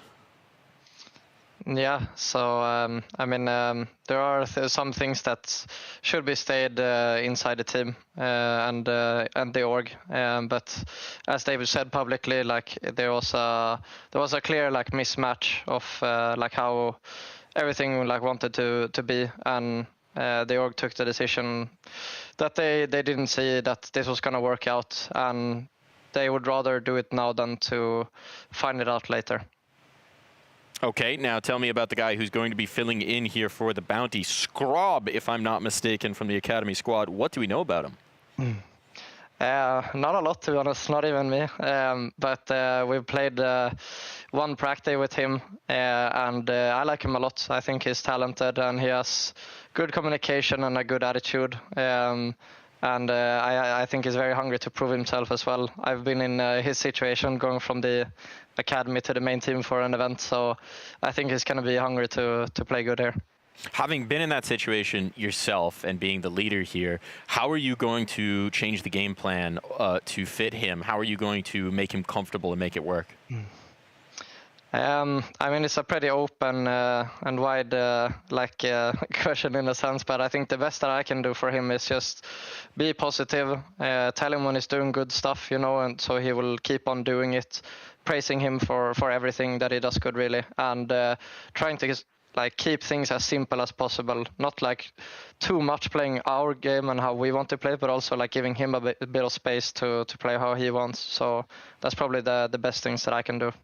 Now, your opponent here, it's Complexity. They picked into you. They're a team that's had some ups and downs, but had some ups at the end of that last season. How do you think it's going to go? I mean, I'm confident. We have some good prep. I think like their officials haven't been that strong as for ours the last two events. So I think it's this game is really up for grabs, but I think we're all very confident that we can take this win home. Got to be a pretty dang strong difference of vision for it to only last a month before things don't work out. Difference of vision is a nice way to put it. Hopefully that's actually what it was and that Grix can find a different home, but I think everyone reads a little bit more into a difference of vision than just what is written on the paper, and that feels kind of like what he was getting at with it should stay within the org. Anybody that's reading between the lines on what's happening with Heroic would probably just chalk it up to attitude issues, inability to cooperate with the rest of the team, a lot of negative things that they don't want to officially say, and I'm not even certain of it, so it is all hearsay at the end of the day. But that sort of departure from an Opper who showed so much promise in Tier 2 felt extremely sudden and almost cruel, because now people are forced to make strong assumptions about who he is as a person. And in my eyes, I would have liked to see Grix play a lot more with this team, because he showed that he could take down teams like Complexity online with relative ease. Yeah, it's interesting as well that Grix's quote, his statement basically agreed with it as well, that it was just a difference of vision. But it is one of these things where, like, you're taking a big risk from both sides, right? First, you presumably committed a certain amount of money into this for Heroic, and you're immediately saying, throw it right out. And for Grix, we've seen far too many careers where, yeah, maybe we don't know exactly what happened, but if you have enough stints where things don't work out in new homes, people are going to start to form opinions, even if they don't have confirmation. It's a slippery slope, but it's one where I imagine working with a professional organization like Heroic, having talks back and forth with them to come to these kinds of statements. It's not like Deco going on his stream after Aurora and just saying, yeah, I don't even really want to play this game or something like that. Like, that's not the message we're getting from Grix at all right now. So I have hopes about him in a different type of lineup, one where the style of play that he has, which is, to me, probably slightly more passive in some ways in the beginning of rounds than what Heroic wanted. I think that can be molded to a different team, just not this one. Yeah, I think if there's anything to say that's unfortunate, it's that Grix wasn't able to show a great showing with Heroic. So when you look at this stint, not only is the leave a little bit odd, but he just wasn't quite what you want to see from him, and that likely comes down to the difference of vision we're talking about. Heroic might have wanted him to play in a certain way. He wasn't comfortable with it. He couldn't perform. I don't think we saw greatness out of Grix, but we did see that when we saw him in the Tier 2 scene. I think he's capable of it, but he needs to find another opportunity somewhere. Well, Heroic are turning the page, so let's turn the page to the opera they're going to have here. There's Scrob coming off of the Academy team. Is Scrob just a guy who can get no love from this panel? He's not bad. I mean, I watched a few games of Scrob. I think he's a good player. He's a little on the passive side, potentially. He's not their long-term solution is the problem. I don't think he's going to be the problem in this game. I think he's going to be a solid piece. The problem in this game is it's a team in turmoil. It is a team in turmoil. That's definitely going to be the case. And, I mean, look, you heard from LNZ. He doesn't know that much about this guy. No. Not a good sign. It's a great audition for Scrob here to try to show that maybe even if Heroic isn't the permanent solution for him for a roster, that he can at least perform. And if, let's say they actually win this game against Complexity, and then they even win the next series in an upset fashion, then Scrob is immediately on the radar for a lot of people very quickly. So even though it feels like this is a situation with no pressure, and if he fails, nobody's going to care, that's true, but there's a lot of upside to playing well here. And I thought it was interesting that LNZ said he was going to make a point of trying to give him some input, give him some flexibility, give him some freedom. LNZ's been there. He's done it. He's stood in. He's popped up from the Academy team. He knows how difficult it can be. We've got the veto here. We know what maps we're going to be playing. We got Train to start things off. That's always fun. I love that Complexity's leaned into this. I mean, they were leaning into Anubis when it was first coming out. They like Overpass too, so getting that as a decider is great for JT. But you watch Complexity play Train, and the way they were playing back at Bucharest was showing me these guys have some incredible protocols. When they're just on the fly, need to throw nades, they have highlighted basically priority positions to put Molotovs down, and they know all the angles where they can get shot from, so they're immediately just smoking things on the fly too. I love it. On the Heroic side, I mean, you have to know if you're Heroic, you're playing Complexity, you have a permaban, you're most likely playing Train. Train's a pretty solid map for Oppers. I've seen Scrob play this map several times before. It's the type of map you want him on, and you could have had a game plan coming into this, absolutely. We'll see if they do. We'll see if they have a game plan. We'll see if they can make Scrob feel a little comfortable. Two guys always at their most comfortable. Scrawny and Launders, take it away. We can go with Scrobders, I guess, now. Yeah, Scrobders, sold. Mike, you don't always know when we're comfortable, you know? All these compliments, I'm starting to get a little uncomfortable, Mike. And I put it on you. Yeah, throw one back. Mike, you have an undying appreciation for the positivity in everything. And I love that about you. Never change. I hope your back gets better, Mike. Oh, that's true. Yeah, Mike's having a hard time. Carrying this broadcast. Yeah, from start to finish. So, Halzerk. It's been a while since I've seen or had the privilege of casting Halzerk in the server because of Austin. Obviously, visa issues wasn't a part of that run from Complexity, or the lack of, no offense. Good to have a full strength Complexity back in a server trying to make a run here for Malta. Yeah. Who's he got to go up against? Scrob, the promo. Let's see if we can make it happen. This is kind of the game where we just have no idea what's going to happen, but it's been Mike's dream for one of the underdogs to finally take a victory, and this seems just like the most realistic. I mean, there's got to be the one. There's even maybe a part of the calendar this year where Complexity are the favorite, not the underdog in a matchup like this. And Heroic are definitely not in a place where they can feel super confident that they can beat a team like Complexity. So let's see if Train will do them any favors. 15 games into the bounty, every single favorite has won. This has to be it. That's pretty unreal for any tournament. Nilo from the corner. His teammates picking up kills elsewhere as he grabs one. Nice answer back from Nyx. Still one more player to the Heroic favor. And LNZ just kind of tucked in up close. Could end up catching Hulzerk off guard. Now he knows about him. And the other two confirmed to be further back. So yeah, they see that as a perfect chance to just clear this close one. That's bomb possession here for Hulzerk. And then he fakes it as if he's running over to the B site, but in reality, hanging on to these Ivy Halls. Yeah, love it. He's going to have good pace here to get back to the site. And Icon gets cleared for a second, so Scrub might be a little confused about it, but they're just splitting the difference. It's such a fast rotation from Z. He's gone just into hell.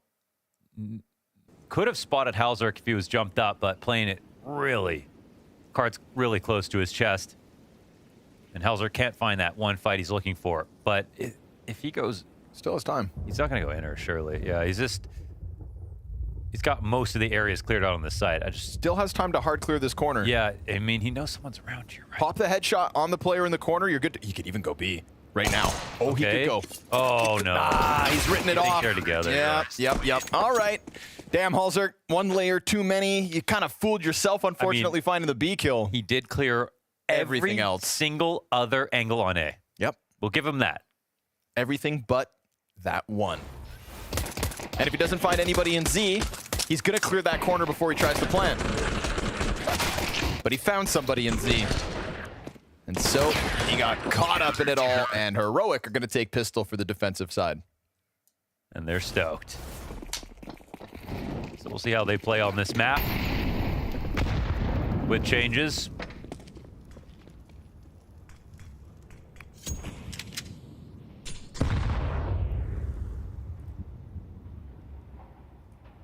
See how they deal with this crossfire. It's obviously a very known quantity at this point. 2 glues in front of the 3 pistols. Wide swing to the SMG. That's well handled. That is what Complexity are looking for.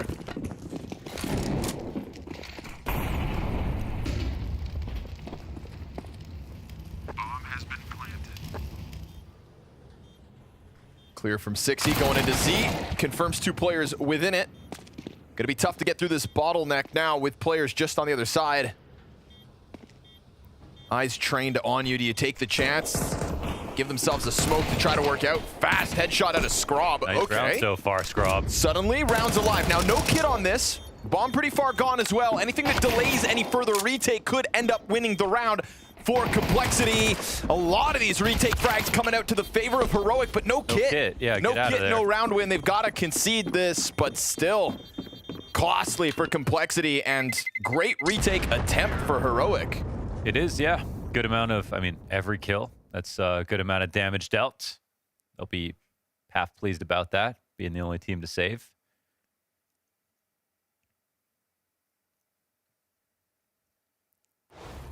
Especially considering this is how it started. The entire crossfire is dismantled. 3v5 retake as well.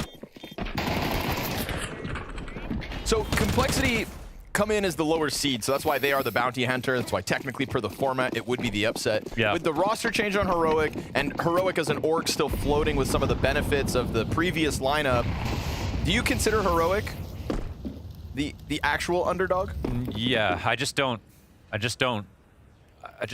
never know what to like totally expect from Complexity, but like all things equal, everyone's like having an above average or an average performance, that I think Complexity should be the favorite. No. Yeah, I mean with Hulzerk back and everything. Yeah, right? Yeah. Technically, they could beat top 5 teams.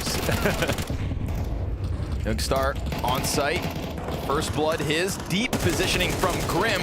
But a bunch of bodies stacking up to Heroic's favor. That's 4 kills already. 6-y better just get the money in. And he's got that at least, but very quickly taken off the site. Heroic, They may have lost round 2, but they bottomed out all of Complexity, killing every player in the process, just missing the kit to win that round. And now you win one immediately afterwards, again killing all of Cole. Scrob's got a map of the entire Earth behind him because he's here to conquer the world, starting with Complexity. Scrob kind of looking like a Halzerk light. Yo, true. Mustached mullet men? Come on, we know they make good offers. Yeah, true.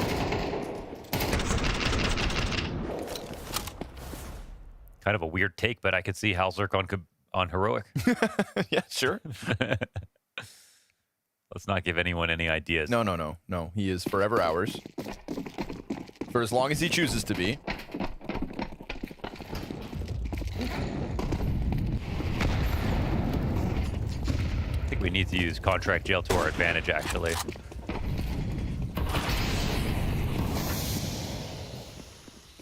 Where these Europeans aren't playing fair. Ooh, nice shot from 60, turning around while the smoke was exposed. LNZ throwing himself forward. It's a little stringy. It's one guy coming through a smoke. Ivy gets hit, but the rest of the attack isn't coming through at all. LNZ's in a fine spot.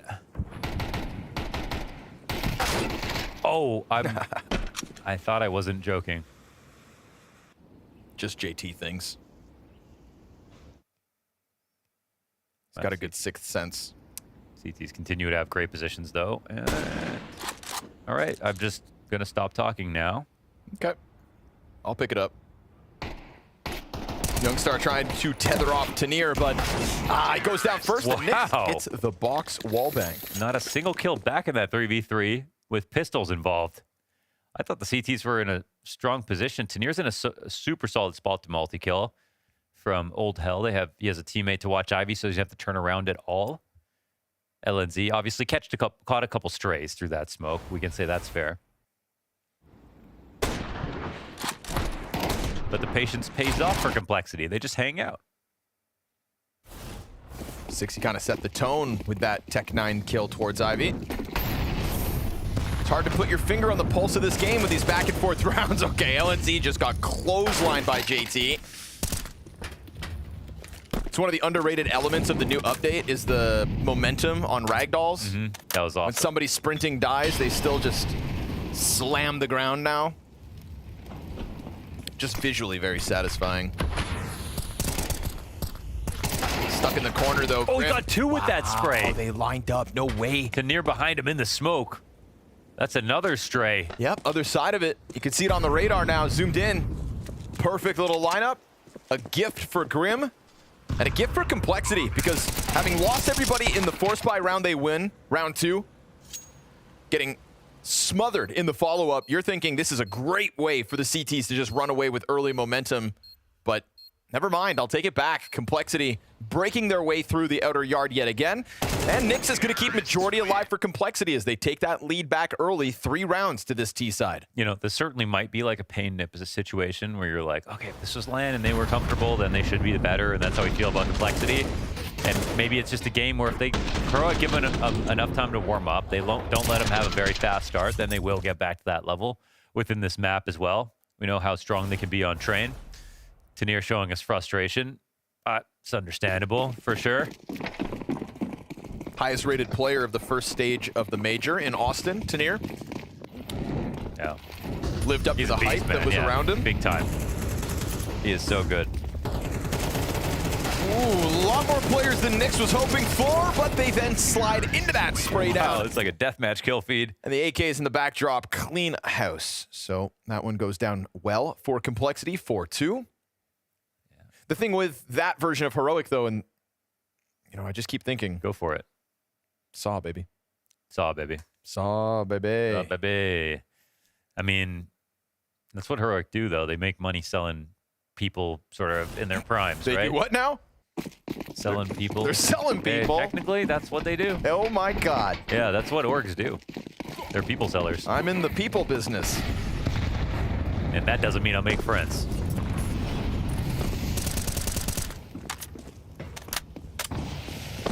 Do they sell people or potential? Here at Heroic, we sell potential. That's what they put on the slideshow. Yeah, of course. The internal slideshow right there, yes.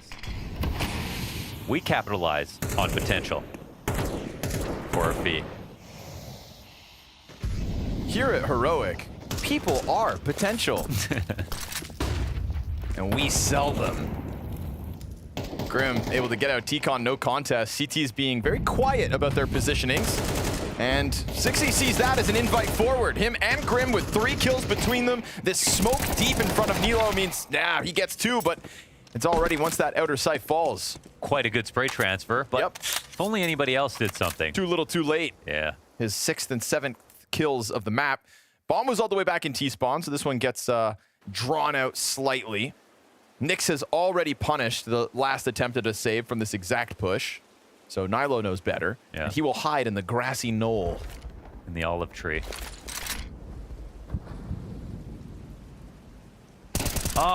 And the hunted becomes the hunter. Haha, nice cover. It's the thinnest tree you've ever seen. Has 2 branches.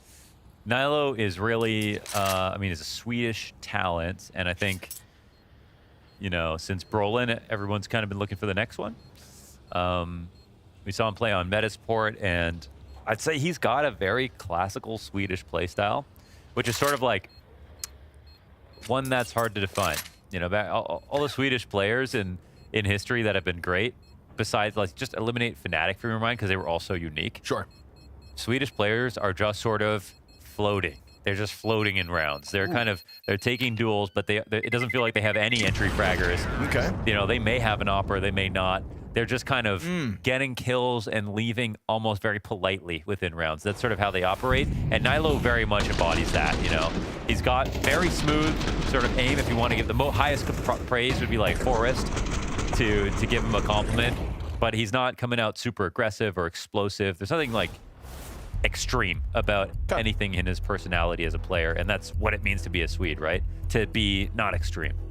You've described the Swedes as very whimsical. Yes. Mystical type. Light. Very light. Elf-like. Yes. Yeah. Buoyant. Buoyant. Start talking... He's the least buoyant Swede. Start talking boat terms. Mike is going to come in here. He's going to barge right in. He's going to get a boatner. Fond of a boat, that Darth Mike. A literal sailor. Darth's actually the only sailor I know. Sailor Moon? Okay, checkmate. You have a shirt. Checkmate. Well played. Damn.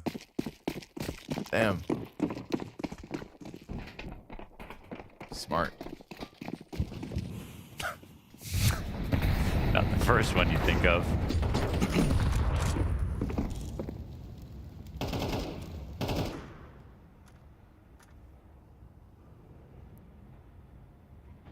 Pistols, an MP9, and that one saved AK.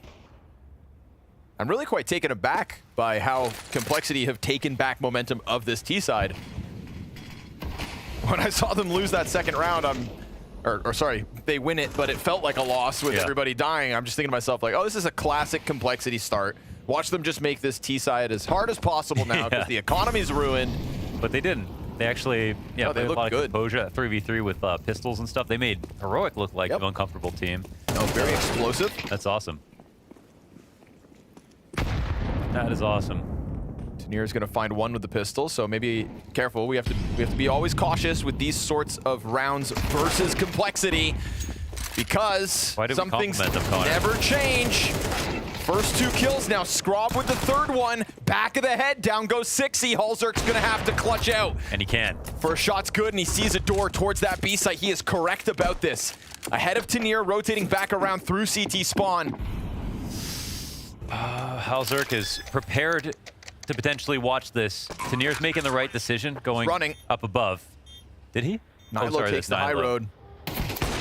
Missed shot on Tanir. Nilo's going to walk out. Halzerk hears it, and he misses his shot. So sure enough, we had to say it. Complexity avoiding all those. Right back to reality. I mean, it was such a safe round to try to pick to say that. It was the ego. It was, but I should have known better. To be fair to Heroic, nice setup. I mean, the boost up in Z with the LNZ on sandwich. You can see how carefully they're coming in to clear this, but they they really couldn't clear that top box without getting exposed, as LNZ, I guess, over in hell. So good job capitalizing on that moment. Full buy up here. Anyways, at least they don't give it up with a tempo. It's actually critical for Complexity's, I think, dignity and the rest of this half. They just put this one together because they were in a really good place for a second. Scrob off towards Ivy.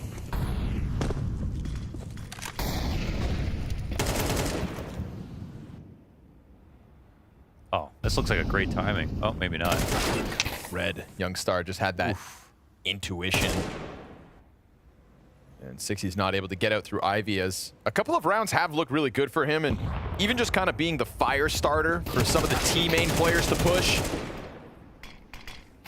Grim trading out. Man advantage held onto by Heroic as we hit a minute. They seem to know Tanir's here. Oh, it won't matter. Yeah. It's one thing to know he's there. It's another thing to do anything about it. Wide swing from the pistol, but that's just going to open up Nilo to come and clear you. So 48 health here for Grim, 50 seconds, no bomb possession, and 3 opponents ahead of him. It's so close that Nyx gets this attempt at a trade inner. If he gets the kill, there's no one actually watching him from Z. There would have been no way to deal with this problem, and I think the round ends if he finds that one duel. But instead, the day is saved by Youngster.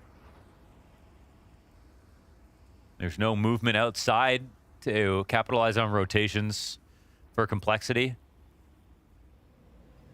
And it comes down to Grim, who gets outdone by Nilo. Solid here. And I think now it's Complexity who are almost out of money, so. Rough stuff. Not a single player with $3,000. Heroic have allowed Complexity to get quite a few rounds on this T side. We talked about like classic Complexity things in terms of losing to pistols and whatnot, but this is a conversation we've had in the past already. Classic for them to still be playing Train as frequently as they are, right? This was a team that championed playing Vertigo when they had a Liege. They will always kind of work their way around the fringe of the map pool, looking for a way in. You know, they investigate their opponents. Not much to investigate this time. Running down ramp towards B, looking for anything, trying to overwhelm, but the defenders step up to the plate, and we're all tied up 5 rounds each. Yeah, it's always like trying the new maps that come into the pool. And I think that's awesome. I think that's exactly what a team like Complexity should do. Yeah. It's also just more fun to watch.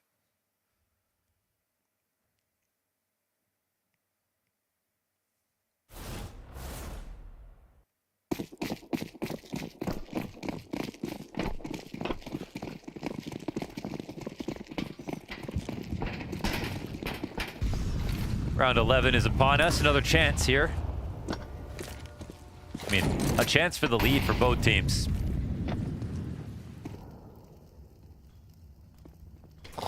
Bare bones utility here for Complexity. Nothing left now. This one volley is going to have to be the commitment. Missed off shots from Scrob.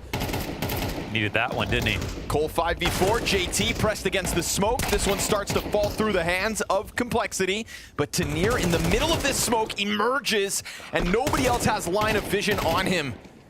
And so Halzerk, another clutch attempt. Oh, Tanir is just off the leash now. He didn't even start. He didn't even stop moving, excuse me. Right into that crouch swing. Beautiful shot for Tanir.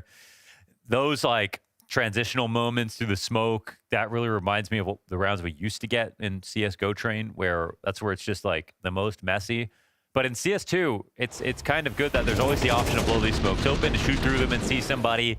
There's way more ways to get info, but here's a moment where like it's just obfuscated everything the T's are trying to do, and it's only benefited Tanir.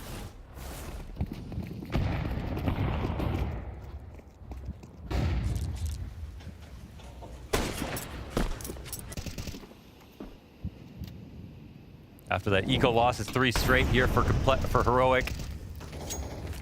And winning on a low buy, this is one of the harder maps to do that on.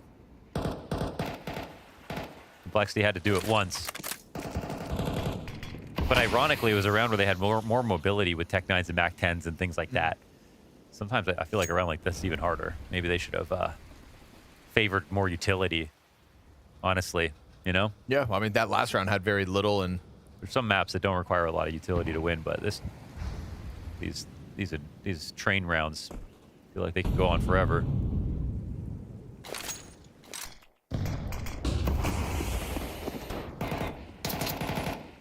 Sixty's been muzzled. Down to one flash. A few of these recent rounds over towards Ivy was a key piece to unraveling that forward setup when Tanier was getting caught behind trains. Now, not the case. He's comfortable, his flank is covered. Nilo's been a really good supporting piece of this defense because he's been very much floating between the sites, sitting on 15 kills this half. Tanier with an element of surprise, perfectly timed peek out. JT quick to the trade, but still has to somehow get through that man advantage, and it wasn't looking good until JT decided to take more into his hands. LNZ back sights, got a duel in front of him. This gets evened out, but it wasn't long-lived. Halzerk to another clutch. Player in Z, 7 seconds, no bomb. He needs both the frags, and that won't happen.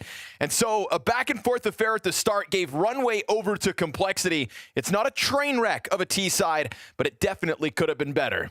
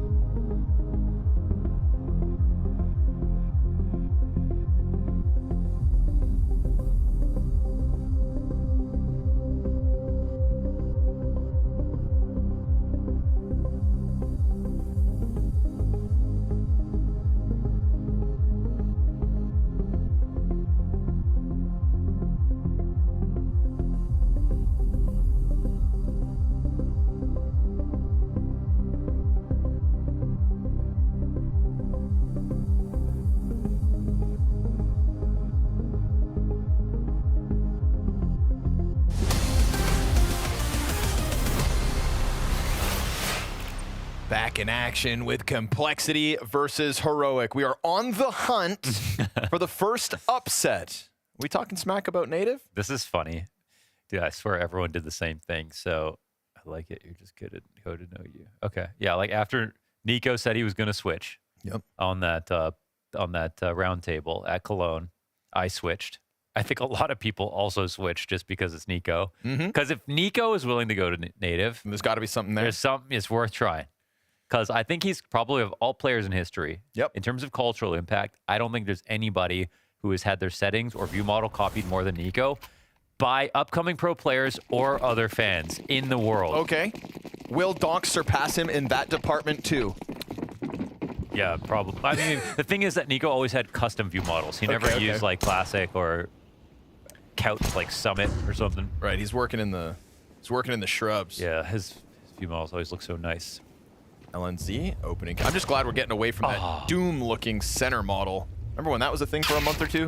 Yes, and that was also Nico. Oh yeah. Nix and Sixy bring this back slightly. Catch that bomb. Was past tense, 5 versus 3.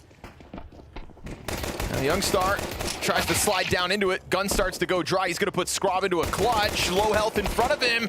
And now bomb you'd think could be grabbed, but a player perched to hold it. Have at it, rookie. Alzerk versus Halzerk. And Scrob. Oh, it's awkward as he gets caught up on Thomas, but now he can play. At the very least, it's money. We've got a kick here for the diffuse. And no instant rush. He doesn't know where Halzerk's gotten off to, but he'll see the legs. We got it. Pops it. Scrob laughs him off in the 1v1. And we've got a pistol here for Heroic. Damn, Scrob's reading books. He's lifting weights. He's exploring the world. He is ready for this match. Nice round.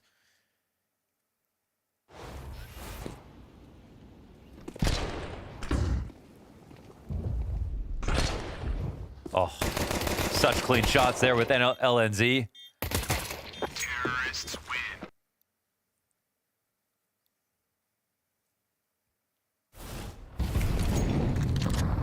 Keeps growing the lead. Already trying to challenge that outer sight. Oh, Grim though, double kill inside Pop Dog. That's what they're looking for. Sixy confirms, body's out, but LNZ ahead of the curve. Already through that mid-smoke. Scrob's in a fine spot to actually wait. Let's see if he is patient. He's got bomb, though. Oh, he's got to cross over. He's got to give up position. They'll give up the sight. To hell with the A sight. Let's dip. Feeling very much squeezed by what was left of Complexity. Makes total sense to reposition. And I just like that they're all on the same page so quickly. They make a move. Young Star gets caught by the scout. Late back to Z. 2v2 now. But it's a scout on the retake. We're going to get this upgrade? Might as well, right? JT with the Galil could find a back turn to him. It's all about the position. Pulls the trigger, sprays down Scrob, and you are so far from that bomb. But it is planted on this side of the train. This was the setup for LNZ. Problem is just the MAC-10. He's so far. Oh, he's playing it perfectly. Not sure where he's coming in from. They're looking a bit confused, but he's going to give himself the flash. No kit. He swings out. He clears off the coverage. And then with no kit, turns back, no time. LNZ plays it clean. Oh, he's actually got it. Wow. Have to go and save. Nicely done from LNZ. I was thinking, oh my God. Well, he doesn't know that they don't know where he is, but the way he played it, he just took the biggest risk of not peeking for so long just to make sure they wouldn't have expected him to be there. Yep. I was super surprised to see him just like, well, I am here, and throw this flash, but it works. I do feel like he kind of threw it as they figured out the positionings. You know, like a weird plant like this. I mean, he could have still been on the other side. Could have been. I guess also in his head, he just needs to get the planter, and there's no more time, so or the diffuser, so. All right, 9 rounds then for Heroic. Little frazzle-dazzle on that last one.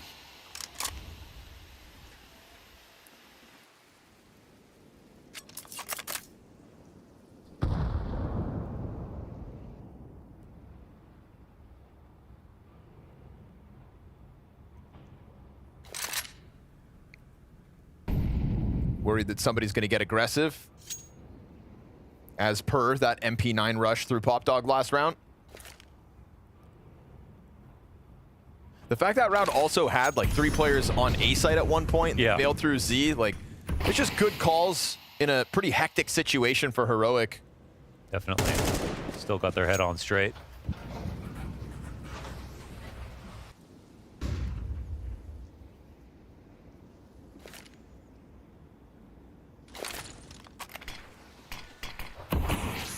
Heroic contributing across the board. They can't really wait out this much utility, to be honest, on this split. Bomb's still outside of...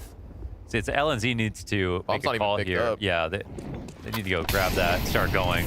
Molly themselves, that'll slow it down. Gotta wait for that to burn out now, but at least you know you've cleared Grim out. Towards site he'll run. Halzerk's position's been found out. Now the T-Con players can't look away from this one. Or maybe they do? Thought it would be covered from the back. Scrob and Youngstar still with something to say about it. JT could go unnoticed, comes out, drops the bomb. 10 to the clock. Youngstar needs both these kills, and JT's gonna hold the line on site. Things getting a little too frantic as that clock feels like it started to add too much pressure for Heroic to handle. Yeah, it's real good. I mean, when they exec, it was still fine, but they would have had no extra time to come out late, and they could have had some extra util coming into the outside site. There was Olaf that was sort of unchecked that entire time that costed them a kill on their exec. Little bit indecisive. Well, it looked like they had one idea they were going to commit to, but they didn't really do enough in the middle of that round to draw the utility they were looking for to make that happen sooner.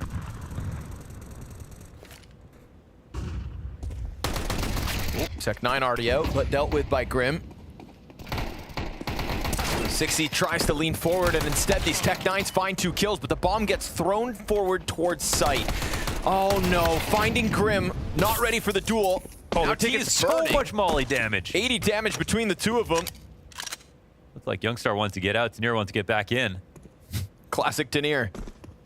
Youngstar waiting for the swing around, and Nyx is going to drop him. Okay. He's going to drop both, in fact. Closing this out, putting Complexity 2 rounds away from tying at 9. They couldn't agree on what they wanted right there, but good for Complexity holding strong. The kills in tandem out of Ivy, it felt like that was a site that was about to get run over. LNZ missed a chance right here. It was very good on Grim, so blind.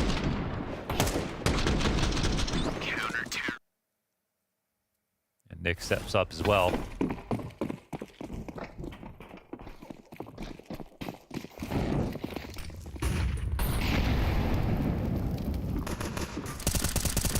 Just Glocks in the P250, no flash. We've talked about all the rise of CT maps in the map pool. This is among the highest.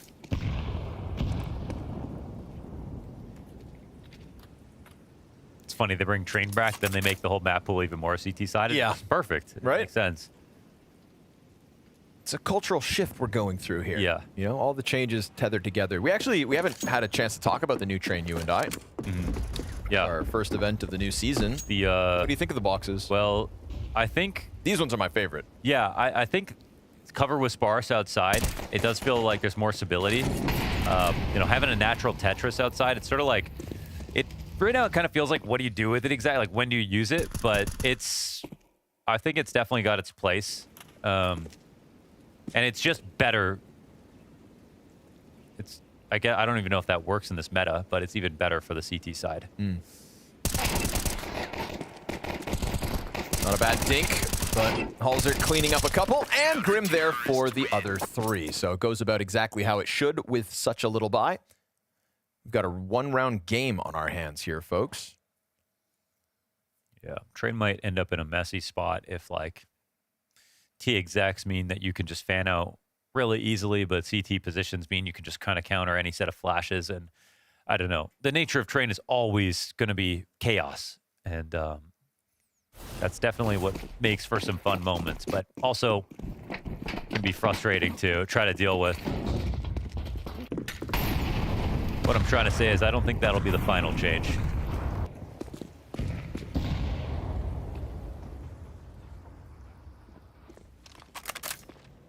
Sixty, careful now. They're ahead of the timing that I think he has in mind. Yeah, they're going to jump him. Never got a chance to drop his utility either, so Ivy falls for a low cost. And Halzerk making use of the new boxes in the upper halls. Yeah, that's nice. Gonna drop Nilo in the process, but then LNZ with another answer. JT climbs up just to clear down beneath. Really showing, I think, this round, the changes to the map. Definitely. Ultimately still comes up to Heroic's favor. Man advantage. Bomb soon to go down once Scrob has to give up position again to plant. The bomb has been planted. And he planted in a place that was actually uncovered. That could have been his death if Nyx was just 3 seconds sooner. Death while planting, not after the fact. Nyx gonna start running this one. Bomb nearing the halfway point. Uncomfortable smoke push for Halzerk. Yeah, and I like the reposition from Youngstar. He's getting off-site and potentially behind the retake attempt. Halzerk has no idea, and the bomb's still for this side. So he pounces on it. Youngstar, key reposition there to guarantee their 10th. Yeah, that's what you want to do. Phase the smoke. Tanir, very careful about the way he went and took that duel. He's just got that sixth sense, man. When he commits to peaks, you know, versus players that are walking around, it's just like he really knows when there's danger afoot.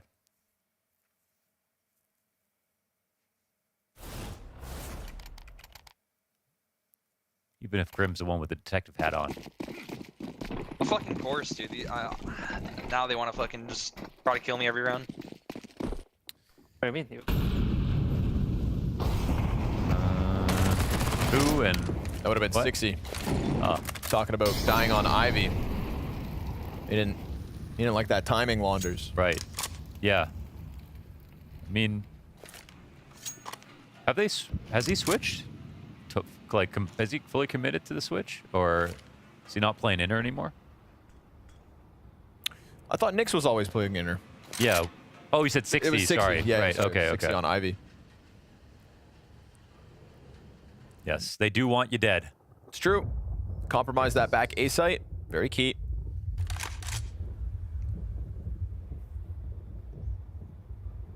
Yeah, that's another thing about Ivy. It's just as hard as it used to be to take, but it's not as OP to take it anymore, so... Box was used last round. He saw that. He knows something's coming. Doesn't know how many. He's a little nerd on these angles. Oh, could have gotten more. Through the box, LNZ. Nasty headshot. He really saved the day there. Nyx only has an MP9 to press into the site, supported from the background. Scrob through smoke, but the SMG picks up the slack. Double from Scrob, a pistol for the third. Player further back, another 1v1 between him. But this time it's versus 60, and he doesn't have bomb. He's going to go for the frag, and a missed chance. And as he takes 24 points of damage, he's got one more shot, one more chance, and that one's taken away from him. 60 wins the head-to-head. Scrob comes up empty-handed, and Complexity keep this within one. That's what happens when you don't kill 60 right away. Comes in for the clutch. Scrob, another good effort. Had a great chance to find that flick, but it wasn't an easy shot. And he took a lot of damage for the miss. Right here. Let's see, 45 health, and he got killed. Yeah, straight through the box. I guess that's going to be one issue with it. That is super spammable. Well, Scrob from the last man standing to the first man dead. Sixty's going to do anything he can to not get overrun again.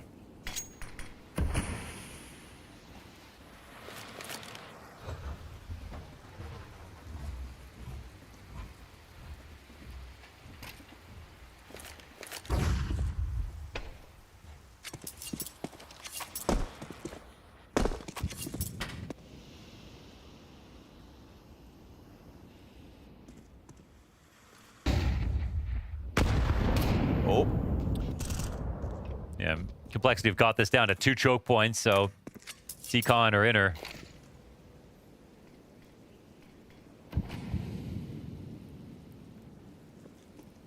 Tanir's kind of crept his way out, but I mean, what are Heroic really going to do from here? I guess they've got him in a spot to lurk. Oh, ends up being a ladder play. Z player peeling back though. And if Halzerk goes out for this Tanir contact, now he's in the open. For a second there, stood in the open. Uh-oh. Takes a headshot for 83 damage. Lucky to be alive. Slow T-Con flank and no cover for the Z push. Now you've got a gun in Youngstar's hands. A double tech 9 kill plus the dink. You're kidding. Wait, it's actually Tanir behind him who gets the kill. We get that T-Con walkout. 60 finally back into the action. Oh, but Nilo can't manage to drop him just yet, and slowly Halzerk will come back at Z and not find him looking in his direction. All's good for Complexity, but it got sketchy there for a second once that Tech9 finds footing in Z. Yeah, supremely sketchy. That was a lot of pressure on Halzark. Had no idea someone had slipped out in front of Olaf as he went to ladder. It's nice assembly on this force up round to make something interesting happen here from LNZ. And Youngster's kills are where it got really scary. Didn't even need that upgrade.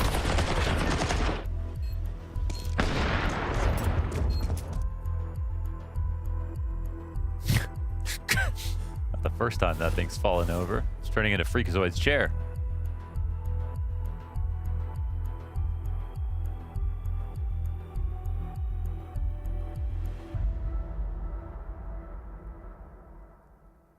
If Halzark is Norwegian, where do you think Skronk is from?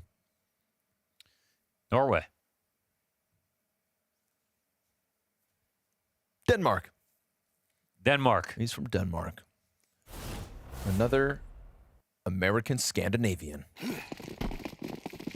But not actually, but could be. I like what we've seen out of Skronk. Would have been nice if he could have put a clutch up. I'm sure that'll be on the back of his mind.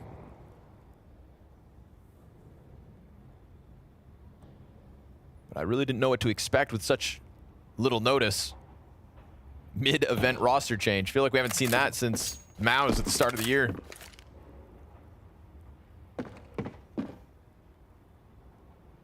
Maybe it was a good idea. Yeah, we'll find out, huh? We'll find out. Oh. Nice timing. Oh, man, this is so bad for Complexity. Yeah. They just got by into lower, and Nilo and everyone else are watching these angles anyway. That's just unbelievable. This is a Flusha moment for Tanir, all the way to the back lines. If anyone comes in because they lose vision on B. And he's done this with so much time. And he will. Yeah, this is literally... Ooh, JT could be the freebie. Pretty sure this is Flusha versus, was it FaZe Clan in Kato 2018? Clean kill here from the back end. This is when he tells them, what's happened, guys? And there's another lurk. Nilo keeps it clean. If he gets another backstab, I mean, now all of Complexity are wondering what else is compromised. What is happening? Gets a barrel put to the back of his head. Tell me how he pulled that off. That was as 60 peeled back towards CT spawn. They actually had a read on the push, and he walked by it. That was so clean by Tanir. Round-winning move at a very critical juncture. 10 all, now Heroic's 11th round win. It looked random, but it wasn't. Save is looking good, though, for Sixy. Drops 3 players just to keep this off in hand. And Nilo's going to have to let him have it. Gut-wrenching feeling, though, for Cole, letting Tanir get away with all that. And they had no idea how. That is an absolute tilter, the way they lost this round, but after they got this kill too.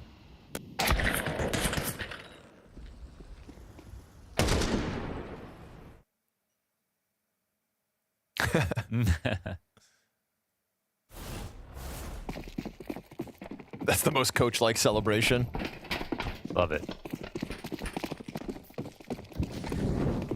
He's ready for the major. 2 MP9s, 5-7. Halzark burnt forward in Pop Dog. Not a comfortable place, but that doesn't stop him from getting first blood. Grim outside T-Con, gonna be pressed from both sides. Still gets a double, and then JT slides in to trade him out. Bomb down in the front of it, and Complexity, just when it looked like they got so outplayed in the 1 round prior, they take the fight to Heroic and tie us up again. Anything but dead. How did they pull that off?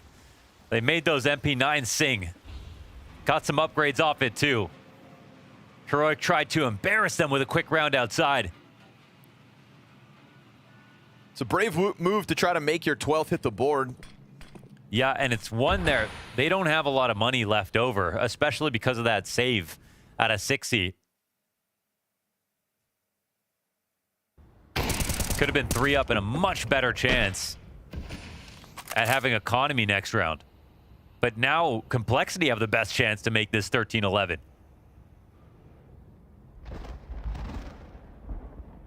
Ominous with the thunder strikes.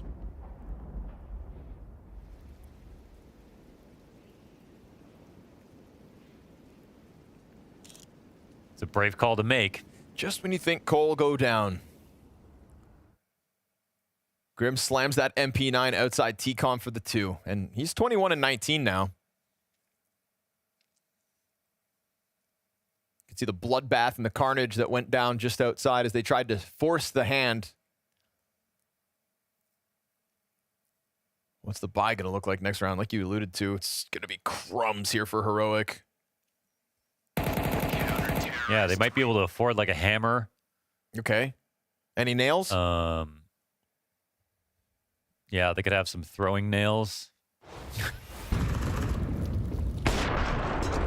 Maybe an abacus. They're going to have to get creative. Just so good at using these boxes to dodge that first player out. True. Consistently. Really nice position there from Grim in the minutia of that round. He shines. That is one area that is more dynamic than it used to be. That's cool. All right. 11-11, but Youngstar is the only one with a safe gun. They've stretched rounds like these very thin and made them scary for Complexity, but I'm sure Complexity feel a little comfortable. No armor, even, on anyone besides Youngstar. Let's see if it's really in the name. Scrob's utility goes out. Just Tanir's Molly now. Scrob trying to join up with the other 4 players. Frag in front of the ramp push. Oh, and the next nade is on the money from JT. Just takes the wind out of them. Absolutely halted in their tracks, and as Tanir climbs up over the railings deep inside of the halls, Grim's able to find the headshots. This is a perfect round for Complexity thus far. Grim could just clean up versus the last 2. Takes a dink. That M4 never even gets a chance to see action, really. Nilo's 16 health, enough to find the 1.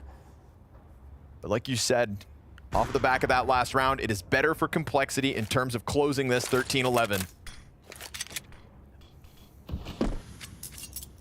The clutches that could have been, the pistols that pulled off round wins. It still boils down to 24 rounds of play as per Complexity's classics. Yeah, it's in the contract. Grim's had a lot of good multis this game. Some sort of in-between moments. Otherwise, no one's necessarily standing out as a hard carry, but it's a good thing for Complexity winning as a team. Alright, let's win this. Get this shit in here. Their money is fucking horrid. Yeah, fuck them even more right now. Yeah, they know what's up. Hauser's the only one with the op. Yeah, he says money's horrid, but honestly, it's 5 AKs on the field. Woof. And Nick's lucky to be alive. They hang on to 2 smoke and flash sets. Announce themselves on Ivy and then pull that 3-player core right back. Yeah, they've got good guns, but they do need to hang on to that utility. If they end up going for that slow outer exec where they got re-smoked inside of T-Con over and over again, they might be in for the hardest possible rounds. They found some good success at Ivy, but the organization here of Complexity, I think, is just attracted to this very same idea. They seem to know what's happening. Flash in to confirm it. 3 spotted at 50 seconds. They can't turn around from this. Oh, Flash is fantastic. Grim into the corner. Nick's a little late on the corner peek, but that's exactly what they needed. Just enough to have players scramble, turning them back and forth. Nilo comes out from T-Con, but no bomb possession. Boiled this one down to 50 seconds. That pack of players on Ivy had to succeed at least halfway. Lose numbers, but get out. That could have been something. Here is the recovery effort of Nilo. 2 kills into this. Hits 20 frags. Smoke on Grim, soon to fade. 15 on this clock. No way. And Nilo is doing it all on his own. Surpasses JT, who gives up his position. Tanir's got a chance, but it's burned out, and that fire will win this game for Complexity. A piece of utility that keeps him away. A 24-round game, barn burner. Every single time. Were you getting nervous there, Complexity fans? Because that one came right down to the wire. Not saying that train arrived in the station on time, but it did get there all the same. That was a classic Complexity round, kind of encapsulates them as a team. They're just about to push it over the line, then it gets brought all the way back, and they save it right there, close it out 13-11. Yet somehow that is the least stressful Complexity game of the year right there. And I mean, I like what they had there on train. I like the utility protocols, even just the kind of the way they started this game. I felt like they were really on top of each other in terms of being able to trade out, the way that they were just playing off of each other. And even on that last round too, they kept it up, the perfect flash to not even get a kill, but just provide themselves with the information they needed. They did indeed. But I will say on the other side, Scrub actually acquitted himself fine. He had some good moments. He had some rounds. He wasn't just hanging out the side of Heroic's ride on this one. He was doing a little driving himself. I feel like if you go for the username Scrub, you have to be darn sure you're going to be good, because it's too easy to just say Scrub. And he was not a scrub in this game. So I'm happy for Scrub in this one showing so far. I mean, I wouldn't talk about it as the best showing of all time, but certainly for a player coming from Academy to this type of matchup, this is certainly a showing that you're happy with and he can build on into the next game 100%. Having like 1 day of notice, it seems like, maybe 1 day two. of practices, right? That's 1 day of practice. Always ready to frag, Mike. Always ready to lock on. And we've got some rounds to take a look at. We're going to start early here. It's round 2 we wanted to think about. We got round 2 and round 4. And round 4. And it's just kind of showing the back and forth nature of this game. But I really, again, I just loved how Complexity was dealing with some of these situations. You don't have a lot of utility. You have to be able to play off of each other. And they were able to spring into action so well as soon as there was a single point of contact. And for a round where, really, like, what were you, if you didn't get those opening kills, this was going to be a tough breach into the bomb site. And Heroic had a really strong setup themselves. So for Complexity to get that one, very nice to reset the economy of Heroic. They almost give him a way back into it a little bit with the plays in towards Z, but at the same time, they still have the ability to close it out just barely. Just barely. Just barely. Just barely. Not the prettiest win, but at the end of it all, like, it was actually a pretty good retake attempt from Heroic, but they just didn't have the time. And now, yeah, round 4. I mean, they go for what is another just kind of group piece play. There is the solo play from 6E there, but then the numbers somehow just kind of come out better for Complexity. And this is Heroic from JT. Like, this one kill he gets right here is a little bit of a stroke of luck. But what then a call. But then they just move off of each other and are able to breach the bomb site. These rounds were a little random. I'm not going to lie. I'm not going to say these are brilliant strategies, but it just kind of showed the nature of Complexity, how there's a reason they were pretty good last season, because the individuals were able to fire off of each other. They had good trading. And in general, sometimes with NA teams, like, the spacing just gets so bad so fast. But in those 2 rounds, it was pretty good towards the end. We've actually got a little bit more of an insight as well into that round 4. We've got to listen into Complexity's comms. Let's give it a whirl. Please be good. Please be good. Please be good. I'm just holding my flank right now. Holding back 6. Wait, 6 dead. Like, I'm walking out. I'm walking I'm walking out. Freak. I don't see freak. T-box. Hell. Flank ladder. 50 hell. Dead hell. Ladder. Nice! Nice, boys. Good job. Good fucking shit. Alright, let's convert. How would we rate that? I see you fist pumping. Got Good a little comms. panicked Good as soon as comms. the guy was ladder behind him, or pop flank. Flag ladder. You know, they call that ladder even though there's no ladder in it. There's no ladder. But in our hearts. In our hearts. No, I mean, it was clean. It wasn't really, it was mostly just calling positions there. It wasn't a lot of playmaking or strategizing. It was just, they saw the people died that they saw. Those were the comms of a team that's played together a long time. They don't even need to talk about what they're going to do. They know what the plan is. They're going to execute it. So, yeah, telepathic. I know. You could put a negative spin on it that they're not creating a new plan, but really, they're just reacting to the information. Telepathic. I choose to take the positive spin on it, and I do think there's a lot of positive spin to pull off of this for Heroic as well, especially considering this was Complexity's map pick. The new addition, the guy who they intended to bring into the roster this season, Nilo, looking quite good on train as well. Nilo was really good at defending Complexity in that first half. I was pretty surprised with the amount of force he showed here. I mean, the first couple of tournaments for him, I'm not really loving what I'm getting, but this has been one good map so far. So we'll see if he can continue it. Yeah, I mean, their defense for Heroic was really solid. That's a Complexity side that has a very strong T side on train. This is the round I wanted to point out. This is awareness from Complexity, because earlier on, just before this clip, they flash through Ivy, they accelerate the play, they get the initial kill on Scrob, but then you have the individuals from Heroic. We're talking about Nilo, we're talking about Tanir is the one kind of shining star for Heroic that's been here for a while, that you know you're going to get something from. He creates that entire play by dropping that lurk smoke. He gets an initial kill, he lurks through the smoke, gets a second one, they finish off the round. That's what you want from Heroic, and that's Tanir was there, or Nyla was there, but Tanir is the one I really look at when it comes to Heroic. He's their guy that he's always there. He's consistently showing up. He's there every map, day in, day out. He's the guy that when you're looking at Heroic, you're thinking Tanir. Tanir is the best player on this team, like no, with zero doubt in my mind. He is, like Vu's saying, extremely consistent. You put him on one side of the map by himself, he takes care of it. You put him in the fray of action, he finds a way to get a multi-kill off of his teammates. He's definitely the most complete player that they have, and he's a low-sense abuser, so he's not going to miss the easy shots almost ever.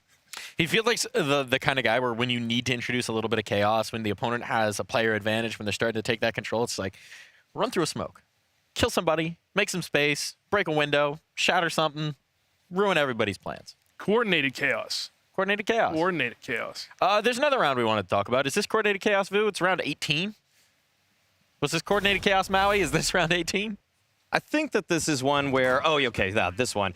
I thought this one was actually going to really do in Complexity, actually, and I thought that the youngster play should have been, it deserved a little bit of a highlight. Technically, he only wins the 1v1 here, but he does it in style. Like, Nyx is able to press on out here. I think him or Halzerk is able to get the next kill, but the idea from youngster there, to go in through the icon smoke onto the opposite side of the bomb train, opposite side right here, this is such a great play from him, where so many players could just stand in that hell position for too long, and it becomes almost too obvious that he's going to be there. But to slink through like that, I thought that deserved a little bit of praise, even though youngster doesn't always pop off the scoreboard. Late rounds, I have a lot of faith in him.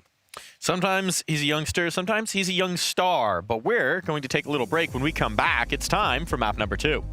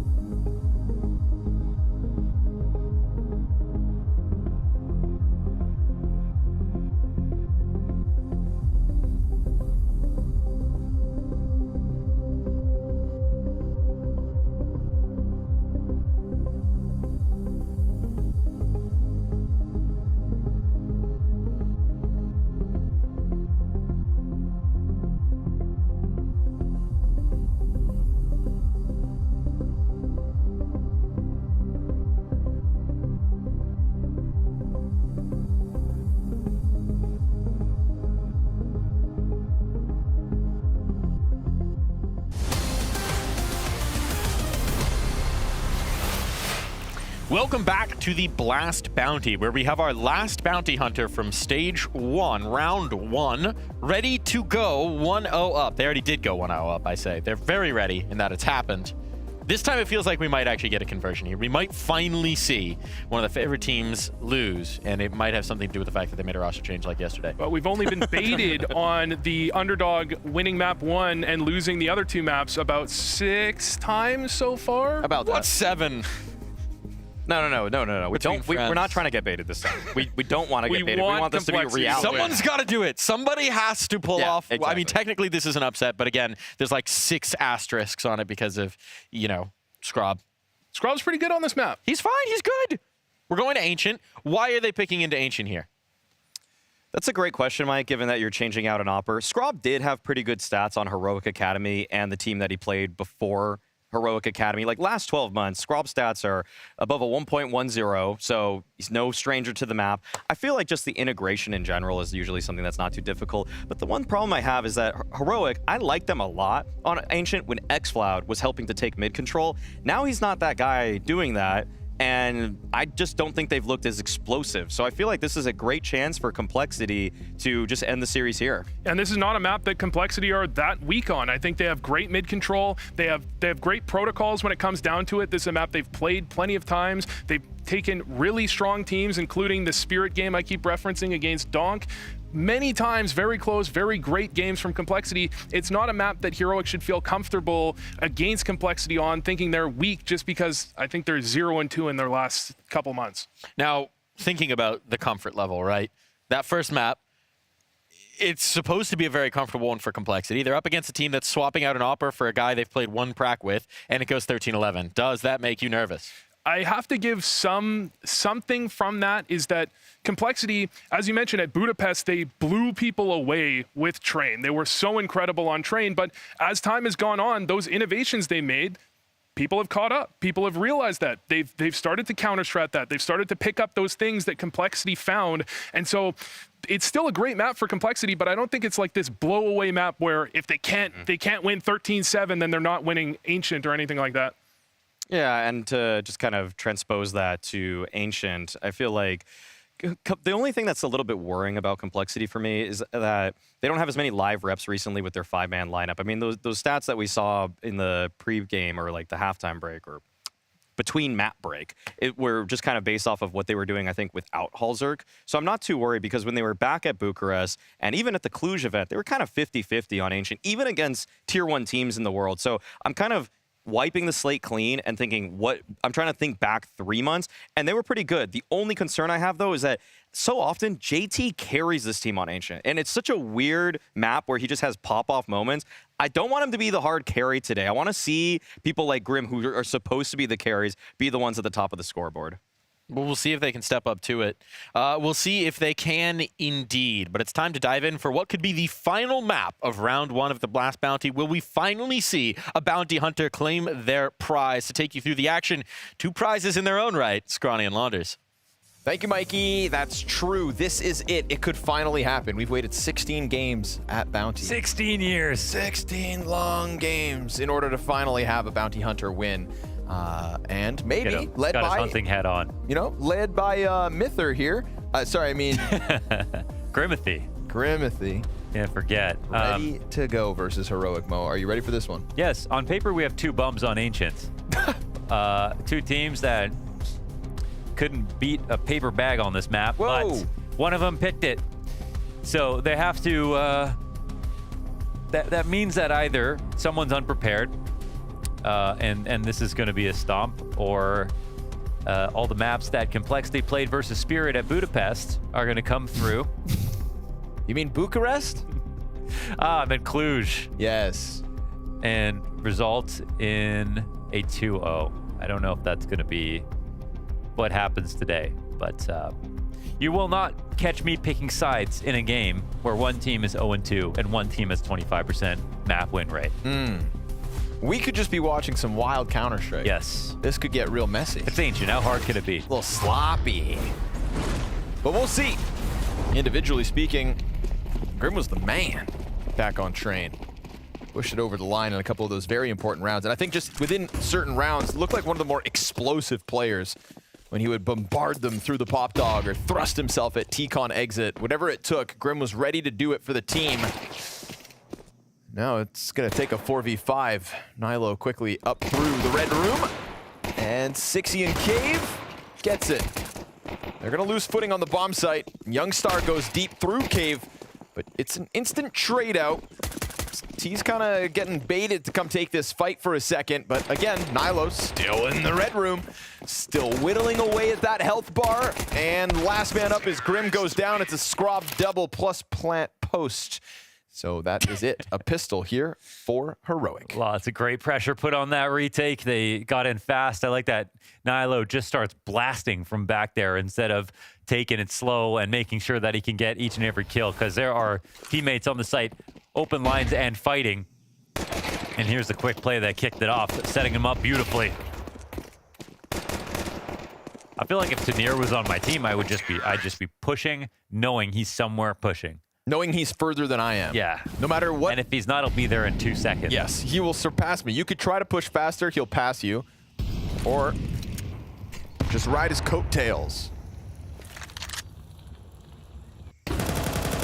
Aggressive Counter-Strike player, and we like that. 5 kills, easy for Heroic in the conversion. Not even a conversation topic. Moving along swiftly to round 3.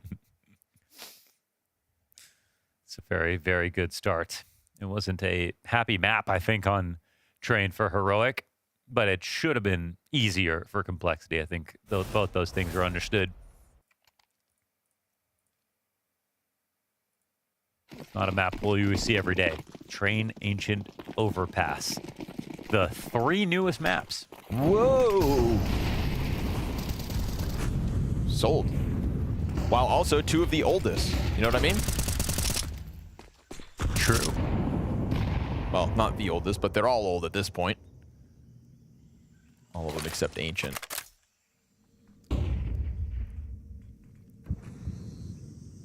Repeat offenders in the map pool at the moment. Ooh, this green boost by Scrob actually gets seen by JT. Grim's gonna find LNZ. JT's just getting pelted by too many nades. He tries to get out. Trying being the key word, because he's not allowed an escape. 4 versus 3 for Heroic in the first gun round. All you've got is Temple, and that gets set on fire. Heresy. They looked very uncomfortable with that attack. Could have gotten to slightly better spots, but to be honest, a retake is still possible. Yes, it is, it looks like. Nicely done. Youngstar cuts down those 2. Makes sure that just as soon as it looks possible, it becomes impossible. Tumbled out into the flash. Nyx will get hunted, but not killed. Danir's out, and this one gun will be pretty helpful. But yeah, Complexity there off the corner of default. It's sort of like they knew the exact was coming in, but they didn't really, I guess, respect how quickly it could happen. And thought they made it looked like they mentally thought they had a second to throw a nade.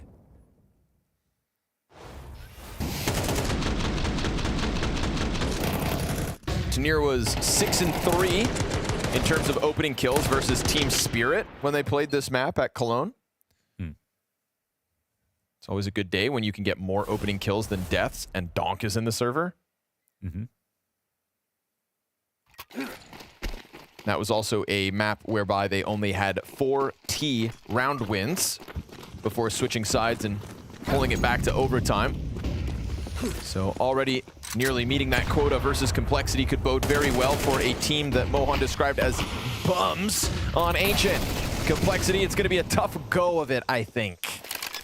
As this one is another statement win by Heroic. The confidence just oozing out of these executes and the pace of the play that they're bringing to the table so far. Oozing. Oozing, yes. Maybe it's the case of the perfect veto. They brought the opponent's map pick close, then they have a secret pocket pick you would never expect. That also happens to be weak for your opponents. The discomfort is very apparent. Next up, just try to throw something at the wall on overpass and see what sticks.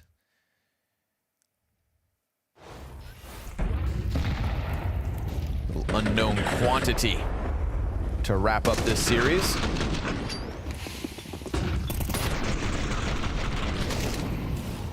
Actually, Complexity are probably one of the teams that'll benefit the most from this change, having Overpass. That being said, it was an Anubis. They were playing a lot of Anubis. Yeah. Again, but anytime there's a new map, I as just long look as they're at just Complexity. happy with the change, Yep. yeah. It's a new map. Complexity will be playing it more than most. I mean, all their classic Imperial games were on Overpass, and it really hasn't changed, so.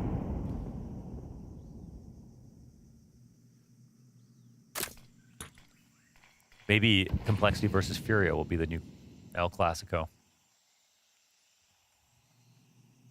I want to see Furia versus Virtus Pro on Overpass. Yeah? Yeah. VP and Overpass, they go hand in hand. They've already got a 2-round comeback at Bounty. Mm-hmm. Yeah, true. MCT sides. MCT sides. And that fame. Grim posted up. He's going to have a bunch of players behind him if Nice. JT can't grab them all. Oof, JT ends up getting the double kill that Grim wanted. Man advantage for Complexity. That setup I thought was going to cost Grim, but good cover from JT, making this round look doable for Complexity. Is the 5th round of play the first round Complexity win? Starting to look even more likely as Tanir finds himself alone. 5-1 is his start. Flash to the temple opens up the door for him to push off site, and there's nobody donut. He's gonna find cover in sight soon, and it's just the jumping pistol. It takes him way too many bullets to get that frag, and the trade frag is good here for Cole. So they'll grab that op back, defuse this for the round win, and get themselves on the board in the 5th. That was a great big jump. Much higher than normal, it felt like, when he rainbowed across his screen. So Tanir had to really waste a lot of ammo to make that happen. Don't know if he would have, even with that as a quick kill, found a way out of this 1v3, but either way, solid stuff between Grim and JT. Getting the first 3 kills, that's all you can ask of your site holder. Similar attack coming in to the A site.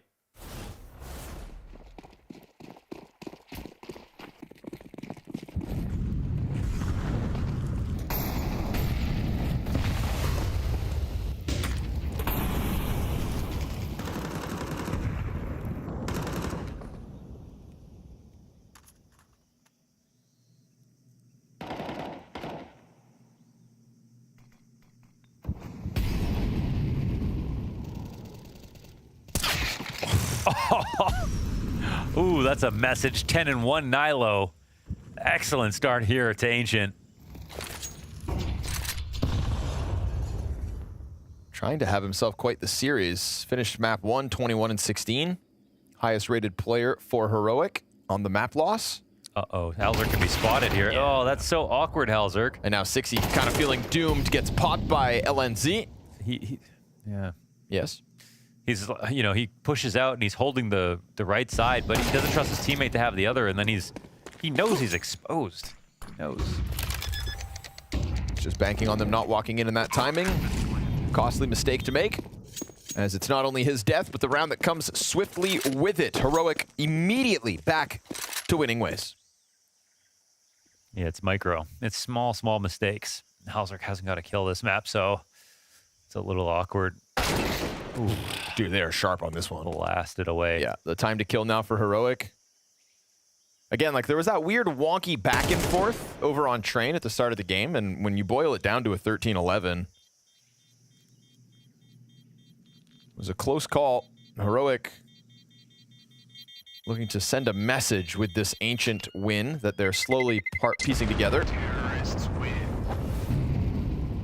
I mean, these rounds, I know you're calling it really early, but what we're seeing from Complexity is a lot of awkwardness. It's also just the stats don't play into Complexity's favor, and I think that even though there's not a lot of map wins for Heroic, pushing Spirit not long ago, as hard as they did,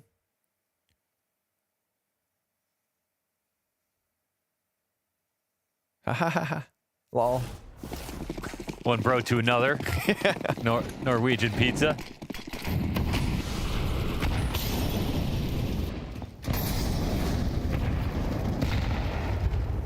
Missed incendiary there from Complexity, but not like it stops Heroic from doing as they please, as they have throughout this attack. Flash over top, Scrob right into 60's forehead. You know there was a flash from the right side of Long, so you just sit here. You know there's somebody back there. You don't know if there's another, but there is indeed. Scrob's job feels a bit too easy. Whose smoke is that? What are you trying to tell me, J-Raz? What are you trying to tell me? No one just landed their feet by accident, or? Oh, it was a smoke, not a flash from back right. That's what he's telling us. Ah. Scrob dodged it like a flash, re-peeked in for the opening kill, and has Still an sat here invitation up ever since. Nilo should get caught off. JT gets that one 3v4, but without the sight. I mean, on that Halzerk, he needs just this clean pick off, and then maybe he can call his friends over to help. But otherwise, I don't know. One through smoke if he gets lucky on timing. Spam down. A little too high. And we outie. Go ahead, try to keep majority alive on the save. So, honestly, plan was very simple here for Heroic. Almost called him Skronk. Put Scrob on the angle and let Complexity walk into their own deaths. I wasn't going to say anything, but you did call him Skronk a couple times. Did on I? this map. Yeah, okay. I don't know why. You sounded so Canadian there for a second. Oh, did I? Oh, sorry about that, Scrob.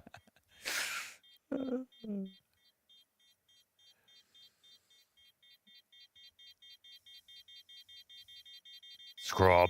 Scrob. Scrob. What's a skronk? Oh, you know why? Skronk? Because I was having this conversation to myself in my head where I was saying, like, you know, we have this conversation about, like, when the best player in the world is named something funny. Silly, yeah. Right? So I was thinking, I was like, is Scrob like a donk? Okay, You know, because eventually there will be a generation of players that are inspired by donk. They might have funny names like Glorp and who knows what. I can't I can't put myself in that space. It hasn't happened yet. Yeah. And I was wondering, I'm like, yeah, Scrob's kind of like a donk. So I guess that's why I'm calling him Skronk. I see. That actually adds up perfectly. Welcome to the things I think about. I know you well enough to know that isn't a lie. Yeah, I speak the truth. And maybe so does 60. Nope.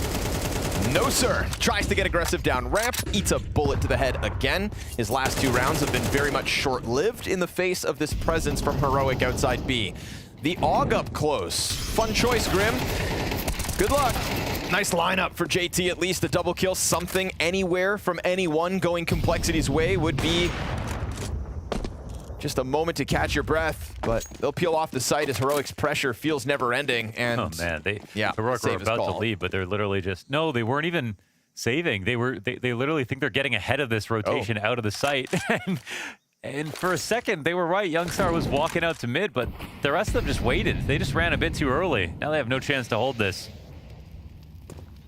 Well, luckily for them, the missed rotation turns into a great way to save. Yeah. Ah. Play it off. Very it's flexible. all part of the plan. 7-1 T side now, Heroic.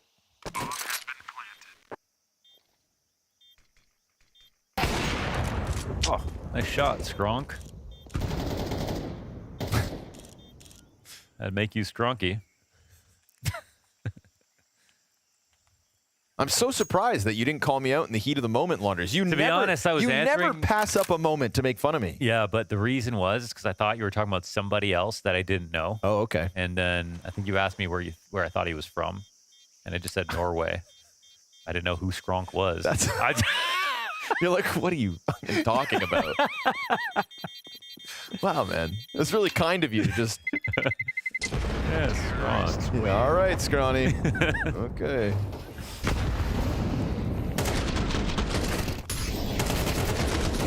Grok, what is Skronk? Gronk. Is this true? Who this is? It's Scrob. And he's been a real turret outside of that B site when we saw him boost it up. Now when he's holding for any kinds of last attempts at a Complexity. Still 0 kills for Halzerk. And damn, that's amazing. Out of Nilo. Perfect timing.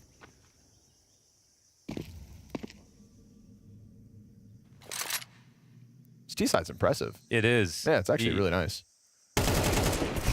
Again, numerically, not a lot of wins to really like turn your head when it comes to this map specifically, but no fluke, I don't think, that they pushed Spirit to the limit. Grim comes back into the site. Nade's gonna just expose him to a whole pack of heroic players that are all so bloodthirsty at the moment.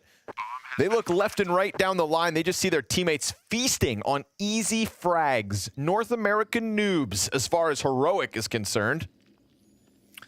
Today's not the day, man. We just had to watch the NRG game, and yeah, I mean, come on, kick a man when he's down.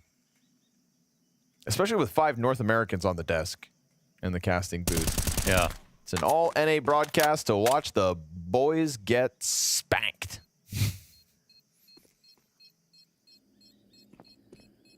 They even got the better Norwegian. He's Danish.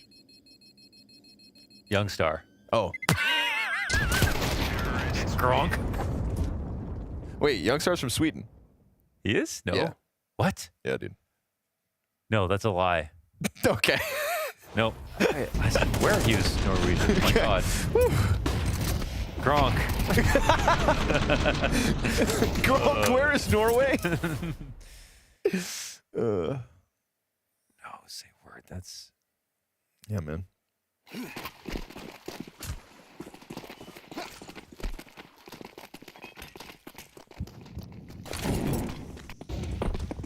Are the MP9's gonna make a difference? Will the Mag 7 get a kill? I mean, when Halzerk is 0 and 8, I say to hell with it. Pull out the Mag 7. Get active. Make a move. This is the same place Scrob has already caused problems for Complexity. The only thing that might stop him is this Mag 7 peeking straight into him. It's close enough to blow his head off. Do it, Halzerk. Do it. Oh, I think he helped. Yeah, a little assist on that one. They hear the op rattle off a shot too, so... Get this gun back in rotation. Natural reposition into the cave with guns like these. And Grim playing green. Gets found out as SMG prevails. Nilo's going to be met by a smoke. And so this bargain bin buy is starting to work out somewhat. Donut player pressure from both ends. But in pushing cave to Donut, you have effectively offered Heroic this B site. You're giving them a chance at this 2v4 post plan. That's true. It's a lot of time to get organized. These are the moments where Complexity, I think, can have a hard time for sure. And they're being so patient with the smoke. Can he peek in front of it? Will he need to? Scrob's got one. Gets past the flames. LNZ, 2 more kills in this 1v3 to close it out. A nade on Grim could be the end of him. Oh, won't even need that part. And he got off of it, didn't he? Goes deep. Halzerk's no longer diffusing. He's going to have to get back on it. LNZ knows the plant's on the left for him, but there's no kit, so be it. This was a very sprinkled in buy from Complexity, and they're not going to have the tools for the job to win it. So even though they push beyond the cave, secure the 4v2, it's the fact they didn't leave anybody over towards that B site that lets Heroic put this one on the board anyways. 9-1. Heroic can't stop winning.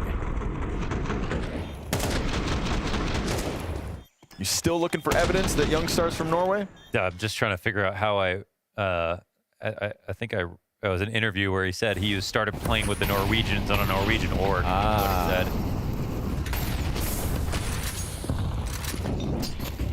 said. Also Vietnamese, I think. And then someone said, I can't remember if automatic was baiting. I'm not going to get into it now. Okay. Heroic are on a tear.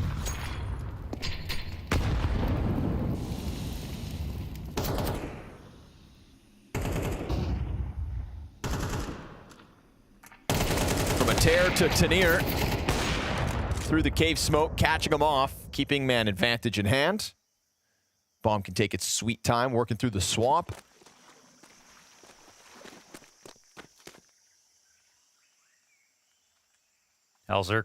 Grim surrounded, doesn't even know it. Maybe he can feel it though. Halzerk comes in a mid, maybe he can help, but like he's kind of pinned in the spot. Halzerk, oh, just missed that. And now Grim's got to be careful with the shadow on the right side. Yeah, he's not clearing this totally yet. There we go. Good timing. So we go back evened out with that one. Grim hanging on to a portion of the site. Oof, but there's a gap in that one, and Youngstar is going to find Grim's head. Just the CT lane to try to push up. Nyx double op in this retake. A double op 2v3 demanded of Complexity, and Nyx gets one. It's going to earn him a weapon swap. Nilo, 14 kills to his name, 11 rounds into this map, peeks wide on default, and Nyx is going to punish, Nice. switching over to the AK, securing his 3rd kill in that round, and giving Complexity a much-needed lifeline, at the very least, 2 CT rounds. Yeah, I mean, 2 CT rounds. This has been a paddling all the way through. Every round, Heroic are so much better than them. They, at the very minimum, pull out a clutch here, a chance to maybe get a 3rd round. But this is the most one-sided half so far that we've seen.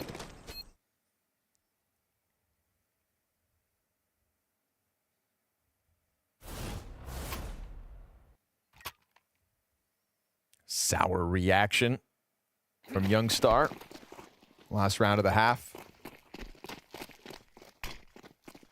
Heroic dominating the map pick, justifying it. While Complexity's pick was more of a squabble.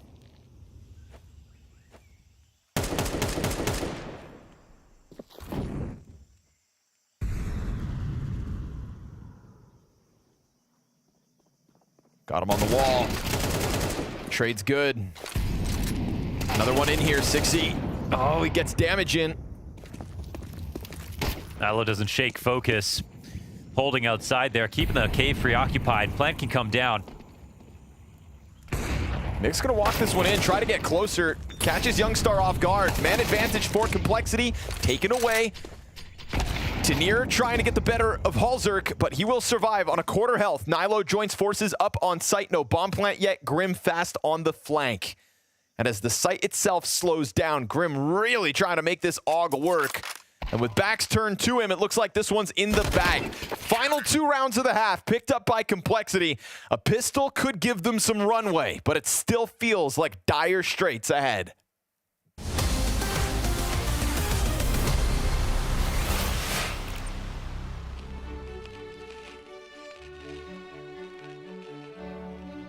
Hey guys, we are at Culture Clubhouse and we're gonna watch some Counter-Strike clips. Again to keep Mal's going. I know this clip. I don't remember this clip. You don't remember? It was insane. He probably feels like there's presence in the B bomb site, but the clutch is on. Oh! We still lost this map. I think it's after the game I was shocked why we lost this. You lost this map? Yeah, we lost this map. After this? I was full shocked.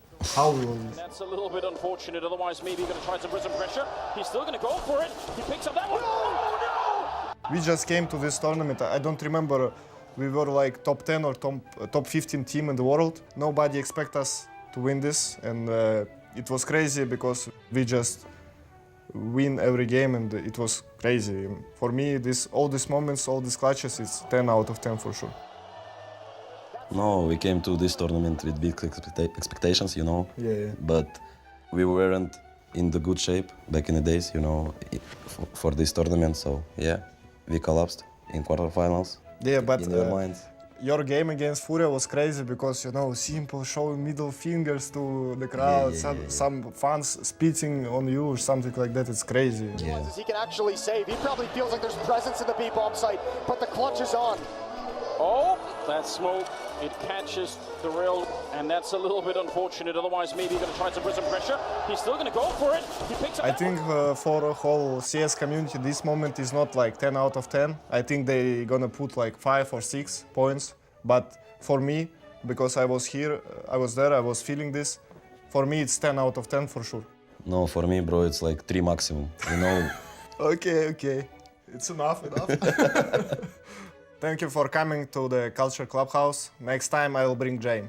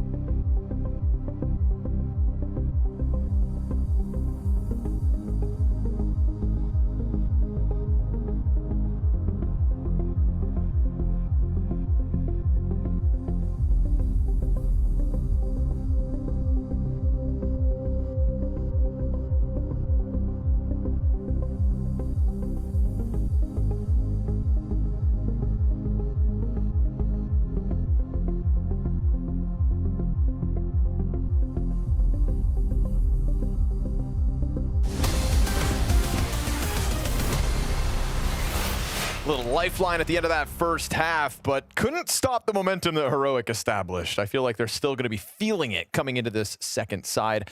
Half that they very confidently held Spirit back on during Cologne. So why wouldn't Heroic be able to just put this one in, Launders? I don't know. Like, Complexity just don't look comfortable at all. It's like a... This reminds me of the fucking Ancient Pug we played earlier. Fucking Savants. The Pug? I think they're... I mean, they might have been playing a team. I don't know. Savant. They're playing pretty good, and I don't think they were doing anything magical. I think you're just really uncomfortable with the map. At least that's how it felt. Gotta say it how it is. There you go, Grim. Suck on that. Frag grenade at his feet upon arrival. You got a lot of cave control here if you are Complexity, ready to really hammer it home on this bomb site. Utility for JT and Halzerk. But LNZ's got the kill. Just floating around on middle. They didn't... they weren't ready at all, but Youngstar hits a clean shot. Smoke over towards ramp. Lands ahead of the push, but they'll still come through because Nyx takes over cave control. And so the utility covers just enough. 3v2 for Complexity here. Youngstar and LNZ trying to find a way to crack it back open. No kit. Nyx waiting for a chance to shine. He's got to go for the reload. They're going to try to pile drive him in that moment. He gets the reload off. First bullet straight between LNZ's eyes.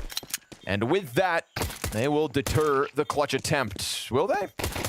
Still sticking around, but deep ramp commitment here from Halzerk to just guarantees all's good. 2 sets of... No, just one. He had nades. Kevlar to go. Yeah, so with a T-side pistol and maybe a bit more of Grim's help like we saw on Train, they could make this game competitive, but they're really just going to have to ruin the CT economy all the way through. Can't help but feel like they're going to need a little luck to make this happen. So they had some good chances in that first half and didn't seem like they were comfortable at all. And also, off of that comm, seem to think they're better at this map than they are for some reason. Or that they're playing against geniuses. Savants. Savants.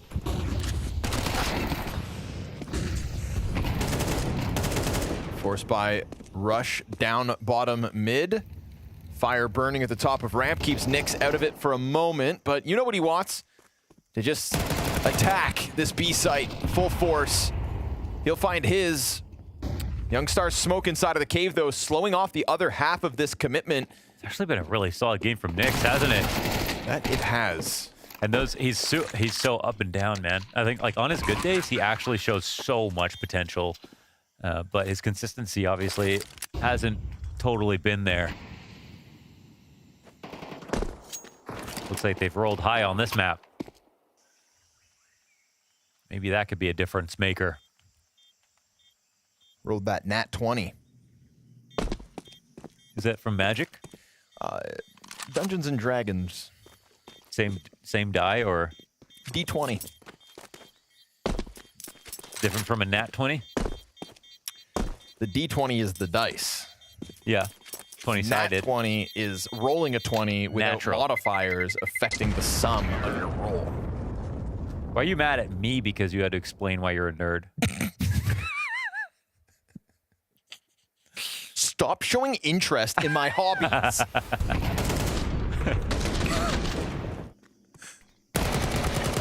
Oh, nat 20? You wouldn't even understand. I understand, man. Natty. That's true. That's right. It's the no creatine 20. I got you, man. Yeah, I got all you, right. bro. Yeah, we can all find common ground, folks. We have more in common than you think.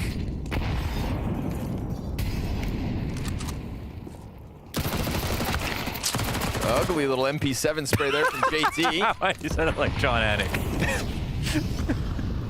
Both these Going fighters through are actually custody battle. Legend. John Anik, one of the goats. Cross into the bomb site. Hey, this is feeling a little too easy for Complexity. Letting them start this T side with momentum could bode well for the long run. Obviously, it's kind of unfair to write off Heroic when they haven't had full guns just yet, but we'll see what happens once JT no longer has MP7s. Or am I speaking too soon? Because the 5.7s are real close to this site. One more behind you was meant to shoot Hulzerk in the back of the head, but the cover is great from Grim. And so post-plant goes smooth for Complexity. Looks like Complexity can really make this ugly here for Heroic. Again, it's about the instability of the CT side. You can have all these advantages, but if you can't get the money together, win the right rounds.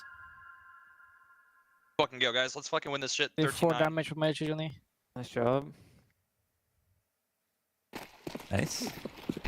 They're believing. They're ready to win, actually. Okay, 13-9 they said. 60 with the util damage. Let's see it. Let's see it. Everybody's confident until you go up against the gun round. But Tanir's been looking human. It was really Nilo kind of fueling that first half. Oh, let's talk about Nyx. Okay.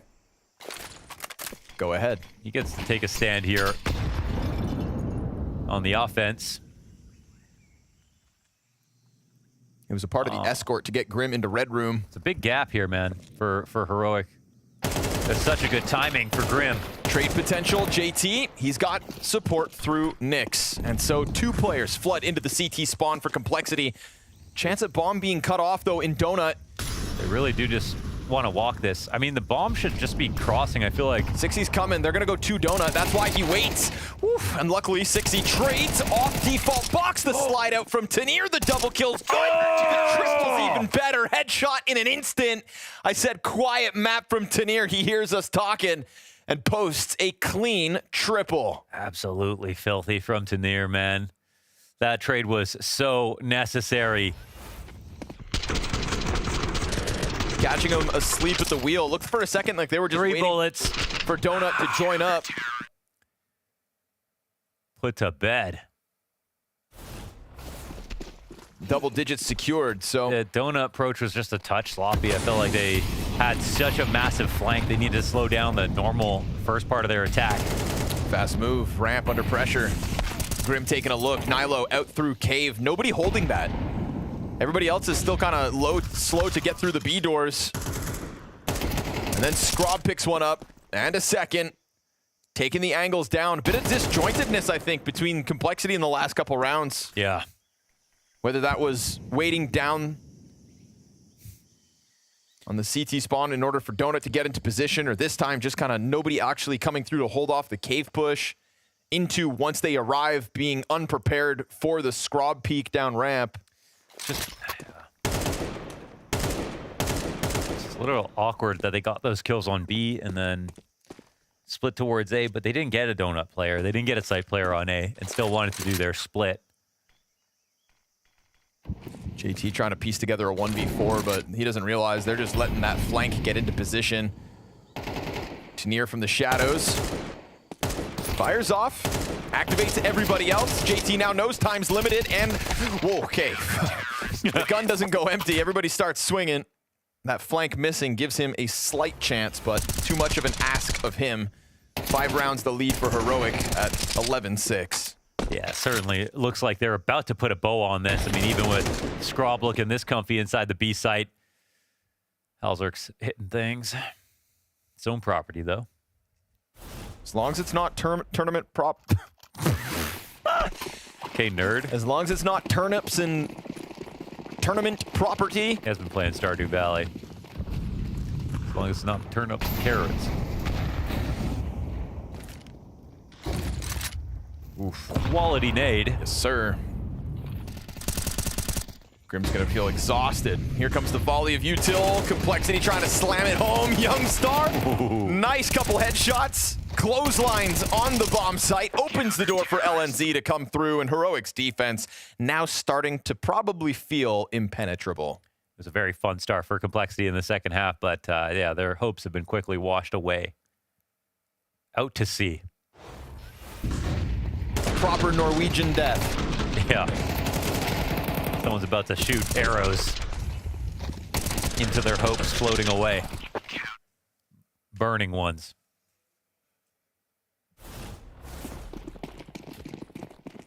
The old Viking burial. A lot of Scandinavians in this server. That's how it should be. I was ready to talk about Nyx, but you're right. Look at Nilo. Look at Nilo. Look at him go. 20-9.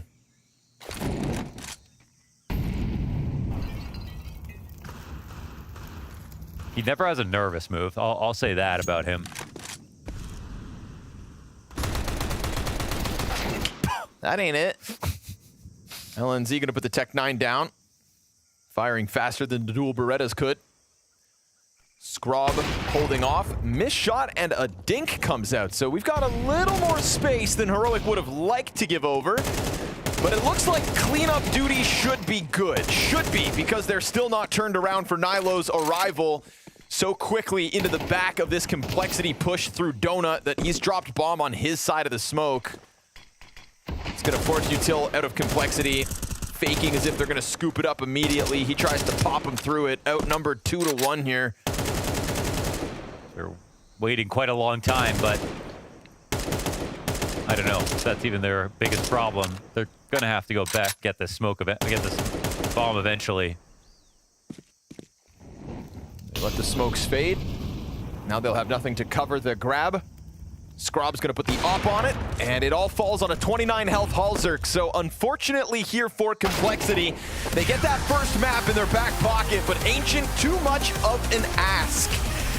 Not able to beat Spirit at Cologne here, but they'll make up for it with the new piece as well. An impressive thing here from Nilo with as many kills as he has. If you need to clean up on a map of Counter-Strike, you reach for the Scrob Daddy. Looking good here for Heroic. I mean, some moments where maybe someone would have gotten going, but then not many moments. Not many moments for Complexity here. Very few, as a matter of fact. Only 6 moments. 6 moments. I mean, this was a great game from Heroic. Even though they're working with a stand-in in Scrob, I feel like what they showed both halves really, the ability to see what Complexity's going for, their ability to convert on that, those kinds of positions, and even the first half. I mean, there was a lot of great ideas that were going on in that T-side half. I want to say from start to finish, that was great from Heroic. I mean, Complexity made some mistakes along the way, but Heroic, they came in with a good game plan, and they won the first gun round, they converted it, and IGL-wise, I have to give credit to LNZ. That was great calling from start to finish. That was not just Complexity fumbling the bag or anything like that. That was Heroic making a lot of good reads, a lot of good calls, a lot of great plays. It helps when you have Nilo just absolutely shooting everybody as well. That doesn't hurt. It makes it easier. It makes your calls look better. You can make a borderline call, it's an okay call, and then Nilo shoots someone in the head. That's a great call. Yeah, I mean, Nilo was definitely the star in this one, but just kind of to keep going on what Vu's saying with the calling, I mean, when we were looking at this game, I mean, we were seeing from Heroic some mid-control, we were seeing a great amount of lane control, we were seeing slow walkouts towards the A-bomb side, some slightly faster, pacier hits as well. But I've kind of started bringing up this idea of the apexification of strategy, where you just kind of, it's very little conditioning, you just run good strategies that your team is comfortable with, round to round to round, and that's practically what Heroic did in this first half. There wasn't the most continuity between all of their T-side calls, but they just executed them all at a very high level. I have a question for you guys.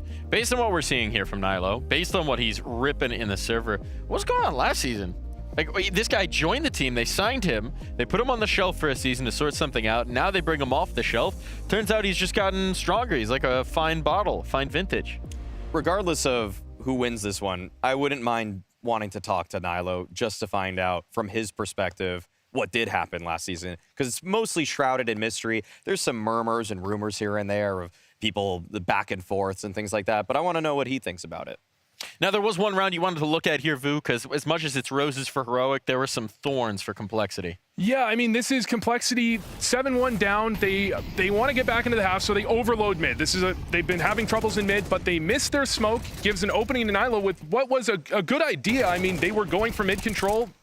They had a chance to overload and get the kill. Instead, the missed smoke gives them a death. And with that timing, they actually got a player out A to get another frag. They moved back over to A because they had a player out. Then they just overwhelmed the bomb site with a good call, good exec, good smokes. They took the time, delayed, and threw the right exec to make sure they could convert the round. Yeah, I mean, this was like just another example of what was so great about it. I mean, leading up to that round, I mean, like Vu said, I mean, the conditioning lightly was that Heroic were getting out mid, and there wasn't always a fight from JT or Grim. Sometimes they just let them have mid, and so Grim and JT and the other player from Complexity, they were all looking for the counter. They're scrambling, but Heroic, they're just one step ahead in so many of these different aspects, so many of these different defaults. There were indeed. There was another round you wanted to look at for the other side of the coin. This is round 16 coming up. This is just a great individual play, mostly from Tanir. I mean, I feel like this round, this is kind of when Complexity were gaining all of their momentum. The Belarusian star on the roster just put a complete halt to it. He's like, yeah, he felt that there was a changing in the wind for this matchup, but really, he just, this is so ridiculous how he was able to just annihilate everybody on the bomb site in such quick succession. If you ever wondered, what does that TeamSpeak sound like? What does Tanir sound like? Well, we've got to listen in with our Tanir to hear what was happening. One more donut. Dinked. I think it's dinked. Last donut last. Yeah, but dinked. Nice, Andre. Nice, Andre. Fucking 6 shots. Good. I don't think he was dinked. I don't think he was dinked. I don't think he was dinked. I think he's dinked, but I don't think he was dinked. Not quite. No. Well, you know, sometimes we lie a little bit to build up our teammates' confidence. Yeah, exactly. Just a little misinformation as a treat. He's lit. He's lit. Low. I hit him for 99. He's won. He's won. Oh, actually, yeah, I shot him in the toe for 6. I'm not gonna lie. The people that say that the most, I couldn't actually check who said that right there, but it's usually IGLs. Like IGLs cope the most with their mechanical failures. LNZ, bad call. No, yeah. They're like ADR. I don't know if it was Actually, LNZ there. I didn't quite see, but yeah. I couldn't tell you. Yeah, I couldn't tell you. But what I will tell you is that ultimately it worked out okay for Heroic because Tanir killed everybody, and also they did a whole lot of that in the game. Yeah, I mean, Nilo and him both really carried the torches regarding just the fragging department. But I think from the whole of Ancient, I want to give a lot of credit to Linus, just like Vu does. I mean, I feel like every which way they decided to go, every pivot in the mid-round, all of that was just exactly what it needed to be to have a dominating Ancient to even up the series. Yeah, that's just great. I mean, that's just great from everyone on Heroic. You can't say enough good things about Nilo and Tanir for this series. LNZ calling on this map kind of got lost in the sauce with Scrub. Didn't have the greatest game of all time, but he was fine. Yeah, it wasn't bad. It wasn't bad. He had some highlight moments as well. Can't complain. Homie thought he'd be having a lazy Friday like 2 days ago. We can give him a little bit of a pass. If he was going to be playing Face It, Mike, that's more hectic than this.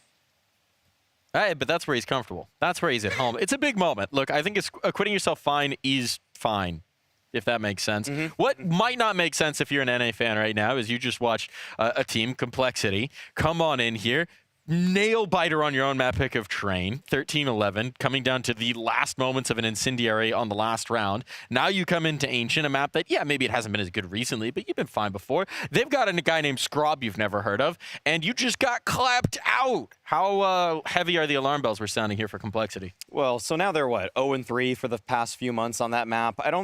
Ancient has never really felt like a Complexity map for me, other than when Elise just hard carried them or JT had the 1-in-5 pop-off. Those are the only win conditions I really remember from them.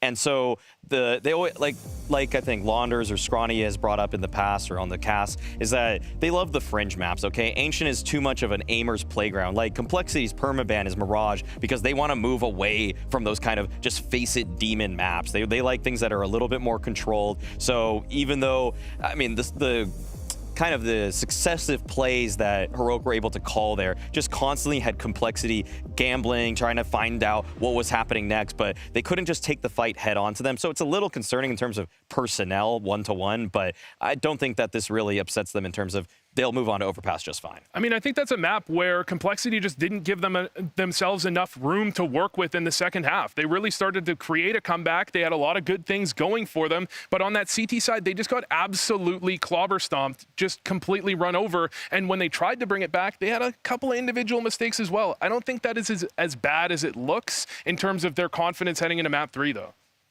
Well, we are heading into that map 3. Clobber stomps or not, there is one more map to play. It all comes down to this. Will we finally see a bounty hunter claim their prize, or will it go as so many have before, with the favorites closing things out? We'll be back in a moment with Overpass.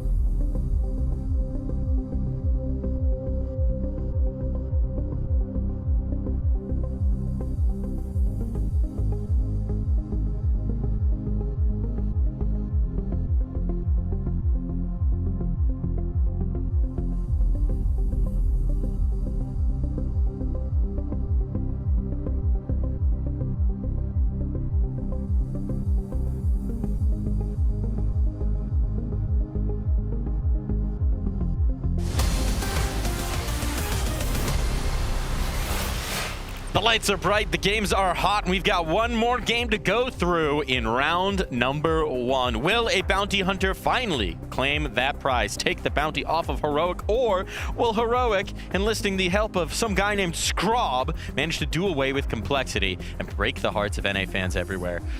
Basically, when I put it that way, I think Complexity are very good at finding ways to break NA hearts, so I'm starting to believe. You might even say that's their specialty. They are very good at it, but I mean, this is a map where they should find some comfort. They do have the pieces in place. The problem is on the other side, you've got Tanir and Nilo, and that's Overpass is a rifler's paradise. Well, it's a lot. It's a playmaker's paradise. Exactly. I would say. Yeah. Okay. I've been pretty balanced in my analysis throughout the entire first round of the bounty. Okay, I feel like the favorites. I've rightfully said that they're the favorites and that you shouldn't get your hopes too high. If Complexity lose this to a Heroic team that has Scrob on it, I will denounce much of my love and adoration for this organization. Okay, this should not go the way of Heroic. I know they have good players, but Complexity, this is a JT home map. They used to pick Overpass back in 2022, 2023, when it was around. He was great at calling on it. I saw them beat FaZe Clan on Overpass back at ESL Pro League, and I don't doubt that JT still has it within him to make great T-side calls, great mid-rounds, and have great openers to set his pieces up. So I need not just JT to deliver in terms of the calling, because I know he will. I need the players to step up so that they can fill the shoes that have been left by the Complexity players of the past. Okay, let me make the case for Heroic. Scrob hasn't done that well this series. He's done all right. It's Overpass, you typically expect the Opera to get a lot done, but in the mid-round, when it comes to re-aggressing bathrooms, when it comes to re-aggressing short, Tanir and Nilo, that's a duo I want to see. That's a duo I want to see going for the re-aggressions. Overpass, it's a map where you can't, if you're Complexity, you can't cover every angle. You take space, you have to give something up. They're going to find those gaps. They're going to get those aggressive plays. I got Heroic. You got Heroic? I got Heroic. You're leaning in fully? I got Heroic. You're believing in? I believe in Heroic. Well, it's more of a lack of belief in NACS, if I'm being honest. I've just seen this too often. It can be both. It can be both, for sure. I mean, look, if you just took the sample size of the two maps that we've had and you looked at them in a vacuum, 1 13-11 squeaker to close your map pick, and 13-6 battering. Oh, okay. Okay. Hey, Complexity won the knife. All right, so they're winning? So they got that CT side. So I don't have to worry about the players. I have to worry about the players more now, because JT can't hold their hand through defending a bomb site. Explain it. No, now I'm just a little bit worried if everybody on that B side is going to be able to contain what I feel like is probably a scrapped together, band-aided up T side from Heroic. Like I'd be impressed with Heroic if they get great map control against Halzerg, trying to op them through Fountain, bathrooms, all the way back at site, but you can always run a B-pop. This is a map, if you don't remember, at the end of Overpass, it became so common to just attack B, attack B, attack B. Yeah. You have to take an aim duel on the B side as a defender at some point, and if you're like try and make that happen, it's going to be tough for Complexity. It'll be tough indeed, but when the going gets tough, you get rough on the mic. Scrawny and Launders, take it away. Thank you, gentlemen, for your analysis. Heroic. That's what our Vu impression looks like. I think Heroic will win. Thanks for your opinion, Boo. Gronk, is this true? CT side should be a good thing, Maui, it should be. If, obviously, we're worried about the economy for Complexity. Who is it? I'm comfortable, I'm comfortable picking Complexity on this map. Okay. They love Overpass. They've been good on it for a long time. If they played at the level they done on Train, I think they'll beat Heroic. I think, this is a map they should have been looking forward to. It's a bit new with this lineup. If Heroic show what they did on Ancient, sure, but I don't think we're going to get the same level of discomfort like we saw on from Ancient. Complexity. Yep, 100%. Right. I think there is a question mark that's valid over towards that B site when it comes to the riflers. I think in that regard, Maui Snake's hesitation suddenly is valid. What I don't think should be an issue is letting Halzerg kind of off the leash for this CT side. Right. If Halzerg can't beat Scrob when it comes to op impact, and he gets to begin on CT side, if Halzerg can't do that, I need an ultimatum. Then he has to go back to Norway. It's going to be a lot of ping. I think Complexity should be fine. They should be. He's right. JT has called Many a great game on this map back in the day. The problem is every time you try to like best flashes refer back to that version of Complexity, you have to remember, you know, Elige is in the middle of that equation. So Elige would dominate a game or two in those head-to-heads. Nowadays, I mean, no, they were good at overpass before Elige came too. Oh yeah? Yeah. So they just always played it. So I mean, I think at least from the top down in terms of like their original core, Grim on overpass, Halzerg on overpass, JT on overpass, they're in a good spot. But it's 2025, Unk. Come on, it's just Scrob, man. You gotta be able to at least beat Scrob. I just think this fresh out of the academy, pelted. Like they said, kind of. Maui said, band-aided together. Think like, we'll see what holds it together. We'll see if the B peaks from Complexity are enough to stop it all. Just waiting to pop that flash. JT. Great flashes, you said it. Best flashes in NA.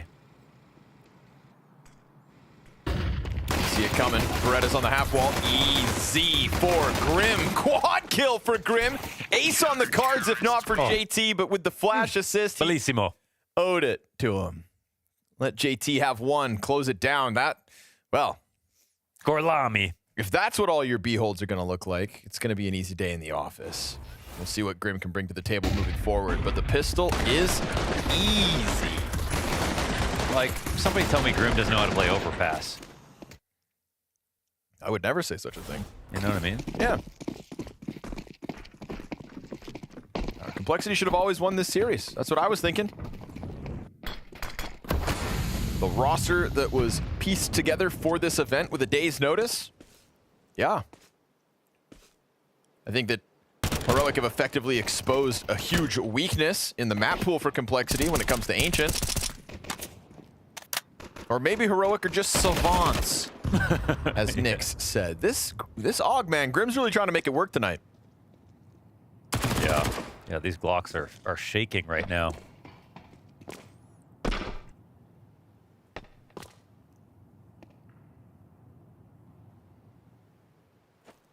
Crazy, 60. Go make that money. The only SMG on the field as rifles come out for Complexity.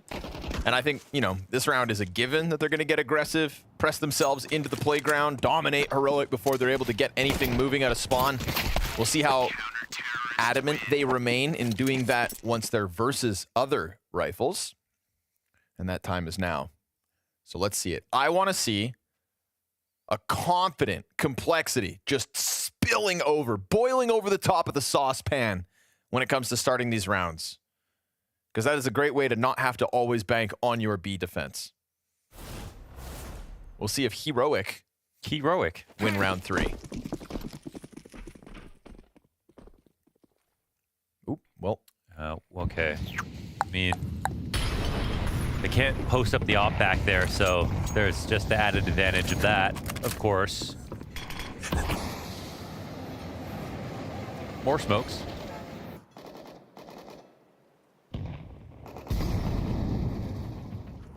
So nothing on A except for leaning Halzerg back. Halzerg doesn't have his op yet, so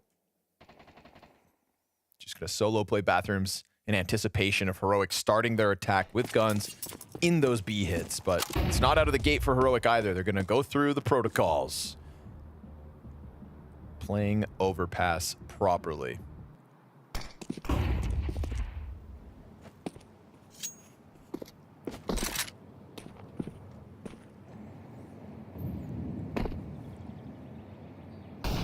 Long control with bomb. Tanier outside of Monster. Yeah, they're making good pace.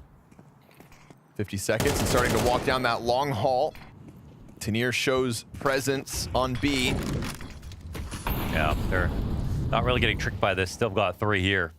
Great on the other side of the incendiary too. They're going to play with it. They're bouncing as the short push comes down over on the B site. Tanier with 1. JT and Grim, though, gonna stop it in its tracks on site. Grim going for the bathrooms frag, can't manage everything on his own. And Tanier has escaped the threat of Nix down on that lower site. Now, if Nix just leaves him down there, go for the 1v1 up on A site versus Scrob. He has no idea where Scrob is playing from, though. He is in the open, however. Just got to keep clearing these corners, right? You've got to throw caution to the wind, keep clearing every corner, and you're going to find him, but you're not going to get the better of him. Scrob wins the duel with the FAMAS, and the first guns out for Heroic post a T-round win. I think Nyx kind of blows this. They have the double short push, and he just doesn't swing. Tanir's jumping up to get in the door, and there's no trade there. That was a hard enough kill for Tanir on his way up. Could have easily died doing this, but he's got to go make this trade happen, right? Like, how could he escape in that moment? Nice kill from Scrob. Without that, who knows?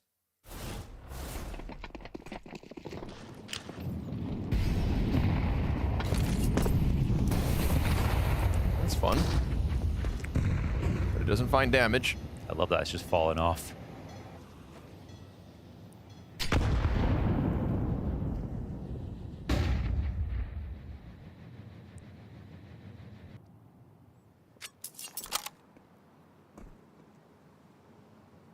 This is kind of a make or break round for that economy. Oh, and JT outright loses his duel. Tanir barely scratched.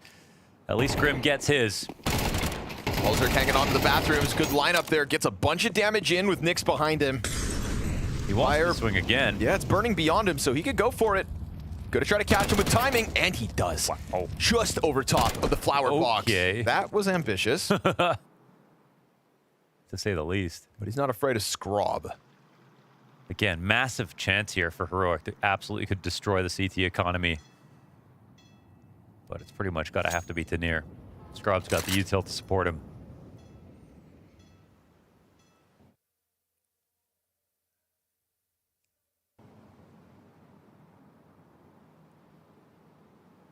Gonna try to walk this in at 30 seconds. It's just Nyx giving up a lot of control of the bomb site. No kit on these players either. No utility for the retake. Grim hasn't decided to walk back up. They actually might allow for a plant, which means that... Oh, we'll see. Nyx looking like he wants to throw himself at it when the plant comes down. Tanir could hold smoke, but he's worried about the open routes. And sure enough... Solid move, man. Fluster Scorb. Scrob. I'll get there. Scorb, is this true? Scrob's not able to... Scorb.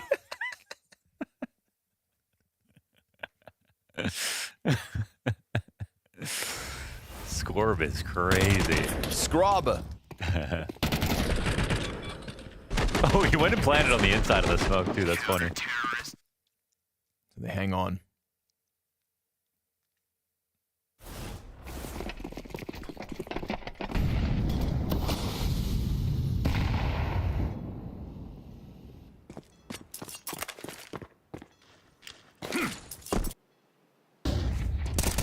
Good flash. Nilo doesn't see anything for half a year as he sits there accepting his fate, and JT with the USP's got this one in the bag. So nice to see JT picking up some kills on this round, because that last spray in the previous round through the short pipe of B, yeah, wasn't something he was proud about, no doubt. This round, all too easy for Complexity, and a great round to keep 95. everybody. Dude, I swear they buffed Glocks. Have we not seen some of the most ridiculous Maybe. Glock kills? Maybe.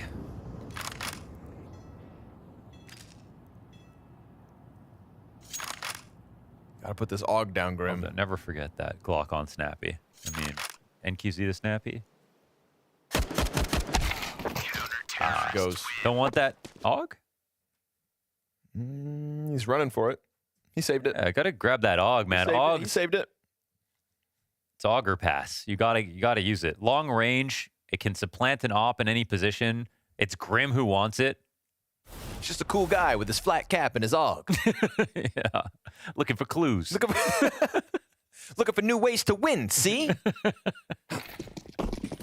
I'm all for it, man. Oh, yeah. Nice. And now, Heroic have to show us they know how to deny it.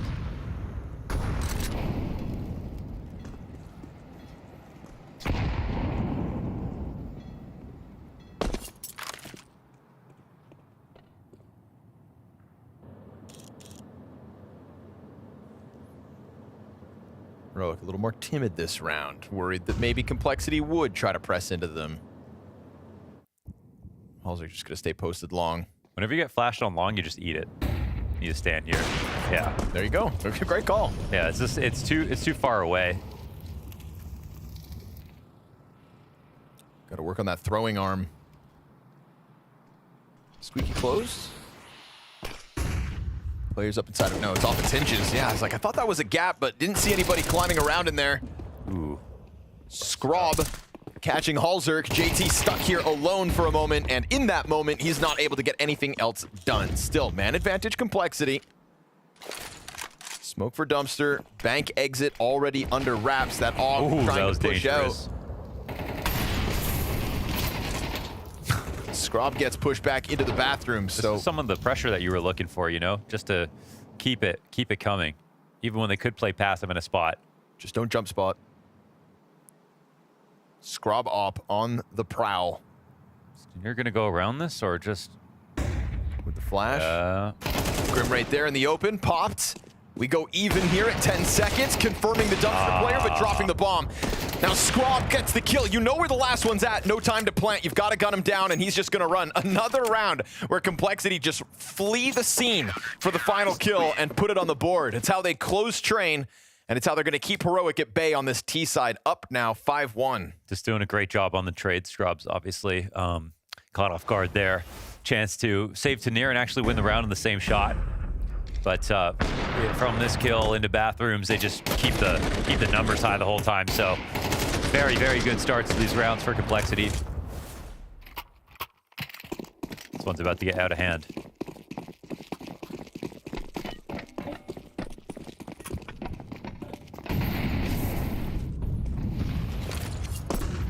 Yeah, it's the double molly for 6 damage on Scrub.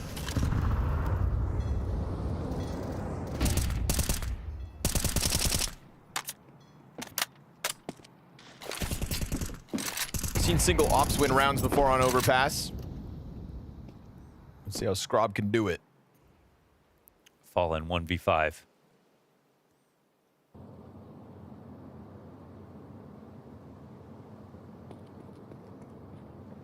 Halzerk, though, ready for the connector pop-up.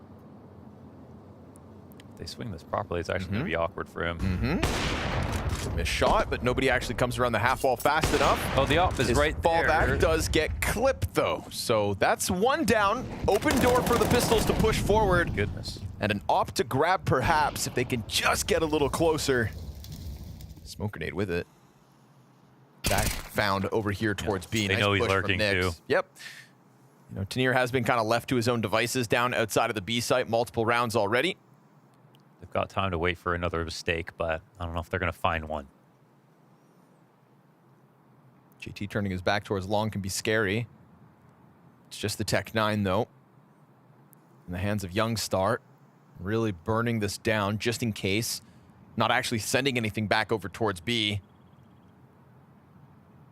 They wait, they wait, they wait. They got the decide to go for this. 2 ops in hand. Scrob's got a second kill on the round. Now LNZ with that picked up sniper posts one as well. 1 op finds Halzerk. They play the waiting game, and they put it on site. Oh my goodness, they've actually made it happen. And now in the post plant, I don't know, I feel pretty good. There's no smoke coming at them. There are kits on the dead bodies. Has to be a missed shot, and it is. Yes, sir. But they got to scoop up a kit in the process. One front sight, I believe one towards truck. LNZ missed chance. Still now Nyx gets the kit. Flash forward, missed op shot. Tech 9 peppering the wall. And because of the time, it is still all good. It's Complexity securing their 6. That shot did look good. It was a nice try, but way too many missed shots there to pull that off, unfortunately. And that's to say, you know, they missed those shots, but, you know, Scrob got that opener. They got close to the site because of the op. It gives and it takes. He picked up one once they got close to the site as well. Yeah. Right here. That was like the one thing. He was like, I'm not going to do this.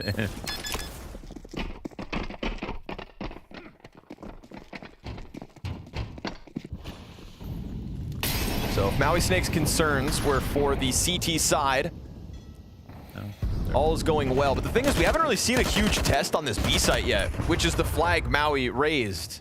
That, and I mean, they aren't banking a ton of money off these wins. There we go. Smooth. JT gets one. Okay. Yeah, that's... Ooh. You gotta wait. Just loves a fight. Gotta wait until the bullets run out. Yeah. Or at least stop. I don't know. Maybe just don't. Yeah, just don't go at all. Walks right into that one. With 10 bullets still to go on Tanir's spray down. Flash out through Monster. Scrob's got it held back from a distance. Nice headshot from 6e. Needed that one, it felt like. Yeah, he's struggling a bit. Molotov kind of keeps him stuck in for a second. Not able to fall back this angle past Tanir just yet, but they jiggle on it a couple times. That nade, done. Excellent. Not even needed as Nilo's got there first. Here's the Molotov, but it missed. Man. Oh, no. Yeah, see there. We did talk about how maybe this T side would just be kind of cobbled together for Heroic, and devil in the details there as the fire doesn't burn 6e out. He's able to hold on to the position, gets spotted though, and his support system's down. What? He swings wide instead of playing the headshot over top of the barrels, tries to go for the short player instead. Nade for the planter is going to stop that plant, and now Halzerk out here on the balcony already. A peek from short spotted. As the second player has hands busy, he drops. P250 versus rifles. They both swing down through him, so they break their way through despite the missed util. 6e really exposing himself to all three players there. Yeah, he definitely kind of asked to die in that position. Probably should have just focused on taking the fight towards Monster since he could at least block himself off from short. This is also a very weird decision out of JT after his kill. He kind of went the only direction where there were more Ts. Instead of the open one where he fought someone and won his duel, and upstairs where he could have got some more support. It's really weird because like the bullets are just like right beside you. Yeah.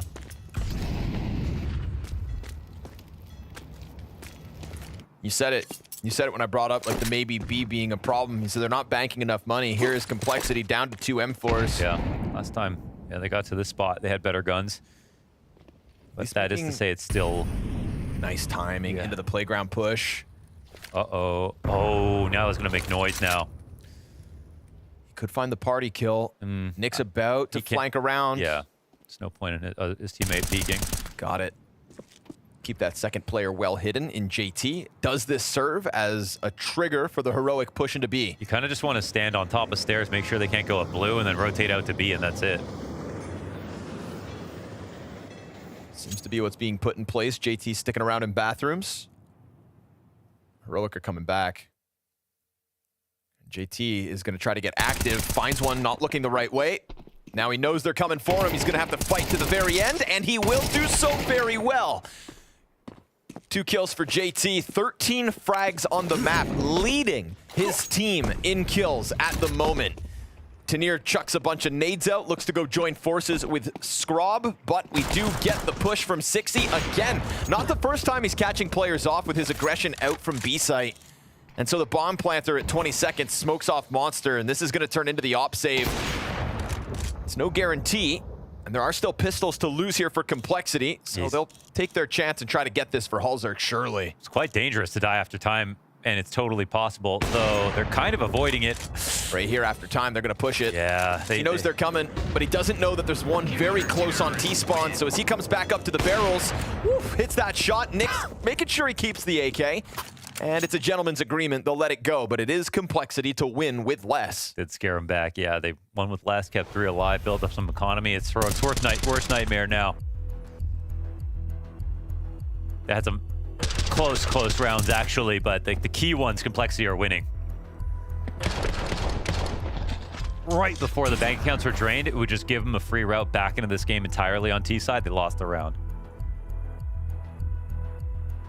Gets much harder from here. Good time to use a timeout. But they might not have much. It is getting to the point of the half where you just maybe continuously buy depending on how you feel.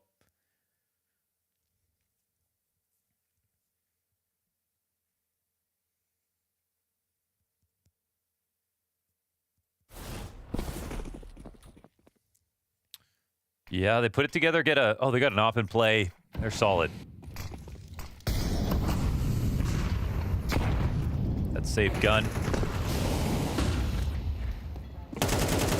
Reassembling the boosts. Missed the timing. Get in a little bit of damage, but nothing significant. Nothing Tenier can't handle. They're looking for one mistake, and with...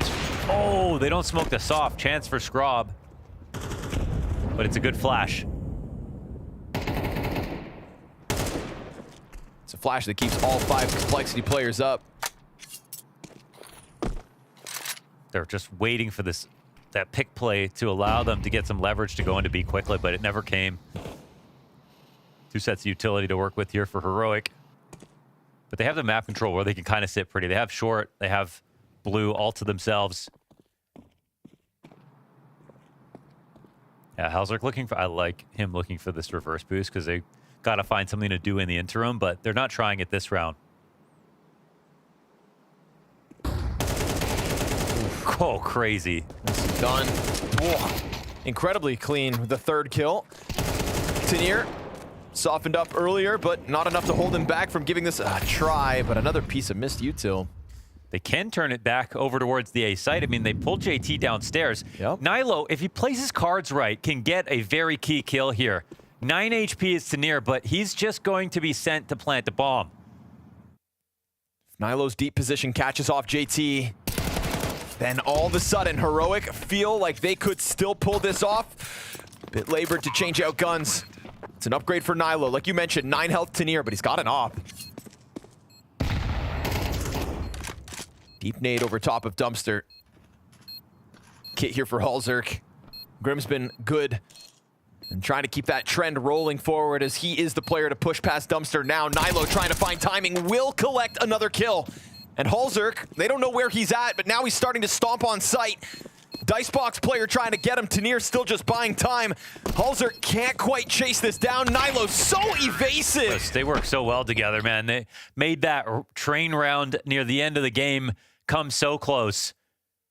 Down to the final couple of seconds. Very nice moves out of Nilo.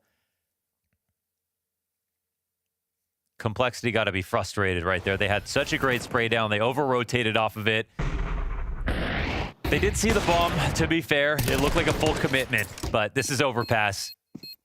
And that's how you lurk.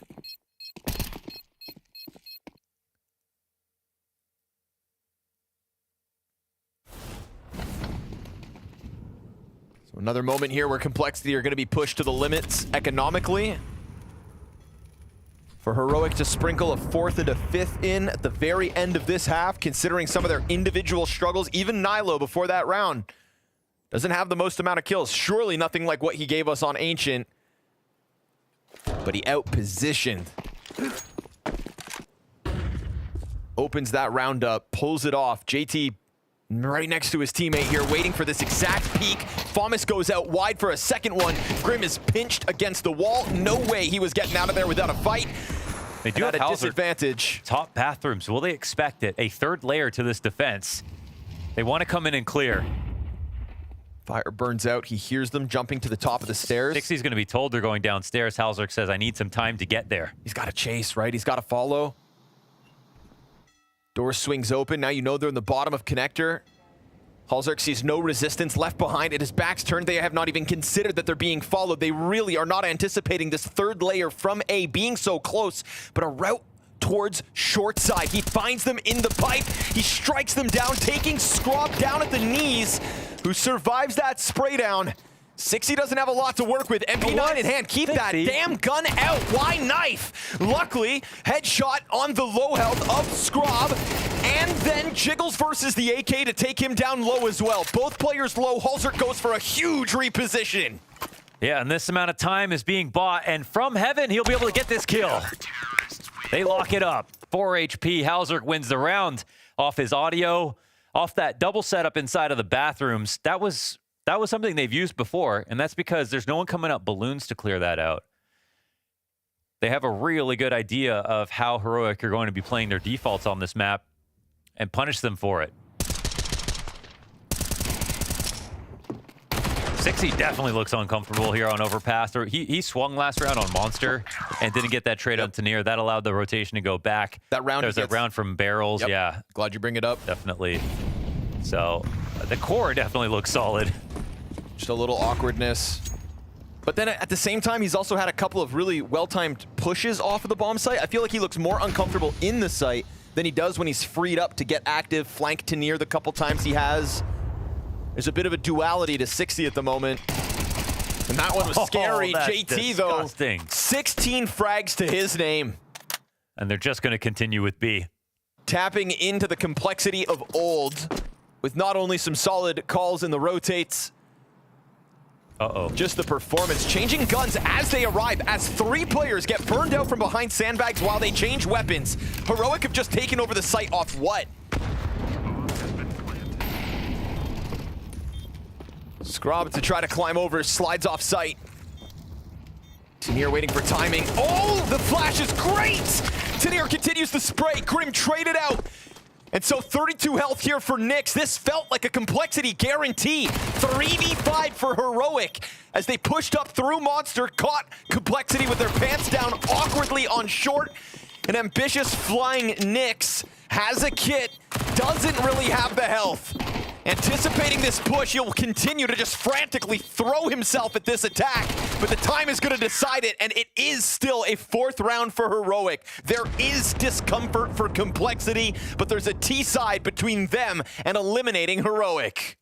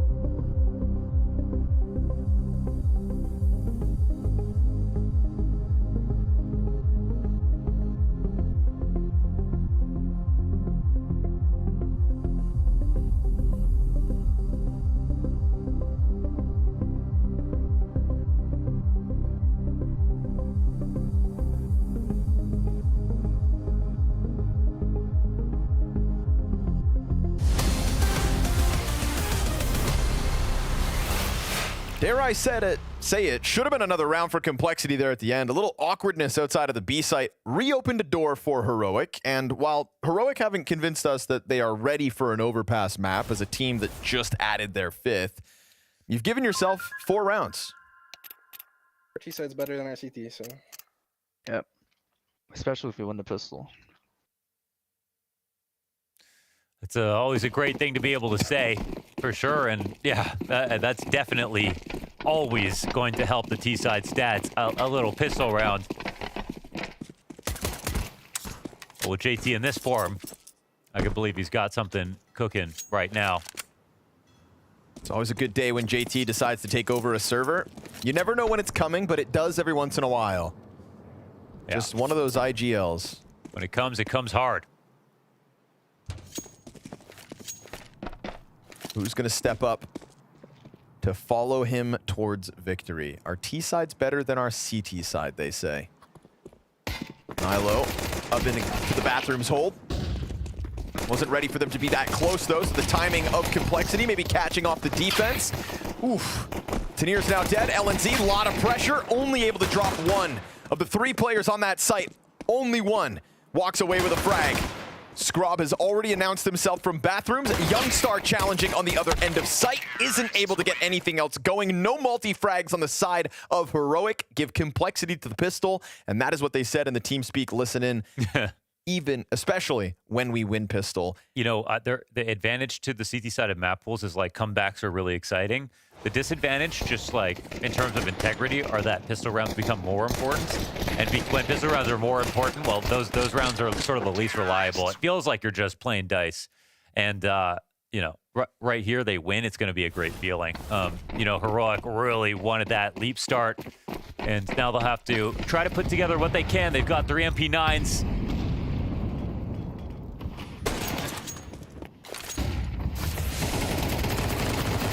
Gonna gun him down. Good start. Grim announced himself. Very good start. Heroic were more than ready to pummel him down inside of connector. JT becomes low as well. Kind of set up Scrob for a moment. He might have a chance to just get a couple of shots in.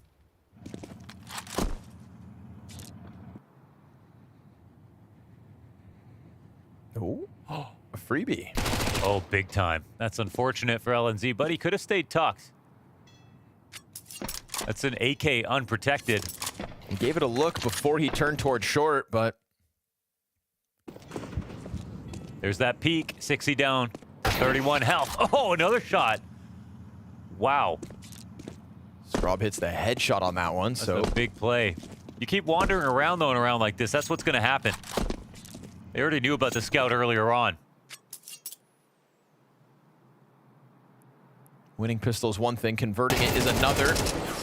Nyx. Look at their HP right now. All 3 low players would have to miss outright. Fixating in on the monster player, but JT and 60 coming at this from short. He backs up. Beautiful second headshot. And now JT's going to get exposed to connector in a moment. He has not nearly as much health as either of the 2 CTs up. Scrob's scout softens up one, gets the headshot on Halzer towards long, and that gives Heroic a sigh of relief. Even when LNZ gets caught out through the connector door, never felt like they panicked because they lost a key part of the map. So no conversion off of this. Great tactic through their smoke into blue. That was really great. I mean, they also hit JT elsewhere on the map. Oy vey! And more frustration for Halzerk. Forced by scenario now for Cole.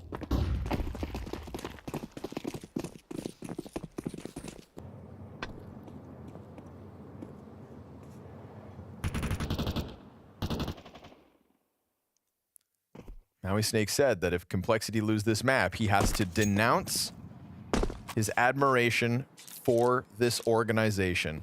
When did he say that? On the desk right before it went live. Just to denounce his admiration. At first he said love, and then he corrected himself. Wow. Just for this map? Yep. Okay.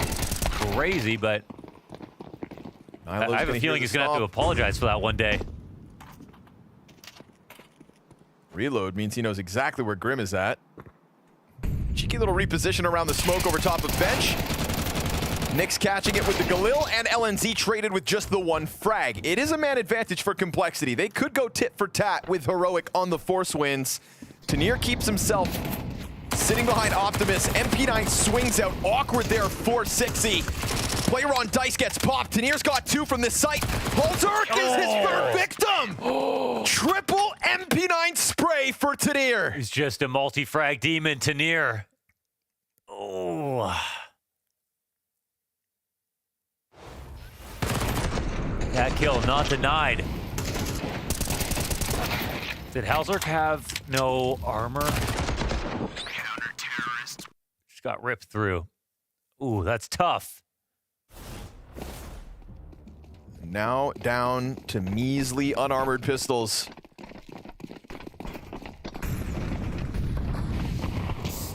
That's a big one from Tanir. He's on pace with JT now.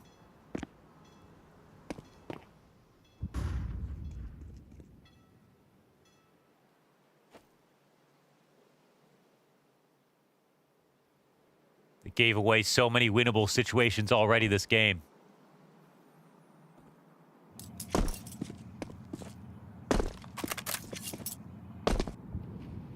How many can you afford on a punishing map like Overpass? Trying to crawl by. Scrub's got the gun for the job. 3 players past him, 2 to the right. Ooh, they pop suddenly onto the bomb site. LNZ's already here, but it's 2 players down. It's a gun in hand. The Optimus peak hits for 89 damage. LNZ is lucky to be standing. They chuck it over to JT because he's the only player left with health, and that health gets lowered by the nade. Fast tempo over top of Dumpster, not letting Complexity slot into comfortable post plants. 6E shaves one off with the pistol. And now it's all he's got. That and a flashbang. It's one thing to topple Youngstar on such low health, it's another to kill Tanir. And he's even lucky to be alive. He'll give himself the flash. Diffuse down to 2 seconds, won't bite on it. Not before the diffuse comes through. Heroic, send a message with how fast they played that retake. It's an excellent HE to kick it off when they came up through CT, just to soften the retake, made that a whole lot more manageable. And they kept their whips about them. All these close situations are going their way now. And as they... Let's try to listen to each other here, because Linus has a really good setup on short. Let's communicate and listen to each other, please. Let's see about that.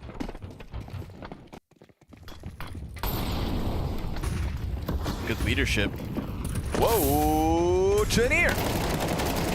Timing gets there. Grim ready to trade back. 1 for 1. It's a good counter. It's hard to say if it's, worth the death, considering it's Tanir. There's always that calculation too. He's been incredibly valuable in the late rounds, so 4v4 can be kind of a new game.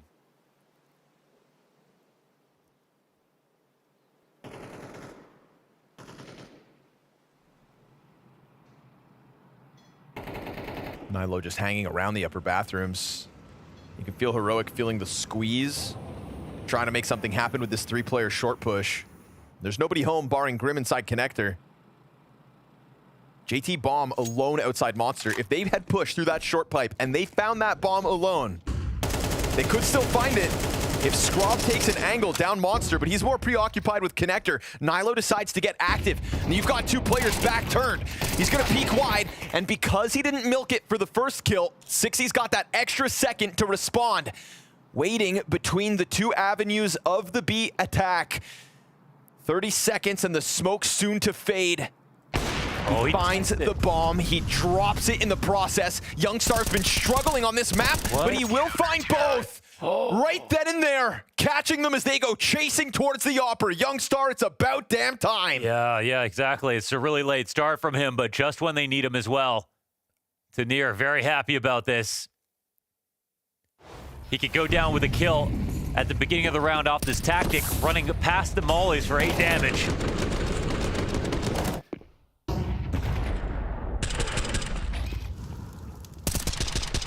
Oh. Sloppy on the B attack. They got tunnel vision. They forgot about a player that could be peeking off the wood wall. The bomb was by himself. Too many mistakes. Whoa, fast fight towards Monster. Long range with the rifle. Should have been Youngstar's, but the struggles continue. falls to the Tech 9 at that range. They want that gun real bad, but you've got Nilo now slotting in to hold it back. Player able to cross over. AK in hand, now dropped. 60 hits the ground. We've got a tied game and a CT advantage that Heroic are looking to use against Complexity. And if you think the rounds are going to continue to be close, well, that's not exactly how it works. Sometimes you give away your best chances early. Complexity are not looking clutch right now. They couldn't even convert off the pistol.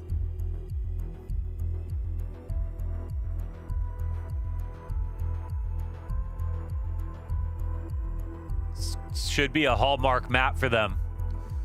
But they're haunted by some of the mistakes they make even in the first half. It's just... there were freebies.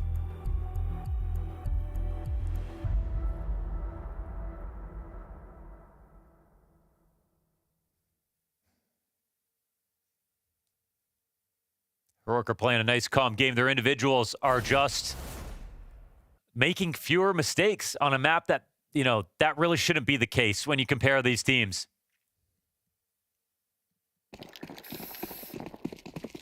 But to Nier, he impresses in every series that he plays.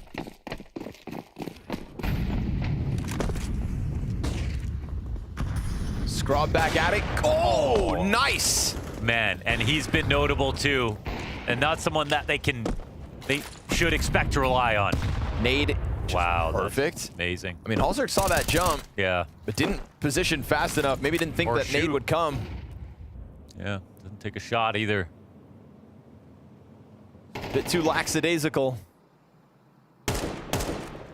Nyx walks out through Monster Pipe and then leaves, trying to scare that B site with his presence. But Scrob's got himself a second kill this round. And he is outperforming Halzerk on this map. He's getting so comfortable. How's that?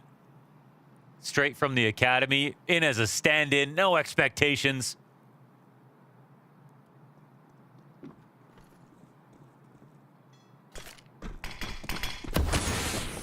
Tanir's gonna flood down, make sure you've got boots on the site. Youngstar, again, kind of struggling in some of these moments.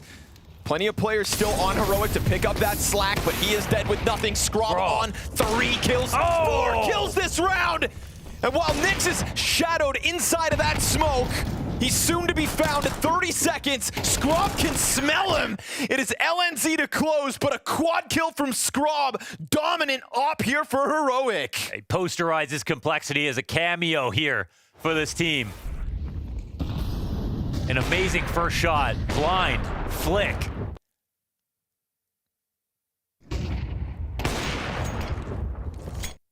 He should not be showing up Halzerk in a game like this.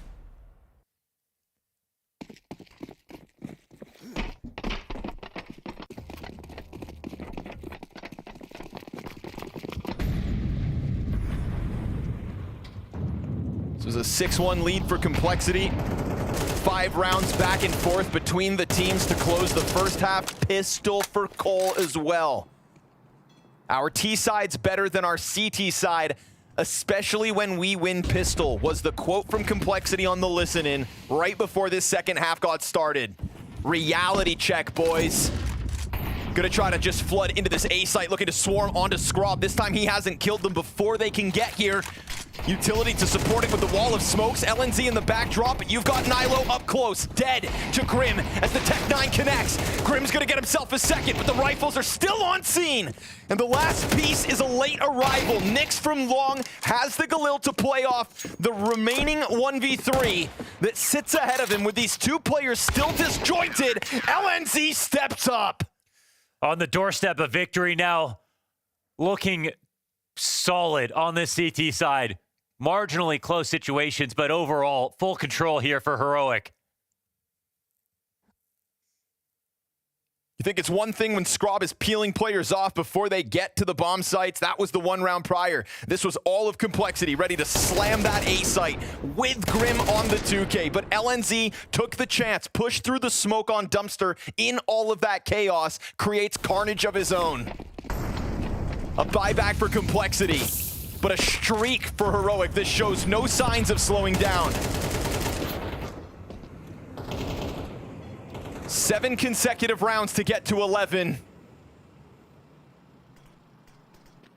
1 day's notice for Scrob. 20 kills to his name. Using this chance to put his name into the lights. You've got a player close on short. LNZ takes the risk, but Nyx looks locked into this position. Is the opportunity of his late in career. Scrob seizing the opportunity by its horns as well. And now looking to put one of the final stamps on it. If he gets a chance, no, Nylo will be the only one so far. On the fallback, drops bomb. Nylo just brings help to him. 3 kills alone. Only thing that Complexity have now is Nyx with the element of surprise. And it is important because Tanir's now dead. Bomb gets picked up. They could just leave. LNZ will be dodged from this point onwards. Felt like they were never going to win. Now, Complexity in the 2-on-1. LNZ, they don't know where he's going to rotate in from, but it's a long path to get here. Bomb will be quickly punched in as they check everything, but you know what? I mean, the full kit of utility. No one's playing off of short, so there's no early fight. That would have been ideal. So much money. Make it happen. He's got the kit, but doesn't have the time really to wrap around Monster. You've got to come in from short. You're going to have a 1v1 versus Grim. Nyx is a little more occupied with Graffiti. You could slam this shot into Grim. He turns. He's going early. There's still enough time. Smoke onto the bomb. It's going to have to be the spray through for Nyx. He's got 20 frags. Should be fine. The flash hits. No way. Oh, he stops it. Thank God. Complexity would have died on the spot if this round goes the way of Heroic. They just almost, they thought he's not coming in for the retake. That was very smart of LNZ. God. I mean, the amount of time he took to get there, I can understand why Grim's guard got dropped, but my goodness, how embarrassing that would have been. Nylo, great job here inside of bathrooms. But Complexity's still alive. It's still before map point. It is map 3. It is Complexity. It is Complexity. And so it could be 24 rounds. Yes. Molly's on both pipes to the B site. This is very clearly gonna be the B commitment. And the test for the bottom fragger of Heroic. He's gonna peek into it ahead of the commitment. Again, it is Youngstar to go down with nothing. You've got a player into the water already. Graffiti guy holds the line with 1. Tanir, this is who you want in this position, but off the reload. Are they gonna lose him inside of the smoke? 60's got the bomb. It gets dropped down beneath heaven, Scrub from up above it. And so Heroic about to touch 12. JT started this run for Complexity. Must win clutch. Bomb is so far off site, it will take time to retrieve it. They just need to double up and walk out together. They absolutely should do that. But Scrub's a little wider. There's a chance for JT to find this. He waits it out. He hits the upper. Unexpected was Scrub. And now suddenly JT with a second chance has no idea, gets blindside hit. And that is 12 Heroic. Tanir phasing the smoke in and out of it to get those 2 kills. They nearly had that job finished. Youngstar having an off performance. They took advantage of it. Got a key player in the site, and then Tanir does this. Oh my goodness. He was allowed to reload and come back through his smoke and still got the kill.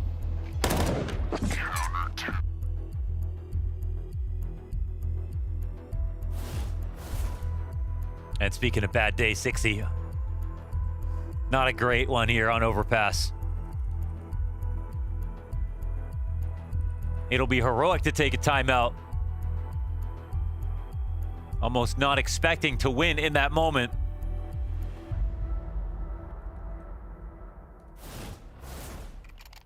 Complexity have been hoarding theirs, honestly, considering how close this game is.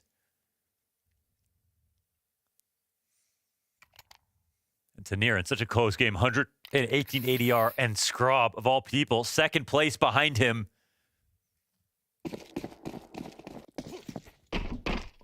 Again, a chance for him to get some eyeballs. Making the absolute most of this limited time in the spotlight. Does he have another multi-frag in him? Tanir's gonna get boosted ahead of anybody arriving inside short. A last chance for a bounty to be taken in this series. It felt like it was supposed to happen. We might finish an entire group stage of the bounty without any. Tanir hangs onto the pillar. Molly onto the short wall is going to move nobody. Youngstar has undeniably been a weak link on this hold. Plays in the open space behind smoke. Replaces it with a fresh one. Utility ready to go here. You've got a Tech 9 and a Mac 10 that are also supposed to break through. Heavy emphasis on this short push. And there's the swing out from the pillar. Tanir not able to spray down everybody, but LNZ's not too far off, and so it is still man advantage. 2 players left. 2 rounds left for Complexity to try and pull this into overtime, and it's going to be JT kicking and screaming. His teammates unable to post his impact. Scrub, time to clutch. Op shots just off of it, and the T's split up. Interesting way to play this. Pulling back, waiting for a chance, a mistake to come out. You have 2 performing players from Complexity left in this clutch. You've just got to play it tethered nicely. Missed shot of damage. JT there, and we go round 24. All right, they might be able to earn themselves an overtime. Complexity, the full B attack with blue, with short control. They said trust the flashes. Let's get out here.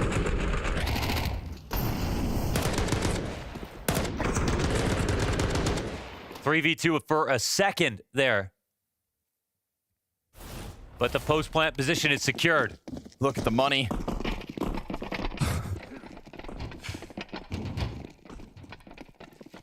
I'm not sure. I don't want to say, you know, like...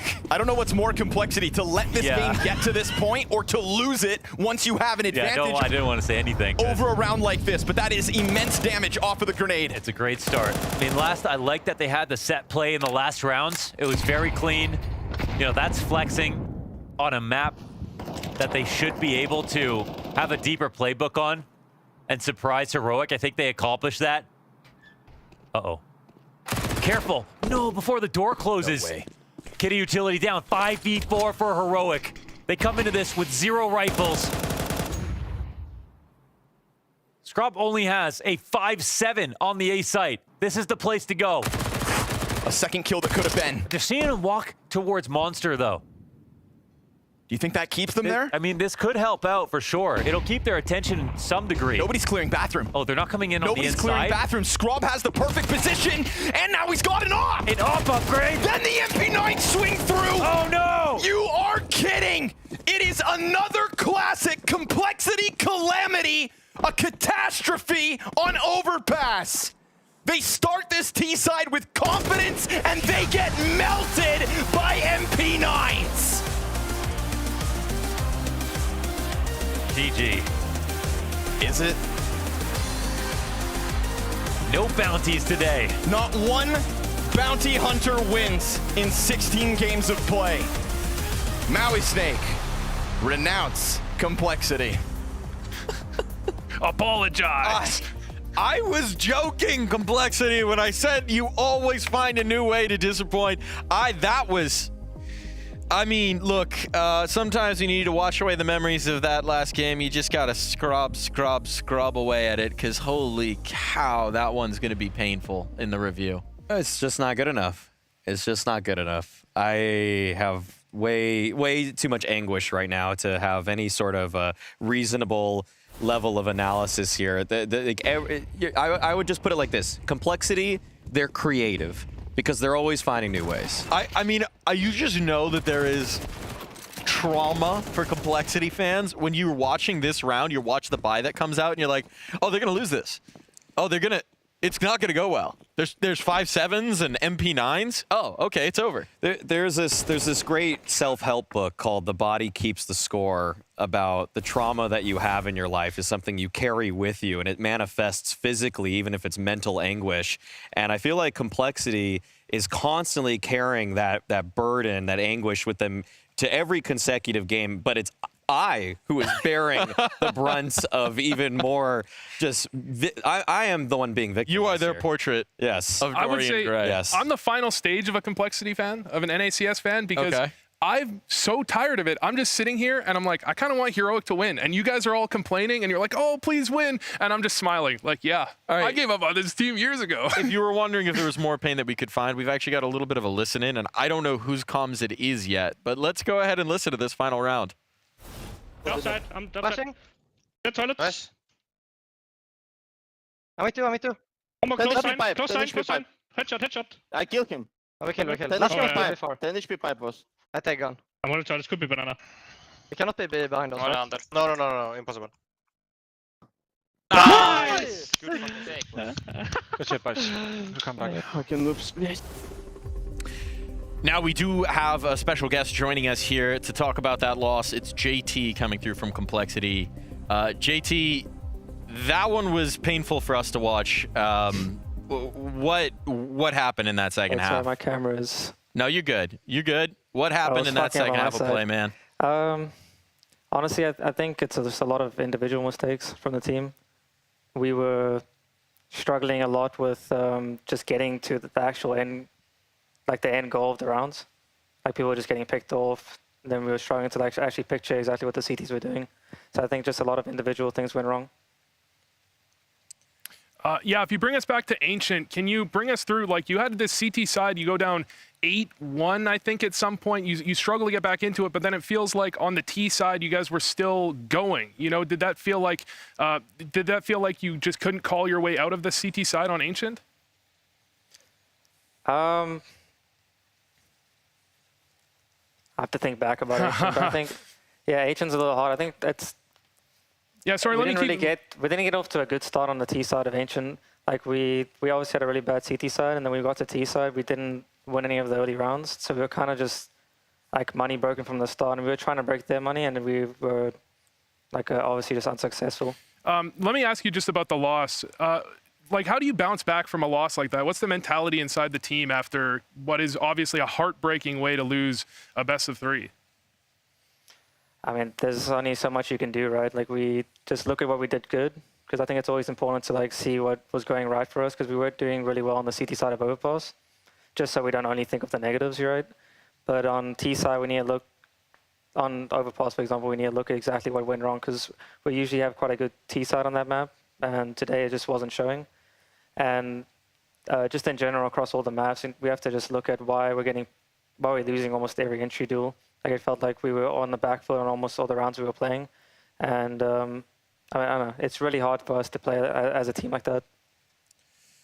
I mean, that was mostly going to be my question about what do you think went wrong on that T side, but I feel like you've more or less answered that. I guess, JT, I guess, what do you think has changed from Bucharest, where you guys had a great run, one that surprised a lot of people, including myself, to get top 4 there, and then you've had obviously a pretty tough journey since then, and now you experience a loss at the hands of a Heroic team that's, you know, they're playing with a stand-in Opper. Like, you guys were a lot better than this 4 months ago. So, I mean, how do you turn this around, or what's going on?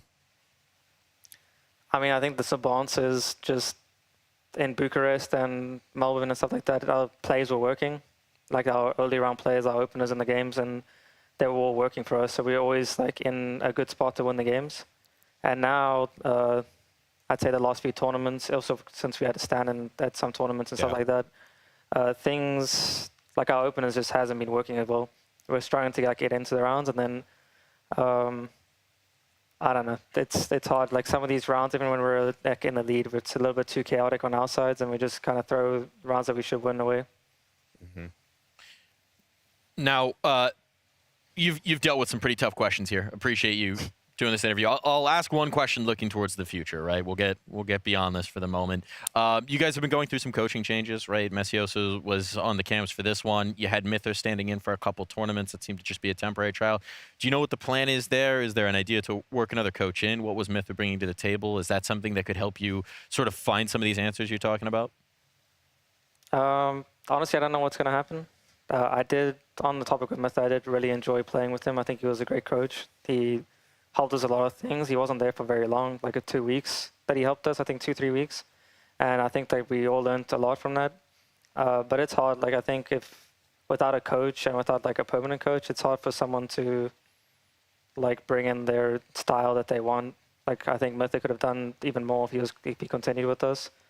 But in terms of like, if we're going to have a coach soon, I'm not sure. I don't really know. And I can't give him any more information for that. Okay, well, appreciate you joining us. Commiserations on the loss, and good luck.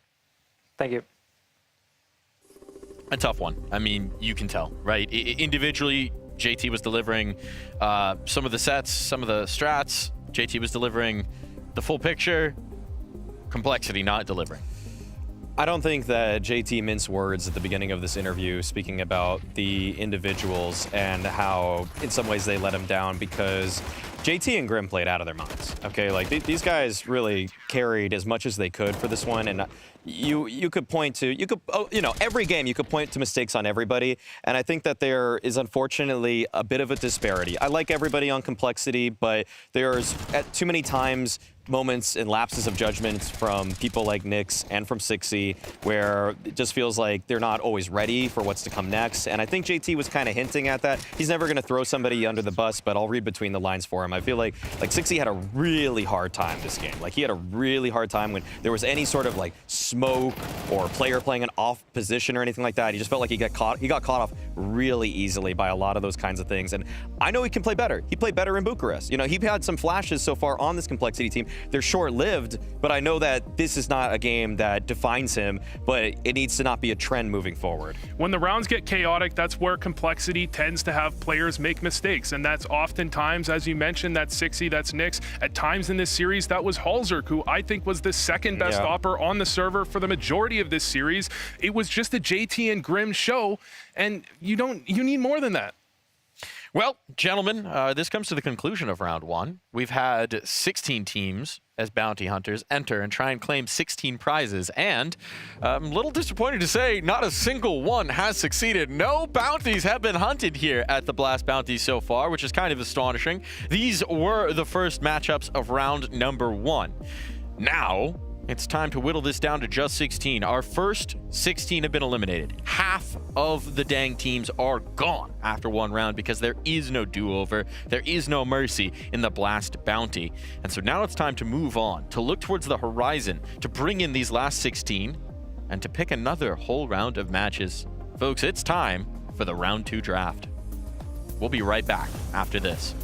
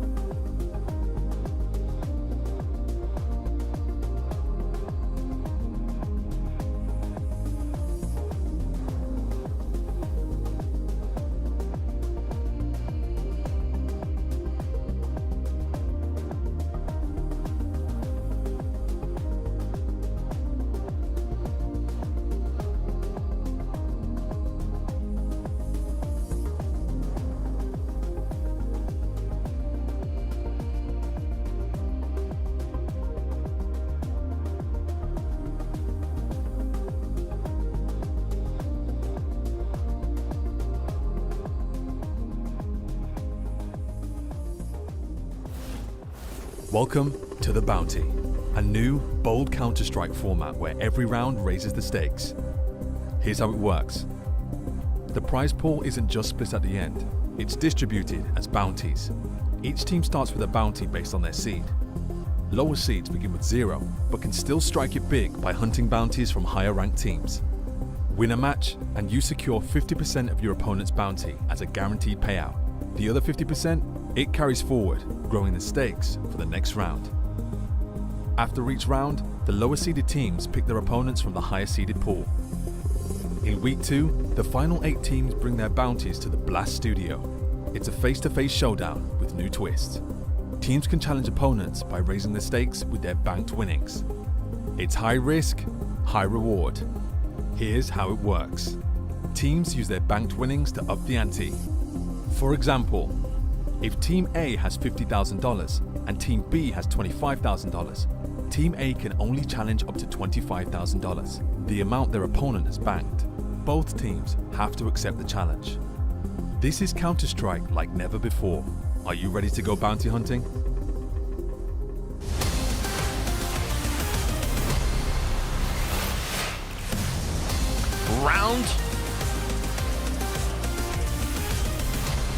Round 2 of the Blast Bounty begins now. We'll be starting with the draft show to choose our opponents, but a little bit of a reminder on the format. We've now narrowed it down to 16 teams. In this round, the bottom 8, sorry, that's how math works. 9 through 16 will be picking their matchups from the top 8.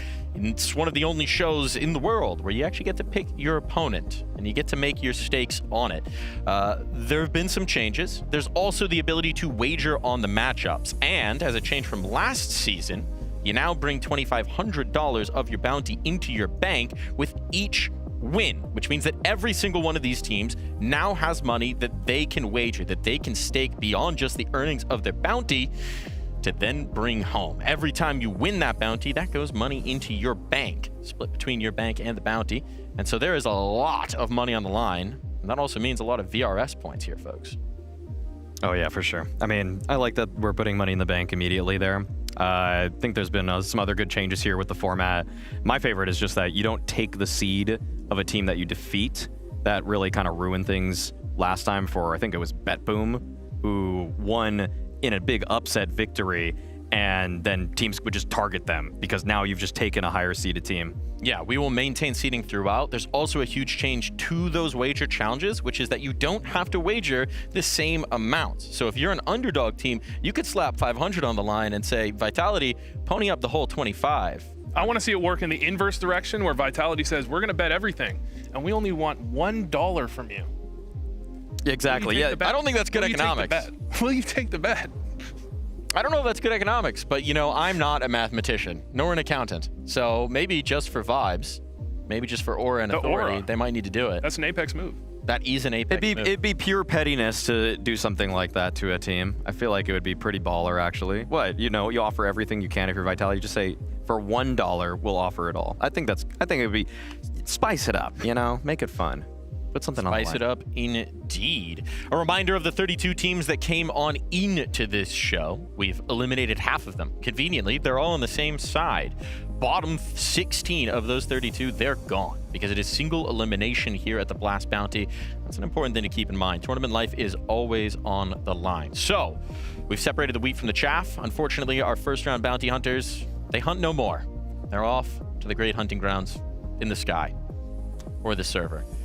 They're out of the tournament. I think we'll see them again somewhere. I think they still exist. I believe they do. I believe they do. Here are our 8 most wanted teams. They are the top seeds, 1 through 8 at this tournament, since there have been no upsets, and they've also got the highest bounties, though they've been able to convert some of their own bounty, that aforementioned 2,500, into their bank to use in future wagers. So the more wins that they get, the more of their own bounty they can whittle down and convert into cold, hard, locked-in cash. Our next 8 teams are our bounty hunters. They'll get to choose their prize. They'll get to choose which one of these heads that they want to hunt, that they want to track down, that they want to try and claim the prize of. And as we've narrowed this down to 16 teams, the competition is going to get fiercer here. The margins are going to get slimmer. Do we think we're actually going to see the upsets as we head into round 2 here? I predict we'll see at least one upset. At least one upset is going to happen, Mike. I feel like you said that before. When has a tournament ever had all of the favorites win every game? Never. Theoretically, that means it's a great format. I'm honestly stunned that we did have 16 matches where there were 0 upsets. Yeah. And people say that MR12, you can't find consistency. And people say online CS is random. And people say that CS2 is random. Well, this tournament has proven otherwise so far. This is also one of those moments where you can say one of the concerns about VRS has been mobility between the rankings, right? So this was a chance where you dive down 32 teams deep and you give them a chance to shoot at the top dogs and say, okay, you don't like the mobility aspect?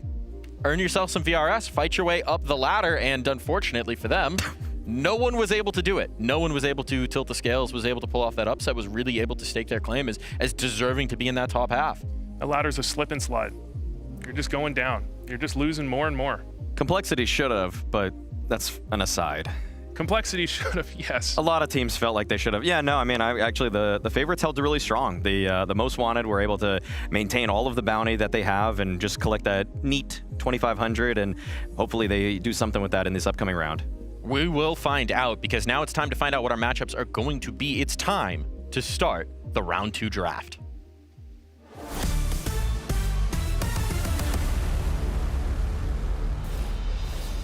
Joining us for this first pick, we got Pizza coming through. How are you feeling about this format? You get to pick your opponent. You guys going bold, or are you playing it safe? Hey, first of all, thanks for having me, guys. Hope you all are well out there in the studio. Feeling good about the format. It's a bit different, and let's see. Last week, we had some teams to play it safe to kind of avoid the trouble, right? Maybe get an easy ride, but I think this week we're gonna start a bit stronger. Okay, I love Teasing it. us. I love it. I love it. You guys are known for being spicy on the socials, for being spicy in the content, for being spicy in the banter. Spicy with the roster moves? Spicy with the roster moves, so spicy with the picks too, guaranteed? Let's see. Are you ready to hear this from me or what? I don't know. I think we're ready. I think we're ready. We're building up to it. I'm building my own anticipation, so let's go ahead. It's time to hear the pick. Who are you guys picking as our first matchup choice of round 2? So for the round 2, G2 Esports is gonna go for our friends, our neighbors here from Belgrade. Second best team in the world and recent IM Cologne champions. We're picking Team Spirit. Wow. Yo. Finally someone does something like this. Thank you, Petsa. Thank you. Thank you, guys. Now, you guys were like the Spirit Killers last year. You were one of the only teams that were a thorn in their side. You bringing that moniker back? Let's see. I mean, it's been a while since the last time we faced them. It was back in December or November even in Shanghai Major for the group stages. Yeah, we didn't have a chance to play them this year. Obviously, this is a completely different iteration of the team, but it's going to be fun to see where we're standing versus them right now. They have a great team. They also made, I would say, a really, really good change recently with adding Zwei. So it's going to be fun to see how are we standing now after a month of preparations. Obviously, not expecting you to leak any strats, but can you give us a little bit of something as to why you picked it? Is it Zwei? Is it Donk? You think Donk's going to have a downswing? Give us something. No, nothing like that. It's just that playing a team like Spirit in this event put us against top-tier opponent right away. We don't need to wait for the playoffs. And I think it's, we thought, like, this is not my decision. This is a decision of our backroom staff, our mutual decision with the players. It's just that if we beat them, we remove one of the biggest threats early. And overall, as you said, we have a really good track record versus them. It's going to be interesting to see how does it look like in 2025. In your professional opinion, who on your team is going to pop off the hardest against Spirit? So you guys talked a lot about the recent headlines and what has been happening at G2. G2 as an organization has always been more than individuals, and we are here to prove that. So I'm not going to comment on who's going to pop off. We're going to play as a team, and hopefully we're going to win. Well, play as a team, but that was a hell of a pop-off pick. Thank you for starting this off with a lot of fun. Thank you for joining us, Pizza. Thank you for having me, boys. Enjoy. Wow. Wow. Spirit right off the bat. They just lifted a trophy. Wow. You're throwing down the gauntlet off rip? That is crazy. I don't think we've seen anything like that in terms of the differential between the team picking and what their options that are available are. That is a bold pick to come out from G2. I like that Hunter's going to be testing himself. I like that, Heavy God can try to play against one of the most formidable entries on the planet as he tries to anchor a bomb site against him. This is getting me excited already. Yeah, I mean, earlier rounds you had some good picks, but they were kind of like, you have no good choices. This was an interesting pick out of the choices. G2 had some obvious choices. They go for Spirit instead. They do. They do. I love it. I really do love this. I think that you're setting yourself a big goal, but imagine that big prize as well. If you could take them down, that's one of the biggest bounties that's available. That would be a huge scalp to take, and that would immediately announce G2 as being a team to take very seriously here at the Blast Bounty.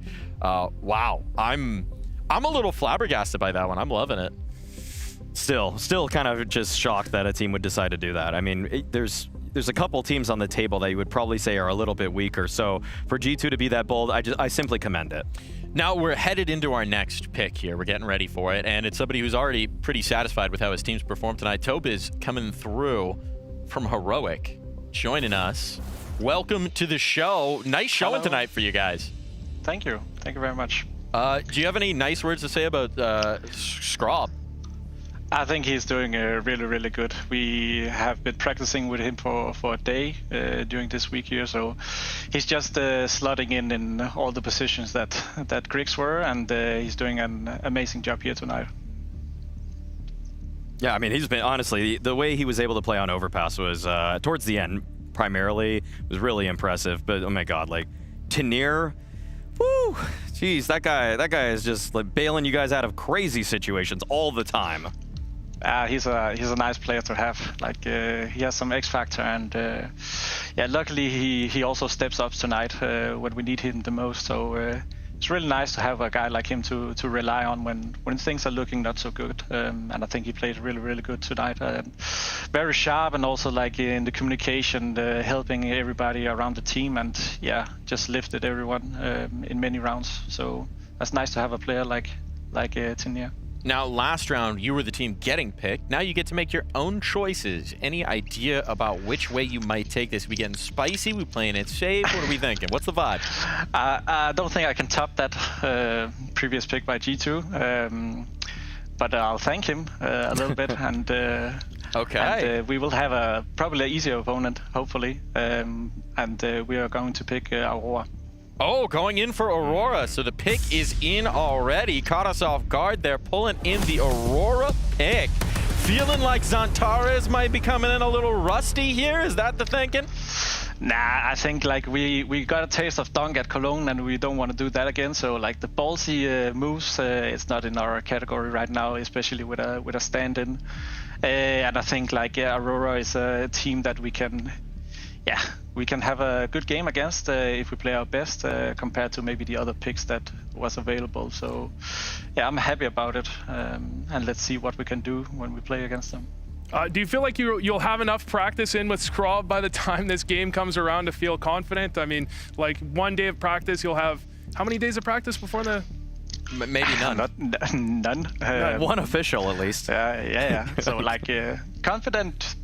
We have to be, but it's all about like the preparation and making Scrub comfortable in the things that we already have. And like for today, we have never practiced terrain with him or Ancient, so I think he did a really good job here on both maps. So I'm not so worried about like people expect us to look like noobs, because we have 4 other world-class players, and Scrub also understands Counter-Strike. So I don't think it will be hard to slot him into the game plan that we will have against Aurora. Now, my question for you is, you've got a little bit of money to play with now in terms of the wagers. Are you going to get spicy with that? Are you going to throw some money on the line? Dare Aurora to match you? Nah, I think we're good. I haven't really like put so much effort into all of this like money. We just like have a focus here. We are doing our best, and if we qualify for Malta, then that's a success in itself with a standard. So haven't had too much thoughts about those. all reasonable answers, but we're not about reasonable answers here, so I'm going to have to say goodbye to you, sir. Congratulations on the win tonight, and excited to see you in the next round. Have a good night. Thank you. So, 2 teams already declared. Let's get a catch up on where we're at on the format, because these matchups are starting to shape up. G2 taking on Spirit. That's a hell of a pick right out the gates. Heroic playing it a lot more safe. I don't think Heroic really had to thank G2 that much. They were still going to have at least a reasonable choice. Yeah. I think it's the later teams down the list that might be thanking G2 for that Spirit pick. Yeah, Vu's hitting them with the butt actually right now, for sure. Actually. But I think Aurora is a great pick right now if you want someone that's a little bit more in transition, because they're trying to figure out their map pool with the loss of Anubis and Vertigo if you keep going back. So they're trying to recollect things, and if you're a team like Heroic, you want a team that's probably scrambling a little bit more than the others. Yeah, I mean, they certainly, numbers-wise, could have picked Furia, but are you picking Furia? That's a scary I think team. Furia looks a lot hotter than Aurora today. Yeah, exactly. Yeah. Based on the map pool, but just the individuals. And when you have individuals like Heroic, I think they can match up against Aurora. Yeah, I agree. I mean, we've certainly seen some spicy individuals, and Scorp in particular starting to Scrub?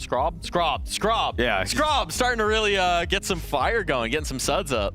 I mean, he's actually looked surprisingly good towards the tail end. For the first couple maps, I was withholding some judgment, but by the end, I'd say he did he was a decent piece for them. Decent piece indeed, and what more can you ask? Now we've got another guest joining us. It's Finn coming through from Virtus Pro to make their pick. Finn, how you doing? Okay, all good, thank you. Now, what's the thinking here in the Virtus Pro camp? How spicy are we going to get? We're going to ask you some questions here on the panel before we actually make the pick. But if you had to give yourself a temperature check from ice cold to red hot, how spicy, how hot are you getting? Like, we're really getting hot and spicy. We're working a lot, and so it's like that, you know. Love that. I mean, what do you think about how your team has been performing lately? Are you seeing consistent improvement?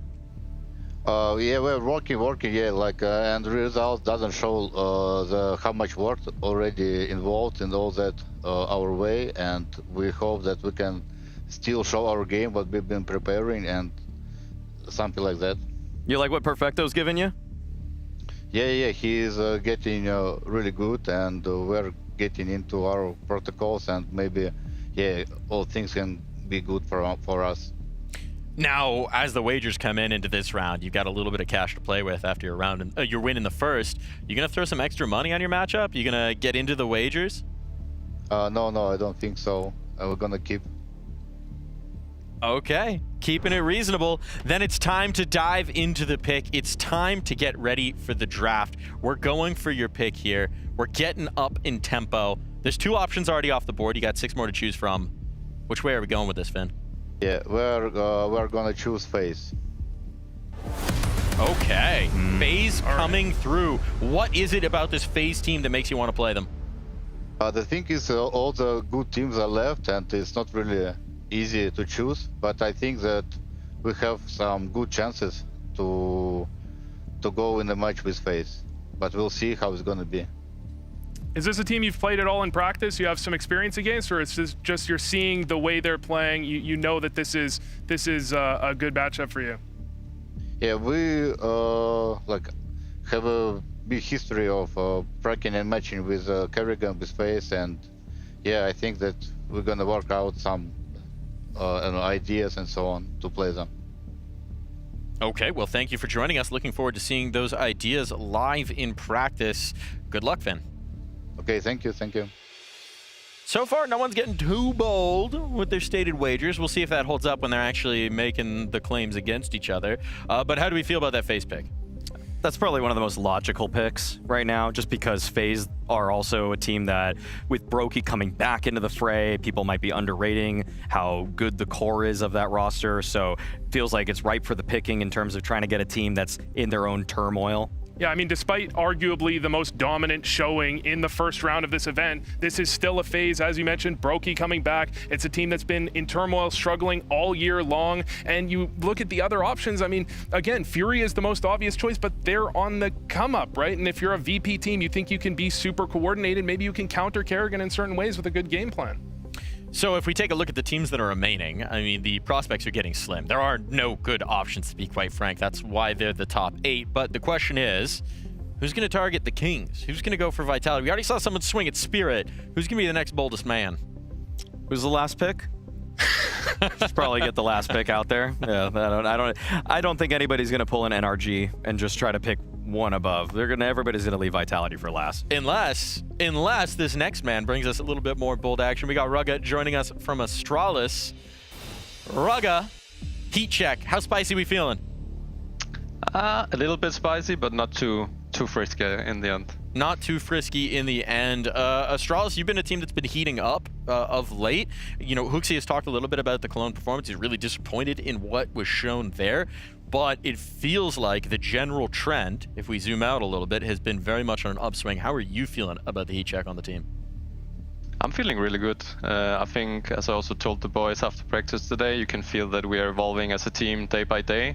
And I think that's important to also look deeper into the calendar. I know we are still fresh in the season, but we are aiming like bigger and higher with our goals. So yeah, we're taking it one step at a time, and hopefully once we get closer to the major, you'll also see the best version of Astralis. If we're talking about the pick you're going to make, are you going to get hot on this one? Are you getting any spicy pick, or are you just predicting it? Are you happy G2 took, or unhappy G2 took Spirit off the list? Was that one you wanted to pick? I think maybe not Spirit. But yeah, definitely keeping our cards a little bit closer here because we have some history with some of the matchups. So yeah, you never know who was top of the list. Well, it's time to lay those cards out on the table here. It's time, Rugga, for the pick. Who are you playing in round 2? We're picking Na'Vi. Na'Vi, okay. A resurgent Na'Vi here. MongolZ looking good. Do you think you're gonna humble MongolZ, show him that there's more to playing at the top level? I certainly hope so. We haven't played each other that much as a Na'Vi, so I think it's gonna be a good game, and yeah, always been tight games as well, so hopefully we can show MongolZ that there's still some road to go. We'll see if there is indeed. What are you thinking of this pick, Maui? I mean, I'm liking it. I think that Furia, I mean, they just played them, so why not get some new fresh blood in there? So I feel like if you guys put together a good game plan, I mean, what does that look like? What is a good Hooksy game plan against Na'Vi in general form? If you could leak the whole strat book. No, nothing too crazy. What is Hooksy gonna hit him hard, or is he gonna slow play it, draw it out, make MongolZ sweat? Well, you know Hooksy, he never goes light, so yeah, I think you're in for a banger of a game. Banger of a game, I sure do hope so. Thank you for joining us. Okay, Astralis Na'Vi. If you rolled back the years, that would be 1-2 seed going toe-to-toe. Still a pretty banging matchup. Yeah, I mean, that's a Na'Vi that struggled quite a bit against TNL. They're still getting MongolZ into the lineup, but he was the best player against TNL. It kind of makes you question exactly what's happening with Na'Vi for that rookie to come in, carry, and they had such a hard time. I can see why Astralis picked them. Yeah, I'm curious about some of the extremity fights there, the bits versus the yabbies. I want to see what's going on the sides of the map. Well, I'm sure we'll get a bit of that action at some point, but again, just a reminder of where we're at. We're starting to narrow this down. There are not so many matchups left to choose, but who's going to go bold? I'm just looking at the top of that board, and I'm wondering about who's going to stake their claim. Who's going to say, you know what? Last season, Vitalities. This season, it's us. No one's going to be that bold? You look like you doubt it. I think they just watched NRG get absolutely clapped, and I think they might be a little scared, Mike. I think reasonably so. Yeah, the next pick is just a decision between MongolZ and Furia, really. Do you think that Furia is fluking their way through some of these? Do you think MongolZ's loose structure is weak enough that you can pick it apart? That's what the next team is thinking. Well, this next team is going to be looking to inflict a little bit of pain on their opponents. Big Uzera joining us for the pick from Pain. How you doing, my man? Hello. I'm doing great. What about you guys? I'm feeling great. I'm loving the action here. I'm loving the heat of some of these picks. You feeling spicy with it? No. Normal one. No? No. Not like G2, no.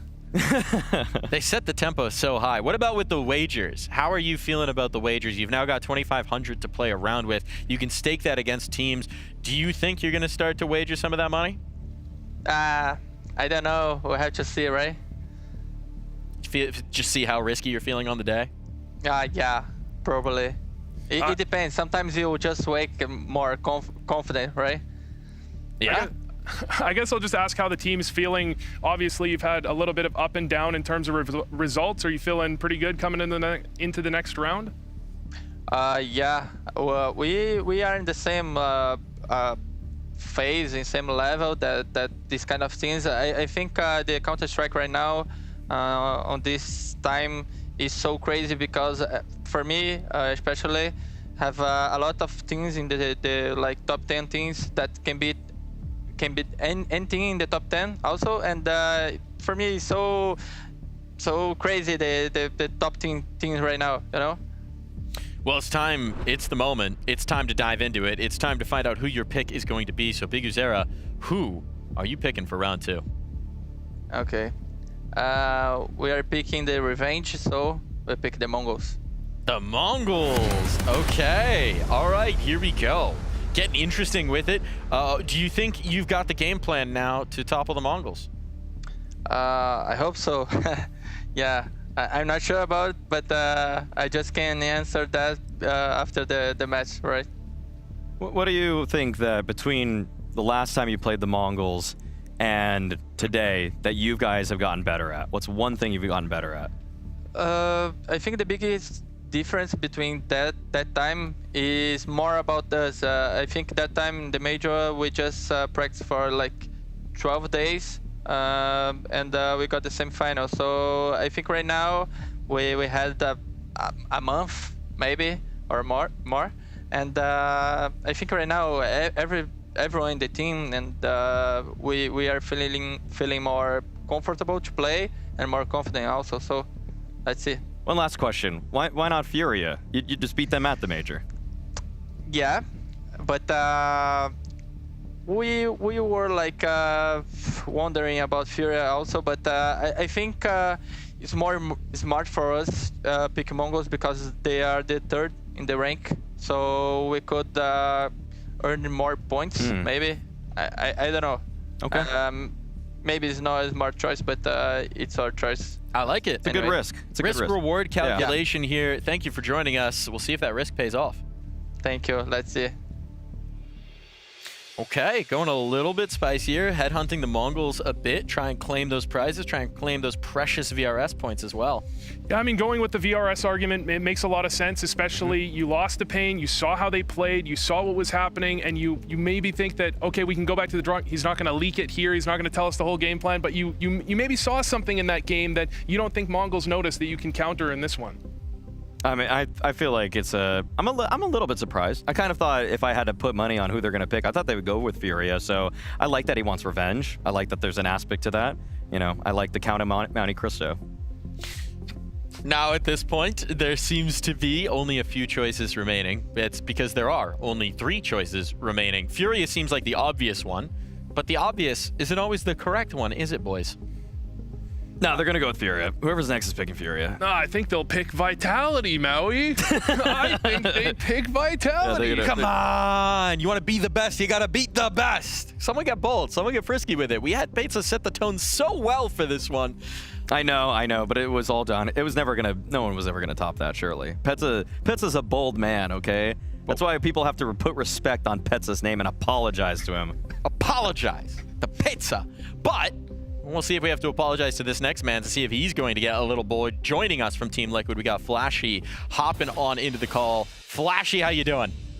Hey, how are you? I'm good, thank you. Now, yours is a team that's gotten a lot of spotlight, a lot of focus of late. You going to take that spotlight and maybe shine it on a bold pick here at the Bounty? Maybe. We'll see. You think you could lie to us and make us believe you're going to pick Vitality? Just make us believe? I would say I could make you believe, but you already play them soon in Riyadh, so I think maybe it's not the best lie I can come up with. Maybe just, I mean, wouldn't you want to just get more reps then against them? Wouldn't that give you a better chance to beat them again?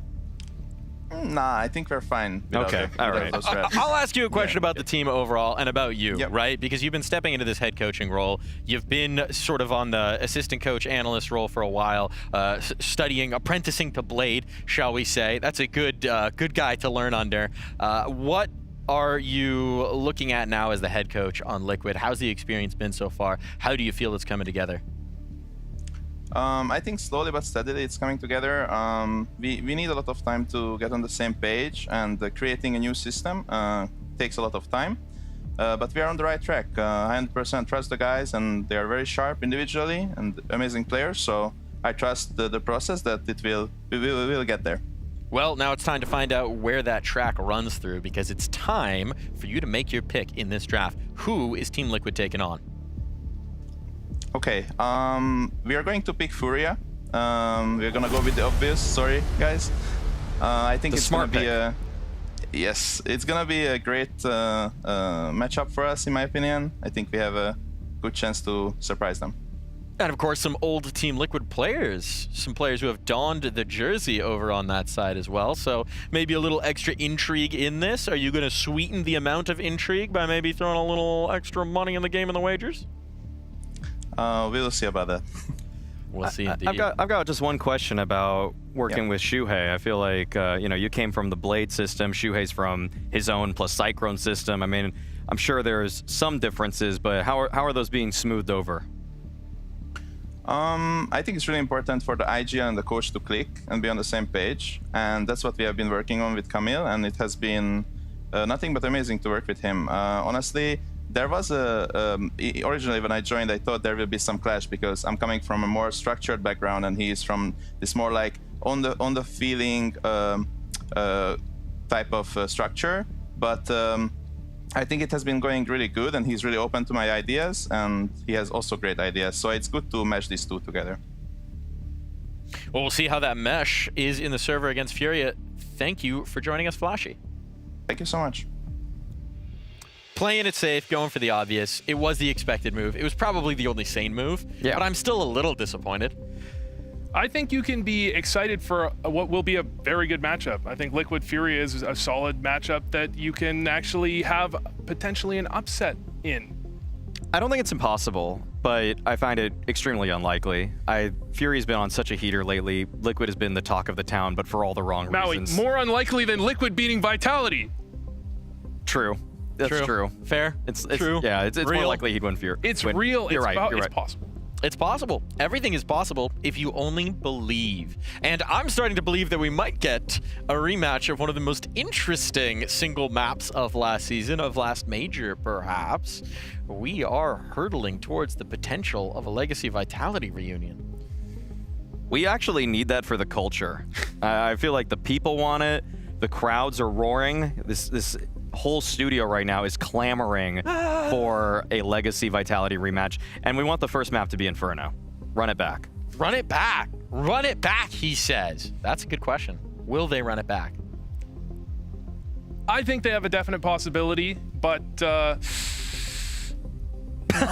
with the picks I want to left, see Legacy win. With the picks left, I mean, we can find out. We can find out. I'm not going to keep you waiting so much longer. I'm not going to bait you out of this one because we've got Headtrick joining us to talk about their decision-making process here. Now, Headtrick, your choices, they're narrow at this point. You've got two of them, I think, to be exact. But how's the team feeling in general? You guys have talked some spicy talk in the past. You feeling like you might be bringing some spice here into the bounty? Yeah, hello guys, nice to see you. Yeah, I mean, we had some really good talks and we talked about teams. Of course, there's not many left to pick, but hopefully it's a win or win for us because it's only good teams left. And if you play decent CS, you'll at least get experience. And if you play good CS, big CS, you can get some jackpot victory. So, yeah. Do you feel like you have at least some sort of experience, some sort of like beneficial map pool or beneficial matchup against either of these teams, or is this really just two bad picks and you kind of have to choose? I don't know. I think both teams, they're playing really good on almost each map, I think, and they're playing better on harder maps. Like if, for example, for us some simple maps are better, they're playing like good CS on some hard maps. but I think it's always can be different. First of all, online, and we already showed in the past that we can beat some good teams online, like, and sometimes on LAN. It depends on how we play, I would say. But yeah, I think of course every team here like has a chance and a big desire to win. Well, let's see if you've got enough of a desire here, and specifically who you desire as an opponent, because it's time for you to make your pick. Who is Bait playing? We're playing Mouse Sports. Okay, all right. Not venturing straight into the Vitality camp, but a Mouse that is surging. My question for you, Head Trick, is are you guys going to try and maybe bait them into a very mismatched wager? You can do uneven ones. You throw up 100, they throw up the whole pot. What do you think? I don't know exactly, to be honest, because we didn't discuss it yet with the team, but we might have something like coming up. So I don't know specifically yet, but maybe we will know it in a couple of days. But yeah, I think they're a pretty good team, and as I said, it's a win-win to play against the Tier S team right now. So especially at the start of the season, especially online. So we'll see how it goes, and hopefully it will be good. Do you think it works to your advantage that you guys are a great team online and MOUZ are playing in front of a live audience in their headquarters? There's added pressure for them. Actually, it could be a point because like they lost map to OG, but of course, like I think they're playing a lot of LAN events, and still they can get enough pressure like on the stadium. So I don't think it will disturb them at some point, but it will be fun to play a good team. We'll see if you can ratchet up the pressure. Excited for that matchup. Good luck, man. Thank you, guys. Have a nice day. And now we're into our last pick, which is not a pick at all, because there's only one choice, and that's not really a choice to begin with. Legacy are going to be taking on Vitality as our last one. But Bait versus MOUZ, how do we feel about that one? I feel great. I feel great. I mean, Bait made the right pick, and Legacy gave us the matchup that we wanted. They did. They did. And to hear from Legacy, we've got Lux on the line. You're taking on Vitality. You ended their streak in Austin. You going to do it to them again?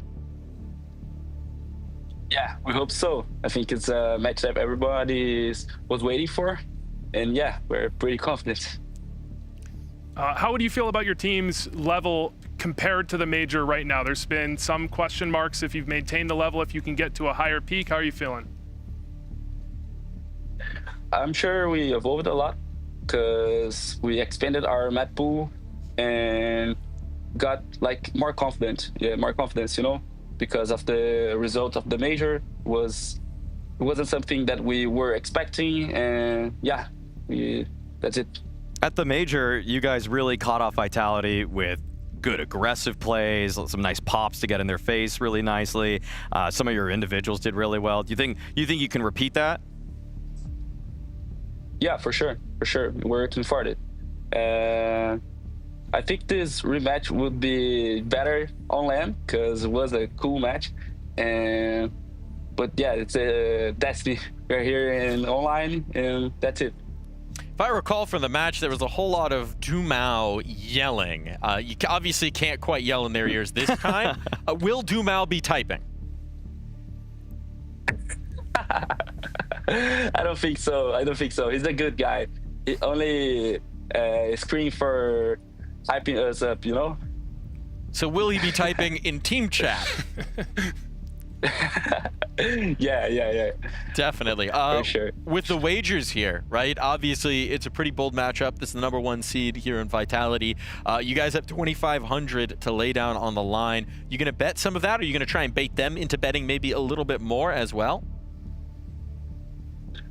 It would be good to wager, but they got a pretty good bounty to hunt. So we're good. We're not wagering this in this match.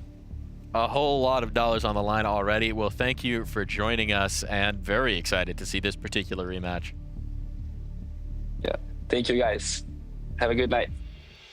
The storylines really write themselves with this one. This is the Austin reunion. This is the rematch. This is Vitality that ended their streak in a BO1. Now it's going to be online, so there's still the asterisks and the caveats, but you know they're itching to prove themselves against this Legacy team. I think Legacy will try to take this rematch versus Vitality with as many asterisks as they possibly can every single time. What, you just make it BO1, make it online, I don't know, just change the map pool up or something like that. Like, they need every single handicap possible to get it over over the line versus Vitality. I hope that they're able to get it. Like, just give me Inferno again. I just want that to be Legacy's pick no matter what. That's all I really ask. We'll find out. We'll find out about the particular maps, but we do have our matchups now. The top 16 going toe-to-toe here. 8 matchups, 8 eliminations on the line, because only 8 of these teams can make it to next week, can make it to the next stage of the Blast Bounty. Is there any particular matchup you guys are really excited for out of these 8? Mike, I'm going to be really boring here and say Legacy Vitality. I really want to see that matchup. I really want to see the one that we just heard. No, I got to give respect to G2's Spirit. I think that you have to give respect to a team willing to make it so easy on the teams below them by picking Spirit. And there must be a reason they picked it. They must feel confident against Spirit. Mine is actually paying Mongols. I feel like that's that's one where I always give teams in the rematch, the team that lost, I think they're going to always get a boost. I almost never will see the team that won the last time do better, like beat them harder. And so the underdog team always gets a little bit closer, and I want to see if Pain can actually pull it over the line this time. Well, it's time to figure out which games are happening when, so we're going to update you on the schedule. These are going to be tomorrow's game as we dive into it, as we dive into stage 2, round 2 rather, of the Blast Bounty. Na'Vi taking on Astralis to start the day, face Virtus Pro, Spirit G2, and Furia Liquid to wrap it up. The games just get hotter from here on out. Boy, I mean, actually, there's really no bad matchup here. The only one that's a little bit questionable is what kind of form is Liquid going to bring, because they feel like the only team that might just get blown out. Yeah, they've won 1 game so far, but I feel like they had so many issues to work out. And please, God, NAF, I'm trying my best to defend you, man. Like, show me something tomorrow. NAF will humble the doubters, Maui. NAF will humble the doubters. This is a Liquid. They may have lost to VP Prodigy. They may have lost to, I think they lost to Ecstatic. They may have lost. No, they beat them. It was a spiritual loss. At the beginning of the season, they lost to Sashi at the beginning of the season. The other Danish team. Yeah. This is a Liquid. They could lose to anyone, but you know what they can do? They can also do, Maui? They can beat anyone. I don't think they've proven that at all. Within reason, they can beat. They can beat maybe Furia. Okay, I don't know if they could beat Vitality or Spirit or Mouse or almost anyone else on the list. They have the skill to beat anybody. Outside of the top 6 teen teams in the world, I think they can beat pretty much anyone in the world. Vu, I don't think it's time to start your coaching career. If that's your motivational speech, I think your players are going right back to bed, maybe sleeping through the veto. I believe in NAF. I also believe in NAF. You do not believe in NAF. I do. I'm holding bags of NAF. I'm holding just is crazy. I have been carrying weight holding for on NAF. for dear life for NAF right now. But yeah, no, those bags are in fact getting heavy, and we'll see whose bags are going to get heavier tomorrow, because here's an important thing. In the first round, we had absolutely no upsets. We had absolutely no bounties claimed. That can't happen anymore because everyone has a bounty. Everyone has money to wager. Everyone carries a prize, which means the dollar signs, they're only going up. To the roof, to the moon, to the sky, the stars above. There's a lot on the line in every one of these games. So we're going to say goodnight for now. Our second round is now staged. We've got our matches. The battle lines are drawn. The bounties are on the line. And we'll see you tomorrow as the action heats up here at the Blast Bounty.